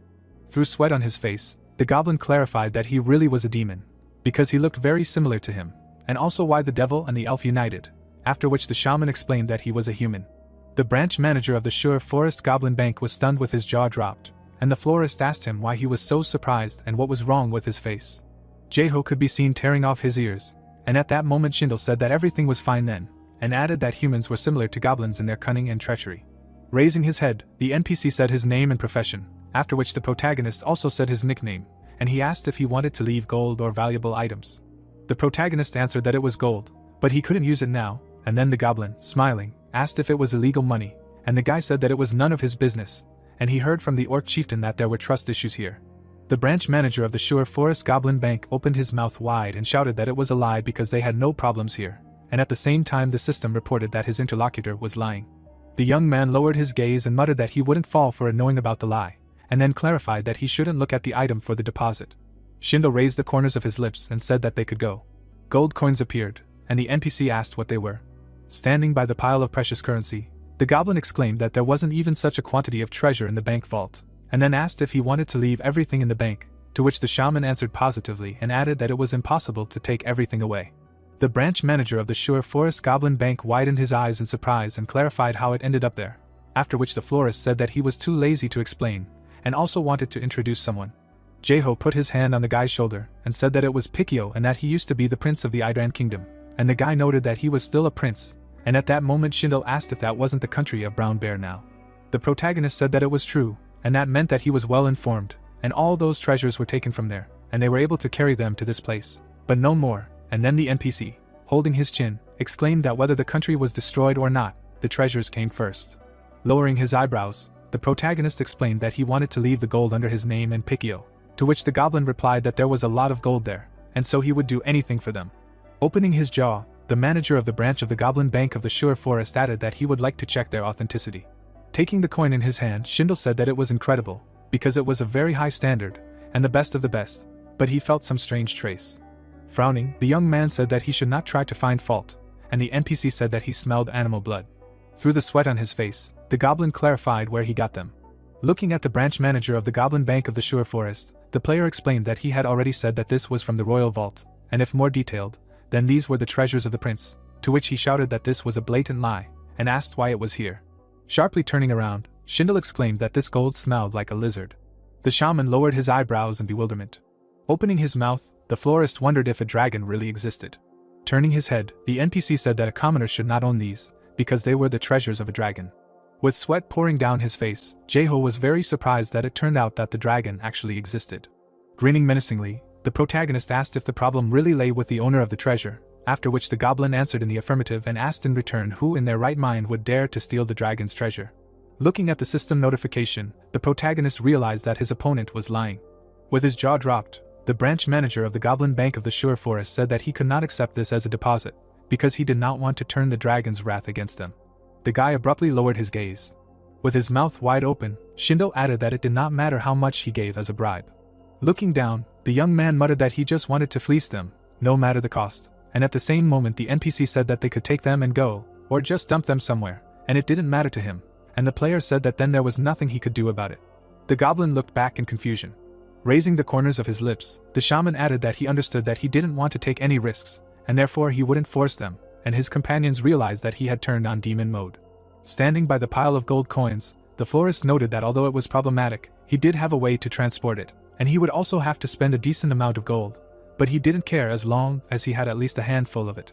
Looking to the side, the branch manager of the Sure Forest Goblin Bank exclaimed that he shouldn't bluff, and then Jeho said that it was a shame that so much would be lost, but he would just have to be less greedy.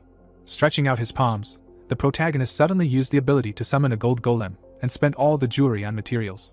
Schindel, standing behind the protagonist, was very surprised that the gold was disappearing so quickly. With his mouth wide open, the NPC thought that his gold was disappearing. Clenching his jaw, the guy muttered that he should decide quickly, otherwise it was a waste of gold. Opening his jaw, the goblin shouted that he should stop, because he had a suggestion. Through sweat on his face, the branch manager of the Sure Forest Goblin Bank remarked that he was a very smart person. Grinning, Schindel explained that they never cared who the depositor's gold originally belonged to, so they would take care of it. Looking ahead, the NPC added that this was indeed a risky business, and so he wanted to make sure that there would be reasonable compensation. Smiling, the young man asked why he hadn't said so from the start, and at that moment the system informed him that he had entered into a contract with the Goblin Bank branch and had become their client.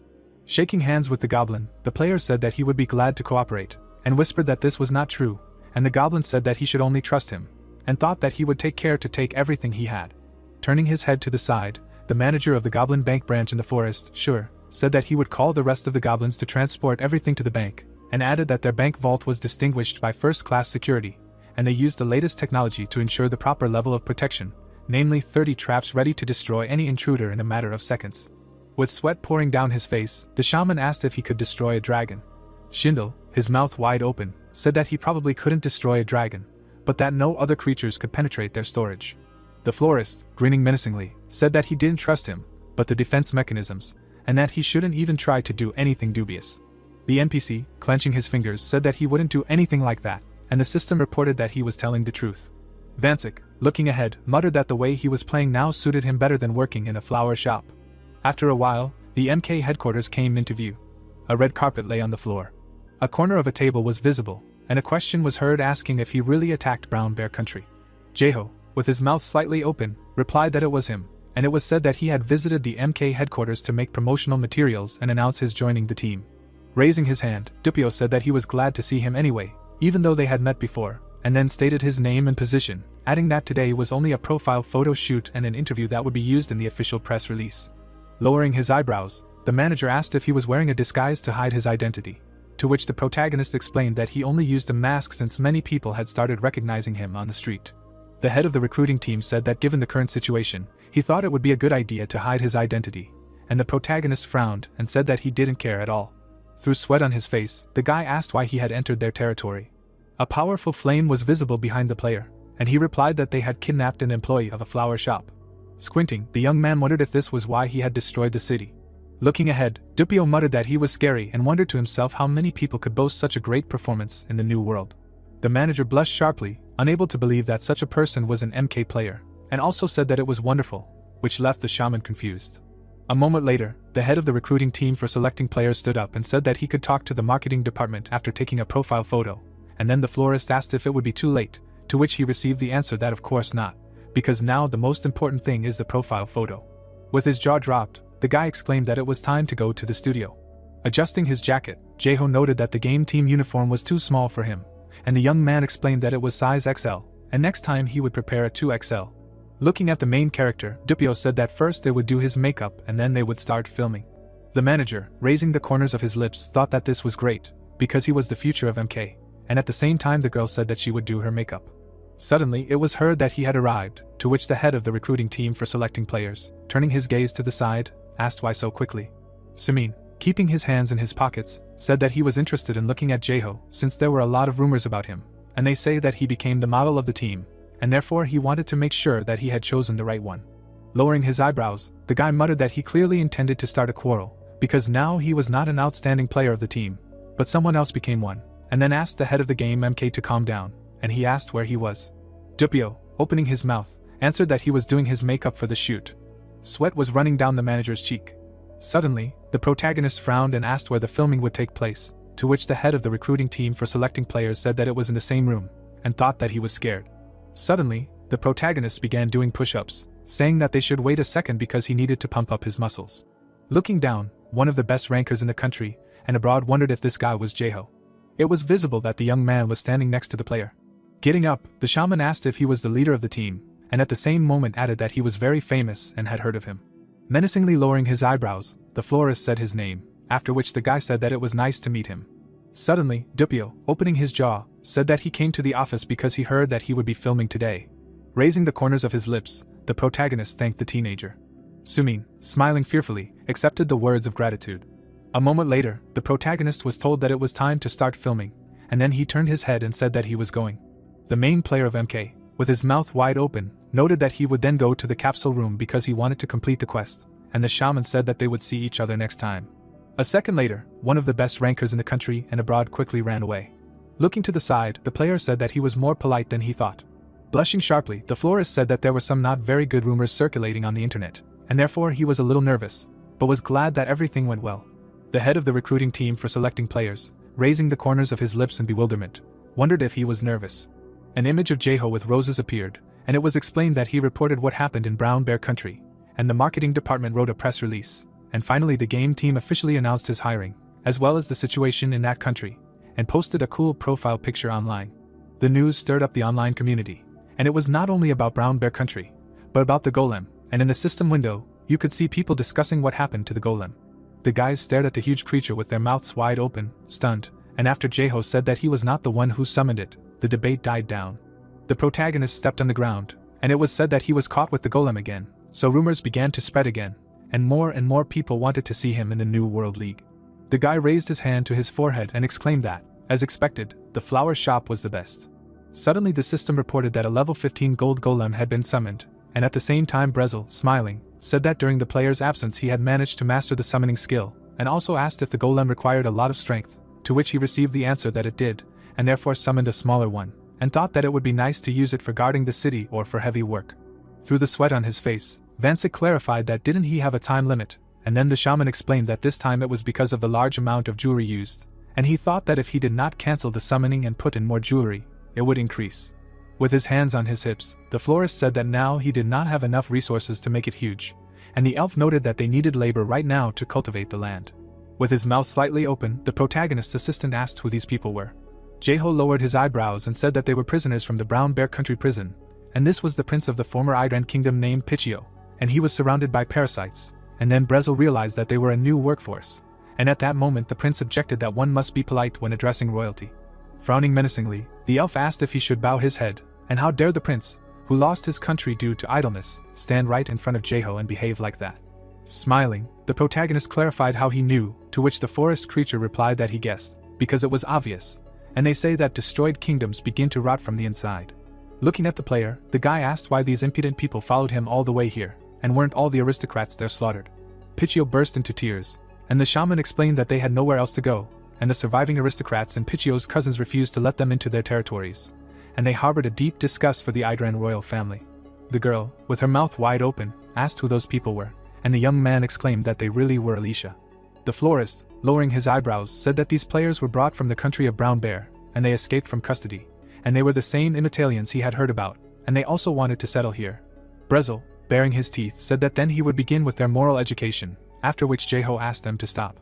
Squinting, the protagonist said that they needed to call Breeze, and the clan leader received a message asking him to come to the flower shop for a minute. Suddenly, the big guy, clenching his fist, asked if something had happened. The protagonist's pupils quickly turned white. Looking at the muscle man, the shaman said that players had come who wanted to settle here, and Breeze knew everything about it like no one else, to which he exclaimed that if so, he could rely on him. Extending his thumb, the clan leader noted that they held regular classes for potential residents. Keeping his hands on his hips, the player asked if NPCs could conduct such lectures, and then the big guy said that of course they could, but he did not have such an NPC as an assistant. Lowering his gaze, the florist asked to take care of these people, adding that they would be staying here for some time, and therefore let him report things that should be more careful when living here, after which the muscleman said that he could not worry. Looking to the side, Jeho realized that he had figured it out, and also asked if anything had happened in the garden in his absence. Brezel, with his mouth wide open, exclaimed that the spirits were happy and the divine tree was in excellent condition, and then the protagonist remarked that he was glad that everything was fine. The roof of the structure was visible. May, holding a bucket of flowers, said that it was a relief that he was here, because they had a disaster.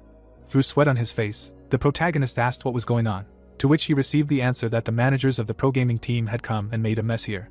The player clarified why he had suddenly shown up, after which the girl, squinting, asked him in return if he remembered the people working at the sawmill, and added that he had said some strange words about a monopoly on talents. Clutching his head, the shaman could not understand what this meant. Suddenly, the official representatives of the gaming teams, looking ahead, asked to lift the ban on recruiting members of Connerkeep. The guys ran up to the florist and asked him if he didn't know that there were many talented people in Connerkeep, but he had arranged a monopoly on the part of MK, and if it wasn't too much to block recruitment to gaming teams. And at that very moment Jeho asked what they were talking about and why he had to listen to this. The young man, opening his jaw, asked if he was their boss, to which he received the answer that they were mistaken, since he was not associated with the members of Connerkeep. The official representative of the gaming team, frowning, asked why then all the players refused recruitment, and Bill added that he heard that the conditions for joining the guild prohibit outside activities. The protagonist opened his mouth in bewilderment. Looking out the system window, the protagonist told Breeze that he had just met the managers of the pro-gaming teams, and they would like to recruit members of Connerkeep. The clan leader noted that he also had a reason to save them, who were almost homeless, and shelter them in the new world, after which the player, through sweat on his face, said that this was not entirely true, and the big guy added that this is why he decided to act and play for him. Lowering his gaze, the shaman said that it was not necessary, and then the jock explained that their gaming life ended in the forest of Rakshi even before they appeared there, and therefore they would like to somehow repay and focus on him, and not on playing in pro-gaming teams. Breeze said that Connerkeep is a guild that exists to serve Alicia, and at the same time sweat trickled down the florist's cheek.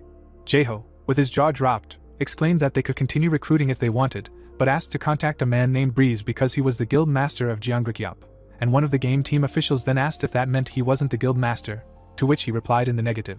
Frowning menacingly, the protagonist asked not to bother the flower shop staff anymore. Standing opposite the protagonist, the boys said that they understood. After a while, the golem's leg appeared, and it was heard that the annoying factors had finally disappeared. The young man, being in the desert, said that he had summoned the golem, and could also use the goblin bank. Putting his hand to his forehead, the player added that it was time for him to find Brezel's secret storage, but he could barely find even one clue, and at this rate he could search the entire desert. Sitting on the shoulder of the huge creature, the shaman said that the storage was in the dungeon of Brezel, and the location could not suddenly change, and therefore he was sure that it was somewhere nearby. A small cactus was visible. Suddenly sand flew up. A plant appeared on the tail of the monster. The lizard quickly approached the florist, and the system reported that this was a monster that hunted travelers and animals. Clenching his jaw, Jeho exclaimed that he should let the golem attack the enemy. Then the protagonist pushed off from the huge creature. Looking back, the protagonist realized that the golem's attacks were too slow. It was visible how the monster dodged the blows. The guy, watching the fight, noticed that the giant was very slow. Lowering his eyebrows, the young man said that this was not a high-level monster, and therefore he could. It seemed like the undead stuck out its tongue. The lizard turned its gaze to the side. Grabbing the enemy by the tail, the player shouted that he was caught, and then ordered the golem to attack. A moment later, the giant crushed the monster. The system reported that the lizard was killed, and at the same time, the shaman, looking at the huge creature, noted that he could not withstand such a weak monster, and also wondered if it was because his level was low, or if there was a way to improve it. Looking at the limb of the evil spirit, the florist wondered if it was a cactus-shaped tail. A second later, Jae-ho opened his mouth in surprise.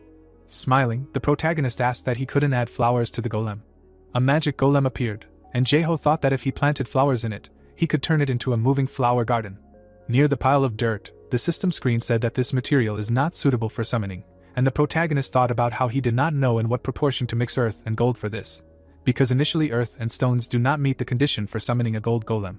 Suddenly, the earth golem with the aroma of level 1 gold began to crumble, and the shaman realized that the creature with a small amount of gold was like tofu, so it was difficult to use, but it was possible to summon.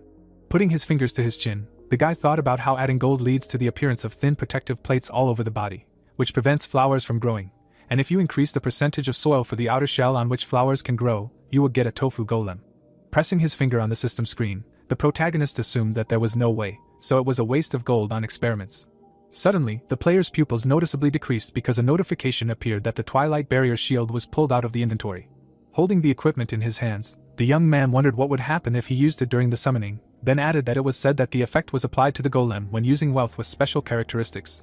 But he did not understand whether the shield would increase its durability.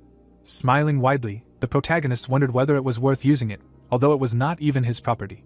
Standing in the middle of the room, the shaman wondered what would happen to him after the summoning was over, because since he was the only one of his kind, he needed to try it on someone else, when suddenly he was called loudly. May widened her eyes and exclaimed that there was a complete mess outside, because a dwarf suddenly appeared and almost fought with the elves, to which the guy asked her again. The girl replied that she had no idea, but the spirit of life said that he knew this creature, and the protagonist frowned and said that he did not know any of the dwarves. Looking away, the player, after realizing, wondered if this was really the one he thought he was. Leaning his knees to the ground, Volka stated that he was officially invited, and then cried out that he knew the shaman, because he ate with him and even went to the same sauna, so they were close friends. Raising her eyebrows in alarm, May clarified whether Jae-ho knew this NPC, to which he replied that he did, and it was a real headache. The blacksmith opened his mouth wide and shouted that he had come to repay his debt, when suddenly the system reported that the opponent was lying, and then showed a description of a new quest, thanks to which if you save him, you can turn him into a worker of Alicia, and if you do not save him, the sympathy of the dwarves will decrease. Lowering the corners of his mouth, the protagonist ordered to take him out. The gambler asked if he had already forgotten those days when they together kept the alley in fear, and that they wandered along the pier as if it was their home, to which the shaman clenched his teeth and clarified when this had happened, because he did not understand what they were talking about. Volka began to beg the guy, because if he left, he would become a corpse, to which he turned around and explained that he needed to take responsibility for his actions, and that he now understood that a gambling addict is a serious diagnosis. Samantha approached the protagonist and asked what kind of dwarf he was, to which he noted that they had not seen each other for a long time, after which he added that he had met him in the kingdom of Razel, but there was no need to worry, because he would die soon. Turning her head to the side, the member of the Prime Guild said that she had heard that all dwarves were excellent blacksmiths, and they said that it was simply unrealistic to get equipment made by them, to which the young man said that he was not a blacksmith, but a gamer, and perhaps he had some skills, but did not think that they were good. Sweat dripped down Volk's face while he begged to let him go, and Samantha clarified whether it was true that this species was rare on the continent, and besides, the mine in the Emba forest still needed labor. Jae-ho frowned and noted that this was true, and the mountain hermit asked to bring dwarves to the mine, after which he added that the guests should know what the ore in the mine looked like. Suddenly, the protagonist's pupils noticeably decreased. The shaman grinned and asked what would happen if he were locked up there and forced to work. Fangs were visible in the guy's mouth, and he said that, in addition, the demons of the Emba forest loved gambling, and it was easy to hide him from debtors there, and then exclaimed that it was even profitable for him. The elves dragged the blacksmith away, when suddenly the protagonist loudly called him. Smiling broadly, the player clarified whether he needed to hide somewhere, because he decided to help him this time too, to which he shouted that he knew it was his benefactor. The young man narrowed his eyes and said that there was one condition, which was that he had to prove that he had come to repay the debt. The trees of the Emba forest appeared, and the blacksmith could be heard shouting that he did not have to worry, because he would take care of everything and would not let him down. The protagonist lowered the corners of his mouth and explained that he was talking about his abilities, not about his gambling skills. Waving his arms back and forth, the dwarf shouted that there was no need to worry, because he was also interested in the golem experiment, so he would try to make him good protection. Vulcan noted that this forest was full of magic and that it smelled of demons, after which he asked if they were going to send him to hell, to which the shaman smiled and replied that he would not do that. Looking into the bushes, the dwarf thought. Seeing Sikid, the blacksmith's pupils bulged in bewilderment. The gambler dropped his jaw, surprised by the demon's appearance, and thought that he was already in hell. Opening his mouth wide, the creature asked where the dwarf was from, and the shaman suggested that they now get to know each other, because from this day on they would live together. The heroes looked at the guy indignantly. Pointing a finger at the blacksmith, the undead asked if the protagonist wanted them to deal with the noise of the dwarves, when even with the elves communication was tense, and the new roommate exclaimed that he did not want to stay with the demons, because it hurt his pride. Menacingly frowning, the player suggested that they should perhaps call the elves for their joint walk in the mountains, and take Volk to the creditors, to which they loudly apologized. Lowering the corners of his mouth, the young man said that this was excellent, and asked the blacksmith to follow him, because he needed to meet someone else, but it was not a person. The gambler asked him again, his pupils widening in alarm. Leaves appeared on the branch. Jeho turned his head back and said that this mine used to be a tomb and that he would have to work inside, to which he asked if they wanted to bury him alive here, but he was asked not to worry, because it was bigger than it seemed. A crack was visible in the floor. Magic crystals were shining brightly, and Volka could be heard exclaiming that this was a mithril, or vein.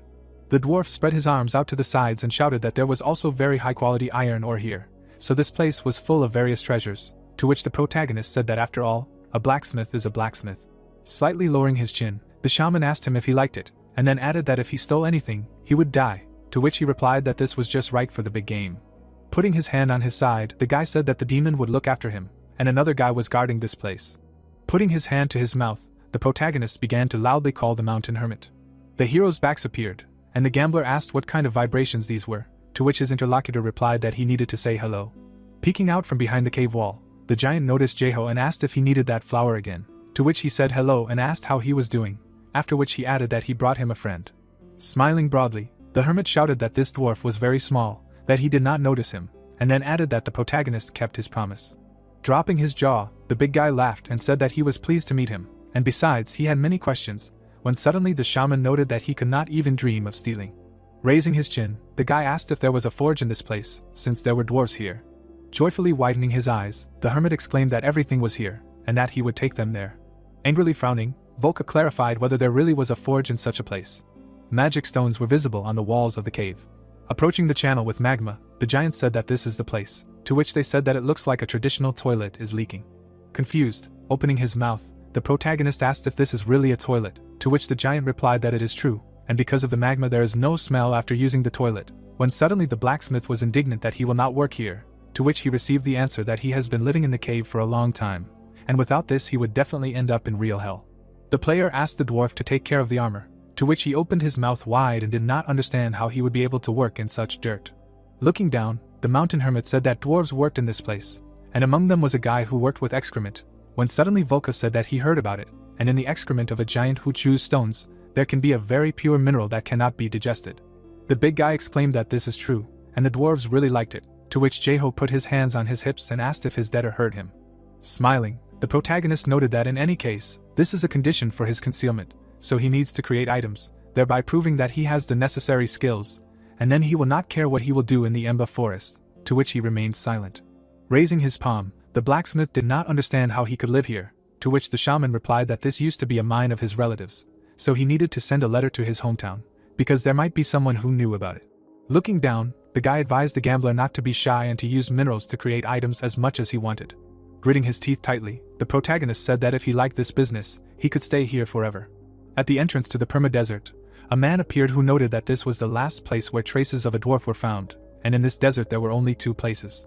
The man turned around when his partner mentioned the forest of Rakshi and the garden of Alicia. Throwing her weapon over her shoulder, Goldtooth noted that she also heard that Jeho once helped Volka in the kingdom of Razel, after which she added that if his traces ended here, it meant that he helped a dwarf again. Her comrade lowered his chin and asked them to wait a minute, then said that they had found his tracks again, and that they were heading to Manhwa Forest. The girl leaned forward and said that it was the forbidden forest in the north of the desert, then asked if she could go check it out herself, since it was not far, and her colleague said that she was in a bit of a hurry, to which he replied that he had already received a reprimand from his superiors for wasting too much time on such a small loan like his. Suddenly, the leader of the private lender pursuit group lowered her rifle. The lady wrapped her fingers around the handle of the equipment, and said that in that case, it was time for them to go. A dwarven large mithril shield, an iron breastplate, and a mithril shield appeared on the ground. Jeho, with his mouth wide open, remarked that the armor the blacksmith had forged was beyond his expectations, and added that using it as a material to summon a golem would increase its stats and even give the golem the stats of the item. Suddenly, a level 35 gold golem wearing dwarven armor appeared in front of the protagonist, and he remarked that there was another problem, and then cancelled the summoning, and the system reported that 50% of the material would be returned. The shaman kept silent, spreading his fingers wide. Looking at the mountain hermit's feces, rusty steel, and stone that fell to the ground, he said that when it came to treasures and items that weren't gold or gems, the materials would be random, but would always be equal to half the value of the item. Raising his head, the protagonist thought about how even the basic ingredients used to create this shield were of high quality, so it was impossible to simply buy them if he wanted, and then said that Volca said so, but he was sorry that he could not return the shield after summoning or its basic ingredients.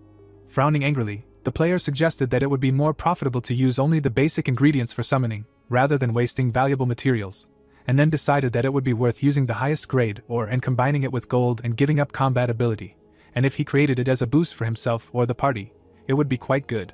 Suddenly, the youth loudly called out to the blacksmith, to which the blacksmith answered, holding a hammer in his hand. Turning his head to the side, the protagonist asked if he would be able to create an alloy of gold and ore and maintain the quality, to which he replied that the material would most likely become a little softer, but it was entirely possible, and the savior asked him in that case to first work on the alloy instead of creating items. With his eyes wide open in alarm, the gambler asked if the shaman had said that he needed items to create a golem, to which he replied that it was true, but now it seemed like a waste of time, and nevertheless, he needed to continue creating items in parallel. At that very moment, the guy's pupils noticeably narrowed, because he did not even admit the thought of Volk's freedom, and then stated that he still needed to test him to determine his fate. Tears flowed from the dwarf's eyes, and he said that he understood him. The protagonist was holding a dwarven iron ingot, which is an alloy forged by a dwarf from the finest iron and gold, and he asked if it was the fastest alloy to make that could be made now. Recalling how Samantha frowned and was surprised that he was using this expensive item for experiments, the player noted that he had heard that it was very difficult to make the best steel, and decided to go and experiment. The dark sky was visible above the forest. The young man stuck a shovel into the ground, saying that he had prepared iron ingots, and the second part of the items to be summoned would be earth. Jeho frowned and noticed a system message that he had dug up soil that was saturated with demonic energy. The protagonist did not understand what was wrong with the soil here, when suddenly a high-ranking spirit climbed onto his shoulder and noted that they were now in a demon forest. The spirit of life explained that this was the result of him using the tanlight shovel in the forest created by demons, and that was how this effect came about, to which the shaman looked away and said that everything was clear to him. Looking at the description of the tanlight shovel on the system screen, the guy said that he now understood the part in the description that said about changing the characteristics. While the creatures were silent, the protagonist lowered the corners of his mouth and asked why the earth he had just dug up was still saturated with demonic energy, when suddenly the system reported that his bad reputation was a little over 4,000, and his bad hidden reputation was 550, and he decided that it was because of this. Grinning widely, Grumpy asked if the player was going to create a golem from this earth, to which he replied that it was just an experiment.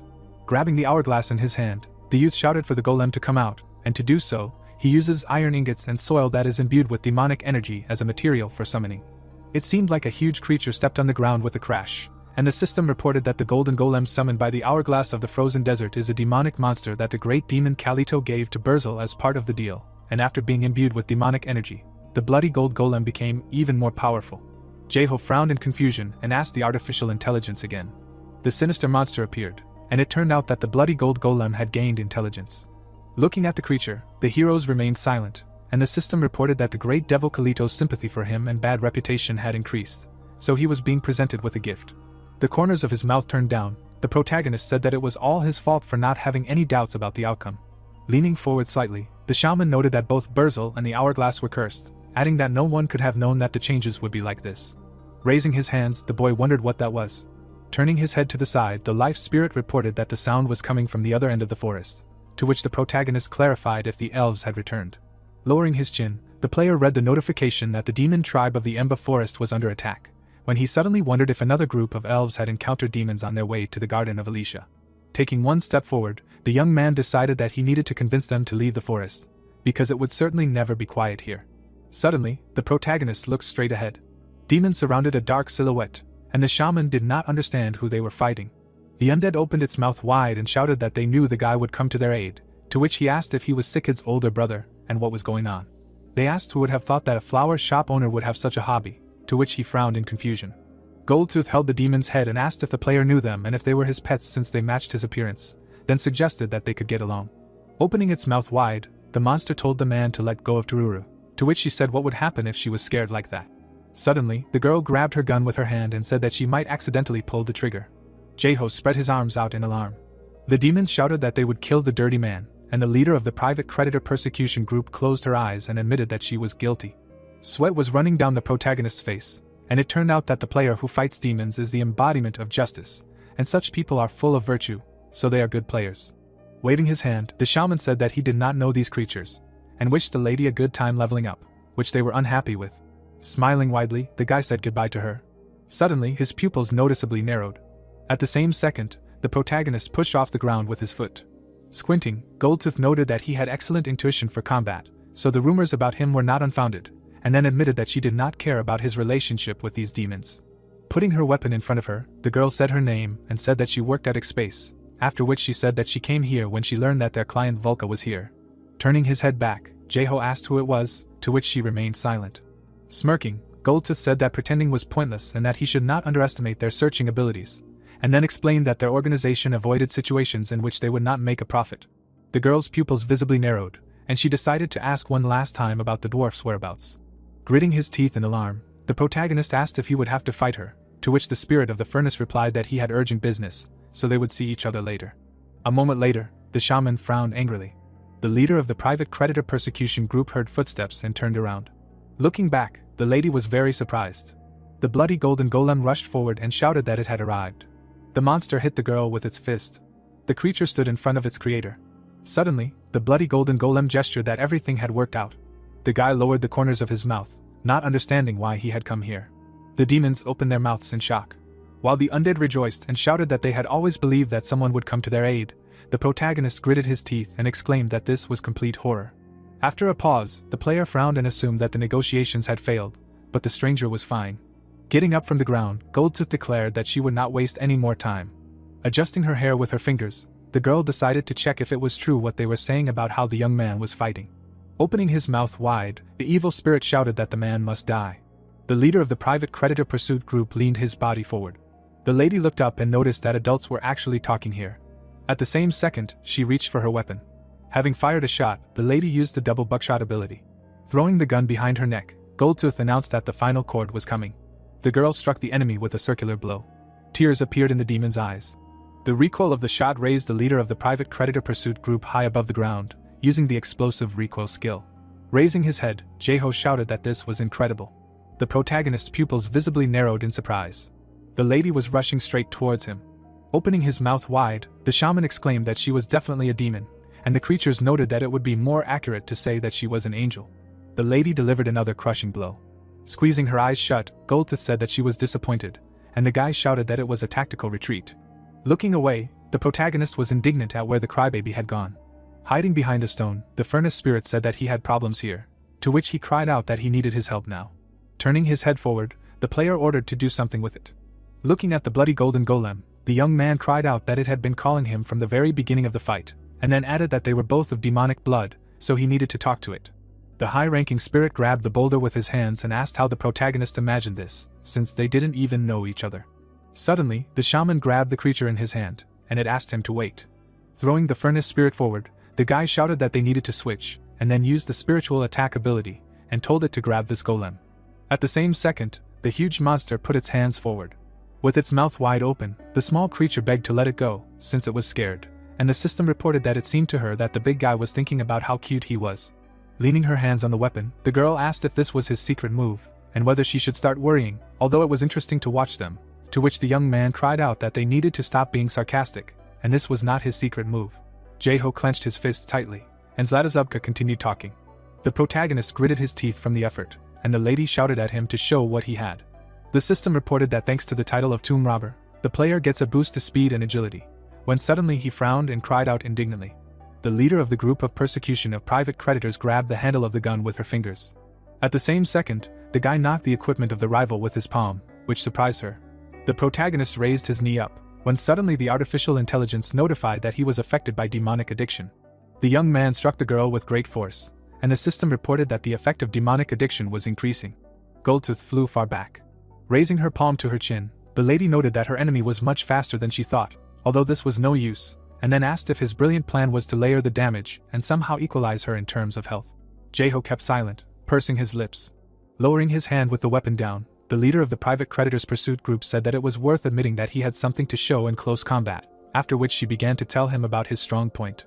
Having fired a shot, the lady shouted that her strong point was long-range combat, and then suggested that he try to dodge a series of shots. Covering his face with his hands, the shaman screamed loudly. Frowning, the guy thought about the fact that the bullets were damn fast, so he needed to throw on some kind of anti-enhancement in order to dodge normally.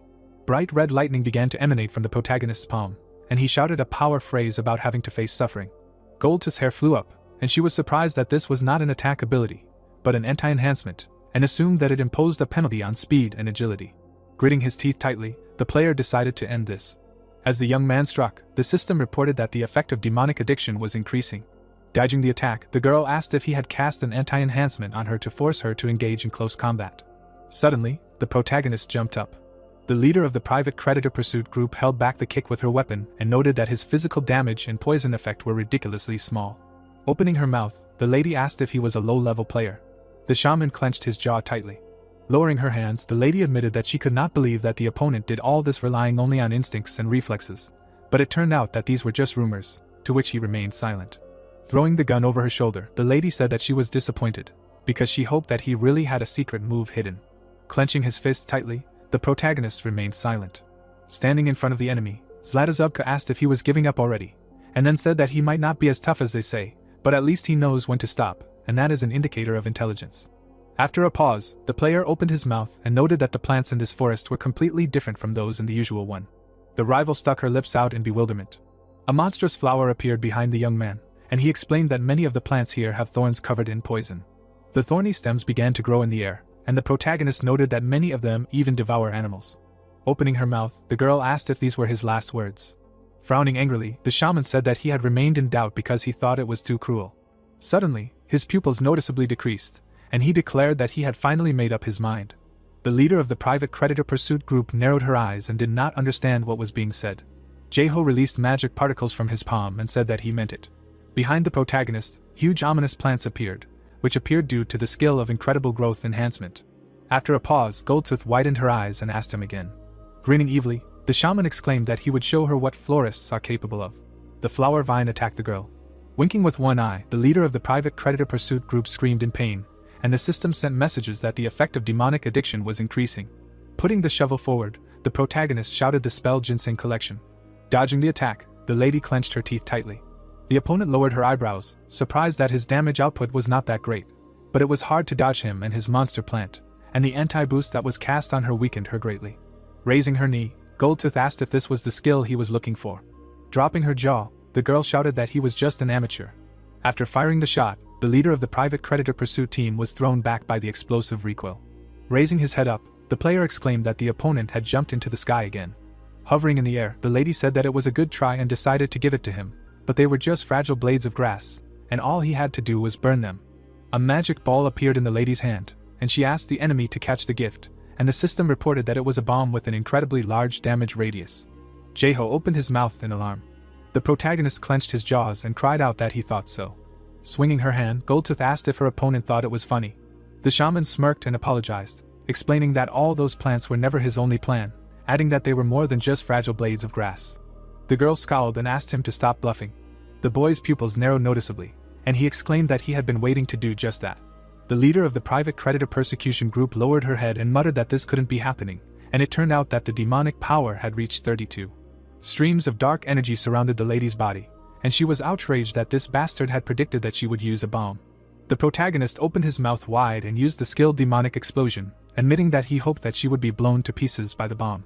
Suddenly, a notification appeared stating that the player had caused a demonic explosion, and suddenly a bright flash appeared in the air. Covering his forehead with his hand, the young man noticed that the rival had used gunpowder, so he knew that she had the ability to make bombs, and then added that it was a kind of excitement. Turning his head to the side, the protagonist said that in any case, it was a huge bomb, and if it fell to the ground, he would have been completely swept away along with that lady, and then declared that it was over. Looking to the side, the shaman saw a message that demonic energy was spreading everywhere due to the explosion. The dirt-stained Goldtooth moved forward and shouted that they were not finished yet, and the boy was surprised that she was alive. Raising his hand, the protagonist did not understand what was happening to these plants, and the system reported that the demonic plant, which had experienced extremely accelerated growth, was starting to go berserk, exposed to concentrated demonic energy. Frowning menacingly, Goldtooth remarked that this was very humiliating. Opening her mouth wide, the girl promised to do everything in her power to kill him. Looking around, Jeho shouted that he had nowhere to run. Beads of sweat were running down the protagonist's face, and he did not know what to do. Suddenly, a huge fist appeared from his left. The bloody golden golem knocked down the leader of the private creditor persecution group, which the guy was very surprised about. Dropping his jaw, the protagonist asked if the big guy came here to save him. Holding the bloody golden golem's head, the furnace spirit exclaimed that he was losing control, so he needed to be removed, and the artificial intelligence notified that the creature was getting very excited due to the concentration of demonic energy, to which the player replied that he was not here to save him. The high-ranking spirit repeated that he had told him to take it away, while the young man waved his arms in alarm and asked him to wait a second, because this demonic plant did not want to calm down. Sticking out his tongue, the demon was surprised that the protagonist could not stop it, although it should be very easy. Jumping on the head of the bloody golden golem, the undead ordered the green bastard to calm down. Frowning in surprise, the shaman exclaimed that it turned out that there was at least something he knew how to do, to which the spirit of the furnace cried out that it was a demonic plant, so he knew how to talk to them, and then asked him to do something about this big guy. Suddenly, Goldtooth appeared, screaming in pain, and the protagonist was surprised that she was still alive, although if she were Taylor, she would have died 5 times over. Raising her hand to her chest, the girl admitted that she thought she now understood why the grizzly bears were defeated like that. Holding the shovel in his hand, Jaeho apologized, because he would not mind handing her the bushing, but it turns out that life is not that simple, to which she replied that anyone would desire a gnome, especially a person who strives to be the best of the best, and the main character said that he just wants to open a flower shop. Slightly lowering her eyebrows, the leader of the private creditor pursuit group decided to see if he could handle the upcoming. The bloody golden golem swung its huge hands, preparing to attack. Shifting his gaze to the side, the shaman was surprised by what was happening, because he had not yet finished the conversation, and the system reported that he managed to defeat Goldtooth. Standing behind the guy thanked him, to which he began to growl, and the spirit of the furnace explained that he was saying that he did not need to sit here and listen to all this.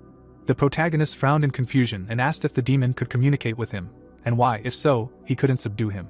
Turning his head back, the little creature explained that just because he understood him, it didn't mean he would do as he was told, although he had already said that he was crazy. After a pause, the player put his palm in front of him and asked to eliminate the golem, when suddenly the system reported that the bloody golden golem had been deleted. The young man lowered the corners of his lips, thinking that he should be more careful when it came to creating golems. Opening his mouth wide, Volka asked if it was Goldtooth, and if that crazy woman was here. Jaeho, lowering his eyebrows, asked in return why he was so surprised. Clenching his fist, the dwarf explained that Goldtooth was death incarnate for those in debt, and it was said that she would pull out every gold tooth while he was conscious, and he had 6 of them. Putting his hand under his vest, the blacksmith said that he needed to give him something in return, namely what he did as practice. The gambler held out an ingot, and the protagonist asked what it was, to which he received the answer that these were the things he asked him to forge to create golems, and the dwarf added that he had tinkered with it for a while, and asked why he did not want to take a closer look. An iron ingot with a dwarven seal engraved on it appeared, and at that moment the system wrote down its characteristics. Opening his mouth, the protagonist asked if he knew how to use magic. The dwarf held out his index finger and exclaimed that if he had all the ingredients he would know, and that for a dwarf to use magic, a special powder was needed, but he had little left now. The boy, sweat pouring down his face, asked if he meant to say that he used more than just magic. Raising his hand, Volka asked in return if he thought the powder would work if some ignoramus used it, and then said that only dwarves were capable of such things, and the boy asked where he could get more, to which he received the answer that it was where his homeland was, namely, in the Guru's Hymn volcano. The player lowered his gaze and noted that he had no idea where it was, but he should not even dare ask him to go there to get this powder. The dwarf clenched his fingers and explained that he hadn't planned to, because you had to be a dwarf to go there, and he couldn't do anything properly with the equipment there, so he was thinking about asking his family from his hometown to help him. Looking at the blacksmith, the shaman said that this was great news, but he didn't want to leave the flower shop anymore. Smiling, the florist thanked the gambler for this, and added that he would find a good use for him. Opening his mouth, the dwarf asked if he could finally let his guard down. The system reported that the quest was completed, and Volka became the official blacksmith of the Elysian Flower Shop, and the fame of the Elysian Flower Shop also increased, and at the same time, Jaeho, looking to the side, wondered if he was incredibly valuable. The AI wrote that if it turns out that he is illegally occupying the Anbai forest, the nobles nearby will be furious, after which the protagonist, through sweat on his face, muttered that this forest definitely belongs to another country, and he should deal with it soon. The protagonist, biting his lips, heard a notification from the call center of the Alicia Flower Shop. The guy blushed sharply, asking if this was an order request. Jaeho blushed, because he received a new order and he saw that the customer was Red. The protagonist looked down and asked what he was asking for, and the operator replied that Red was looking for something to pump up his fire or magic damage, like last time. The protagonist frowned, and the operator explained that the thing is that there is a curse that constantly eats away at health, or a debuff on agility, which is applied in the dungeon that Red is trying to clear, and Red asks if this product can have benefits that could counter those effects. Jae-ho smiled and said that he would look into the features of these effects and start working on it, and then he would head to Elysia right away. The protagonist blushed and said that this was his only customer, and maybe he would give him a small gift this time. After a while, he frowned and said that he would base the new product on the blue mist grass wreath he made him last time, and Red wanted it to have effects that accelerated regeneration and neutralized agility debuffs. The blue mist grass was in front of him. He then picked up a wind flower and said that it was for an effect that would help with ability weakening. He placed his hand on the table and stated that there was nothing better than Eiffel flowers when it came to restoring strength. Jae-ho smiled and said that it was because its ability to restore a small amount of stamina became a continuous effect to restore HP once it was applied to the product, making Eiffel flowers the most cost-effective when it came to restoring strength. The protagonist sat at the table and began crafting, saying that he could use a ton of growth energy now that it could be produced in the lab. The protagonist placed his hand on the table and exclaimed that it should work. He blushed as he looked at the marshmallow wreath and shouted that it was done. The protagonist held it in his hands and said that it was a bit of a shame that it wasn't the only rarity, but it should be good enough. The room was lit up. The protagonist read something strange and wondered what kind of care the flower wreath needed to last semi-permanently. A life spirit appeared on his shoulder and said that he should take care of the wreath as devotedly as he did all the flowers grown in Elysia, but Jae-ho said that it would be impossible for him. A stove spirit appeared on his right shoulder and said that he could have a mage bring the wreath here regularly to be repaired. The protagonist lowered his head and wondered if they were saying that Red should return the wreath before the flowers completely withered and asked them to provide it with intensive care. The life spirit closed her eyes and said that it was quite clever, because there really was so much life in Elysia that it would be possible to bring any withered flower back to life. The protagonist smiled and exclaimed that it was worth a try. A man walked through the desert. It was Red and he had already seen Elysia on the horizon, so he said that the last time he was here, he was worried a lot about the guild. But now everything is different. The wizard remembered the many insults towards him and said that he was glad that he had already left the guild. The man put his hands on his hips and said that he only joined to reap the benefits of a large guild, because he never liked them, but now he does not have to worry about what they think of him. He blushed, imagining how strong he will be. He immediately ran into the city, saying that he can't wait to take the wreath in his hands, and Red also noticed that this place has really changed a lot. His eyes widened and he stopped, because someone called out to him. He turned around and saw the protagonist. The protagonist showed him the wreath and asked if he wanted to check the effects, and Red started shouting that it was incredible. Just as he expected, these were exactly the effects he asked for. The protagonist grabbed the back of his head and said that he was glad the wizard was happy, since the item's level had dropped recently due to the protagonist's excitement. But Red replied that he had been playing for long enough to know that amazing success did not happen often. Red looked at the system window and said that even looking at the basic functions, you can see how powerful this item is, since it can be worn on top of an item in the same slot as a set of effects. Red clicked on the system window and wondered what semi-permanence was, so the protagonist immediately decided to ask him about it. Jae-ho looked at him and asked how many days the previous wreath lasted for him, and Red said that the previous wreath lasted for about a month. The protagonist looked down and asked if Red could come to Elysia in 20 days, since if he came before the flowers withered, they could restore them to their original state. Jae-ho scratched his cheek and said that he would have to take a small fee from him for the work, but Red would not be able to take care of them on his own as needed, and it would be much more cost-effective than ordering a new one every time. The wizard beamed with happiness, and exclaimed that of course he agreed, since he had nothing to lose. The protagonist handed him the bracelet of unshakable consciousness, and asked him to take it too. Red burst into tears, and Jae-ho said that it was a gift, and besides, there was nothing special about it, but Jae-ho thought that the bracelet could help the wizard in the dungeon he wanted to clear. The protagonist looked seriously at the wizard, who was embarrassed to ask something. Red blushed and said that he was told that he had to see the night scenery when he was in Elysia, and wanted to know if there was a place nearby where he could stay. He lowered his head and said that he could show him around. The white flowers were shining brightly against the starry sky. White spirits were flying around the flowers. They were walking down a dark street. Red blushed and said that it was incredibly beautiful here. The flowers were shining around them. The wizard said that he knew that they were inside the game, but he never thought that he would be able to see something like this. Then the protagonist blushed and said that the flowers were amazing, because they were beautiful and smelled delicious. But the inner peace that they gave him when he looked at them seemed like the real power that they had. The protagonist frowned when the wizard called out to him. Sweat appeared on Jae-ho's face when Red said that he had something to tell him. He then took off his cap. He blushed and started repeating the protagonist's name. The protagonist was shocked and did not understand what was happening. Red closed his eyes and could not properly say what he wanted. Mei stood around the corner and wondered if this was a confession. Red lowered his head and exclaimed that he was in a situation where he needed to kill Jaeho. May immediately turned away and said that it was boring, while the wizard explained that it was because until recently he was a member of the Grizzly Bear Guild. Jaeho smiled and said that he already knew it. Red was shocked. The protagonist seemed to glow when he said that he accepted his orders despite the fact that he knew everything. The wizard's mouth fell open in shock. He began to clutch his cap in excitement. Red looked at the smiling protagonist and thought that this man really has a big heart. He hugged the cap to his chest and mentally said that he didn't look like he really liked flowers. Red closed his eyes and thought about how Jaeho would welcome customers with open arms, even if they were enemies, since he took flowers very seriously. The wizard opened his mouth and shouted that he was really touched. The protagonist frowned and wondered what was wrong with him. Red closed his eyes and thought that this was very touching, but the protagonist was thinking about how ignorant Red had always been. The action moves forward a few days ago. The protagonist is talking to Taylor, who tells him that Red must be very upset, since he was unfairly kicked out of the guild, even though he did nothing. The protagonist looked at the wizard in shock and wondered why he said he was so touched. The action moves to some palace. Red closed his eyes and introduced himself.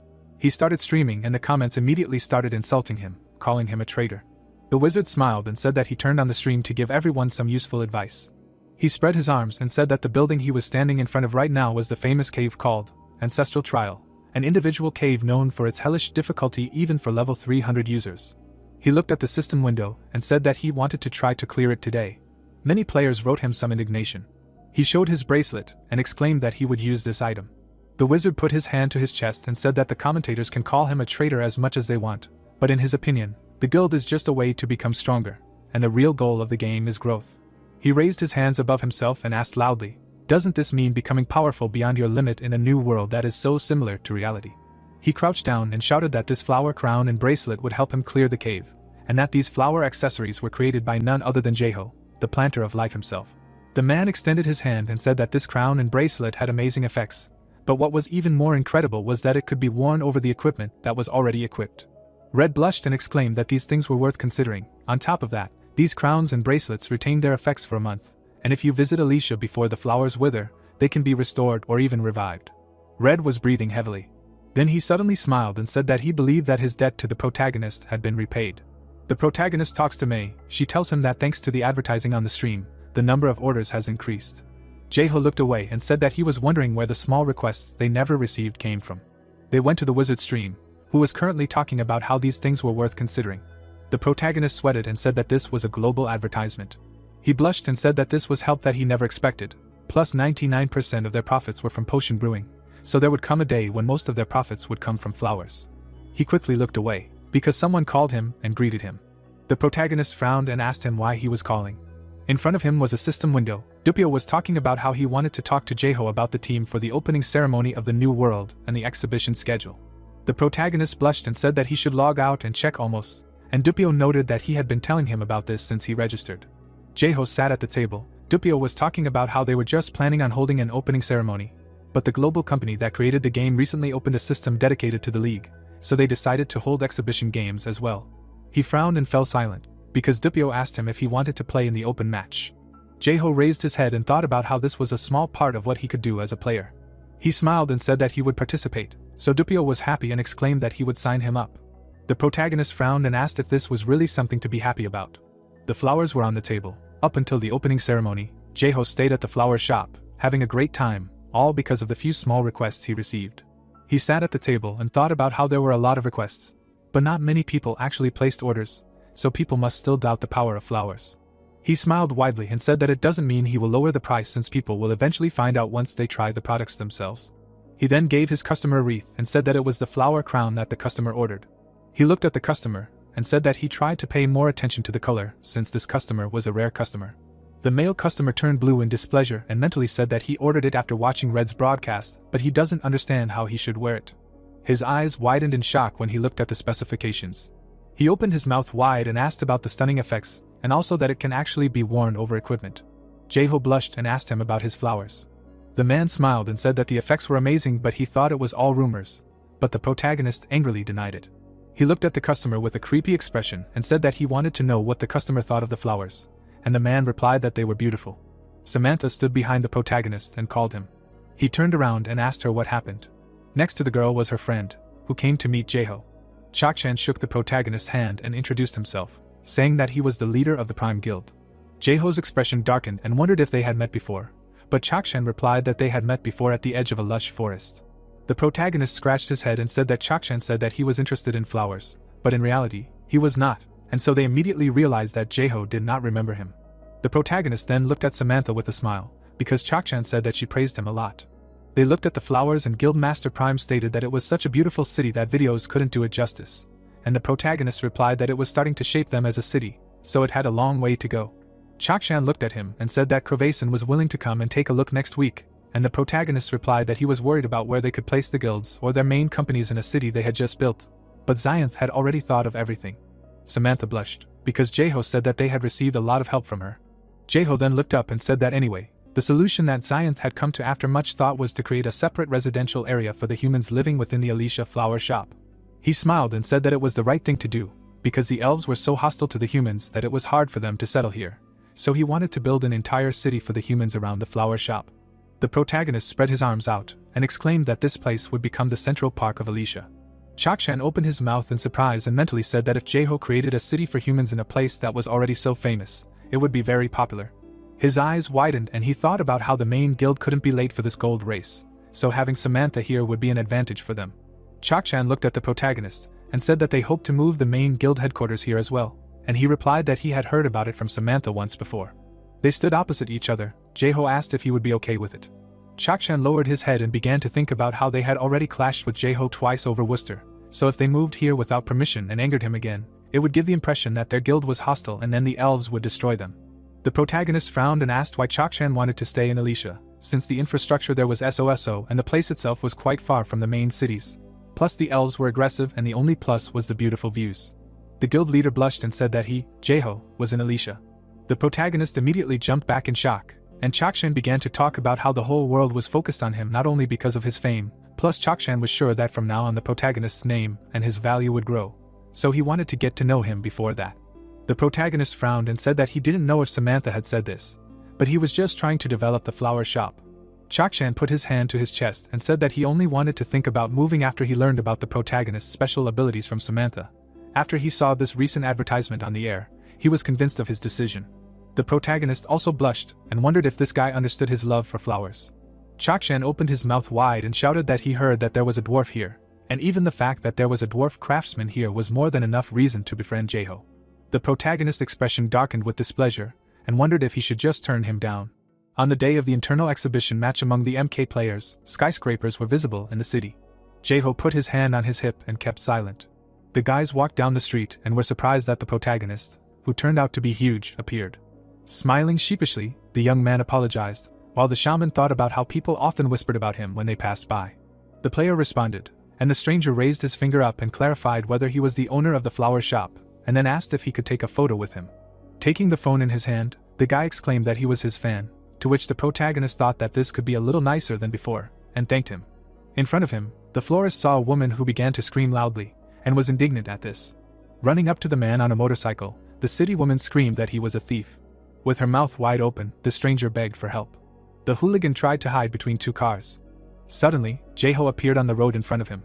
The thug's frightened eyes were visible through his helmet, and he wondered if he was a human. Frowning menacingly, the protagonist declared that he would not let him pass. The shaman rushed forward, and the thief ordered him to get out of the way. Clenching his fist tightly, the guy prepared to use the flower shop's secret weapon. Extending his arm to the side, the protagonist performed a muscle grab. Suddenly, the thug's motorcycle flew high above the ground. The hooligan somersaulted in the air. Grasping the bag with his fingers, the player said that this was great, and now he needed to return the item to its owner. Extending the item forward to hand it to the owner, the player asked if everything was okay with her, to which she loudly thanked him. Jaeho narrowed his eyes and noted that he had to go or he would be late, and it turned out that he was inadvertently becoming famous in the real world and in-game world while the fans were admiring him. On his phone screen, a news site was showing and people were talking about how great the main character was. Dupio closed his eyes and thanked the guy for making MK look good, to which he replied that it was no problem. Smiling widely, the head of the recruiting company for the players said that the opening ceremony team would be quick, and then added that after that, the game exhibition with the rest of the MK players would take the main stage. The guy raised his palm and explained that they needed to go here, and suggested that they go greet everyone, which surprised the shaman, when suddenly, a loudspeaker was heard greeting the guests, and saying that the opening ceremony would start in a minute. The protagonist extended his palm forward and greeted him, and his partner introduced him as the main tank of the team. The florist frowned in confusion, while the young man exclaimed that it was nice to meet him. Closing his eyes, Dupio said that he was treated special because he had not yet proven his gaming skills, and therefore they were afraid, after which he added that he was sure that things would improve when he and the team participated in matches and events together, and also wanted to apologize for them, because in fact they were good people, to which he replied that everything was fine. The girl approached the heroes and greeted them. The owner of the flower shop, dropping his jaw in surprise, exclaimed that he was the healer of the MK players. Folding her hands in front of her, Gina confirmed his words. The lady closed her eyes and remarked that judging by the fact that he knew her name, he must have heard of her before, to which he mumbled that he simply read about her on Wikipedia. Smiling widely, the assistant told him that her father was a friend of his father, which surprised him. The player, widening her eyes, said that she had heard about him from her father, and that he had immediately recognized him when he saw him on TV, and then added that he had said that the other person looked exactly the same as when he was a child. Jaeho frowned in confusion, not knowing whether to take that as a compliment, while Gina admitted that she was very surprised when she heard that he had joined MK, and then added that her parent had said that he would be polite and loyal because he was his father's son, and so he hoped that they would become friends. The protagonist asked if this was true and said that in that case he was eager to get to know her better, to which she closed her eyes and exclaimed that she wanted to do the same. Imagining his father's face, the shaman thought that he was in shock, because his father had a good reputation among his friends, and this was unexpected. Dupe approached the heroes and cried out that this was a lucky coincidence, and they did not understand what he was talking about. The guy's pupils noticeably decreased, and he said that all three of them would be in the same room during the exhibition internal match, after which he invited the interlocutors to go to the branded capsule room. Entering the room, the florist cried out in surprise. Turning his head to the side, the manager said that their room was equipped with capsules with the best characteristics in the entire store, and they were quite roomy and lined with latex pillows, so they would be even more comfortable than a bed. The flower shop owner touched the metal body of the box with his hands and said that it was incredible because his capsule made clicking sounds when he turned it on, and he had to bend his knees all the time because the size was too small for him, which made the other man wonder how he managed to play in that horrible capsule. Lowering his chin, the boy pointed out that as he had mentioned earlier, all three of them would be on the same team, although usually a team consists of 4 people. But in the new server that opened in the new world, some things had changed, and then added that he would explain everything later.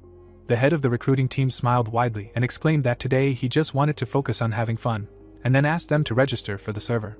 Raising his hand, Jaeho remembered that he was told that this was a separate league server but all the equipment was still on it, to which the young man replied that he was not sure what the competition rules would be. A bright flash appeared in front of the heroes, and Dupe noted that they needed to get all the items today, because whatever happened on this server would not affect his character on the main server. Smiling, the manager assumed that they were finally there, and then continued that this was a server that would be used exclusively for matches. Clenching his fists, the protagonist said that this place was emptier than he imagined, to which his partner replied that this could be called a game lobby, because the rest of the players would get here as soon as they logged in, and after a while they would be teleported to the competition map and the match would begin.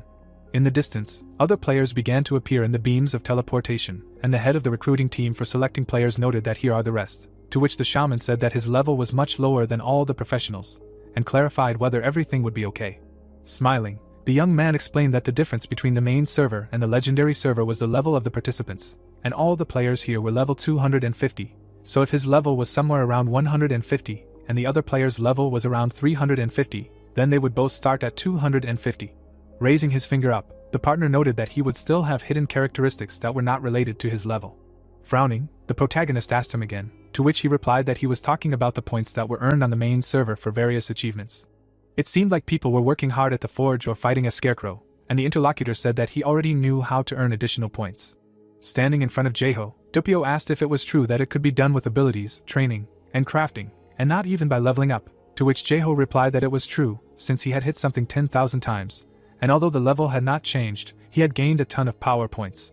The manager closed his eyes and asked if the protagonist was laughing, and then added that the joke was that the new world allowed him to do everything possible while maintaining the fairness of the matches, to which Jaeho replied that he thought he understood everything. The heroes turned their heads to the side when they heard someone say what would happen even if they got the same number of initial points. Sumin appeared, admitting that he was not sure if he could call it a match if he compared the difference between his level and the shaman's level, and the system showed his stats. The boys stared straight ahead, confused, silent. Gritting his teeth, the main MK player explained that one could say that this was the maximum difference between a player who joined MK by pure chance and a real professional, after which he stated that not everyone can be a good player. The other participants in the match exclaimed that the Apocalypse champion was on a different level than the average player, and was therefore amazing, while Dupio closed his eyes and asked them to ignore him because he was just very competitive, and he replied that there was no need to worry because he was simply stronger than the other player. Placing his finger on the system screen, the flower shop owner decided to look at his stats. Suddenly, Gina's eyes widened in surprise and she didn't understand what it was. The manager dropped his jaw and asked what was wrong with his stats. Jae-ho turned his head back and asked if something was wrong. His mouth widened as he thought about how he couldn't believe that his points were almost the same as Sumin's, but he hadn't even reached level 200. The head of the recruiting team for the players had beads of sweat running down his face and asked what exactly he did in the game, and the girl yelled that his points were ridiculously high, to which he replied that it was nothing special. The protagonist frowned and said that he simply opened a flower shop. The two men remained silent, their mouths slightly open in confusion. The manager's pupils narrowed noticeably and he mentally said that he thought he was famous only for his exaggerated reputation and not for his skills, but this guy must really be a monster, as they say. An announcement was heard that in 3 minutes all the players would be teleported to a special map in the Labyrinth of Chaos, when suddenly Dupe put his hand in front of him and yelled that the match was about to start, and they would be automatically transferred to the map, so they needed to quickly distribute the points of the general state of the group. The loudspeaker announced that the league match was about to begin, to which the shaman opened his mouth in alarm and muttered that he was starting to worry. The manager smirked and suggested that they would understand once they got to the map. The protagonist bit his lips and quietly said that strength was his main stat and he had to distribute 2 to strength, 1 to agility, 1 to stamina and 1 to mana, while his companion thought that this guy was probably really strong. The heroes appeared in the Labyrinth of Chaos and were surprised by this, and were told that the league match was about to begin. The symbols on the high wall glowed brightly, and the player noted that the map was a labyrinth, and the other teams were teleporting to other parts of the labyrinth. The head of the recruiting team for the players exclaimed with his palm outstretched that there are usually 4 people per team, but since it was the opening day, there were 3, and then added that every time a team defeated a map monster, they would get a point, and if they eliminated a member of the other team, they could get 3 points. Dupio smiled and explained that the match would end when only 1 team remained, but the team that was left was not the last one to win, but the team with the most points, to which Jae-ho said that was why getting points was more important than surviving, so it seemed like they would have to kill a lot of members. The manager spread his arms out and replied that it was something like that, but the monsters they would encounter would get stronger every 5 minutes, and their starting level was 250, so they were not weak to begin with, and then added that 20 minutes after the match began, the main bosses would appear again, and they would be able to get 2 points if they won. The boy widened his eyes in excitement, and pointed out that it wasn't always worth the effort because you could also get trapped while trying to defeat a boss, to which the protagonist asked if he could just hide somewhere on the map and focus on hunting monsters to get points. Glowing lights appeared on the labyrinth map and the boy explained that each map was slightly different, but after a certain amount of time, the map would increase in size, so eventually you could run into another team, just like on a battlefield. Taking a step forward, Dupe explained that finding a good strategy was therefore the key to success, and he had to decide from the start whether he wanted to target another team and get points quickly or avoid others and hunt monsters because his team was weaker than the others. Looking away, the manager added that the rules might change in some way in the seasonal league, so it could be considered a beta. Jae-ho's shoulder appeared, and suddenly he heard a loud explosion. A ferocious monster appeared, which began to roar loudly. The monster opened its mouth wide, and the protagonist assumed that the hunt had begun, to which his partner shouted that it was a no, and of course he was not a professional, but he would do everything in his power not to become a burden. Grabbing his blade with his hand, the guy exclaimed that he may seem slow, but his halberd attacks are very fast, so he should be careful, after which he declared that he would strike, and asked Jean to cover them, to which she replied that this was great, and the healing could be left to her. Turning his head to the side, the head of the recruiting team for selecting players turned to the shaman. Suddenly, the protagonist ran forward, which greatly surprised his partners. The monster swung a huge axe, and everyone asked the florist to wait. After the blow, a bright red mark was left in the air. With her mouth wide open, Gina shouted that she needed to increase his health. The flower shop owner kicked off the ground. Jumping high, the protagonist prepared to attack. At the same moment, the golem's mouth slammed shut from the impact. The shaman flew high into the air with his hand raised. With his jaw lowered, the florist called for Nagi and Vinny, when suddenly they asked what kind of place this was and if it was a monster, to which he replied that he would explain everything later. Frowning, the protagonist used a spiritual attack. A shovel appeared in the player's hand, and the system reported that he had activated the tin trowel. A moment later, a powerful explosion occurred after using the ginseng collection skill. Covering himself with both hands, Jae-ho summoned demonic energy, and the AI reported that he had defeated the Null Overseer of the Labyrinth, so his team received 1 point. Leaning closer to the ground, the protagonist thought about how his movements felt easier than usual and his reaction speed was also excellent, and then realized that it was because his standard glasses were much higher here, and wondered if it could also be because of the high technology of the capsule. Dupio looked down worriedly. The manager raised the corners of his eyebrows in confusion and asked if Jaeho was sure he didn't want to play in the professional league. The protagonist continued to fight the monster, and it was said that his team was earning points slowly but surely. It seemed like the teammates were munching on popcorn and saying that it was funny and great, and it turned out that the two could only watch. It was seen as someone stepped on the ground with a paw and asked what the two of them were doing. Sumin looked away and asked why they were just standing there, to which the boy replied that it was really fun to watch, and his ally added that the shaman was doing a great job of fighting even without them. The main player of Team MK kept silent, his lips pressed together.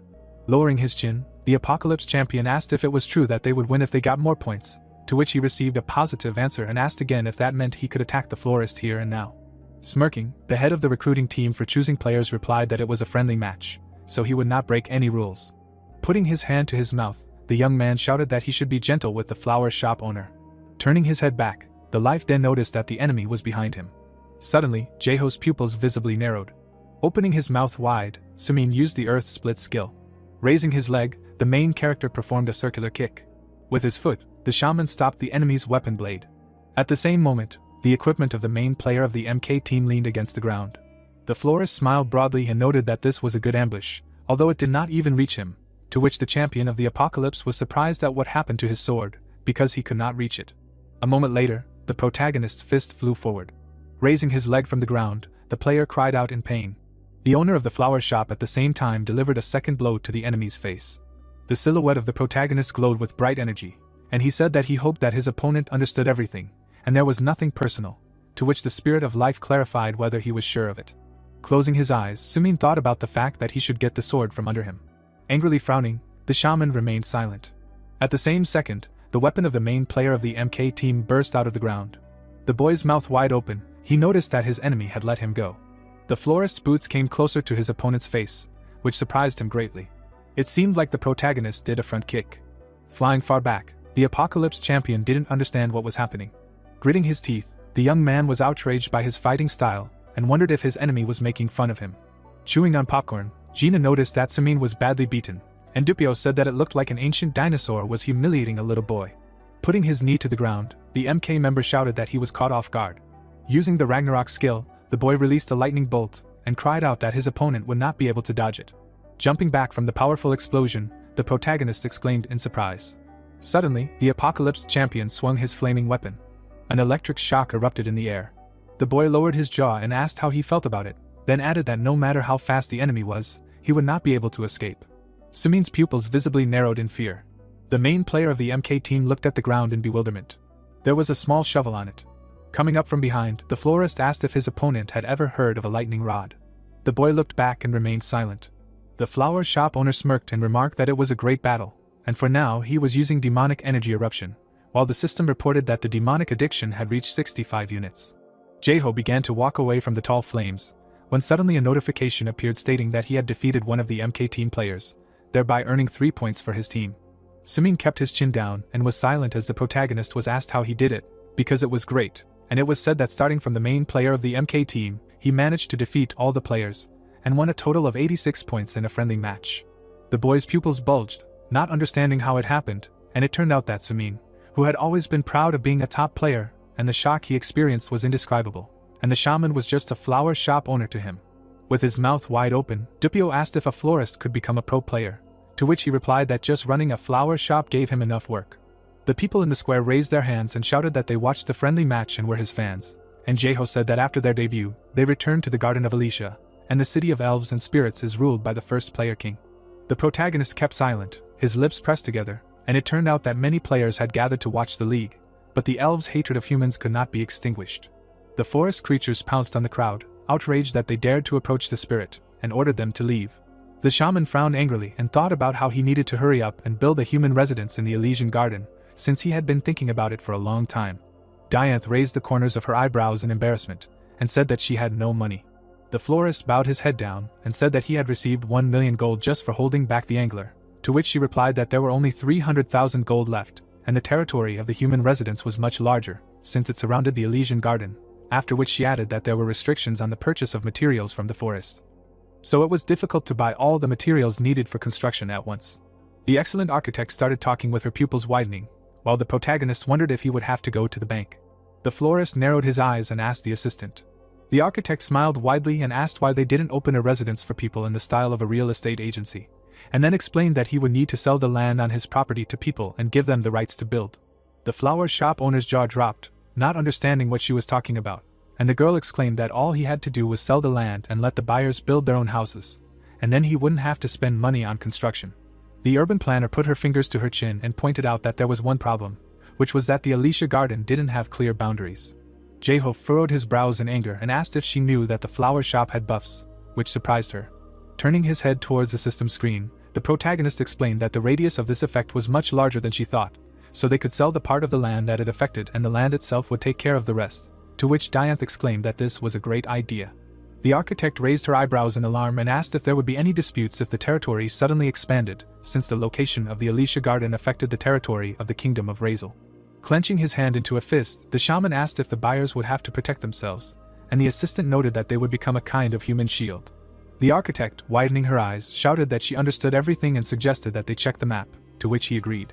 Jae-ho narrowed his eyes and thought that the envoys from Razel would continue to bother them, and the larger the project became, the more restless the neighboring non-game kingdoms became, so it would be nice to find an expert who could manage real estate.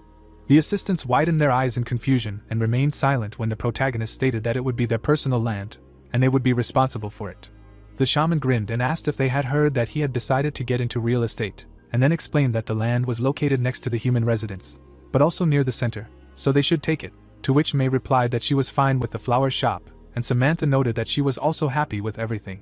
The florist slightly tilted his head forward and offered to give it away for free, since someone else could give it away, and suddenly they were happy. Tears were streaming from Vansik's eyes and he asked about him, to which the protagonist replied that he would give her to him if he paid, but was asked why May and Samantha would get her for free. But he had to pay, even though he was his only friend. The flower shop owner lowered the corners of his mouth and explained that it was because he could destroy the country, so he couldn't be compared to the assistants, and then said that he would sell her to him for 5,000 gold, which was cheap, but he could negotiate. The guy asked if he would be given a title later, when the player suddenly put his hand on his shoulder and agreed. Suddenly, someone called out to Jae-ho, to which he turned his head back. Kravason happily widened her eyes and said that she heard the news, and Chakshan didn't understand what he meant by real estate. Raising her hand, the appraiser recalled that there was an agreement for their placement here, and the head of the Prime Guild explained that if he suddenly went back on his word, then things would be tough for them. Frowning, the protagonist asked them to calm down first and let the assistant explain everything, when suddenly Dianth said that they had taken into account the promise he had made earlier.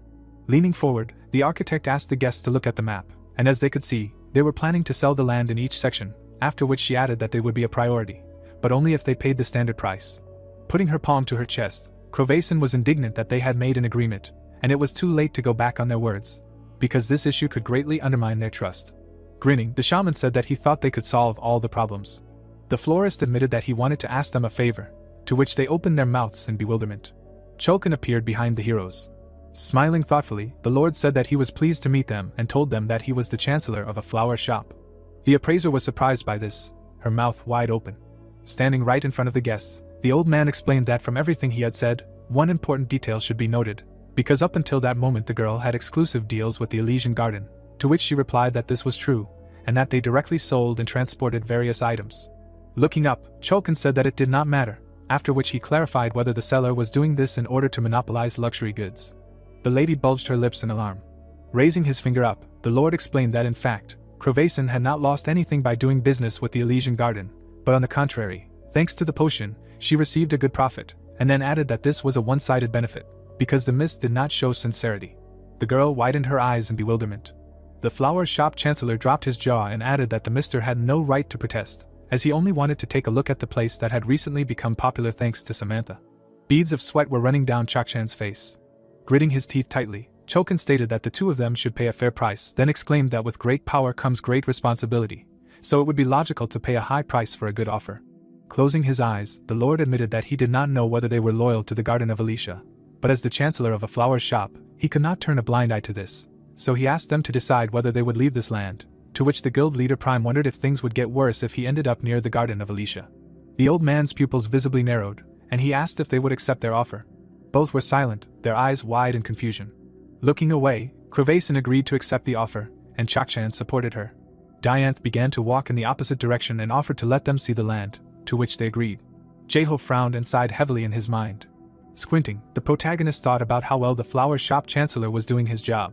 The system screen displayed the control panel of the users of the new world, and it was said that the news about the sale of land in the Alicia flower shop had spread at the speed of light, not only in reality, but also in the new world. Grinning, the shaman said that this had quickly become a topic of discussion, and requests were coming in more often than expected. May entered the room and said that a visitor had come to the florist. Looking away, the protagonist wondered who it could be. There were dukes sitting at the table, and it turned out that this was a delegation from the kingdom of Razel. Lowering the corners of his lips, the owner of the flower shop mentally said that they had arrived earlier than he thought. The player asked if this was the person who had come last time, to which he clenched his jaw and replied that the person had been executed for disrespecting the honor of his majesty. Jaeho waved his hand and noted that this was bad and asked how it happened, to which the count shouted that since he had insulted his majesty the king, the envoy had to take responsibility and be executed. Chokin jumped up from his chair and was indignant at how the guest dared to come here and act as if he were the king, and asked if he had forgotten his place, to which the protagonist thought that it was awkward. Kneeling down, the lord called out to his majesty. Putting his palm to his leg, the old man shouted that since his majesty had taken away his remaining lineage, he swears to repay the Garden of Alicia with loyalty. But in the current situation, he dares to give him advice. The shaman, his mouth slightly open in alarm, did not understand why this had happened so suddenly. The florist furrowed his brows when the flower shop chancellor exclaimed that as a former servant of the ruined Idran, he had seen everything, and the country had been ruined because of the lazy ruler, and because he looked down on everyone else. At the same moment, Chulkin pointed his finger to the side. The lord shouted that he needed to put them in prison so that they wouldn't look down on the Alicia garden, when suddenly the duke slammed his palm on the table and told them to explain themselves. Turning his gaze to the count, the old man shouted that he was a bastard, and asked him to be polite to his majesty.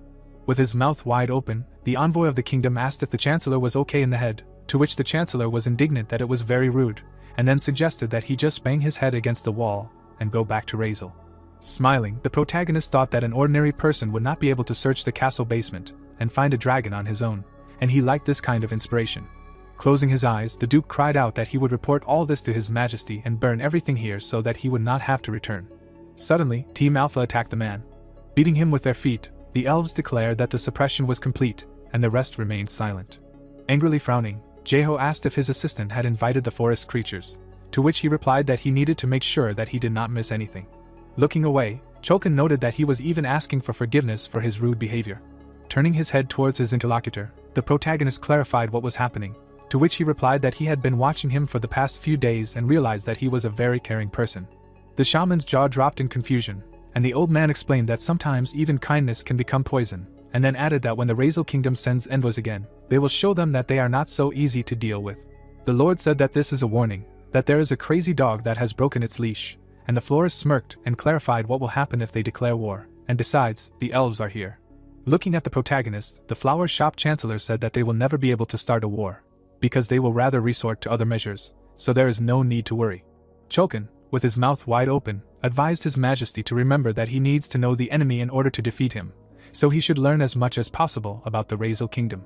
While the earl, who was loudly indignant, was led out of the office, Jaeho thought about the information about the Razel kingdom. Turning his head back, the man shouted that their contract was broken. The protagonist sighed loudly, dropping his jaw.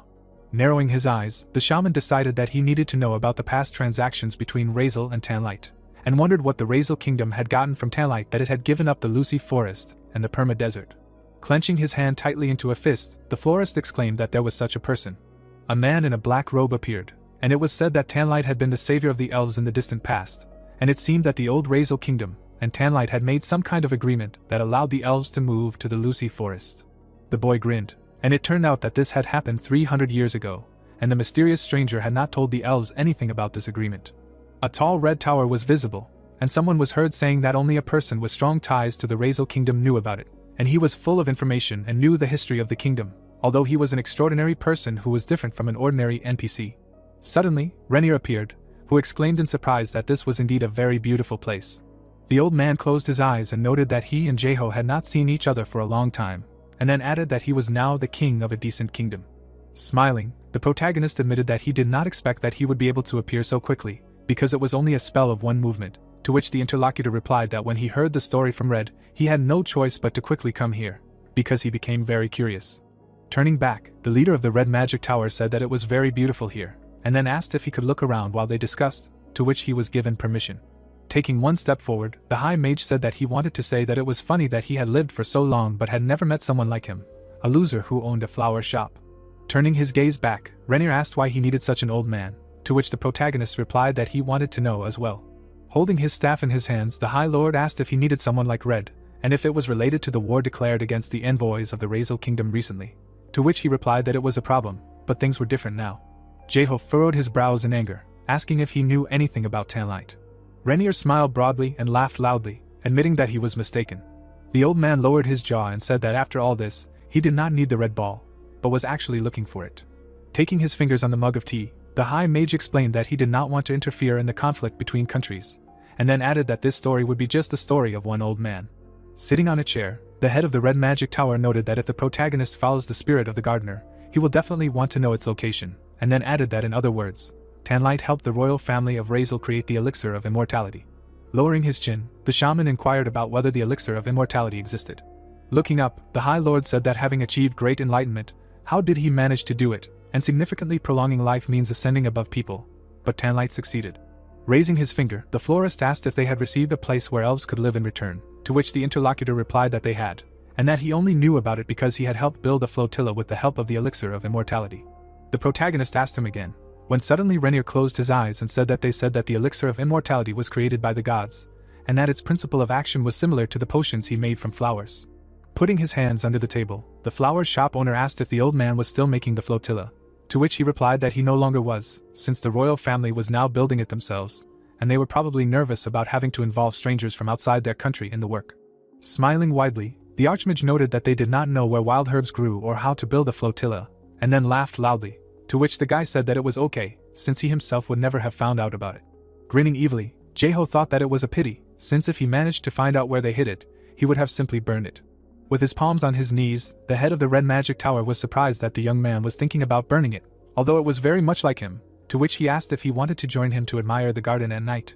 Glowing flowers appeared, and the guest was heard exclaiming that it was amazing, and then said that he had been to the Milky Way garden in their empire, but he could assure that even there it was not as beautiful as this one, that it even took his breath away. Putting his hand on his hip, the shaman said that he had spent a lot of money on this place. Smiling, the High Lord said that even with money this could not be achieved, and clarified whether he had succeeded only because it was him. Putting his fingers to his beard, Renoir admitted that he really wanted to admire this beauty all the time, to which the florist asked if he was not able to achieve anything he wanted. The old man said that the position of the High Lord is not as easy as it seems, to which the protagonist lowered the corners of his mouth in confusion, and the interlocutor explained that in other words, the tower could collapse even if he left it for just a day, and there must have already been a rebellion there. Standing behind the High Mage, the guy asked if everything would be okay, and thought about how he understood why he had gotten along so well with Red, who was locked in the tower, to which he exclaimed that the building could be rebuilt. With his mouth open in surprise, the head of the Red Magic Tower suggested that this would work. Smiling widely, the High Lord said that they needed to move the tower here, to which the player was outraged. Raising his palm, the guest asked Jeho's opinion, and noted that he had heard that the lands of the Garden of Alicia would be put up for auction, and whether he would mind if he moved here, to which he replied that he did not care, but did not understand whether it was allowed. Renier looked to the side and asked if the protagonist did not think that this would be an excellent payment for the information received. Having created a magic portal with his staff, the Supreme Mage laughed loudly and exclaimed that he would move the tower here, and asked His Majesty to take care of himself, to which he clarified whether he had information. The shaman did not understand what was wrong with having a tower here, and whether the fame of the Garden of Alicia would not increase, to which Chokin dropped his jaw and replied that of course it would increase, because if there was a tower here, the value of the land would soar several times compared to the current one, but the owner of the tower was very suspicious. Diantha's eyes widened and she said that she knew that the countries where the tower was located paid to support magical research, to which the florist thoughtfully asked if she meant that they would have to pay a tax, and the chancellor suggested that this was a common practice. The protagonist, frowning angrily, retorted that from his point of view, this was not common, so he should tell him not to move here, to which the old man exclaimed that it was better to keep the tower nearby, and in addition to their amazing skills, a market usually formed around the tower, and this would help the development of the Elysian Garden. The chancellor of the flower shop, dropping his hands, explained that the taxes collected from them were enough to cover the fees for magical research, to which the guy clarified whether he was serious about this, and then decided to leave it to him. The assistant, with an alarmed expression, noted that in any case, when the owner of the tower bought the land and officially decided to move here, he would have to negotiate. Clenching his fists tightly, Chokin shouted that he would prepare for them just in case, then added that he hadn't been this worried for a long time. Jae-ho narrowed his eyes and decided that since they now had an idea, he needed to gather more information. A notification appeared that Taylor's whisper had arrived, and he was indignant at who the protagonist thought he was, and then cried out that he was not his personal assistant. Grinning, the shaman said that he was perfect for a secret investigation, to which he clarified what that meant, and received the answer that it was because he belonged to the dark class and was an expert in espionage and infiltration. The guy exclaimed in surprise that he was just an assassin and a fellow player, to which the florist, looking at the system screen, apologized and explained that he thought he might know something. Taylor asked if he needed to pay when he wanted information and why he wanted to get everything for free, to which the protagonist smiled broadly and exclaimed for the interlocutor to talk and asked if he had forgotten what his current position was in order to keep an eye on those who were pointed out. Standing in front of the system screen, the player asked how many assassins had killed during the conquest of Iran and whether it meant that infiltrating was his specialty, to which he answered in the affirmative, and the interlocutor said that he wanted to know what was hidden in the royal castle of Razel. The spy asked Jae-ho again, to which he grinned and explained that there was no point in talking about it now, and if he agreed to the mission, they could meet and talk about it in person. The screen showed that Whisper Taylor had arrived, and he remarked that the harder it was to infiltrate, the faster his skill level would increase, and then exclaimed that he would never blindly follow his orders. Lowering his head, the protagonist muttered, as expected of the gloomy class, and then suggested that they meet at the Garden of Alicia, although there were too many people there, so it would be better to come to the coastal forest.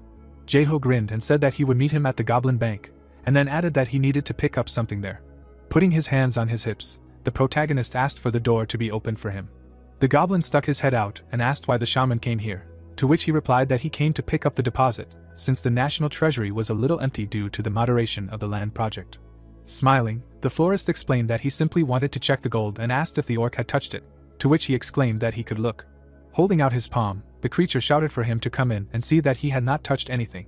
The mountains of jewels glittered brightly, and the undead asked how it was possible to count such a quantity of gold with such precision, and why he could not trust them, to which he remained silent. The protagonist looked at Pichio and told him to check everything, to which he began to talk about treasure. Looking straight ahead, the third prince of Iran remained silent, and the goblin did not understand what the child could say when he simply looked. Suddenly, the boy frowned. Pointing his finger at the creature, the flower shop owner noted that if he confessed, he would be forgiven, but if he lied, the elves would not let him get away with it, to which he exclaimed that he did not understand anything, because he did not touch anything. Squinting his eyes, Jae-ho explained that Pichio has the ability to count, because he is a member of the royal family, after which he added that he has the ability to count what others cannot, and no matter how numerous the treasure is, he will count everything accurately.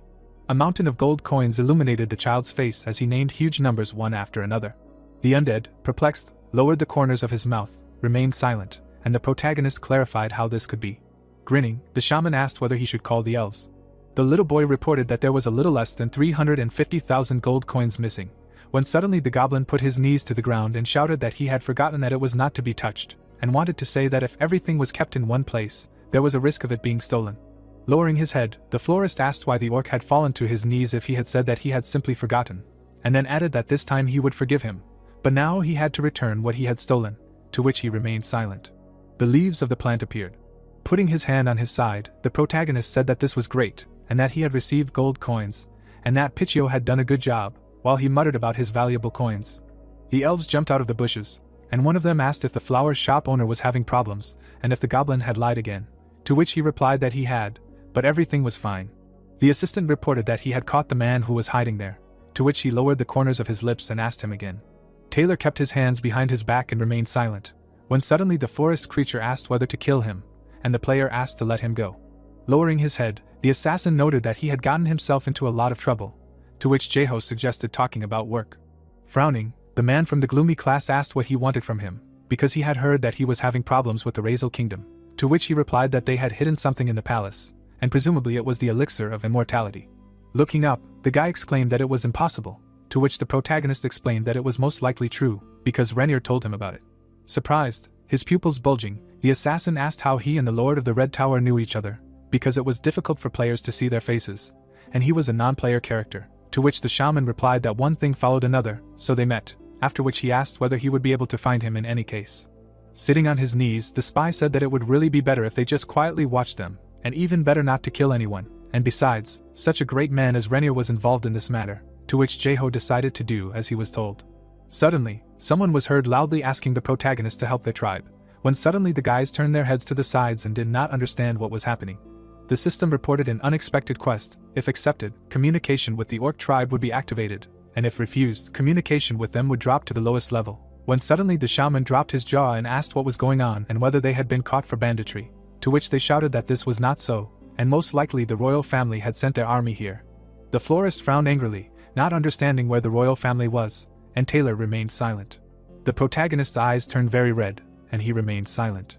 The silhouette of the flower shop owner was covered in dark energy, and he asked if the Brown Bear Guild was the royal family, to which the assassin replied that it looked like it, while the goblins fearfully discussed his scary face. Grabbing the guy by the clothes, the player exclaimed that he had one punishment for traitors, and that was death, to which he exclaimed that he was not involved in this, and it was all the guild, because he remembered that he said that he would appear in this forest.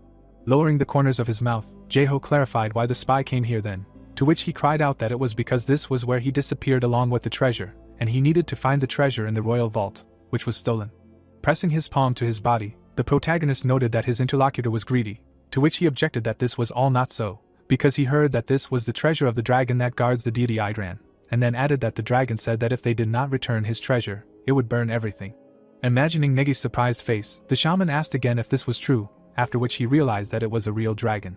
The florist bit his thumb and pointed out that if this was the Brown Bear Guild's decision, they would rob the orcs and the goblin bank would find out, then added that he would have to choose between helping them or running away with the treasure. Looking back, the protagonist thought about how he wouldn't be able to take all the treasure, and then called out sharply to the magical creatures. The orcs' mouths opened in alarm when the flower shop owner asked what they would do in exchange for his help. The goblins looked at each other and remained silent. Sweat dripped down the monsters' heads, and they said that they could come to his aid when they were in trouble too, to which he said that he didn't need it, so he wanted to get something else, and the interlocutor said that they also had amazing goods. The protagonist's pupils noticeably shrank, and he said that this didn't suit him either, so he needed something else. The goblins closed their eyes and said that they would give him a certain amount of their income in the future, when the shaman suddenly said that it was a good offer, and the system announced that a quest had been accepted, the gist of which was that if more than 50% of the orc village's territory was destroyed, the quest would be automatically cancelled, and the more villagers were saved, the higher the reward would be. Pointing his finger forward, the florist asked Taylor to order the elves to destroy the Brown Bear Guild members who had entered the forest, and then do what he had ordered, to which he agreed. Putting his fingers to his chin, the protagonist exclaimed that he would go to the safe, since he needed to prepare. The mountains of gold coins glittered brightly. Grinning, the flower shop owner said that he wanted to make several golems out of gold, and for this he would try to mix the gold with more suitable materials so that the golems would turn out good, to which Pichio asked if this was a waste of precious metal. The player held his hand out to the side and noted that it was just lying around idle, then added that he didn't have to worry, because he would mix soil and other substances with the gold, so the golems wouldn't be made of just gold. Jeho lowered the corners of his mouth and asked if they thought it would work. Holding the shield of a legendary rank Idan knight, the protagonist thoughtfully said that he had been looking for something like that. A notification about the condition of using the item appeared, when suddenly the shaman frowned angrily and was surprised that this shield was fake, which is why it was destroyed. The florist suddenly looked away. The symbol on the equipment was glowing brightly, and the artificial intelligence notified the player of the item's effects. Narrowing his eyes, the protagonist wondered what would happen if he took it as a material for golems. Turning his head to the side, the flower shop owner asked Pichio if there were any more items from the set, to which he replied that there should be. At the same moment, the goblin looked away thoughtfully. Sorting through the armor with his hands, the protagonist shouted that they needed to collect all the items, and then asked the little boy if it would be enough for the golems if he added gold and iron ingots, while the system talked about the various equipment of the Idran Knights. The goblin raised his finger and asked if he could ask a question, to which the shaman gave permission, and the interlocutor asked why he would use such valuable items, since he knew that he wanted to make golems. Smiling, the florist explained that it was because the magical effect of the items would also work on the golems, and the orc noted that there was no point in this, since he had never heard of golems being able to use magic, to which he received the answer that it was not about using magic, and it was just a magical effect. Raising its head, the magical creature asked if it could take a look, to which the florist asked why he needed it, and he replied that as an engineer, it was very interesting to him. Holding a pen and paper in his hands, the goblin noted that it was indeed interesting, because it was a golem that had the characteristics of the material it was made of, and then began to sort through various options. Extending the sheet forward, the orc exclaimed that he had drawn a drawing for him, and then asked how he liked it. Jeho, his mouth open in alarm, was surprised by what he saw on the paper, when suddenly the system reported that a quest had opened for joint research with the goblin engineer. Narrowing his eyes in embarrassment, the protagonist decided to strengthen the golem with the kit, and then wondered if he could improve its attack power with engineering. Staring at the sheet, the shaman called out to the orc. Smiling broadly, the magical creature asked him if he liked it. Slapping his interlocutor's hand, the florist offered to conduct the experiment right now, to which he exclaimed that it was an excellent choice. Lowering his head, the protagonist noted that his assistant knew that it was not free, so he would lend him the golem for research, to which he muttered that this was expected of a man. At this time, trees appeared at the entrance to the coastal forest, and someone was heard telling his subordinates to search everything here, because they needed to find gold, and if they did not find it, then they would be finished. The members of the second search party looked around and did not understand where the orcs were, because they definitely knew something. Suddenly, the fighter turned his head to the side, hearing a sound. At the same second, beads of sweat began to flow down his face. The elves came out of the bushes and asked if the hunt had begun, then added that they would hunt bugs, and the boys did not understand what was happening. A moment later, a bright trace appeared in the air after the blow, and the forest creature declared that it was destruction. The elf opened his mouth wide and shouted for his comrades not to let any of them escape, for this was annihilation. The Brown Bear Guild member begged for help, and his companion dropped his jaw and shouted that it was the second search party, and while searching the forest, they encountered elves. Suddenly, the forest creature pierced the fighter's body with its hand and shouted for him to die. With its pupils bulging, the magical entity exclaimed that this was an order from Lord Jeho.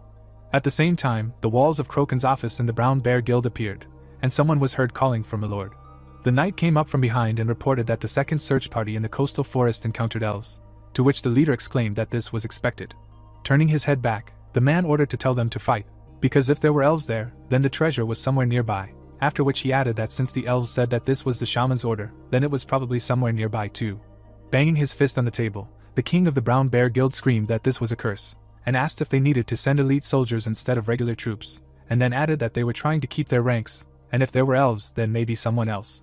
Looking at the map of the area, the chief asked to at least find out the location of the main character. The man's pupils noticeably narrowed when he was suddenly called. Turning his head towards the system screen, Kroken told Taylor that he was busy and offered to talk later, to which he said that he had information, and received the answer that if it was not important, he could tell later. The hologram showed the whisper of the assassin arriving, and he stated that it was about the florist who was currently in the coastal forest. The Brown Bear Guild king opened his mouth wide and asked if the spy was sure, to which he replied that he had seen him enter and knew where he was now. Lowering his chin, the leader exclaimed that this was excellent, and then asked for the coordinates to send a squad of elite soldiers there. The chief's cheeks turned red, and he stated that this was excellent, and asked his subordinates to avoid the elves and catch Jeho for him, since the treasure should be there. With a wide smile, Kroken asked Taylor to report to him immediately if he came across anything important, to which he replied that he thought it would be a bit difficult. The lush tree canopy of the forest could be seen. The assassin approached the protagonist from behind and said that he asked the elves to say that they killed him and also mention him, to which he remarked that it was a great job, when suddenly the interlocutor said that his boss would only send elite soldiers, and would not come here himself. Turning his head back, the shaman asked why this happened, and whether the head of the Brown Bear Guild was a weakling, to which the spy replied that he was afraid to go to the front because he was afraid of losing his status as a king. Closing his eyes, the member of the gloomy class noted that if the king got dirty, it would leave a stain on his reputation. Turning his back to the interlocutor, the florist said that it did not matter whether Kroken came or not, after which he added that the target was not only him, but the entire Brown Bear Guild. The protagonist grinned evilly and declared that he would destroy it, and Taylor silently said that his interlocutor now did not look like a harmless florist at all. Raising his hand, the owner of the flower shop explained that in any case, he tried very hard, and now he can go to work, after which he will definitely be rewarded, to which the assassin asked if they would give him a small piece of land in the Alicia Garden, and the interlocutor asked if he wanted to be forced to disconnect from the server. White clouds were visible in the sky. Spreading his fingers wide, the player asked if they were preparing to meet guests. Meanwhile, an elite squad of soldiers, assembled by Kroken, quietly entered the coastal forest and headed towards the coordinates sent by Taylor, and their only goal was to catch Jeho. The man frowned and asked if those were the searchers who had been caught by the elves, betting that they wouldn't last a minute and calling them useless trash. The aristocrat, looking towards the forest, exclaimed that they were stupid bastards who weren't even fit to be cannon fodder. Suddenly, the big guy opened his mouth and said that he was here. The protagonist was seen sitting near the bushes, and the jock noted that he couldn't see the elves, and then his partner said that it would be great if they all attacked him at once. Suddenly, the elite squad of soldiers looked ahead in bewilderment. A moment later, there was an explosion, which sent the guys flying in different directions. Turning around, the protagonist said that he had already said that they needed to act after the signal. Suddenly, the golem kicked its foot near the enemy. The guy, opening his mouth wide, asked if it was a golem. A giant modified by an engineer appeared, after which the gentleman asked how it could be a golem. The player, turning his gaze to the side, asked what he was doing, since he said to control the golem, because he could attack it too. The high-ranking spirit, frowning angrily, replied that he had already said that he could not communicate with this monster. It was seen how the shaman walked towards the giant, and at that moment the warrior offered to watch the golem in action, since that was how it turned out. A second later, the florist turned his head. Lowering his eyebrows, Jeho ordered them all to be ground into powder. The golem abruptly raised his hand with a saw, and it was audible that it was from the future. Sweat quickly ran down the faces of the elite squad of soldiers. Then the huge robot swung at one of the men. The big guy clenched his jaw in bewilderment. Schindel, blushing, exclaimed that he was doing a very good job. The muscle man, with his fists outstretched, shouted that they should not let themselves be intimidated, because it was just a game, and at that very moment the gentleman added that everyone should stand in line, because he just needed to be defeated. It seemed like the soldier was defending himself from the giant's saw. A moment later, the muscle man delivered a powerful blow with his hammer. The golem swung its mechanical arm sharply. The swordsman quickly jumped back from the attack. Swinging his blade, the guy used the sickle cleaver skill. Suddenly, the warrior released a bright flame. Opening his mouth wide, the big guy exclaimed that it worked. Opening his jaw, the young man added that he was not as strong as the last one, and therefore they needed to add a little effort. The protagonist, smiling slightly, said that he expected this from the elite soldiers of the Brown Bear Guild. Lowering his eyebrows, the protagonist realized that it was too early to celebrate victory. The fighter clenched his jaw and shouted that they should continue attacking, and his partner suggested another mass attack. Suddenly, a magic seal appeared on the giant's face, after which the system reported that after activating the set effect, the defense increased by 30%. An unusual aura began to emanate from the golem, which made the opponents perplexed, and at the same time, the artificial intelligence wrote that the attack power had doubled for 10 seconds. The man, looking at the screen, wondered if the golem could activate the skill. The jock, quickly moving his legs, exclaimed that so be it. After all, it was just a golem, and they were all slow, and also added that the speed needed to be increased. Jumping high, the warrior used the player's strike skill. A second later, the mouth of a flower appeared. Then the unusual plant clamped the guy's leg. A moment later, the young man began to fall down. The fighter, opening his jaw, said that Jeho was a pervert and asked what he had done. The protagonist smiled and thanked him for the compliment. The player lifted the corners of his lips, noticing that he had another gift for them. The elite squad of soldiers looked forward in surprise. The warrior stood in front of the giant. Schindel, drooling, began to name the characteristics of the radius of destruction and speed. The goblin blushed sharply and said that this was the whole point of engineering. Suddenly, bursts of flame appeared on the robot's chest. Then the golem released many fireballs at the opponents. A question was heard about the genre of this webtoon, to which the manager of the Goblin Bank branch answered that it was called the Goblin Homing Missile, and added that explosions are an art, and the shaman said that the performance was a success. The system reported that the golem's work time was over and the summoning was cancelled, and at the same time, the florist, grinning, said that this was enough, and although they did not catch all the soldiers, the golem showed itself well. With his hands on his hips, Jeho addressed the boys. Looking at the big guy, the protagonist said that he wanted them to tell Kroken something, after which he objected that he should shut up, because they could still stand. The protagonist, looking down in confusion, asked him again, and Brezel exclaimed that they had finished destroying, and asked if he should tear them apart, and his partner also asked if it was okay to attack these guys now, and then the fighter asked not to do this, adding that they would pass on his message. After a while, Jeho could be heard telling him to pass on something, to which Kroken, sweat on his face, asked whether to leave the orcs in the coastal forest alone or they would be destroyed later. The assistant reported that they had delivered the messages, and the leader of the Brown Bear Guild said that he should wait and tell the protagonist that if he did not return the stolen treasure, he would not leave him alone. A moment later, the elite soldier of the Brown Bear Guild disconnected, causing the man to frown menacingly and call the protagonist a bastard. Opening his jaw, the jock shouted that if he wanted a war so much, he would get it, and he should just wait, because his damn flower shop would destroy him. Suddenly, the daytime sky appeared, and the artificial intelligence wrote that the destruction of the orc village had been stopped at 12%, and the quest was completed. The monsters, their eyes wide with joy, thanked them for their help. The monster, looking at the player, noted that he did not think they would be able to stop them if they decided to attack again, to which he replied that if that happened, they could unite with the goblins. The undead, clenching their fists, clarified that they could not trust these bastards, and then the shaman asked a counter question, that weren't they clients of the Goblin Bank, and then the orc said that trusting them with money was not the same as trusting them with life. Schindel, crossing his arms, said that they also could not trust the idiot orcs, who were not even able to appreciate the beauty of explosions. Stretching out his palm, the florist said that then they should not trust each other. Smiling slightly, Jeho added that they should trust him. The monster, opening his mouth, asked what he was talking about. The protagonist looked down and explained that if the goblins decided to stab the orcs in the back, he would come here with the elves and punish them, and vice versa. If the orcs betrayed the goblins, they would be punished. The manager of the Goblin Bank branch remarked that this was a good idea. The protagonist raised the corners of his lips and said that the goblins should protect the orcs, and the orcs should protect the goblin bank. The undead frowned and answered positively. The player grinned and said that from now on they would join forces, and their alliance would be called the Sure Alliance, and then it was said that this alliance was formed, and at that time Jeho did not even suspect what kind of noise this alliance would cause in the future. A missed call was visible on the phone screen, and the protagonist had just successfully protected the Strongest Florist from a grizzly, and he exited the game to find whoever was trying to contact him. The protagonist was holding a computer mouse in his hand, and he heard someone address him. The guy, holding the gadget to his ear, asked Dupio what was going on. The young man opened his mouth in confusion, and the manager said that he knew that this was quite unexpected, and then asked if he could participate in a few matches as part of the selection. Looking at the monitor, the player named the head of the recruiting team for selecting players. Messages appeared about one of the most high-class players leaving MK, after which the shaman asked if Sumin had left MK.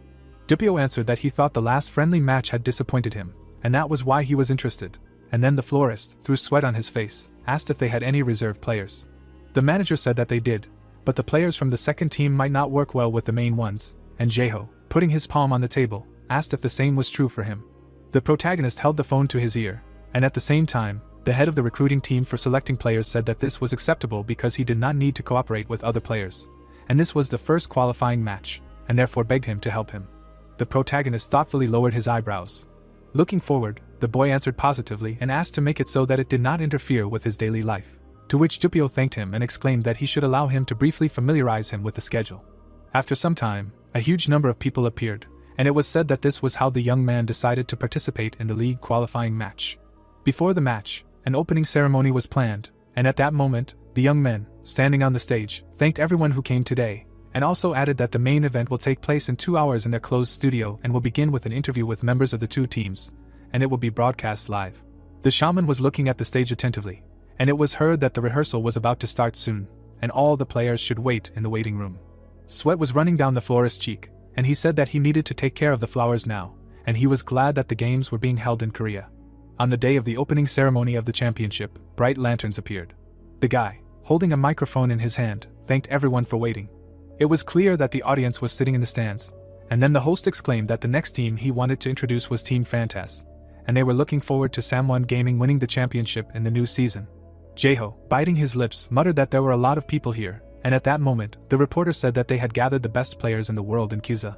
Raising his palm, the young man said that they promised them that victory would be theirs, after which Dupio told the protagonist that it was their turn now, adding that the coach would take care of the interview. Opening his mouth, the manager asked the protagonist to try to feel more confident, which left him confused. Suddenly, the host, opening his jaw, thanked the team for the interview, and noted that it was an incredibly ambitious statement at the very beginning of the season, and also introduced the next team, which was much discussed due to the problem with a player who suddenly changed teams. Abruptly pulling out his notebook, the guy offered to listen to the opinions of the MK players. Jae-jin, holding a microphone in his hand, greeted everyone and said his name, after which he said that he understood that their fans were very worried about them lately, but nevertheless, they did their best to prepare. The audience angrily clenched their fists and shouted for Sumin to come back and asked why he abandoned him and signed a contract with Jeho. The florist looked at the head of the recruiting team and said that they wanted to thank them for their trust, and the head of the recruiting team explained that Sumin was talented and had a huge fan base, and then apologized to him. It was heard that the protagonist should leave, because this was not a game that could be won by intimidating people with his face, causing him to frown angrily. The reporter, with his mouth wide open, asked the audience to calm down and suggested that they listen to the team. Suddenly, the protagonist grabbed the microphone and said that he would like to use it for a while. Standing in the middle of the stage, the player greeted everyone and also stated his name and nickname, after which the onlookers shouted for him to get off the stage. The shaman, lowering his eyebrows, said that it would disappoint anyone if their best player left the team. Looking forward, the florist added that he was also disappointed that Sumin suddenly left the team. Dupi opened his jaw in shock, and at the same time, Jeho said that he understood why they greeted him like that, but he did not deserve it, so he would prove to them what he was capable of, and they should watch and make their judgment later. The faces of the audience were confused. Frowning menacingly, the protagonist said that he would see what they said after the first match. The manager, holding out his palm, addressed the protagonist. The observers, with their mouths wide open, were very surprised. Clenching their fists, the audience shouted that they would see how he did, and also called him an abnormal bastard. Jeho challenged the crowd and gained their support despite the objection of the majority, and Dupi, blushing, felt the atmosphere in the studio begin to change thanks to him, and then he realized that the protagonist was a star. The men looked at each other and exclaimed that this was a memorable opening ceremony, and thanks to this player, They couldn't even remember what the other teams and interviews had said. While the interest in the protagonist was not waning, the first day of the qualifying matches arrived, and then a question was heard about whether he could fully justify his bold statement and show them what he was capable of in this game, and at that moment, May, standing near the stage, muttered that the protagonist was becoming truly famous. Vansik raised his eyebrows in confusion. Scratching the back of his head, the guy turned to the girl and said that she was not much different from her game avatar, and she noted that he was the same. Closing his eyes, Jaeho's best friend said that it was really cool that they met in real life, and added that they should go, because he said that they should go straight to the MK Gamers waiting room. A sign appeared with the inscription of the waiting room for MK players, namely the main character, and then the young man realized that it was here, and also asked if this was a personal waiting room. Smiling broadly, Vansik said that they had arrived. Opening the door a little, the man asked what was going on. The guys looked ahead in surprise. Unexpectedly, Urim, with his jaw open, asked if they had come to cheer for his son, after which the guy greeted him, and they wondered if this was another Jaeho. Lowering his gaze, the florist thanked the girl for coming and explained that this was his father. Grinning menacingly, the gentleman asked if he was planning to marry her, to which the lady replied that she was not going to challenge him to a duel and apologized. Suddenly, Eun-hee, hitting her husband on the head, said that her husband can be childish, and then introduced herself to the guests, and at that very moment, May muttered that she was scarier than the main character, but in a different way. The protagonist, sweating on his face, said the girl's name and added that she was one of the employees of the flower shop they had been told about, that they had been working together since they had just started playing, and that she had met his parents, after which the woman thanked them for coming to cheer for their son.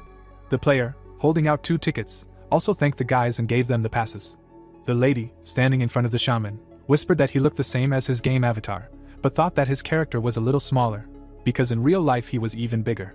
After some time, the spectator seats appeared, and it was heard that the qualifying match was starting, and they had 8 Korean teams and 12 international teams, and a total of 80 players who were fighting for the championship title, and in order to avoid cheating, all the players were in their waiting rooms and ready to register in the neighboring capsule room.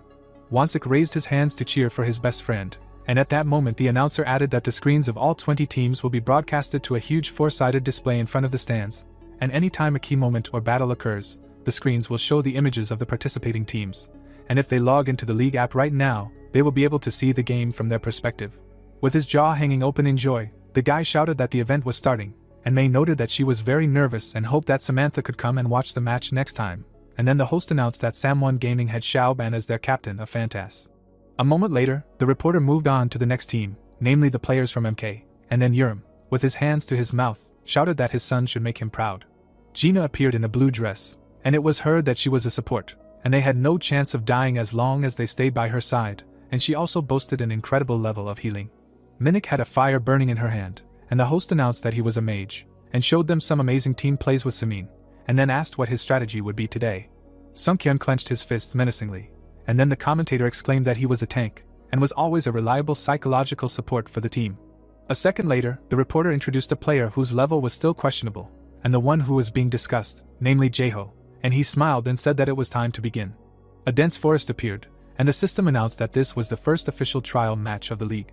It was seen how the players attacked the monster, and it was explained that at the beginning, each team collects points by hunting monsters, and some chose to hunt together for safety. The guy used the unstoppable blade skill to cut the monster.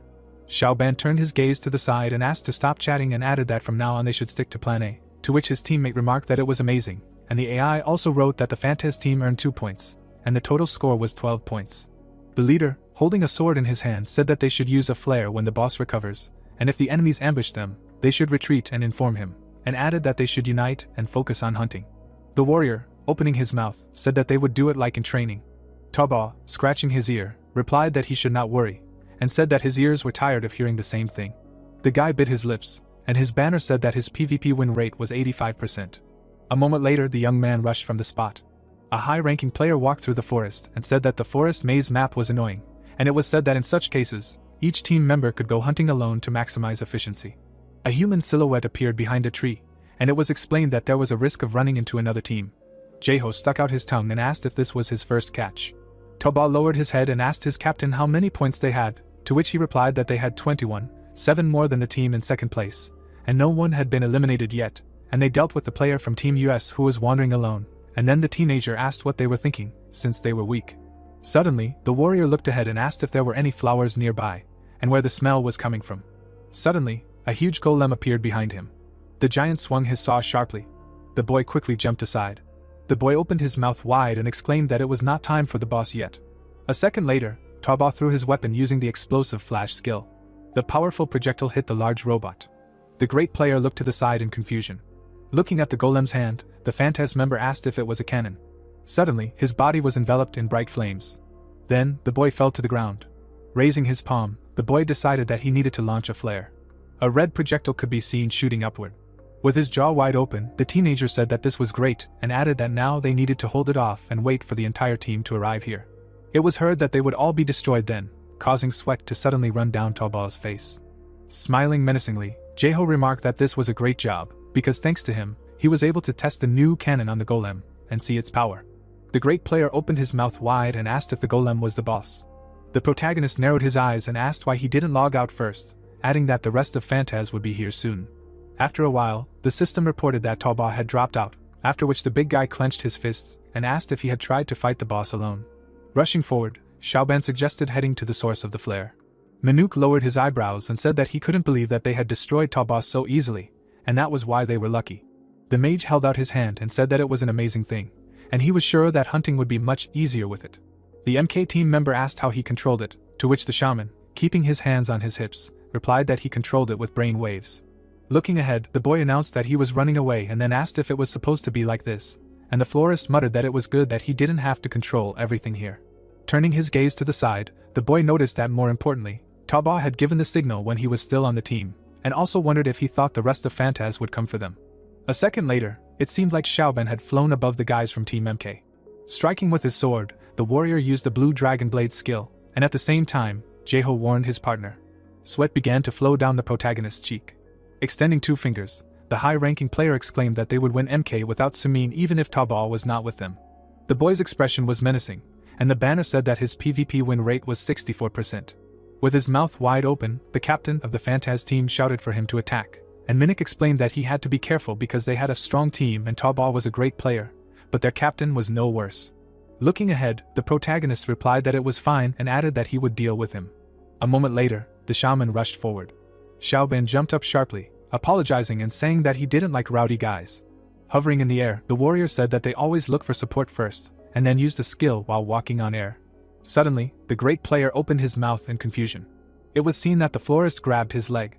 Frowning, Jeho asked where he was going. Sharply throwing the enemy, the protagonist exclaimed that he was his opponent. With his jaw open, the guy wondered if he grabbed him while using the skill and threw him with one hand. The protagonist stuck out his tongue and noted that the fun was starting, and his opponent couldn't figure out who he was. At the same time, Sungkyun held his shields in front of him and defended himself from the attack. Suddenly, fire appeared in Minwook's hand and he shouted that the opponent should have it. A second later, a powerful explosion was heard. Clenching his fist, the Phantaz member said that they weren't doing enough damage without Taba, and also told Xiaoban that at this rate, they would be destroyed. Sweat suddenly ran down the young man's cheek.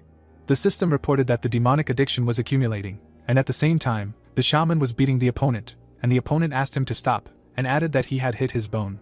Through tears, the great player thought that this was very humiliating. Suddenly, the eyes of the Phantaz team leader turned red, and he wondered how the florist could make a fool of him without a single skill. On the screen, Jeho was seen grabbing Xiaoban's legs, and it was heard that this was his first team fight in the first match, and he was amazing because he fought without using a skill.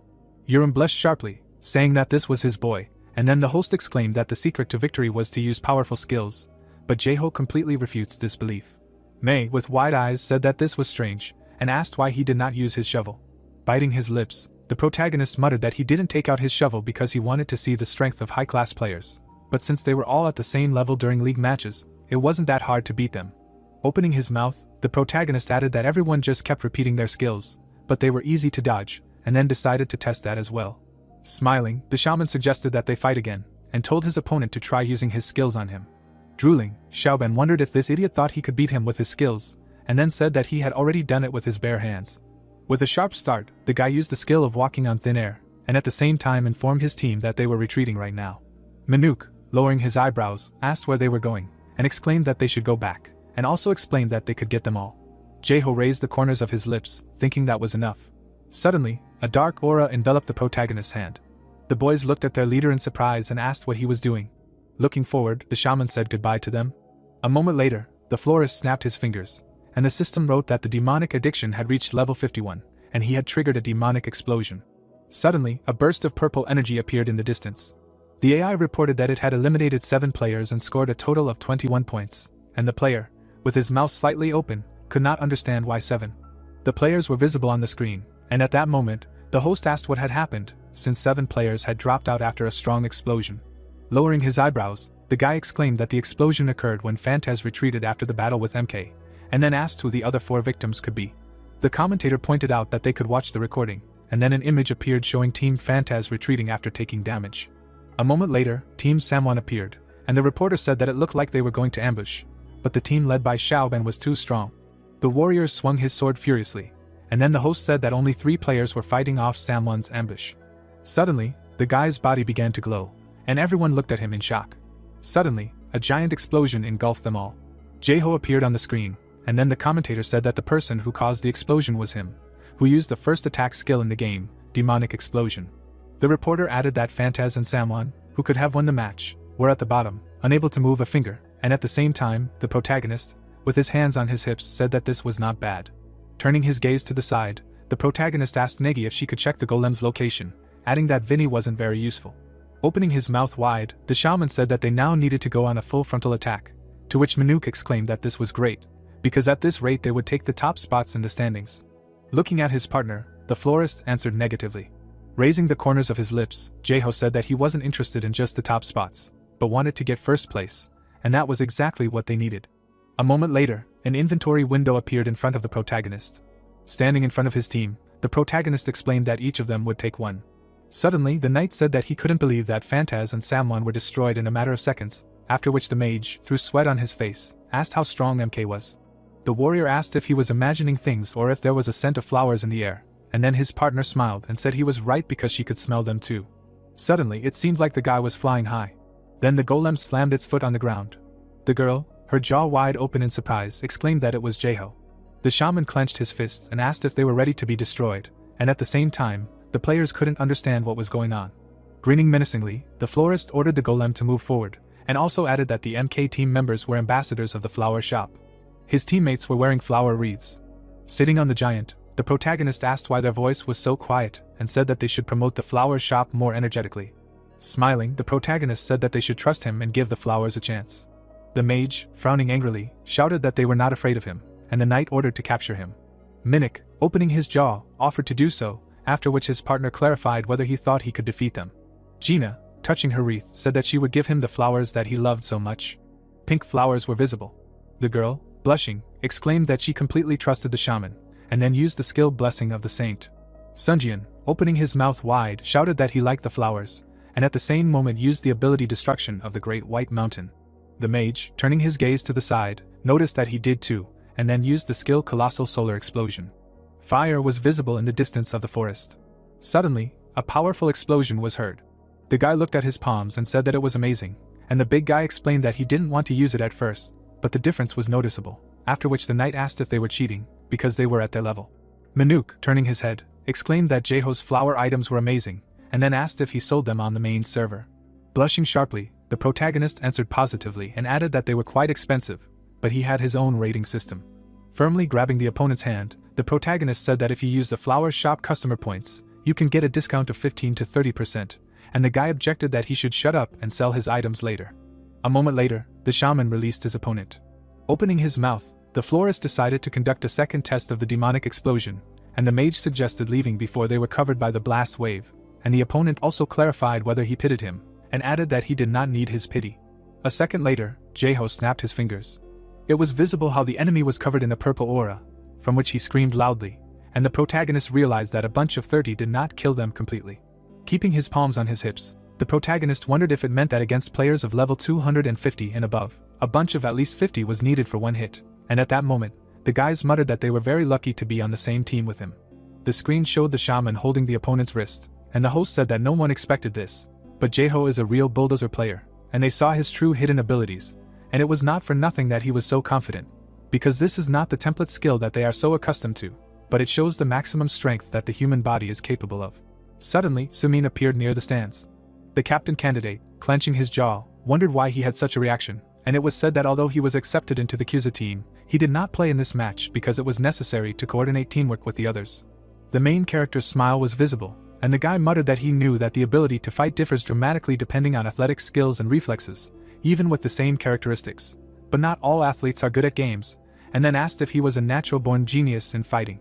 Biting his nails, the boy couldn't understand why he was playing games instead of MMA. Clenching his fist, the teenager realized he had no choice but to get fitter. Turning around, Samin added that it wasn't in the game world, but in real life. After a while, it seemed like the giant raised his arms along with the protagonist, and it was explained that, led by an enraged golem, the MK team walked through the forest without hesitation and destroyed everything in their path. Raising the corners of his lips, the shaman whispered that it wasn't as hard as he thought, and he didn't even need a shovel. The florist's gaze was surprised. Looking down, Jae-ho reported that he had found another team. The audience raised their hands in joy, and the host said that only half an hour had passed since the start, but it seemed that only 2 teams remained, namely MK versus Black Hole from the USA, and they were starting to fight for the first place in the trial match. The commentator, turning his head to his partner, asked if he agreed that they would soon find out the results, to which he replied that this was true, and added that Black Hole was a low-ranked team, and therefore they had no chance to stop the protagonist. The protagonist furiously jumped at his opponents, and then the reporter noted that they could only pray before they fell into the hands of the devil. Bright lanterns appeared, and at the same time the system announced the elimination, after which the host exclaimed that before he could finish speaking, the last player of Black Hole was eliminated, and the first competition of the New World and the first game of the season ended after the MK team rushed across the field alone. On the screen, you could see the shaman clenching his fist in satisfaction. There was a florist on stage, and the host congratulated him, saying that he won his first competitive match with incredible skill and asked him how he felt, to which he replied that due to the lead in points, he was able to play without much pressure from the start, and therefore he was very lucky. The girl, with her eyes closed, noted that today's performance surprised many viewers, and then asked if he ever attended individual training, and then Jae-ho explained that he simply exercises for 3 hours every day, but there was one thing that contributed greatly to his success. With his mouth wide open, the reporter asked what it could be. The protagonist smiled slightly and said that these were the flowers that he himself grew in Alicia, and that this led their team to victory, and could also be the key to success for all of them. Suddenly, the protagonist, holding a microphone in his hand, said that they could make a flower accessory to order according to their personal wishes, and they, Alicia, were always with them for any reason, after which he added that if you register today, you can get a discount of 15 to 30%. The shaman returned to Alicia after giving a victory speech advertising his flower shop, and then, scratching his head, said that he would finally take care of business in the flower shop. Suddenly, Chokin, standing behind the guy, asked if he had returned. Turning around, the young man asked a counter question about how things were going in the Shvar forest, and whether he had taken care of it, to which the lord replied that it was not difficult. Closing his eyes, the old man added that the negotiations with the orcs were successful. In the past, the chancellor of the flower shop, grinning menacingly, asked the monsters if they wanted to get hit on the head by the elves. Idrin's former servant said that they had willingly agreed to give them 40% of their future earnings, and at that moment the florist, with his mouth open in surprise, noted that it was a lot, and then Chulkin explained that in reality it would be closer to 30%. The old man, with his jaw open, added that the orcs' main source of income was highway robberies, and so they would have to clean up the money before they could use it. Through the sweat on his face, Jae-ho wondered if he had really taken up the job of the Minister of Finance, or if he was simply looking for a way to finance his illegal organization. The prince sat next to the box, and the protagonist thought that in the past he had had to engage in illegal activities in order to take care of members of the royal family like this sissy. The protagonist bit his lips and asked how the preparations for the auction were going, and then the lord said that everything was going well and many people were still coming to look at the plots. But many nobles had heard rumors and had come. The boy lowered his eyebrows and whispered that it seemed like some of the NPC nobles insisted on coming here, and also said that he seemed to have told them not to come, after which the flower shop chancellor said that they did not agree with the fact that they could not participate in the auction and asked for an audience. The boy turned his gaze to the side and said that it was annoying. The stems on which the flowers grew appeared. The silhouettes of the nobles were visible. The man frowned and asked why they could not participate in the auction, and his partner added that he heard that everyone had a chance. It was heard that they should stop, since he had no plans to sell anything to the nobles, and therefore should leave, which caused the gentlemen to turn their heads in bewilderment. The player's expression was menacing, and he said that he thought he had made himself clear last time, and at the same time explained that the nobles were not allowed to participate in the auction. Suddenly the master, smiling, turned to the shaman. Tiddle, raising his palm, gave his name and said that he was from Flisha and was ready to pay twice as much for participation in the auction, after which he clarified how he felt about it. Sweat began to run down the florist's cheek. Extending his index finger, the rich man exclaimed that if he could build his own villa for rest here, he would be more than ready to invest such money. Jae-ho raised his hand to his mouth and asked Chulkin who he thought he was, to which he replied that he had a lot of money, and the city-state of Flisha was known for its wealth. The nobleman, with his jaw open in anger, shouted that they would not allow this to happen, and therefore would pay 3 times as much, and his companion said that he would pay 4 times as much. The protagonist's mouth dropped open in confusion. The protagonist lifted the corners of his lips and said that it was wonderful. White flowers were visible, and it was audible that they were only given this privilege by their money, that is, by their nobility. The boy, quickly moving his legs, asked if they understood, to which the gentleman replied positively, and one of them remarked that he always knew he was a wise man. Looking at the men, the young man explained that the available plots were running out, and he hoped that they had looked at everything on the way here and that they should discuss which plot they wanted and divide it between them. The gentleman, raising his palm, exclaimed that he would take plot number 21, and the nobleman said that he would take plot number 25, adding that the Milky Way vines in the backyard of the hotel were something to see, and then Tittle announced that he would take 28, and then the players said that they had all chosen the best of the best and would have the best view of the Milky Way at night. Pointing to the contract, the shaman offered to sign it and asked Chulkin to give him the document. A moment later, the man took the paper. Through sweat on his face, the nobleman clarified that this was not a contract for the purchase of land, and the master objected that he was not showing them any special attention and also asked if they should still participate in the auction. The contract had clauses written on it with conditions. Grinning menacingly, the florist asked what was wrong, since they themselves offered to pay several times more, to which the noble replied that they said they wanted to buy the plots. Frowning, Jeho asked if this meant that they were just talking into the void, or trying to deceive him, and at that moment the man exclaimed that this was not what they had in mind. Angrily lowering his eyebrows, the protagonist explained that if they did not like this offer, then they should return the contract and go home, and added that they should think very carefully, because if they left, they would not be allowed to return. Looking down, the noble muttered that he said he would pay 3 times more, and the nobleman realized that it would cost him dearly, after which the protagonist asked what their decision was now. Tittle, signing the contract, said that he agreed. The rich man clenched his jaw and said that he had said he would pay twice as much and would keep his word, and that he thought that no matter how high the bid was, he could easily afford it if he only paid twice the highest bid. The boy opened his mouth wide and said that he didn't have to worry and asked what about the 2 of them, and one of the gentlemen said that he couldn't be known as a nobleman who couldn't find land for his new country house, and so he agreed, and the other said that he didn't want to be treated like a cheapskate for the rest of his life, and so he agreed too. The young man grinned and said that that was great and muttered that it looked like they thought they could easily afford to pay several times the highest bid at this auction. The player frowned and thought that would be true if this were a normal auction. On the opening day of the auction for the residential lot, May, standing at the podium, exclaimed that they were starting the auction. Holding out 2 fingers, the girl announced that they would start with lot number 1. The protagonist's assistant, with her jaw open, asked interested bidders to raise their sign, adding that the price started at 500,000 gold, and at that very moment, someone bid 600,000 gold. The guy, holding up his sign, outbid. The aristocrat's face was dripping with sweat as May began counting down, and in 5 seconds the lot was sold for 700,000. The lady said that the next lot was number 12, and its price was 750,000, after which the gentleman, with his mouth slightly open, muttered that this was excellent, because the average winning bid was between 700 and 800,000, and the gentleman realized that he would have to fork out some money, but 3 times that amount was quite feasible. The girl, her eyes widening, shouted that the next lot was number 21, and because it was in the center of the district, its starting price was 1 million. The men frowned in confusion. The gentlemen, lifting the corners of their lips, said that this was too expensive, and decided to pass on this option, and then one of them noted that this must be exactly what Jeho wanted, and the second added that he was right, but it was stupid of him, because who else but them could offer a price higher than 1 million. Auctioneer number 316 pulled out a sign, and the protagonist's assistant announced that the current bid was 250,000, and asked who would bid the most. A moment later, a bidder picked up a wooden object and outbid, and May exclaimed that the bid was 1,500,000 gold. Suddenly, the price of 4,500,000 was heard, causing the nobles to open their jaws in shock. The girl shouted if anyone would outbid the bid of 5,120,000 gold, and then the man called the flower shop owner a bastard. The florist's face was serious, and at the same time, the plot was sold. Suddenly, Jeho's lips turned down. Puckering his lips forward, the protagonist began to speak. As he continued to pronounce the word, the shaman dropped his jaw. The florist smiled widely, finishing his congratulatory speech. The nobles opened their mouths in alarm and shouted that this was a scam. Standing at the back of the crowd, the dukes were outraged that this auction was invalid and completely unacceptable. The leader of Team 1, who were participating in the collusion auction, turned his head back and whispered a message to the protagonist that his mission was complete. The partner was heard saying that the mission with Lot 21 was completed and Team 1 was now leaving, to which the flower shop owner frowned and said that it was a great job and asked Team 2 to prepare for Lot 25, while Vansky asked if it was true that he knew that this was a crime in real life.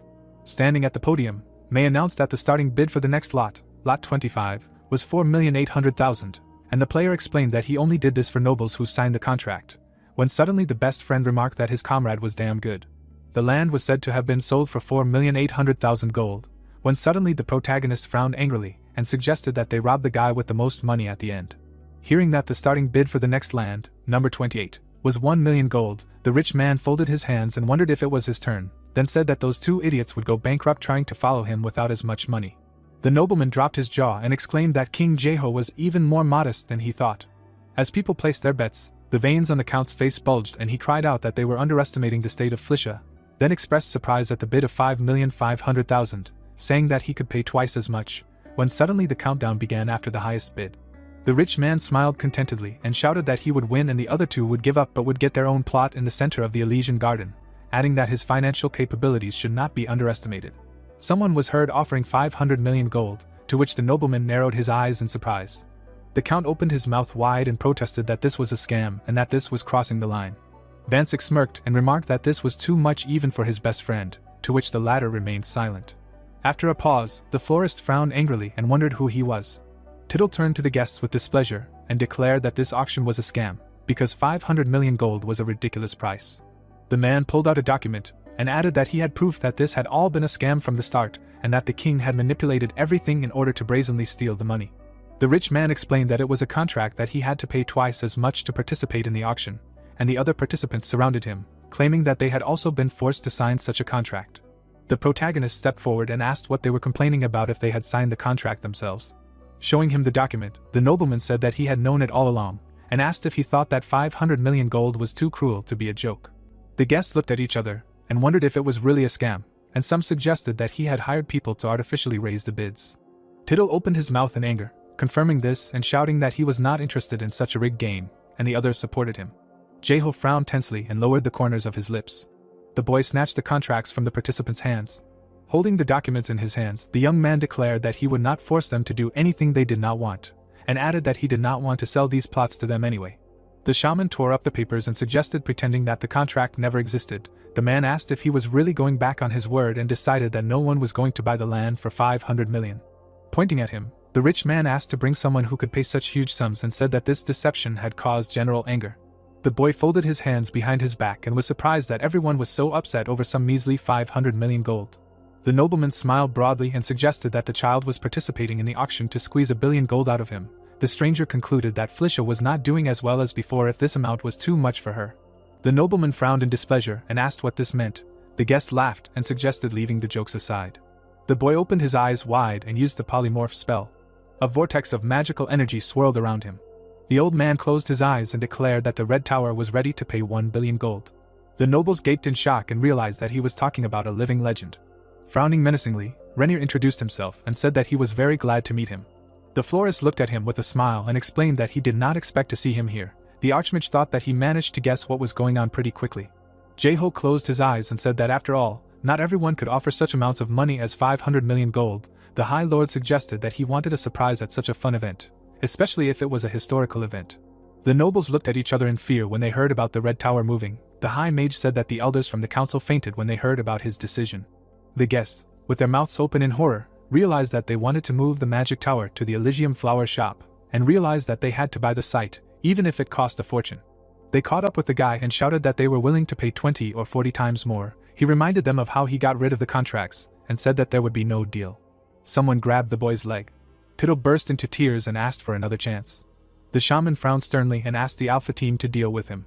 The elf grabbed the villain by the head. The rich man asked them to stop. The florist smiled widely when he heard his screams. The Alicia flower shop, which was once just a useless desert, became one of the most desirable places to buy, and the auction was successfully completed, making its owner the richest player in the world. The protagonist put an envelope on the floor. When he took it and asked what it was, Jeho asked to open it. His mother took out a card from the envelope. The guy turned away and explained that he was able to earn a lot of gold in the game, and withdrew part of it as real money, so there is now 30 million won on the card. The young man blushed and added that he had already given his father some of the money, so his mother could use the card as she wished. A smile appeared on her face. The woman frowned with concern and asked if her son was happy when he played this game. The shaman frowned and told her that a series of unforeseen circumstances had made it difficult for him to concentrate on developing the flower shop. The florist closed his eyes and decided that he should admit it after all. The protagonist remembered how he made a flower crown and said that he felt happy when he was in his virtual flower shop. Yoonhee stared at him in amazement. Jae-ho said that he would play less often if she asked him to. Smiling widely, the woman said that she would not interfere with his happiness and thanked him. Holding the map in her hands, the mother thought about how the capsule in their house kept creaking like an antique. Walking through the mall where they sold capsules, the housewife realized that she did not know what to do next. Yoonhee saw the sign for Il-sung's store and remembered that they sold electronic capsules there. Smiling happily, the salesperson greeted the customer and asked her what her budget was. The woman looked at the prices and decided that she should buy a good capsule for her son. She announced her intention. The manager clasped his hands and asked if there was a specific model she wanted. The mother asked which capsule was the best. The store employee raised his eyebrows. The man closed his eyes and said that they were having a special sale to celebrate a new competition, and he thought that his customer didn't understand anything and needed a push. The salesperson pointed to the new capsule, which was their flagship and came with all the extra options, as well as a special discount, and would cost 60 million won. The housewife widened her eyes in surprise and remembered that the most expensive one online was 40 million. The manager added that it was such a great model that even Jae-ho, the most popular player at the moment, had already reserved it. Yoonhee asked what he was talking about. The employee asked if that name meant nothing to her, and named him as the most famous user that everyone knows. Deciding to keep things secret, the woman pointed to the side and said she needed to look around. The man explained that if it was too expensive there was another model that would fit her budget. The salesperson raised his hand and warned that she would never see that model again for that price. The mother said she wanted to look at the others first. The housewife looked around when she heard her son's voice. The protagonist frowned and asked what brought her here. The manager assumed he was just hearing things. Yoonhee smiled and asked what her son was doing there. Jae-ho explained that he wanted to buy a new capsule and called his friend who knows about them. The guy raised his index finger and asked if his mother was trying to play the game too. The woman replied that she wanted to buy him a gift. The young man blushed and asked her to spend the money on herself. The housewife said she wanted to buy something nice. Suddenly, her eyes widened. The shaman asked what was wrong. Yoonhee pointed to the side and remembered that he had already reserved this capsule, which cost 60 million won. The guys looked at the product and wondered what it meant. Once it came out from behind his comrade and said that this model can be bought for 30 million, because its technical characteristics are not that great. The player opened his mouth in surprise and added that other models with similar characteristics are sold for 15 million. The guys frowned menacingly and asked who tried to sell this for 60 million won. The woman looked back and said that it was that employee. The man's eyes widened in shock and he remained silent. The consultant broke out in a cold sweat and realized that he was in bad shape. The manager said that he did not mean that at all. People gathered outside the store and began to discuss what they had just heard. The florist turned away and suggested that they go somewhere else. The protagonist frowned sternly and decided that at least other companies would not try to rip them off like Il-sung. The store employee bowed and said that he was very sorry, but the heroes had already left. Clouds floated above the city. Yoonhee was upset that she could not buy the capsule. Jae-ho, carrying groceries in his hands, asked her to spend the money on himself, and said that he reserved the capsule at a decent price thanks to Wonsik. The guy put the bag of rice on the floor. The young man took out his phone and saw that he was being called. The shaman picked up the phone and heard that his friend already knew about the purchase of the capsule. Dupio said that Il-sung contacted him and wanted to apologize. The florist approached the TV and asked what this meant. The man asked him to turn on the news. The protagonist pressed the button and asked what was going on. An employee of that store appeared on the screen. The host reported that their investigation team visited the shopping center. Jae-ho smiled awkwardly and asked why the company was apologizing for their employee. The manager explained that this branch was run by Il-sung himself and the entire internet knew about it. The guy frowned and said that they didn't have to do that because the consultant had already apologized. The head of recruitment suggested that he just meet them because the world's leading electronics company would have something good to offer. The young man narrowed his eyes in displeasure and explained that he had enough work at MK Gamers and didn't want to get involved in any business with Il-sung. Dupio promised to convey this to the company. The stars were shining in the sky at night. The man sitting at the laptop said that he would keep in mind what the player said. A video about a shaman appeared on the screen. Sitting at the table, the man was surprised that he refused his apology to focus on the game. The head of the company adjusted his glasses and decided that this looked a lot like the best player in the world. Behind him were many posters of the main character. The chairman of the board called him simply amazing. Handel frowned in displeasure and was upset that he could not meet him. The girl entered the office and asked if he really liked him that much. Ji-yeon smiled shyly and called this room strange. Her father reminded her that he asked her not to come here when he was busy. The woman put her hands on her hips and asked if there was a way to meet Jae-ho. She reminded him of who helped her when they tried to rob her. The man adjusted his glasses and asked what this had to do with everything that was happening. The girl raised her index finger and said that the player himself stopped the thief.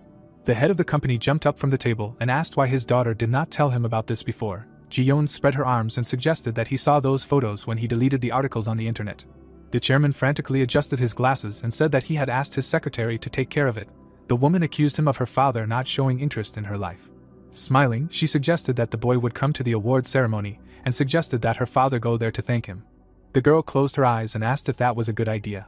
Handel frowned and asked when the event would be. Ji-yeon said that she would not tell about it for free. The man promised to buy her a new bag from Hermes.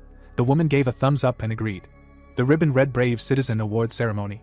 The boy placed his hand on his belt and wondered why there were so many journalists here. The shaman frowned when he saw one of the guests. The head of the company smiled and said that the player saved his daughter. The florist tilted his head in confusion and asked what brought him here. The guests looked around as the protagonist stepped forward. The chairman wanted to express his gratitude, but the reporters rushed forward, wanting to interview him about what happened at the Ilsung store. Holding a notepad, the reporter asked if he was intentionally trying to advertise their capsules. Handel burst into tears and said that he just wanted to say hello, but people kept asking him about the incident. The reporter approached Jae-ho and asked if he knew that the woman who was almost robbed was the daughter of the chairman of the Ilsung store. The boy's mouth dropped open in surprise and he remembered Ji-yeon, and after the crowd of reporters bombarded him with countless questions, the award ceremony began. A police officer presented the boy with a certificate in a blue cover.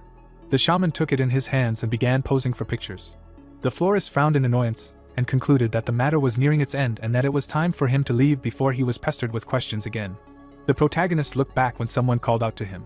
The man raised his hand and offered him a ride home. The CEO smiled and explained that there were too many prying eyes and offered to walk to his car.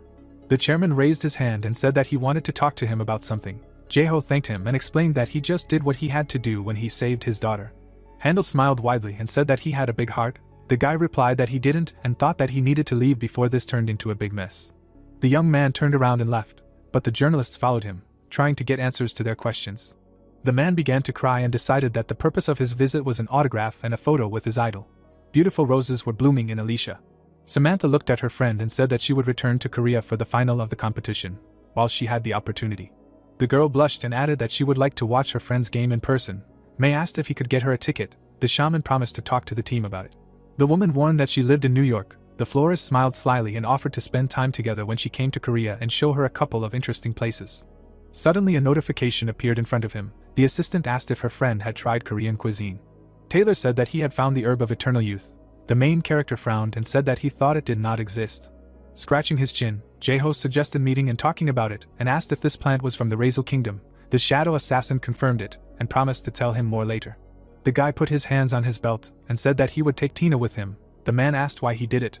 The young man narrowed his eyes in displeasure and explained that he had already worked undercover with her once, so taking someone else on this mission would be too risky. The assassin promised to meet in Razel. The shaman looked resolutely at the system window and confirmed it. Samantha approached him and asked if she should call Tina. The florist replied that everything was fine and loudly shouted her name. The girl landed right behind him. The woman adjusted her hair and announced her presence. The protagonist looked back and asked if she wanted to go with him. The elf raised her index finger and asked him not to explain anything. Jae-ho smiled awkwardly and asked what that meant. The guardian put her hand to her chest and said that traveling to hell, or even the depths of the sea with him would be a pleasure. Tina smiled widely and asked if that wasn't true. The guy confirmed it. The girl clenched her fist and said that she was very excited about it. A drop of sweat rolled down the tense young man's cheek. The woman happily followed him. The shaman said that they needed to go to the kingdom of Razel. The elf shook her hand and reminded him that she called herself an official bodyguard after their last trip. The florist asked what was wrong with her clothes and said that it was very cool. In the center of the city there was a tall red tower. This was the player's second visit to Razel. People looked around and looked at him. Immediately upon arrival, the protagonist went to a pub in the alley, where they were supposed to meet Taylor. A bright light illuminated the bartender. The man sitting at the table was very surprised. The shadow assassin frowned and asked why his friend looked so strange. Jae-ho narrowed his eyes suspiciously and asked what was wrong with him. The boy approached the table. The mercenary explained that people would not recognize him without a mask, and asked if his comrade did not look even stranger. Pointing to the man next to him, the assassin explained that he was an NPC who had helped find out something, and called him one of the bandits who controlled the dark side of Razel. The boy's eyes widened in surprise. Sid's mouth dropped open in surprise. Taylor reported that he had managed to gather information that could usually only be obtained by participating in some dubious business. The shaman took off his mask and, smirking, said that they had not seen each other for a long time. The man covered his face with his hands and understood why the red ball asked him to cooperate as much as possible. The shadow assassin wondered what his friend had been doing in Razel if he knew them.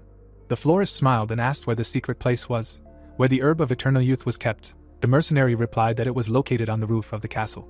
The assassin imagined climbing onto the roof and explained that the top floor of the castle was not included in the plans the red ball gave him, which he found suspicious. Taylor frowned and could see through the window that in a room with 4 walls and no entrance, there was a herb growing that he had never seen before. There was a pot of glowing plant on the table. A system notification appeared, saying that it was the herb of eternal youth. The protagonist squinted and began to ponder this. Sid frowned and explained that this was all they could find out for now, but the red ball said to convey that everything that falls probably has wings. Jae-ho imagined the crazy old man and asked what the last word meant.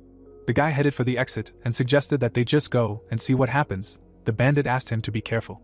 The heroes went outside. The man explained that he had no choice but to climb the roof to check the room with the herb of eternal youth, and added that the castle was guarded by many knights, so they should go around it.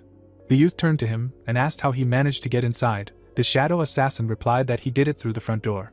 The assassin looked away and reminded him that he has the skill shadow penetration, so it is easy for him to infiltrate different places. Tina clutched her sword in her hands and suggested killing everyone and fighting their way inside. The mercenary stated that they do not have enough people to break through all these guards.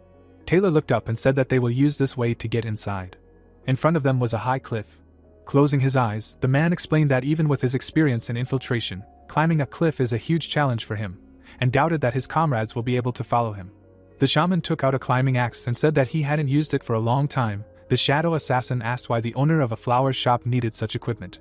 The florist smiled confidently and suggested starting the climb. The axe sank into the rock. The protagonist looked back and asked what his comrade was doing. The assassin asked for help and said that he was about to fall. The girl swung her sword and offered to kill him so that he wouldn't interfere. Jae-ho replied that everything was fine and decided to drag him up. The heroes climbed onto the roof. The mercenary asked what his comrade's strength and endurance indicators were, and said that on the broadcast he had a completely different level. Sitting on his knees, Taylor explained that his class always had low indicators. The guy said that he shouldn't be picky and that he needed to distribute his indicators evenly. The man pointed to the right window. The young man looked inside and asked if this was the herb of eternal youth. The shadow assassin suggested going into the room and checking. The guys shuddered when someone asked them to stop. Grumpy flew up to her ally and suggested that this was not a real flower because it did not emit life energy. The shaman brought his hand to the window and used the plant inspection skill. The system confirmed that it was not a living plant. The florist frowned and called his appearance here strange. The assassin asked if this meant that the herb of eternal youth was a lie. The protagonist looked around and said that this could not be because then Renier would know about it. Jae-ho narrowed his eyes and suggested that there must be a secluded place here. The guy stepped forward and decided to look around. The mercenary asked if this was not the right place at all. The young man looked away and said that maybe they should go inside the castle. A notification appeared in front of him that the user had found a secret passage. The shaman asked what it meant. The castle stood on a high cliff. The florist suggested that there might be something there. The player frowned and said that he had found something. Taylor said that he couldn't see anything. The protagonist, standing on the edge of the roof, asked if his penetration skill was really that bad. The man's mouth opened in shock when Jae-ho said that he had the title of grave robber, which allowed him to find everything that was hidden. The guy looked down and said that the secret passage was here. The young man pointed forward and added that it was in the air. A portal was open near the roof, but the shadow assassin said that he still couldn't see anything. A notification appeared above the heroes that a great being in the depths of the Razel Kingdom opened its eyes and looked at them. The shaman smirked and decided that it looked like they had entered the underground waterway in the Grizzly Kingdom, meaning it could be the protector of Razel. Tina, engulfed in flames, suggested that it could be a dragon. The florist concluded that since they had awakened the protector, there must be something interesting inside. Suddenly, the protagonist's eyes widened. Looking down, Jae-ho remembered the old man's words and asked his friend to jump forward. The guy spread his arms and ordered him to follow him. Taylor shouted that they would just fall and die. The girl grabbed him by the collar. The woman's eyes widened in madness and said that going to hell or jumping off a cliff with the player was fun. The man said that it did not apply to him. The heroes jumped from the roof of the castle. The young man was the first to approach the portal. The elf dragged the shadow assassin into it. The room was surrounded by stone walls. The system reported that the user had arrived in the royal bedchamber. The shaman landed on one knee and doubted that the herb of eternal youth was grown here. There was a pot on the table. The florist said that it looked more like an underground prison than a bedchamber. The protagonist bent over the flower and concluded that the previous notification was fake, and this was the real herb of eternal youth. Jae-ho raised his head when someone asked him not to touch the flower. The guy looked back and asked what they were talking about. The stranger standing behind him asked who he was. The girl put her hand to her chest and demanded an answer to her question. The system called the user the first player to be granted an audience with King Razel. The boy frowned in displeasure and asked what it meant. The system reported the appearance of a new quest. The shaman leaned closer to the child. Taylor asked what was going on here. The queen opened her mouth wide and asked if they really came here to kill her. The stranger's eyes widened in surprise when the voice addressed the owner of the flower shop. The boys shuddered tensely. The heroes looked at the notification that the great being of the kingdom of Razel was speaking to them. A bright light illuminated the florist. The entity asked him to correct the error. The protagonist looked up and asked why he should do it. Jaeho looked down in surprise and asked what it meant. The girl clenched her fists and asked if it was really the same life cultivator in front of her. The heroes looked back when someone called out to Her Majesty. The guards burst into the room to arrest the violators. Tina ran forward and promised to take care of them. Taylor shouted that there were too many of them. The man grabbed the girl. The boy looked around and asked where the exit was. The child trembled and warned that the Grand Duke would be here soon. The queen pointed to the window and declared that this was the only way out of here. The guards rushed forward to grab the intruder. Frowning, the boy said that he did not know why the stranger was helping them and assumed that she had something to say. The girl tensely pursed her lips, her face covered in sweat. Smiling, the shaman decided that now was not the best time and promised to return soon. The child frowned sadly. The heroes ran to the exit. The guards rushed after them. The florist jumped straight into the window. The guys broke the glass and found themselves outside. Taylor looked back and asked why the window was in the air. At that moment, the frame began to evaporate. At that moment, it dissipated. The guys found themselves high above the ground. A blow was heard among the trees. The man squinted tensely when the system reported that he had a fracture of the whole body. The main character landed on his feet. The shadow assassin asked him for help and asked why he was the only one injured. The assassin looked back when he heard the voice of the knights who had already found them. The mercenary opened his mouth wide and asked his friend to stop. Looking back, Jaeho asked him for forgiveness and promised to give him flowers during his next visit to the store. The guy ran into the forest with his companion. Taylor asked in horror if he would really abandon his teammate. Clouds floated above the forest. The guards are man. Screams were heard. The young man leaned on his knees and was glad that they managed to get out safe and sound. The shadow assassin asked how his friend could do such a thing. Smiling, the shaman realized that he would need to visit the queen again soon, and remembered that the Champions League final would be held tomorrow. On the final day of the matches, the host came out on stage and named the florist the most valuable player of the league's trial matches. The protagonist raised the cup over his head. He managed to win without much effort. There were various dishes on the table. The guys smiled widely and congratulated their comrade on his victory. Jaeho thanked them and suggested that they start eating. Dupio closed his eyes and sighed. The guy thanked him for everything and asked what happened. The man shed tears and asked if he really didn't want to become a professional player, because at this rate he would be able to play in a real league. The young man reminded him that he was not interested in it at all and that it was even written in the contract. Sitting at the round table, the shaman asked if his comrade couldn't find a player who could replace him. The manager replied that he couldn't find someone like him. The florist frowned and asked what that meant. The protagonist raised his hand and explained that being able to react quickly and competently was much more important than being at a high level, and that consistent practice seemed very important as well. Dupio looked back and asked what made him think that. Jaeho replied that Samantha fit the bill perfectly. The girl gaped in surprise and asked if he was talking about her, and the guy offered to take her on the team. The woman blushed and explained that she wasn't high enough for such games, and the young man said that such things weren't that important. The woman looked down and reminded him that she lived in America, and the shaman said that he had confidence in her, and suggested that his comrade consider taking her on. The man raised his eyebrows and explained that in that case she would have to live in Korea, and the florist replied that it wasn't that important, and asked them both to think about it. The head of recruitment smiled and promised to talk to the coach and wait for his decision. The knight looked away and realized that she could become a professional player. The heroes came to the office. The manager said that they had a candidate for a replacement. The protagonist explained that he heard that they needed a new player, and that he was wondering if they would be open to suggestions. Jae-jin opened his mouth in displeasure, and asked why he didn't become a coach then. The coach frowned furiously and asked if he should really keep quiet about it. Jaeho narrowed his eyes and reminded that he signed the contract as a brand model because he was told that his opinion would be respected first. The man said that you can't always do what you want because life is not that easy. Sitting at the table, the coach told about how in his time the team came first, and not each player individually, and they never missed training or complained about not participating in matches. The guy frowned sternly and asked if they really wanted to force him to play as a professional player. Dupio smiled awkwardly and asked him not to worry about it. The boy concluded that it was better for him to leave. Shaman ran away. Jae-jin was indignant at his subordinates continuing to be capricious and complained that the manager allows them to do whatever they want. The mentor gritted his teeth and decided that this was a chance to teach him a lesson. The florist looked sternly ahead and announced his intention to leave MK Gamers. The friends' mouths fell open in surprise. Samantha assumed that it was all because of her. The protagonist replied that this was not the case at all and that it was the coach's fault. Jaeho raised his hand and explained that he wanted to leave after what he said. Wansik frowned and asked what was wrong with him. Mei was indignant that they did not comply with the terms of the signed contract. The boy stated that he found himself in a difficult situation because they suddenly changed their attitude. The player asked if his friend was really going to quit at the peak of popularity. The young man frowned sternly and replied that he would not quit right now and was not going to stop competing. Vansik's eyes widened in surprise and asked what his friend was going to do. The shaman narrowed his eyes tensely. The florist, engulfed in flames, said that he needed to earn an even better reputation to create his own team. While the main character was shining both in the game and in reality, several players got into a dungeon where people rarely go. They decided that this was the perfect place for hunting. The guys walked along the corridor. The guy said that this dungeon was not too difficult and that the mobs here quickly recovered. Several monsters attacked the heroes from behind. The man cut one of them in half. The tank swung his blade and was surprised that there was no one here except them. The girl unleashed lightning on the monster and decided that this dungeon was definitely worth having a high-level player or guild take over to control access. The damage dealer smiled and told her that there was some weirdo wandering around here, because of whom everyone avoided this place. The woman asked who they were talking about while standing on the monster's corpse. The ranger explained that it was a high-level player who had fought a lot with others in the past, and now just attacks everyone he met. The warrior asked if they were sure they would be okay. The man said that he knew how to deal with it, and asked his friend to pick up all the shields from the monsters. The guy took the shield and asked why they needed this trash. A loud sound came from the dark cave. The young man smiled and assumed that it was a new kind of monster. The damage dealer raised his hand and asked him to stop. The guys opened their mouths in confusion.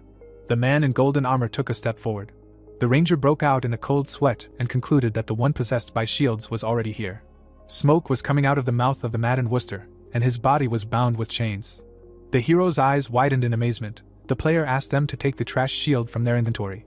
The tank raised it in front of him.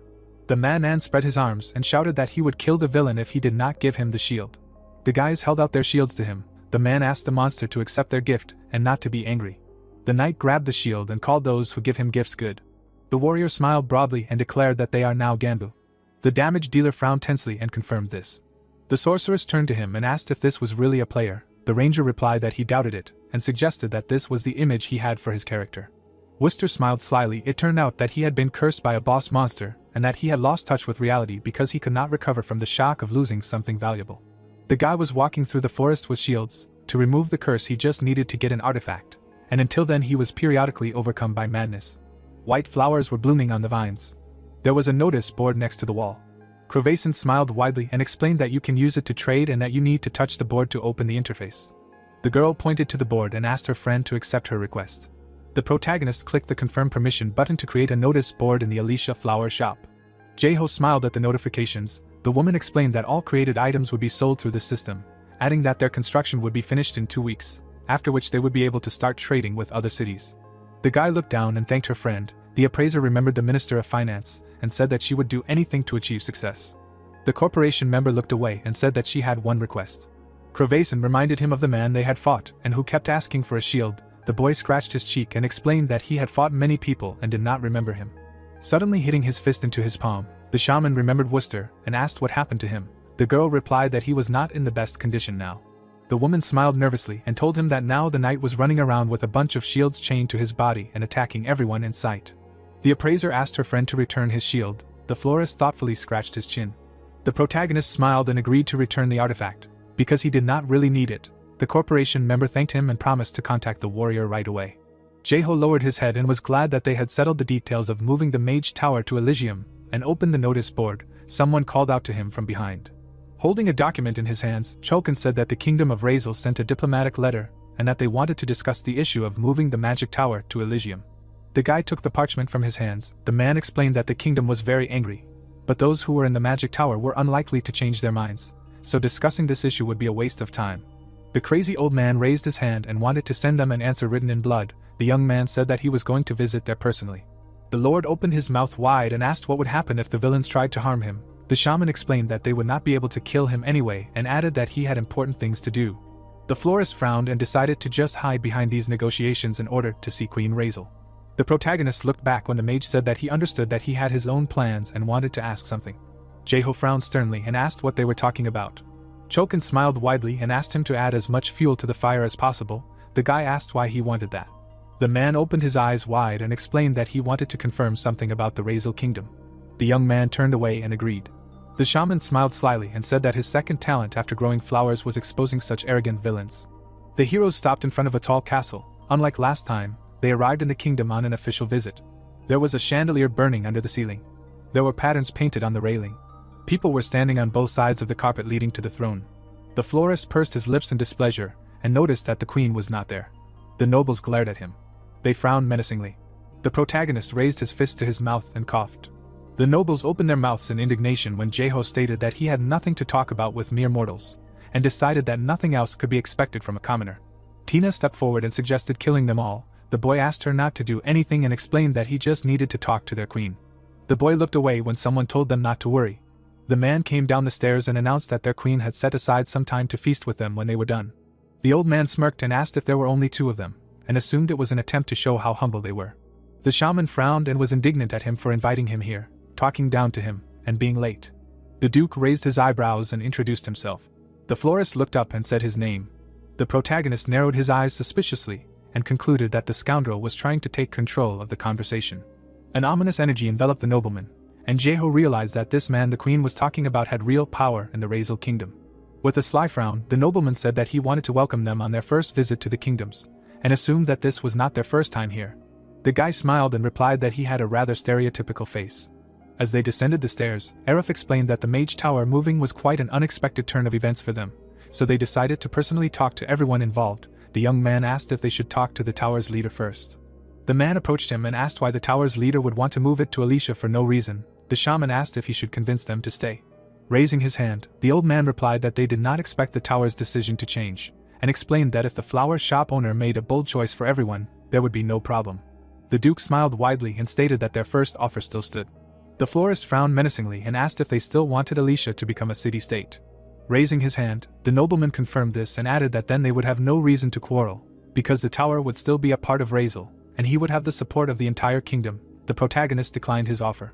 The nobleman closed his eyes and asked why he was so categorical. Jaeho blushed with anger and declared that he had the right to the desert farm as a life cultivator. The people behind him were indignant at his words. The guests frowned furiously and shouted that this story was just a legend and that it had nothing to do with the desert farm. The boy looked away. The system reported that these NPCs were lying. Arif's eyes flashed and suggested that his ally had heard some rumors. The system warned that the bandage could not determine the veracity of the statements of the legendary NPCs. The young man turned to him and explained that they had transferred the rights to the desert farm to the life cultivator as a result of a certain deal. The man slyly knitted his eyebrows and assumed that the guest was aware of the details of this deal, and how much their queen had lost sleep because of it. The shaman narrowed his eyes suspiciously and said that this was their problem as subjects. Placing his hand on his belt, the florist said that he came here simply to notify them, not to argue, and added that the land on which the Alicia flower shop was built was given to the elves by the kingdom of Razel in ancient times.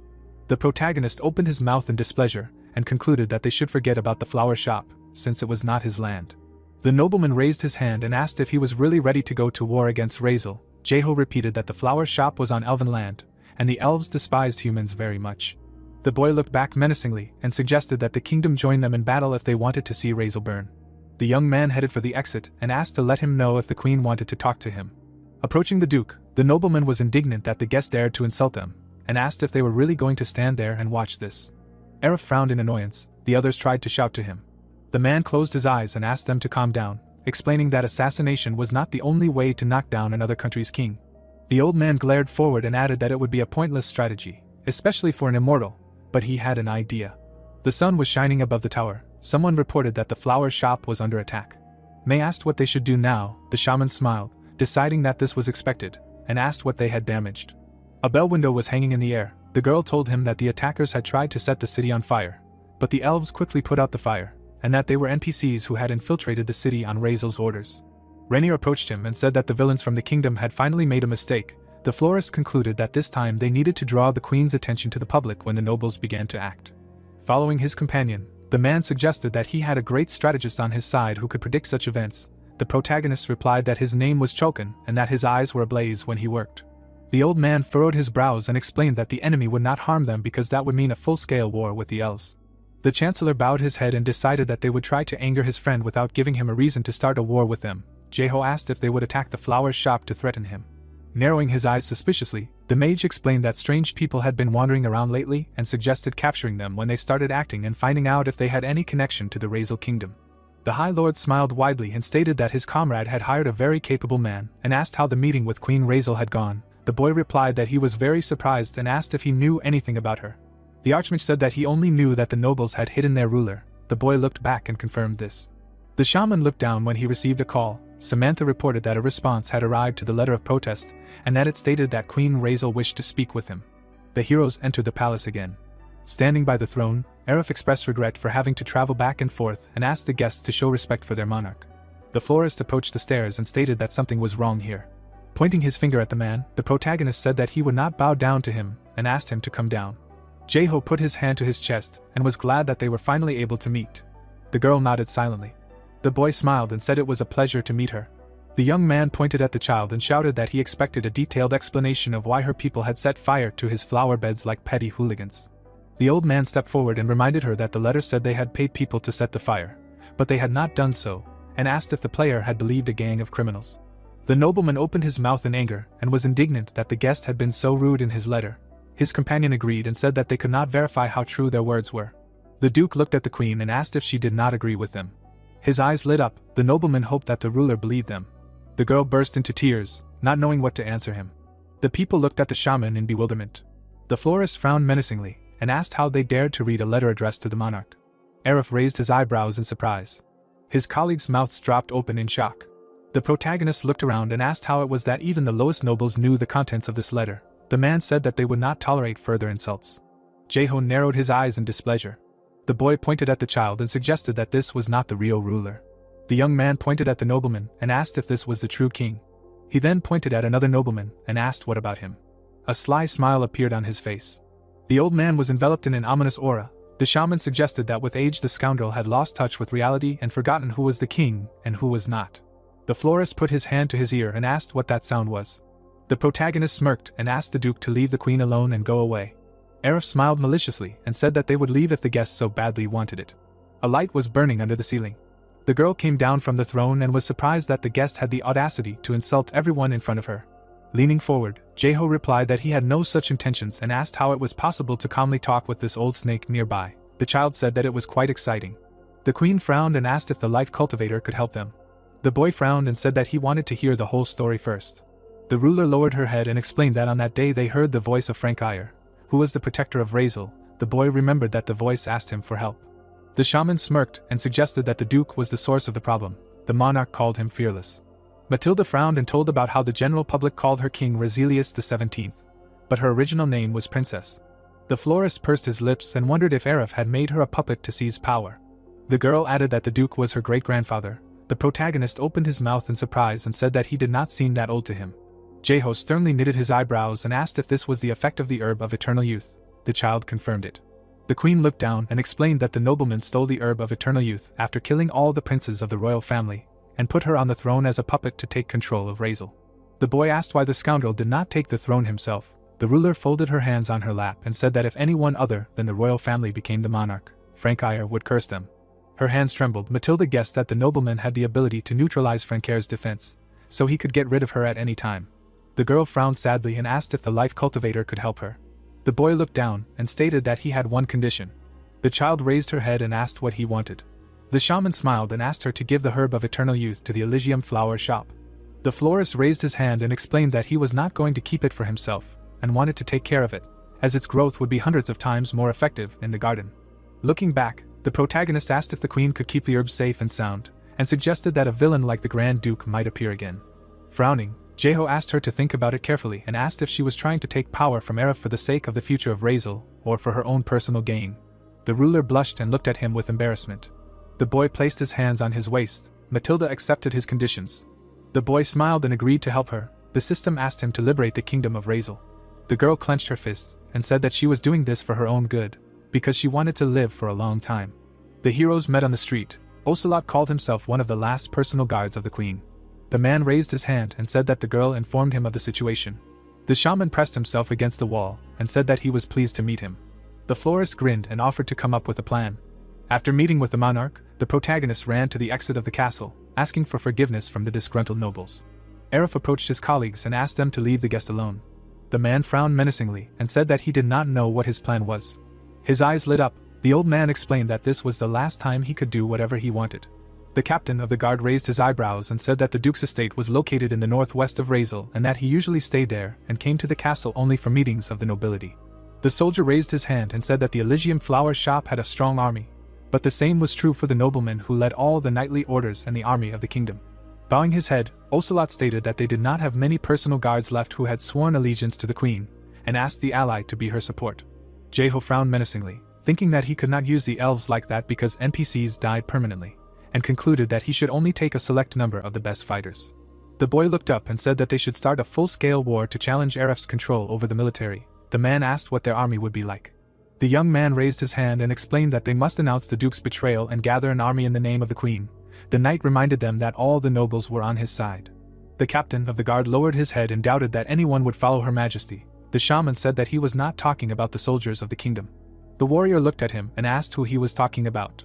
The florist's eyes sparkled and explained that there were people in this world who were ready to chop down trees all day long as they were paid properly. Ocelot asked if that was true. The mercenaries scratched their heads and asked if anyone was talking about them. The protagonist clicked on the notification and said that he could create new quests. A secret task to overthrow the traitor appeared in the system. Jeho smiled and said that now they could only wait for a response from those people they called immortals. The guy narrowed his eyes slyly and decided to wait for the players to take the bait. People gathered on the street and started discussing a national-level quest, believing it to be part of the new update. The guys watched them from around the corner. The players did not understand where this task came from, but attributed everything to the fact that it was top secret. The man frowned and realized that everything was going according to plan. The young man explained that if they were given a task with the ability to increase their reputation in the entire kingdom, then people would line up, hoping to make a decisive contribution. The captain of the guard asked what would happen if Aref revealed their plan. The shaman crossed his arms over his chest and said that he set the mode to top secret and blocked words that could give away the content of the task. The florist turned his head and added that rumors would still spread and the Duke would find out about everything sooner or later, but his goal was to buy time. Mountains were visible behind the trees. The protagonist said that there could only be one problem. As they walked through the forest, the girl asked why they were going this way, and the man replied that the king was gathering men to attack the most powerful noble.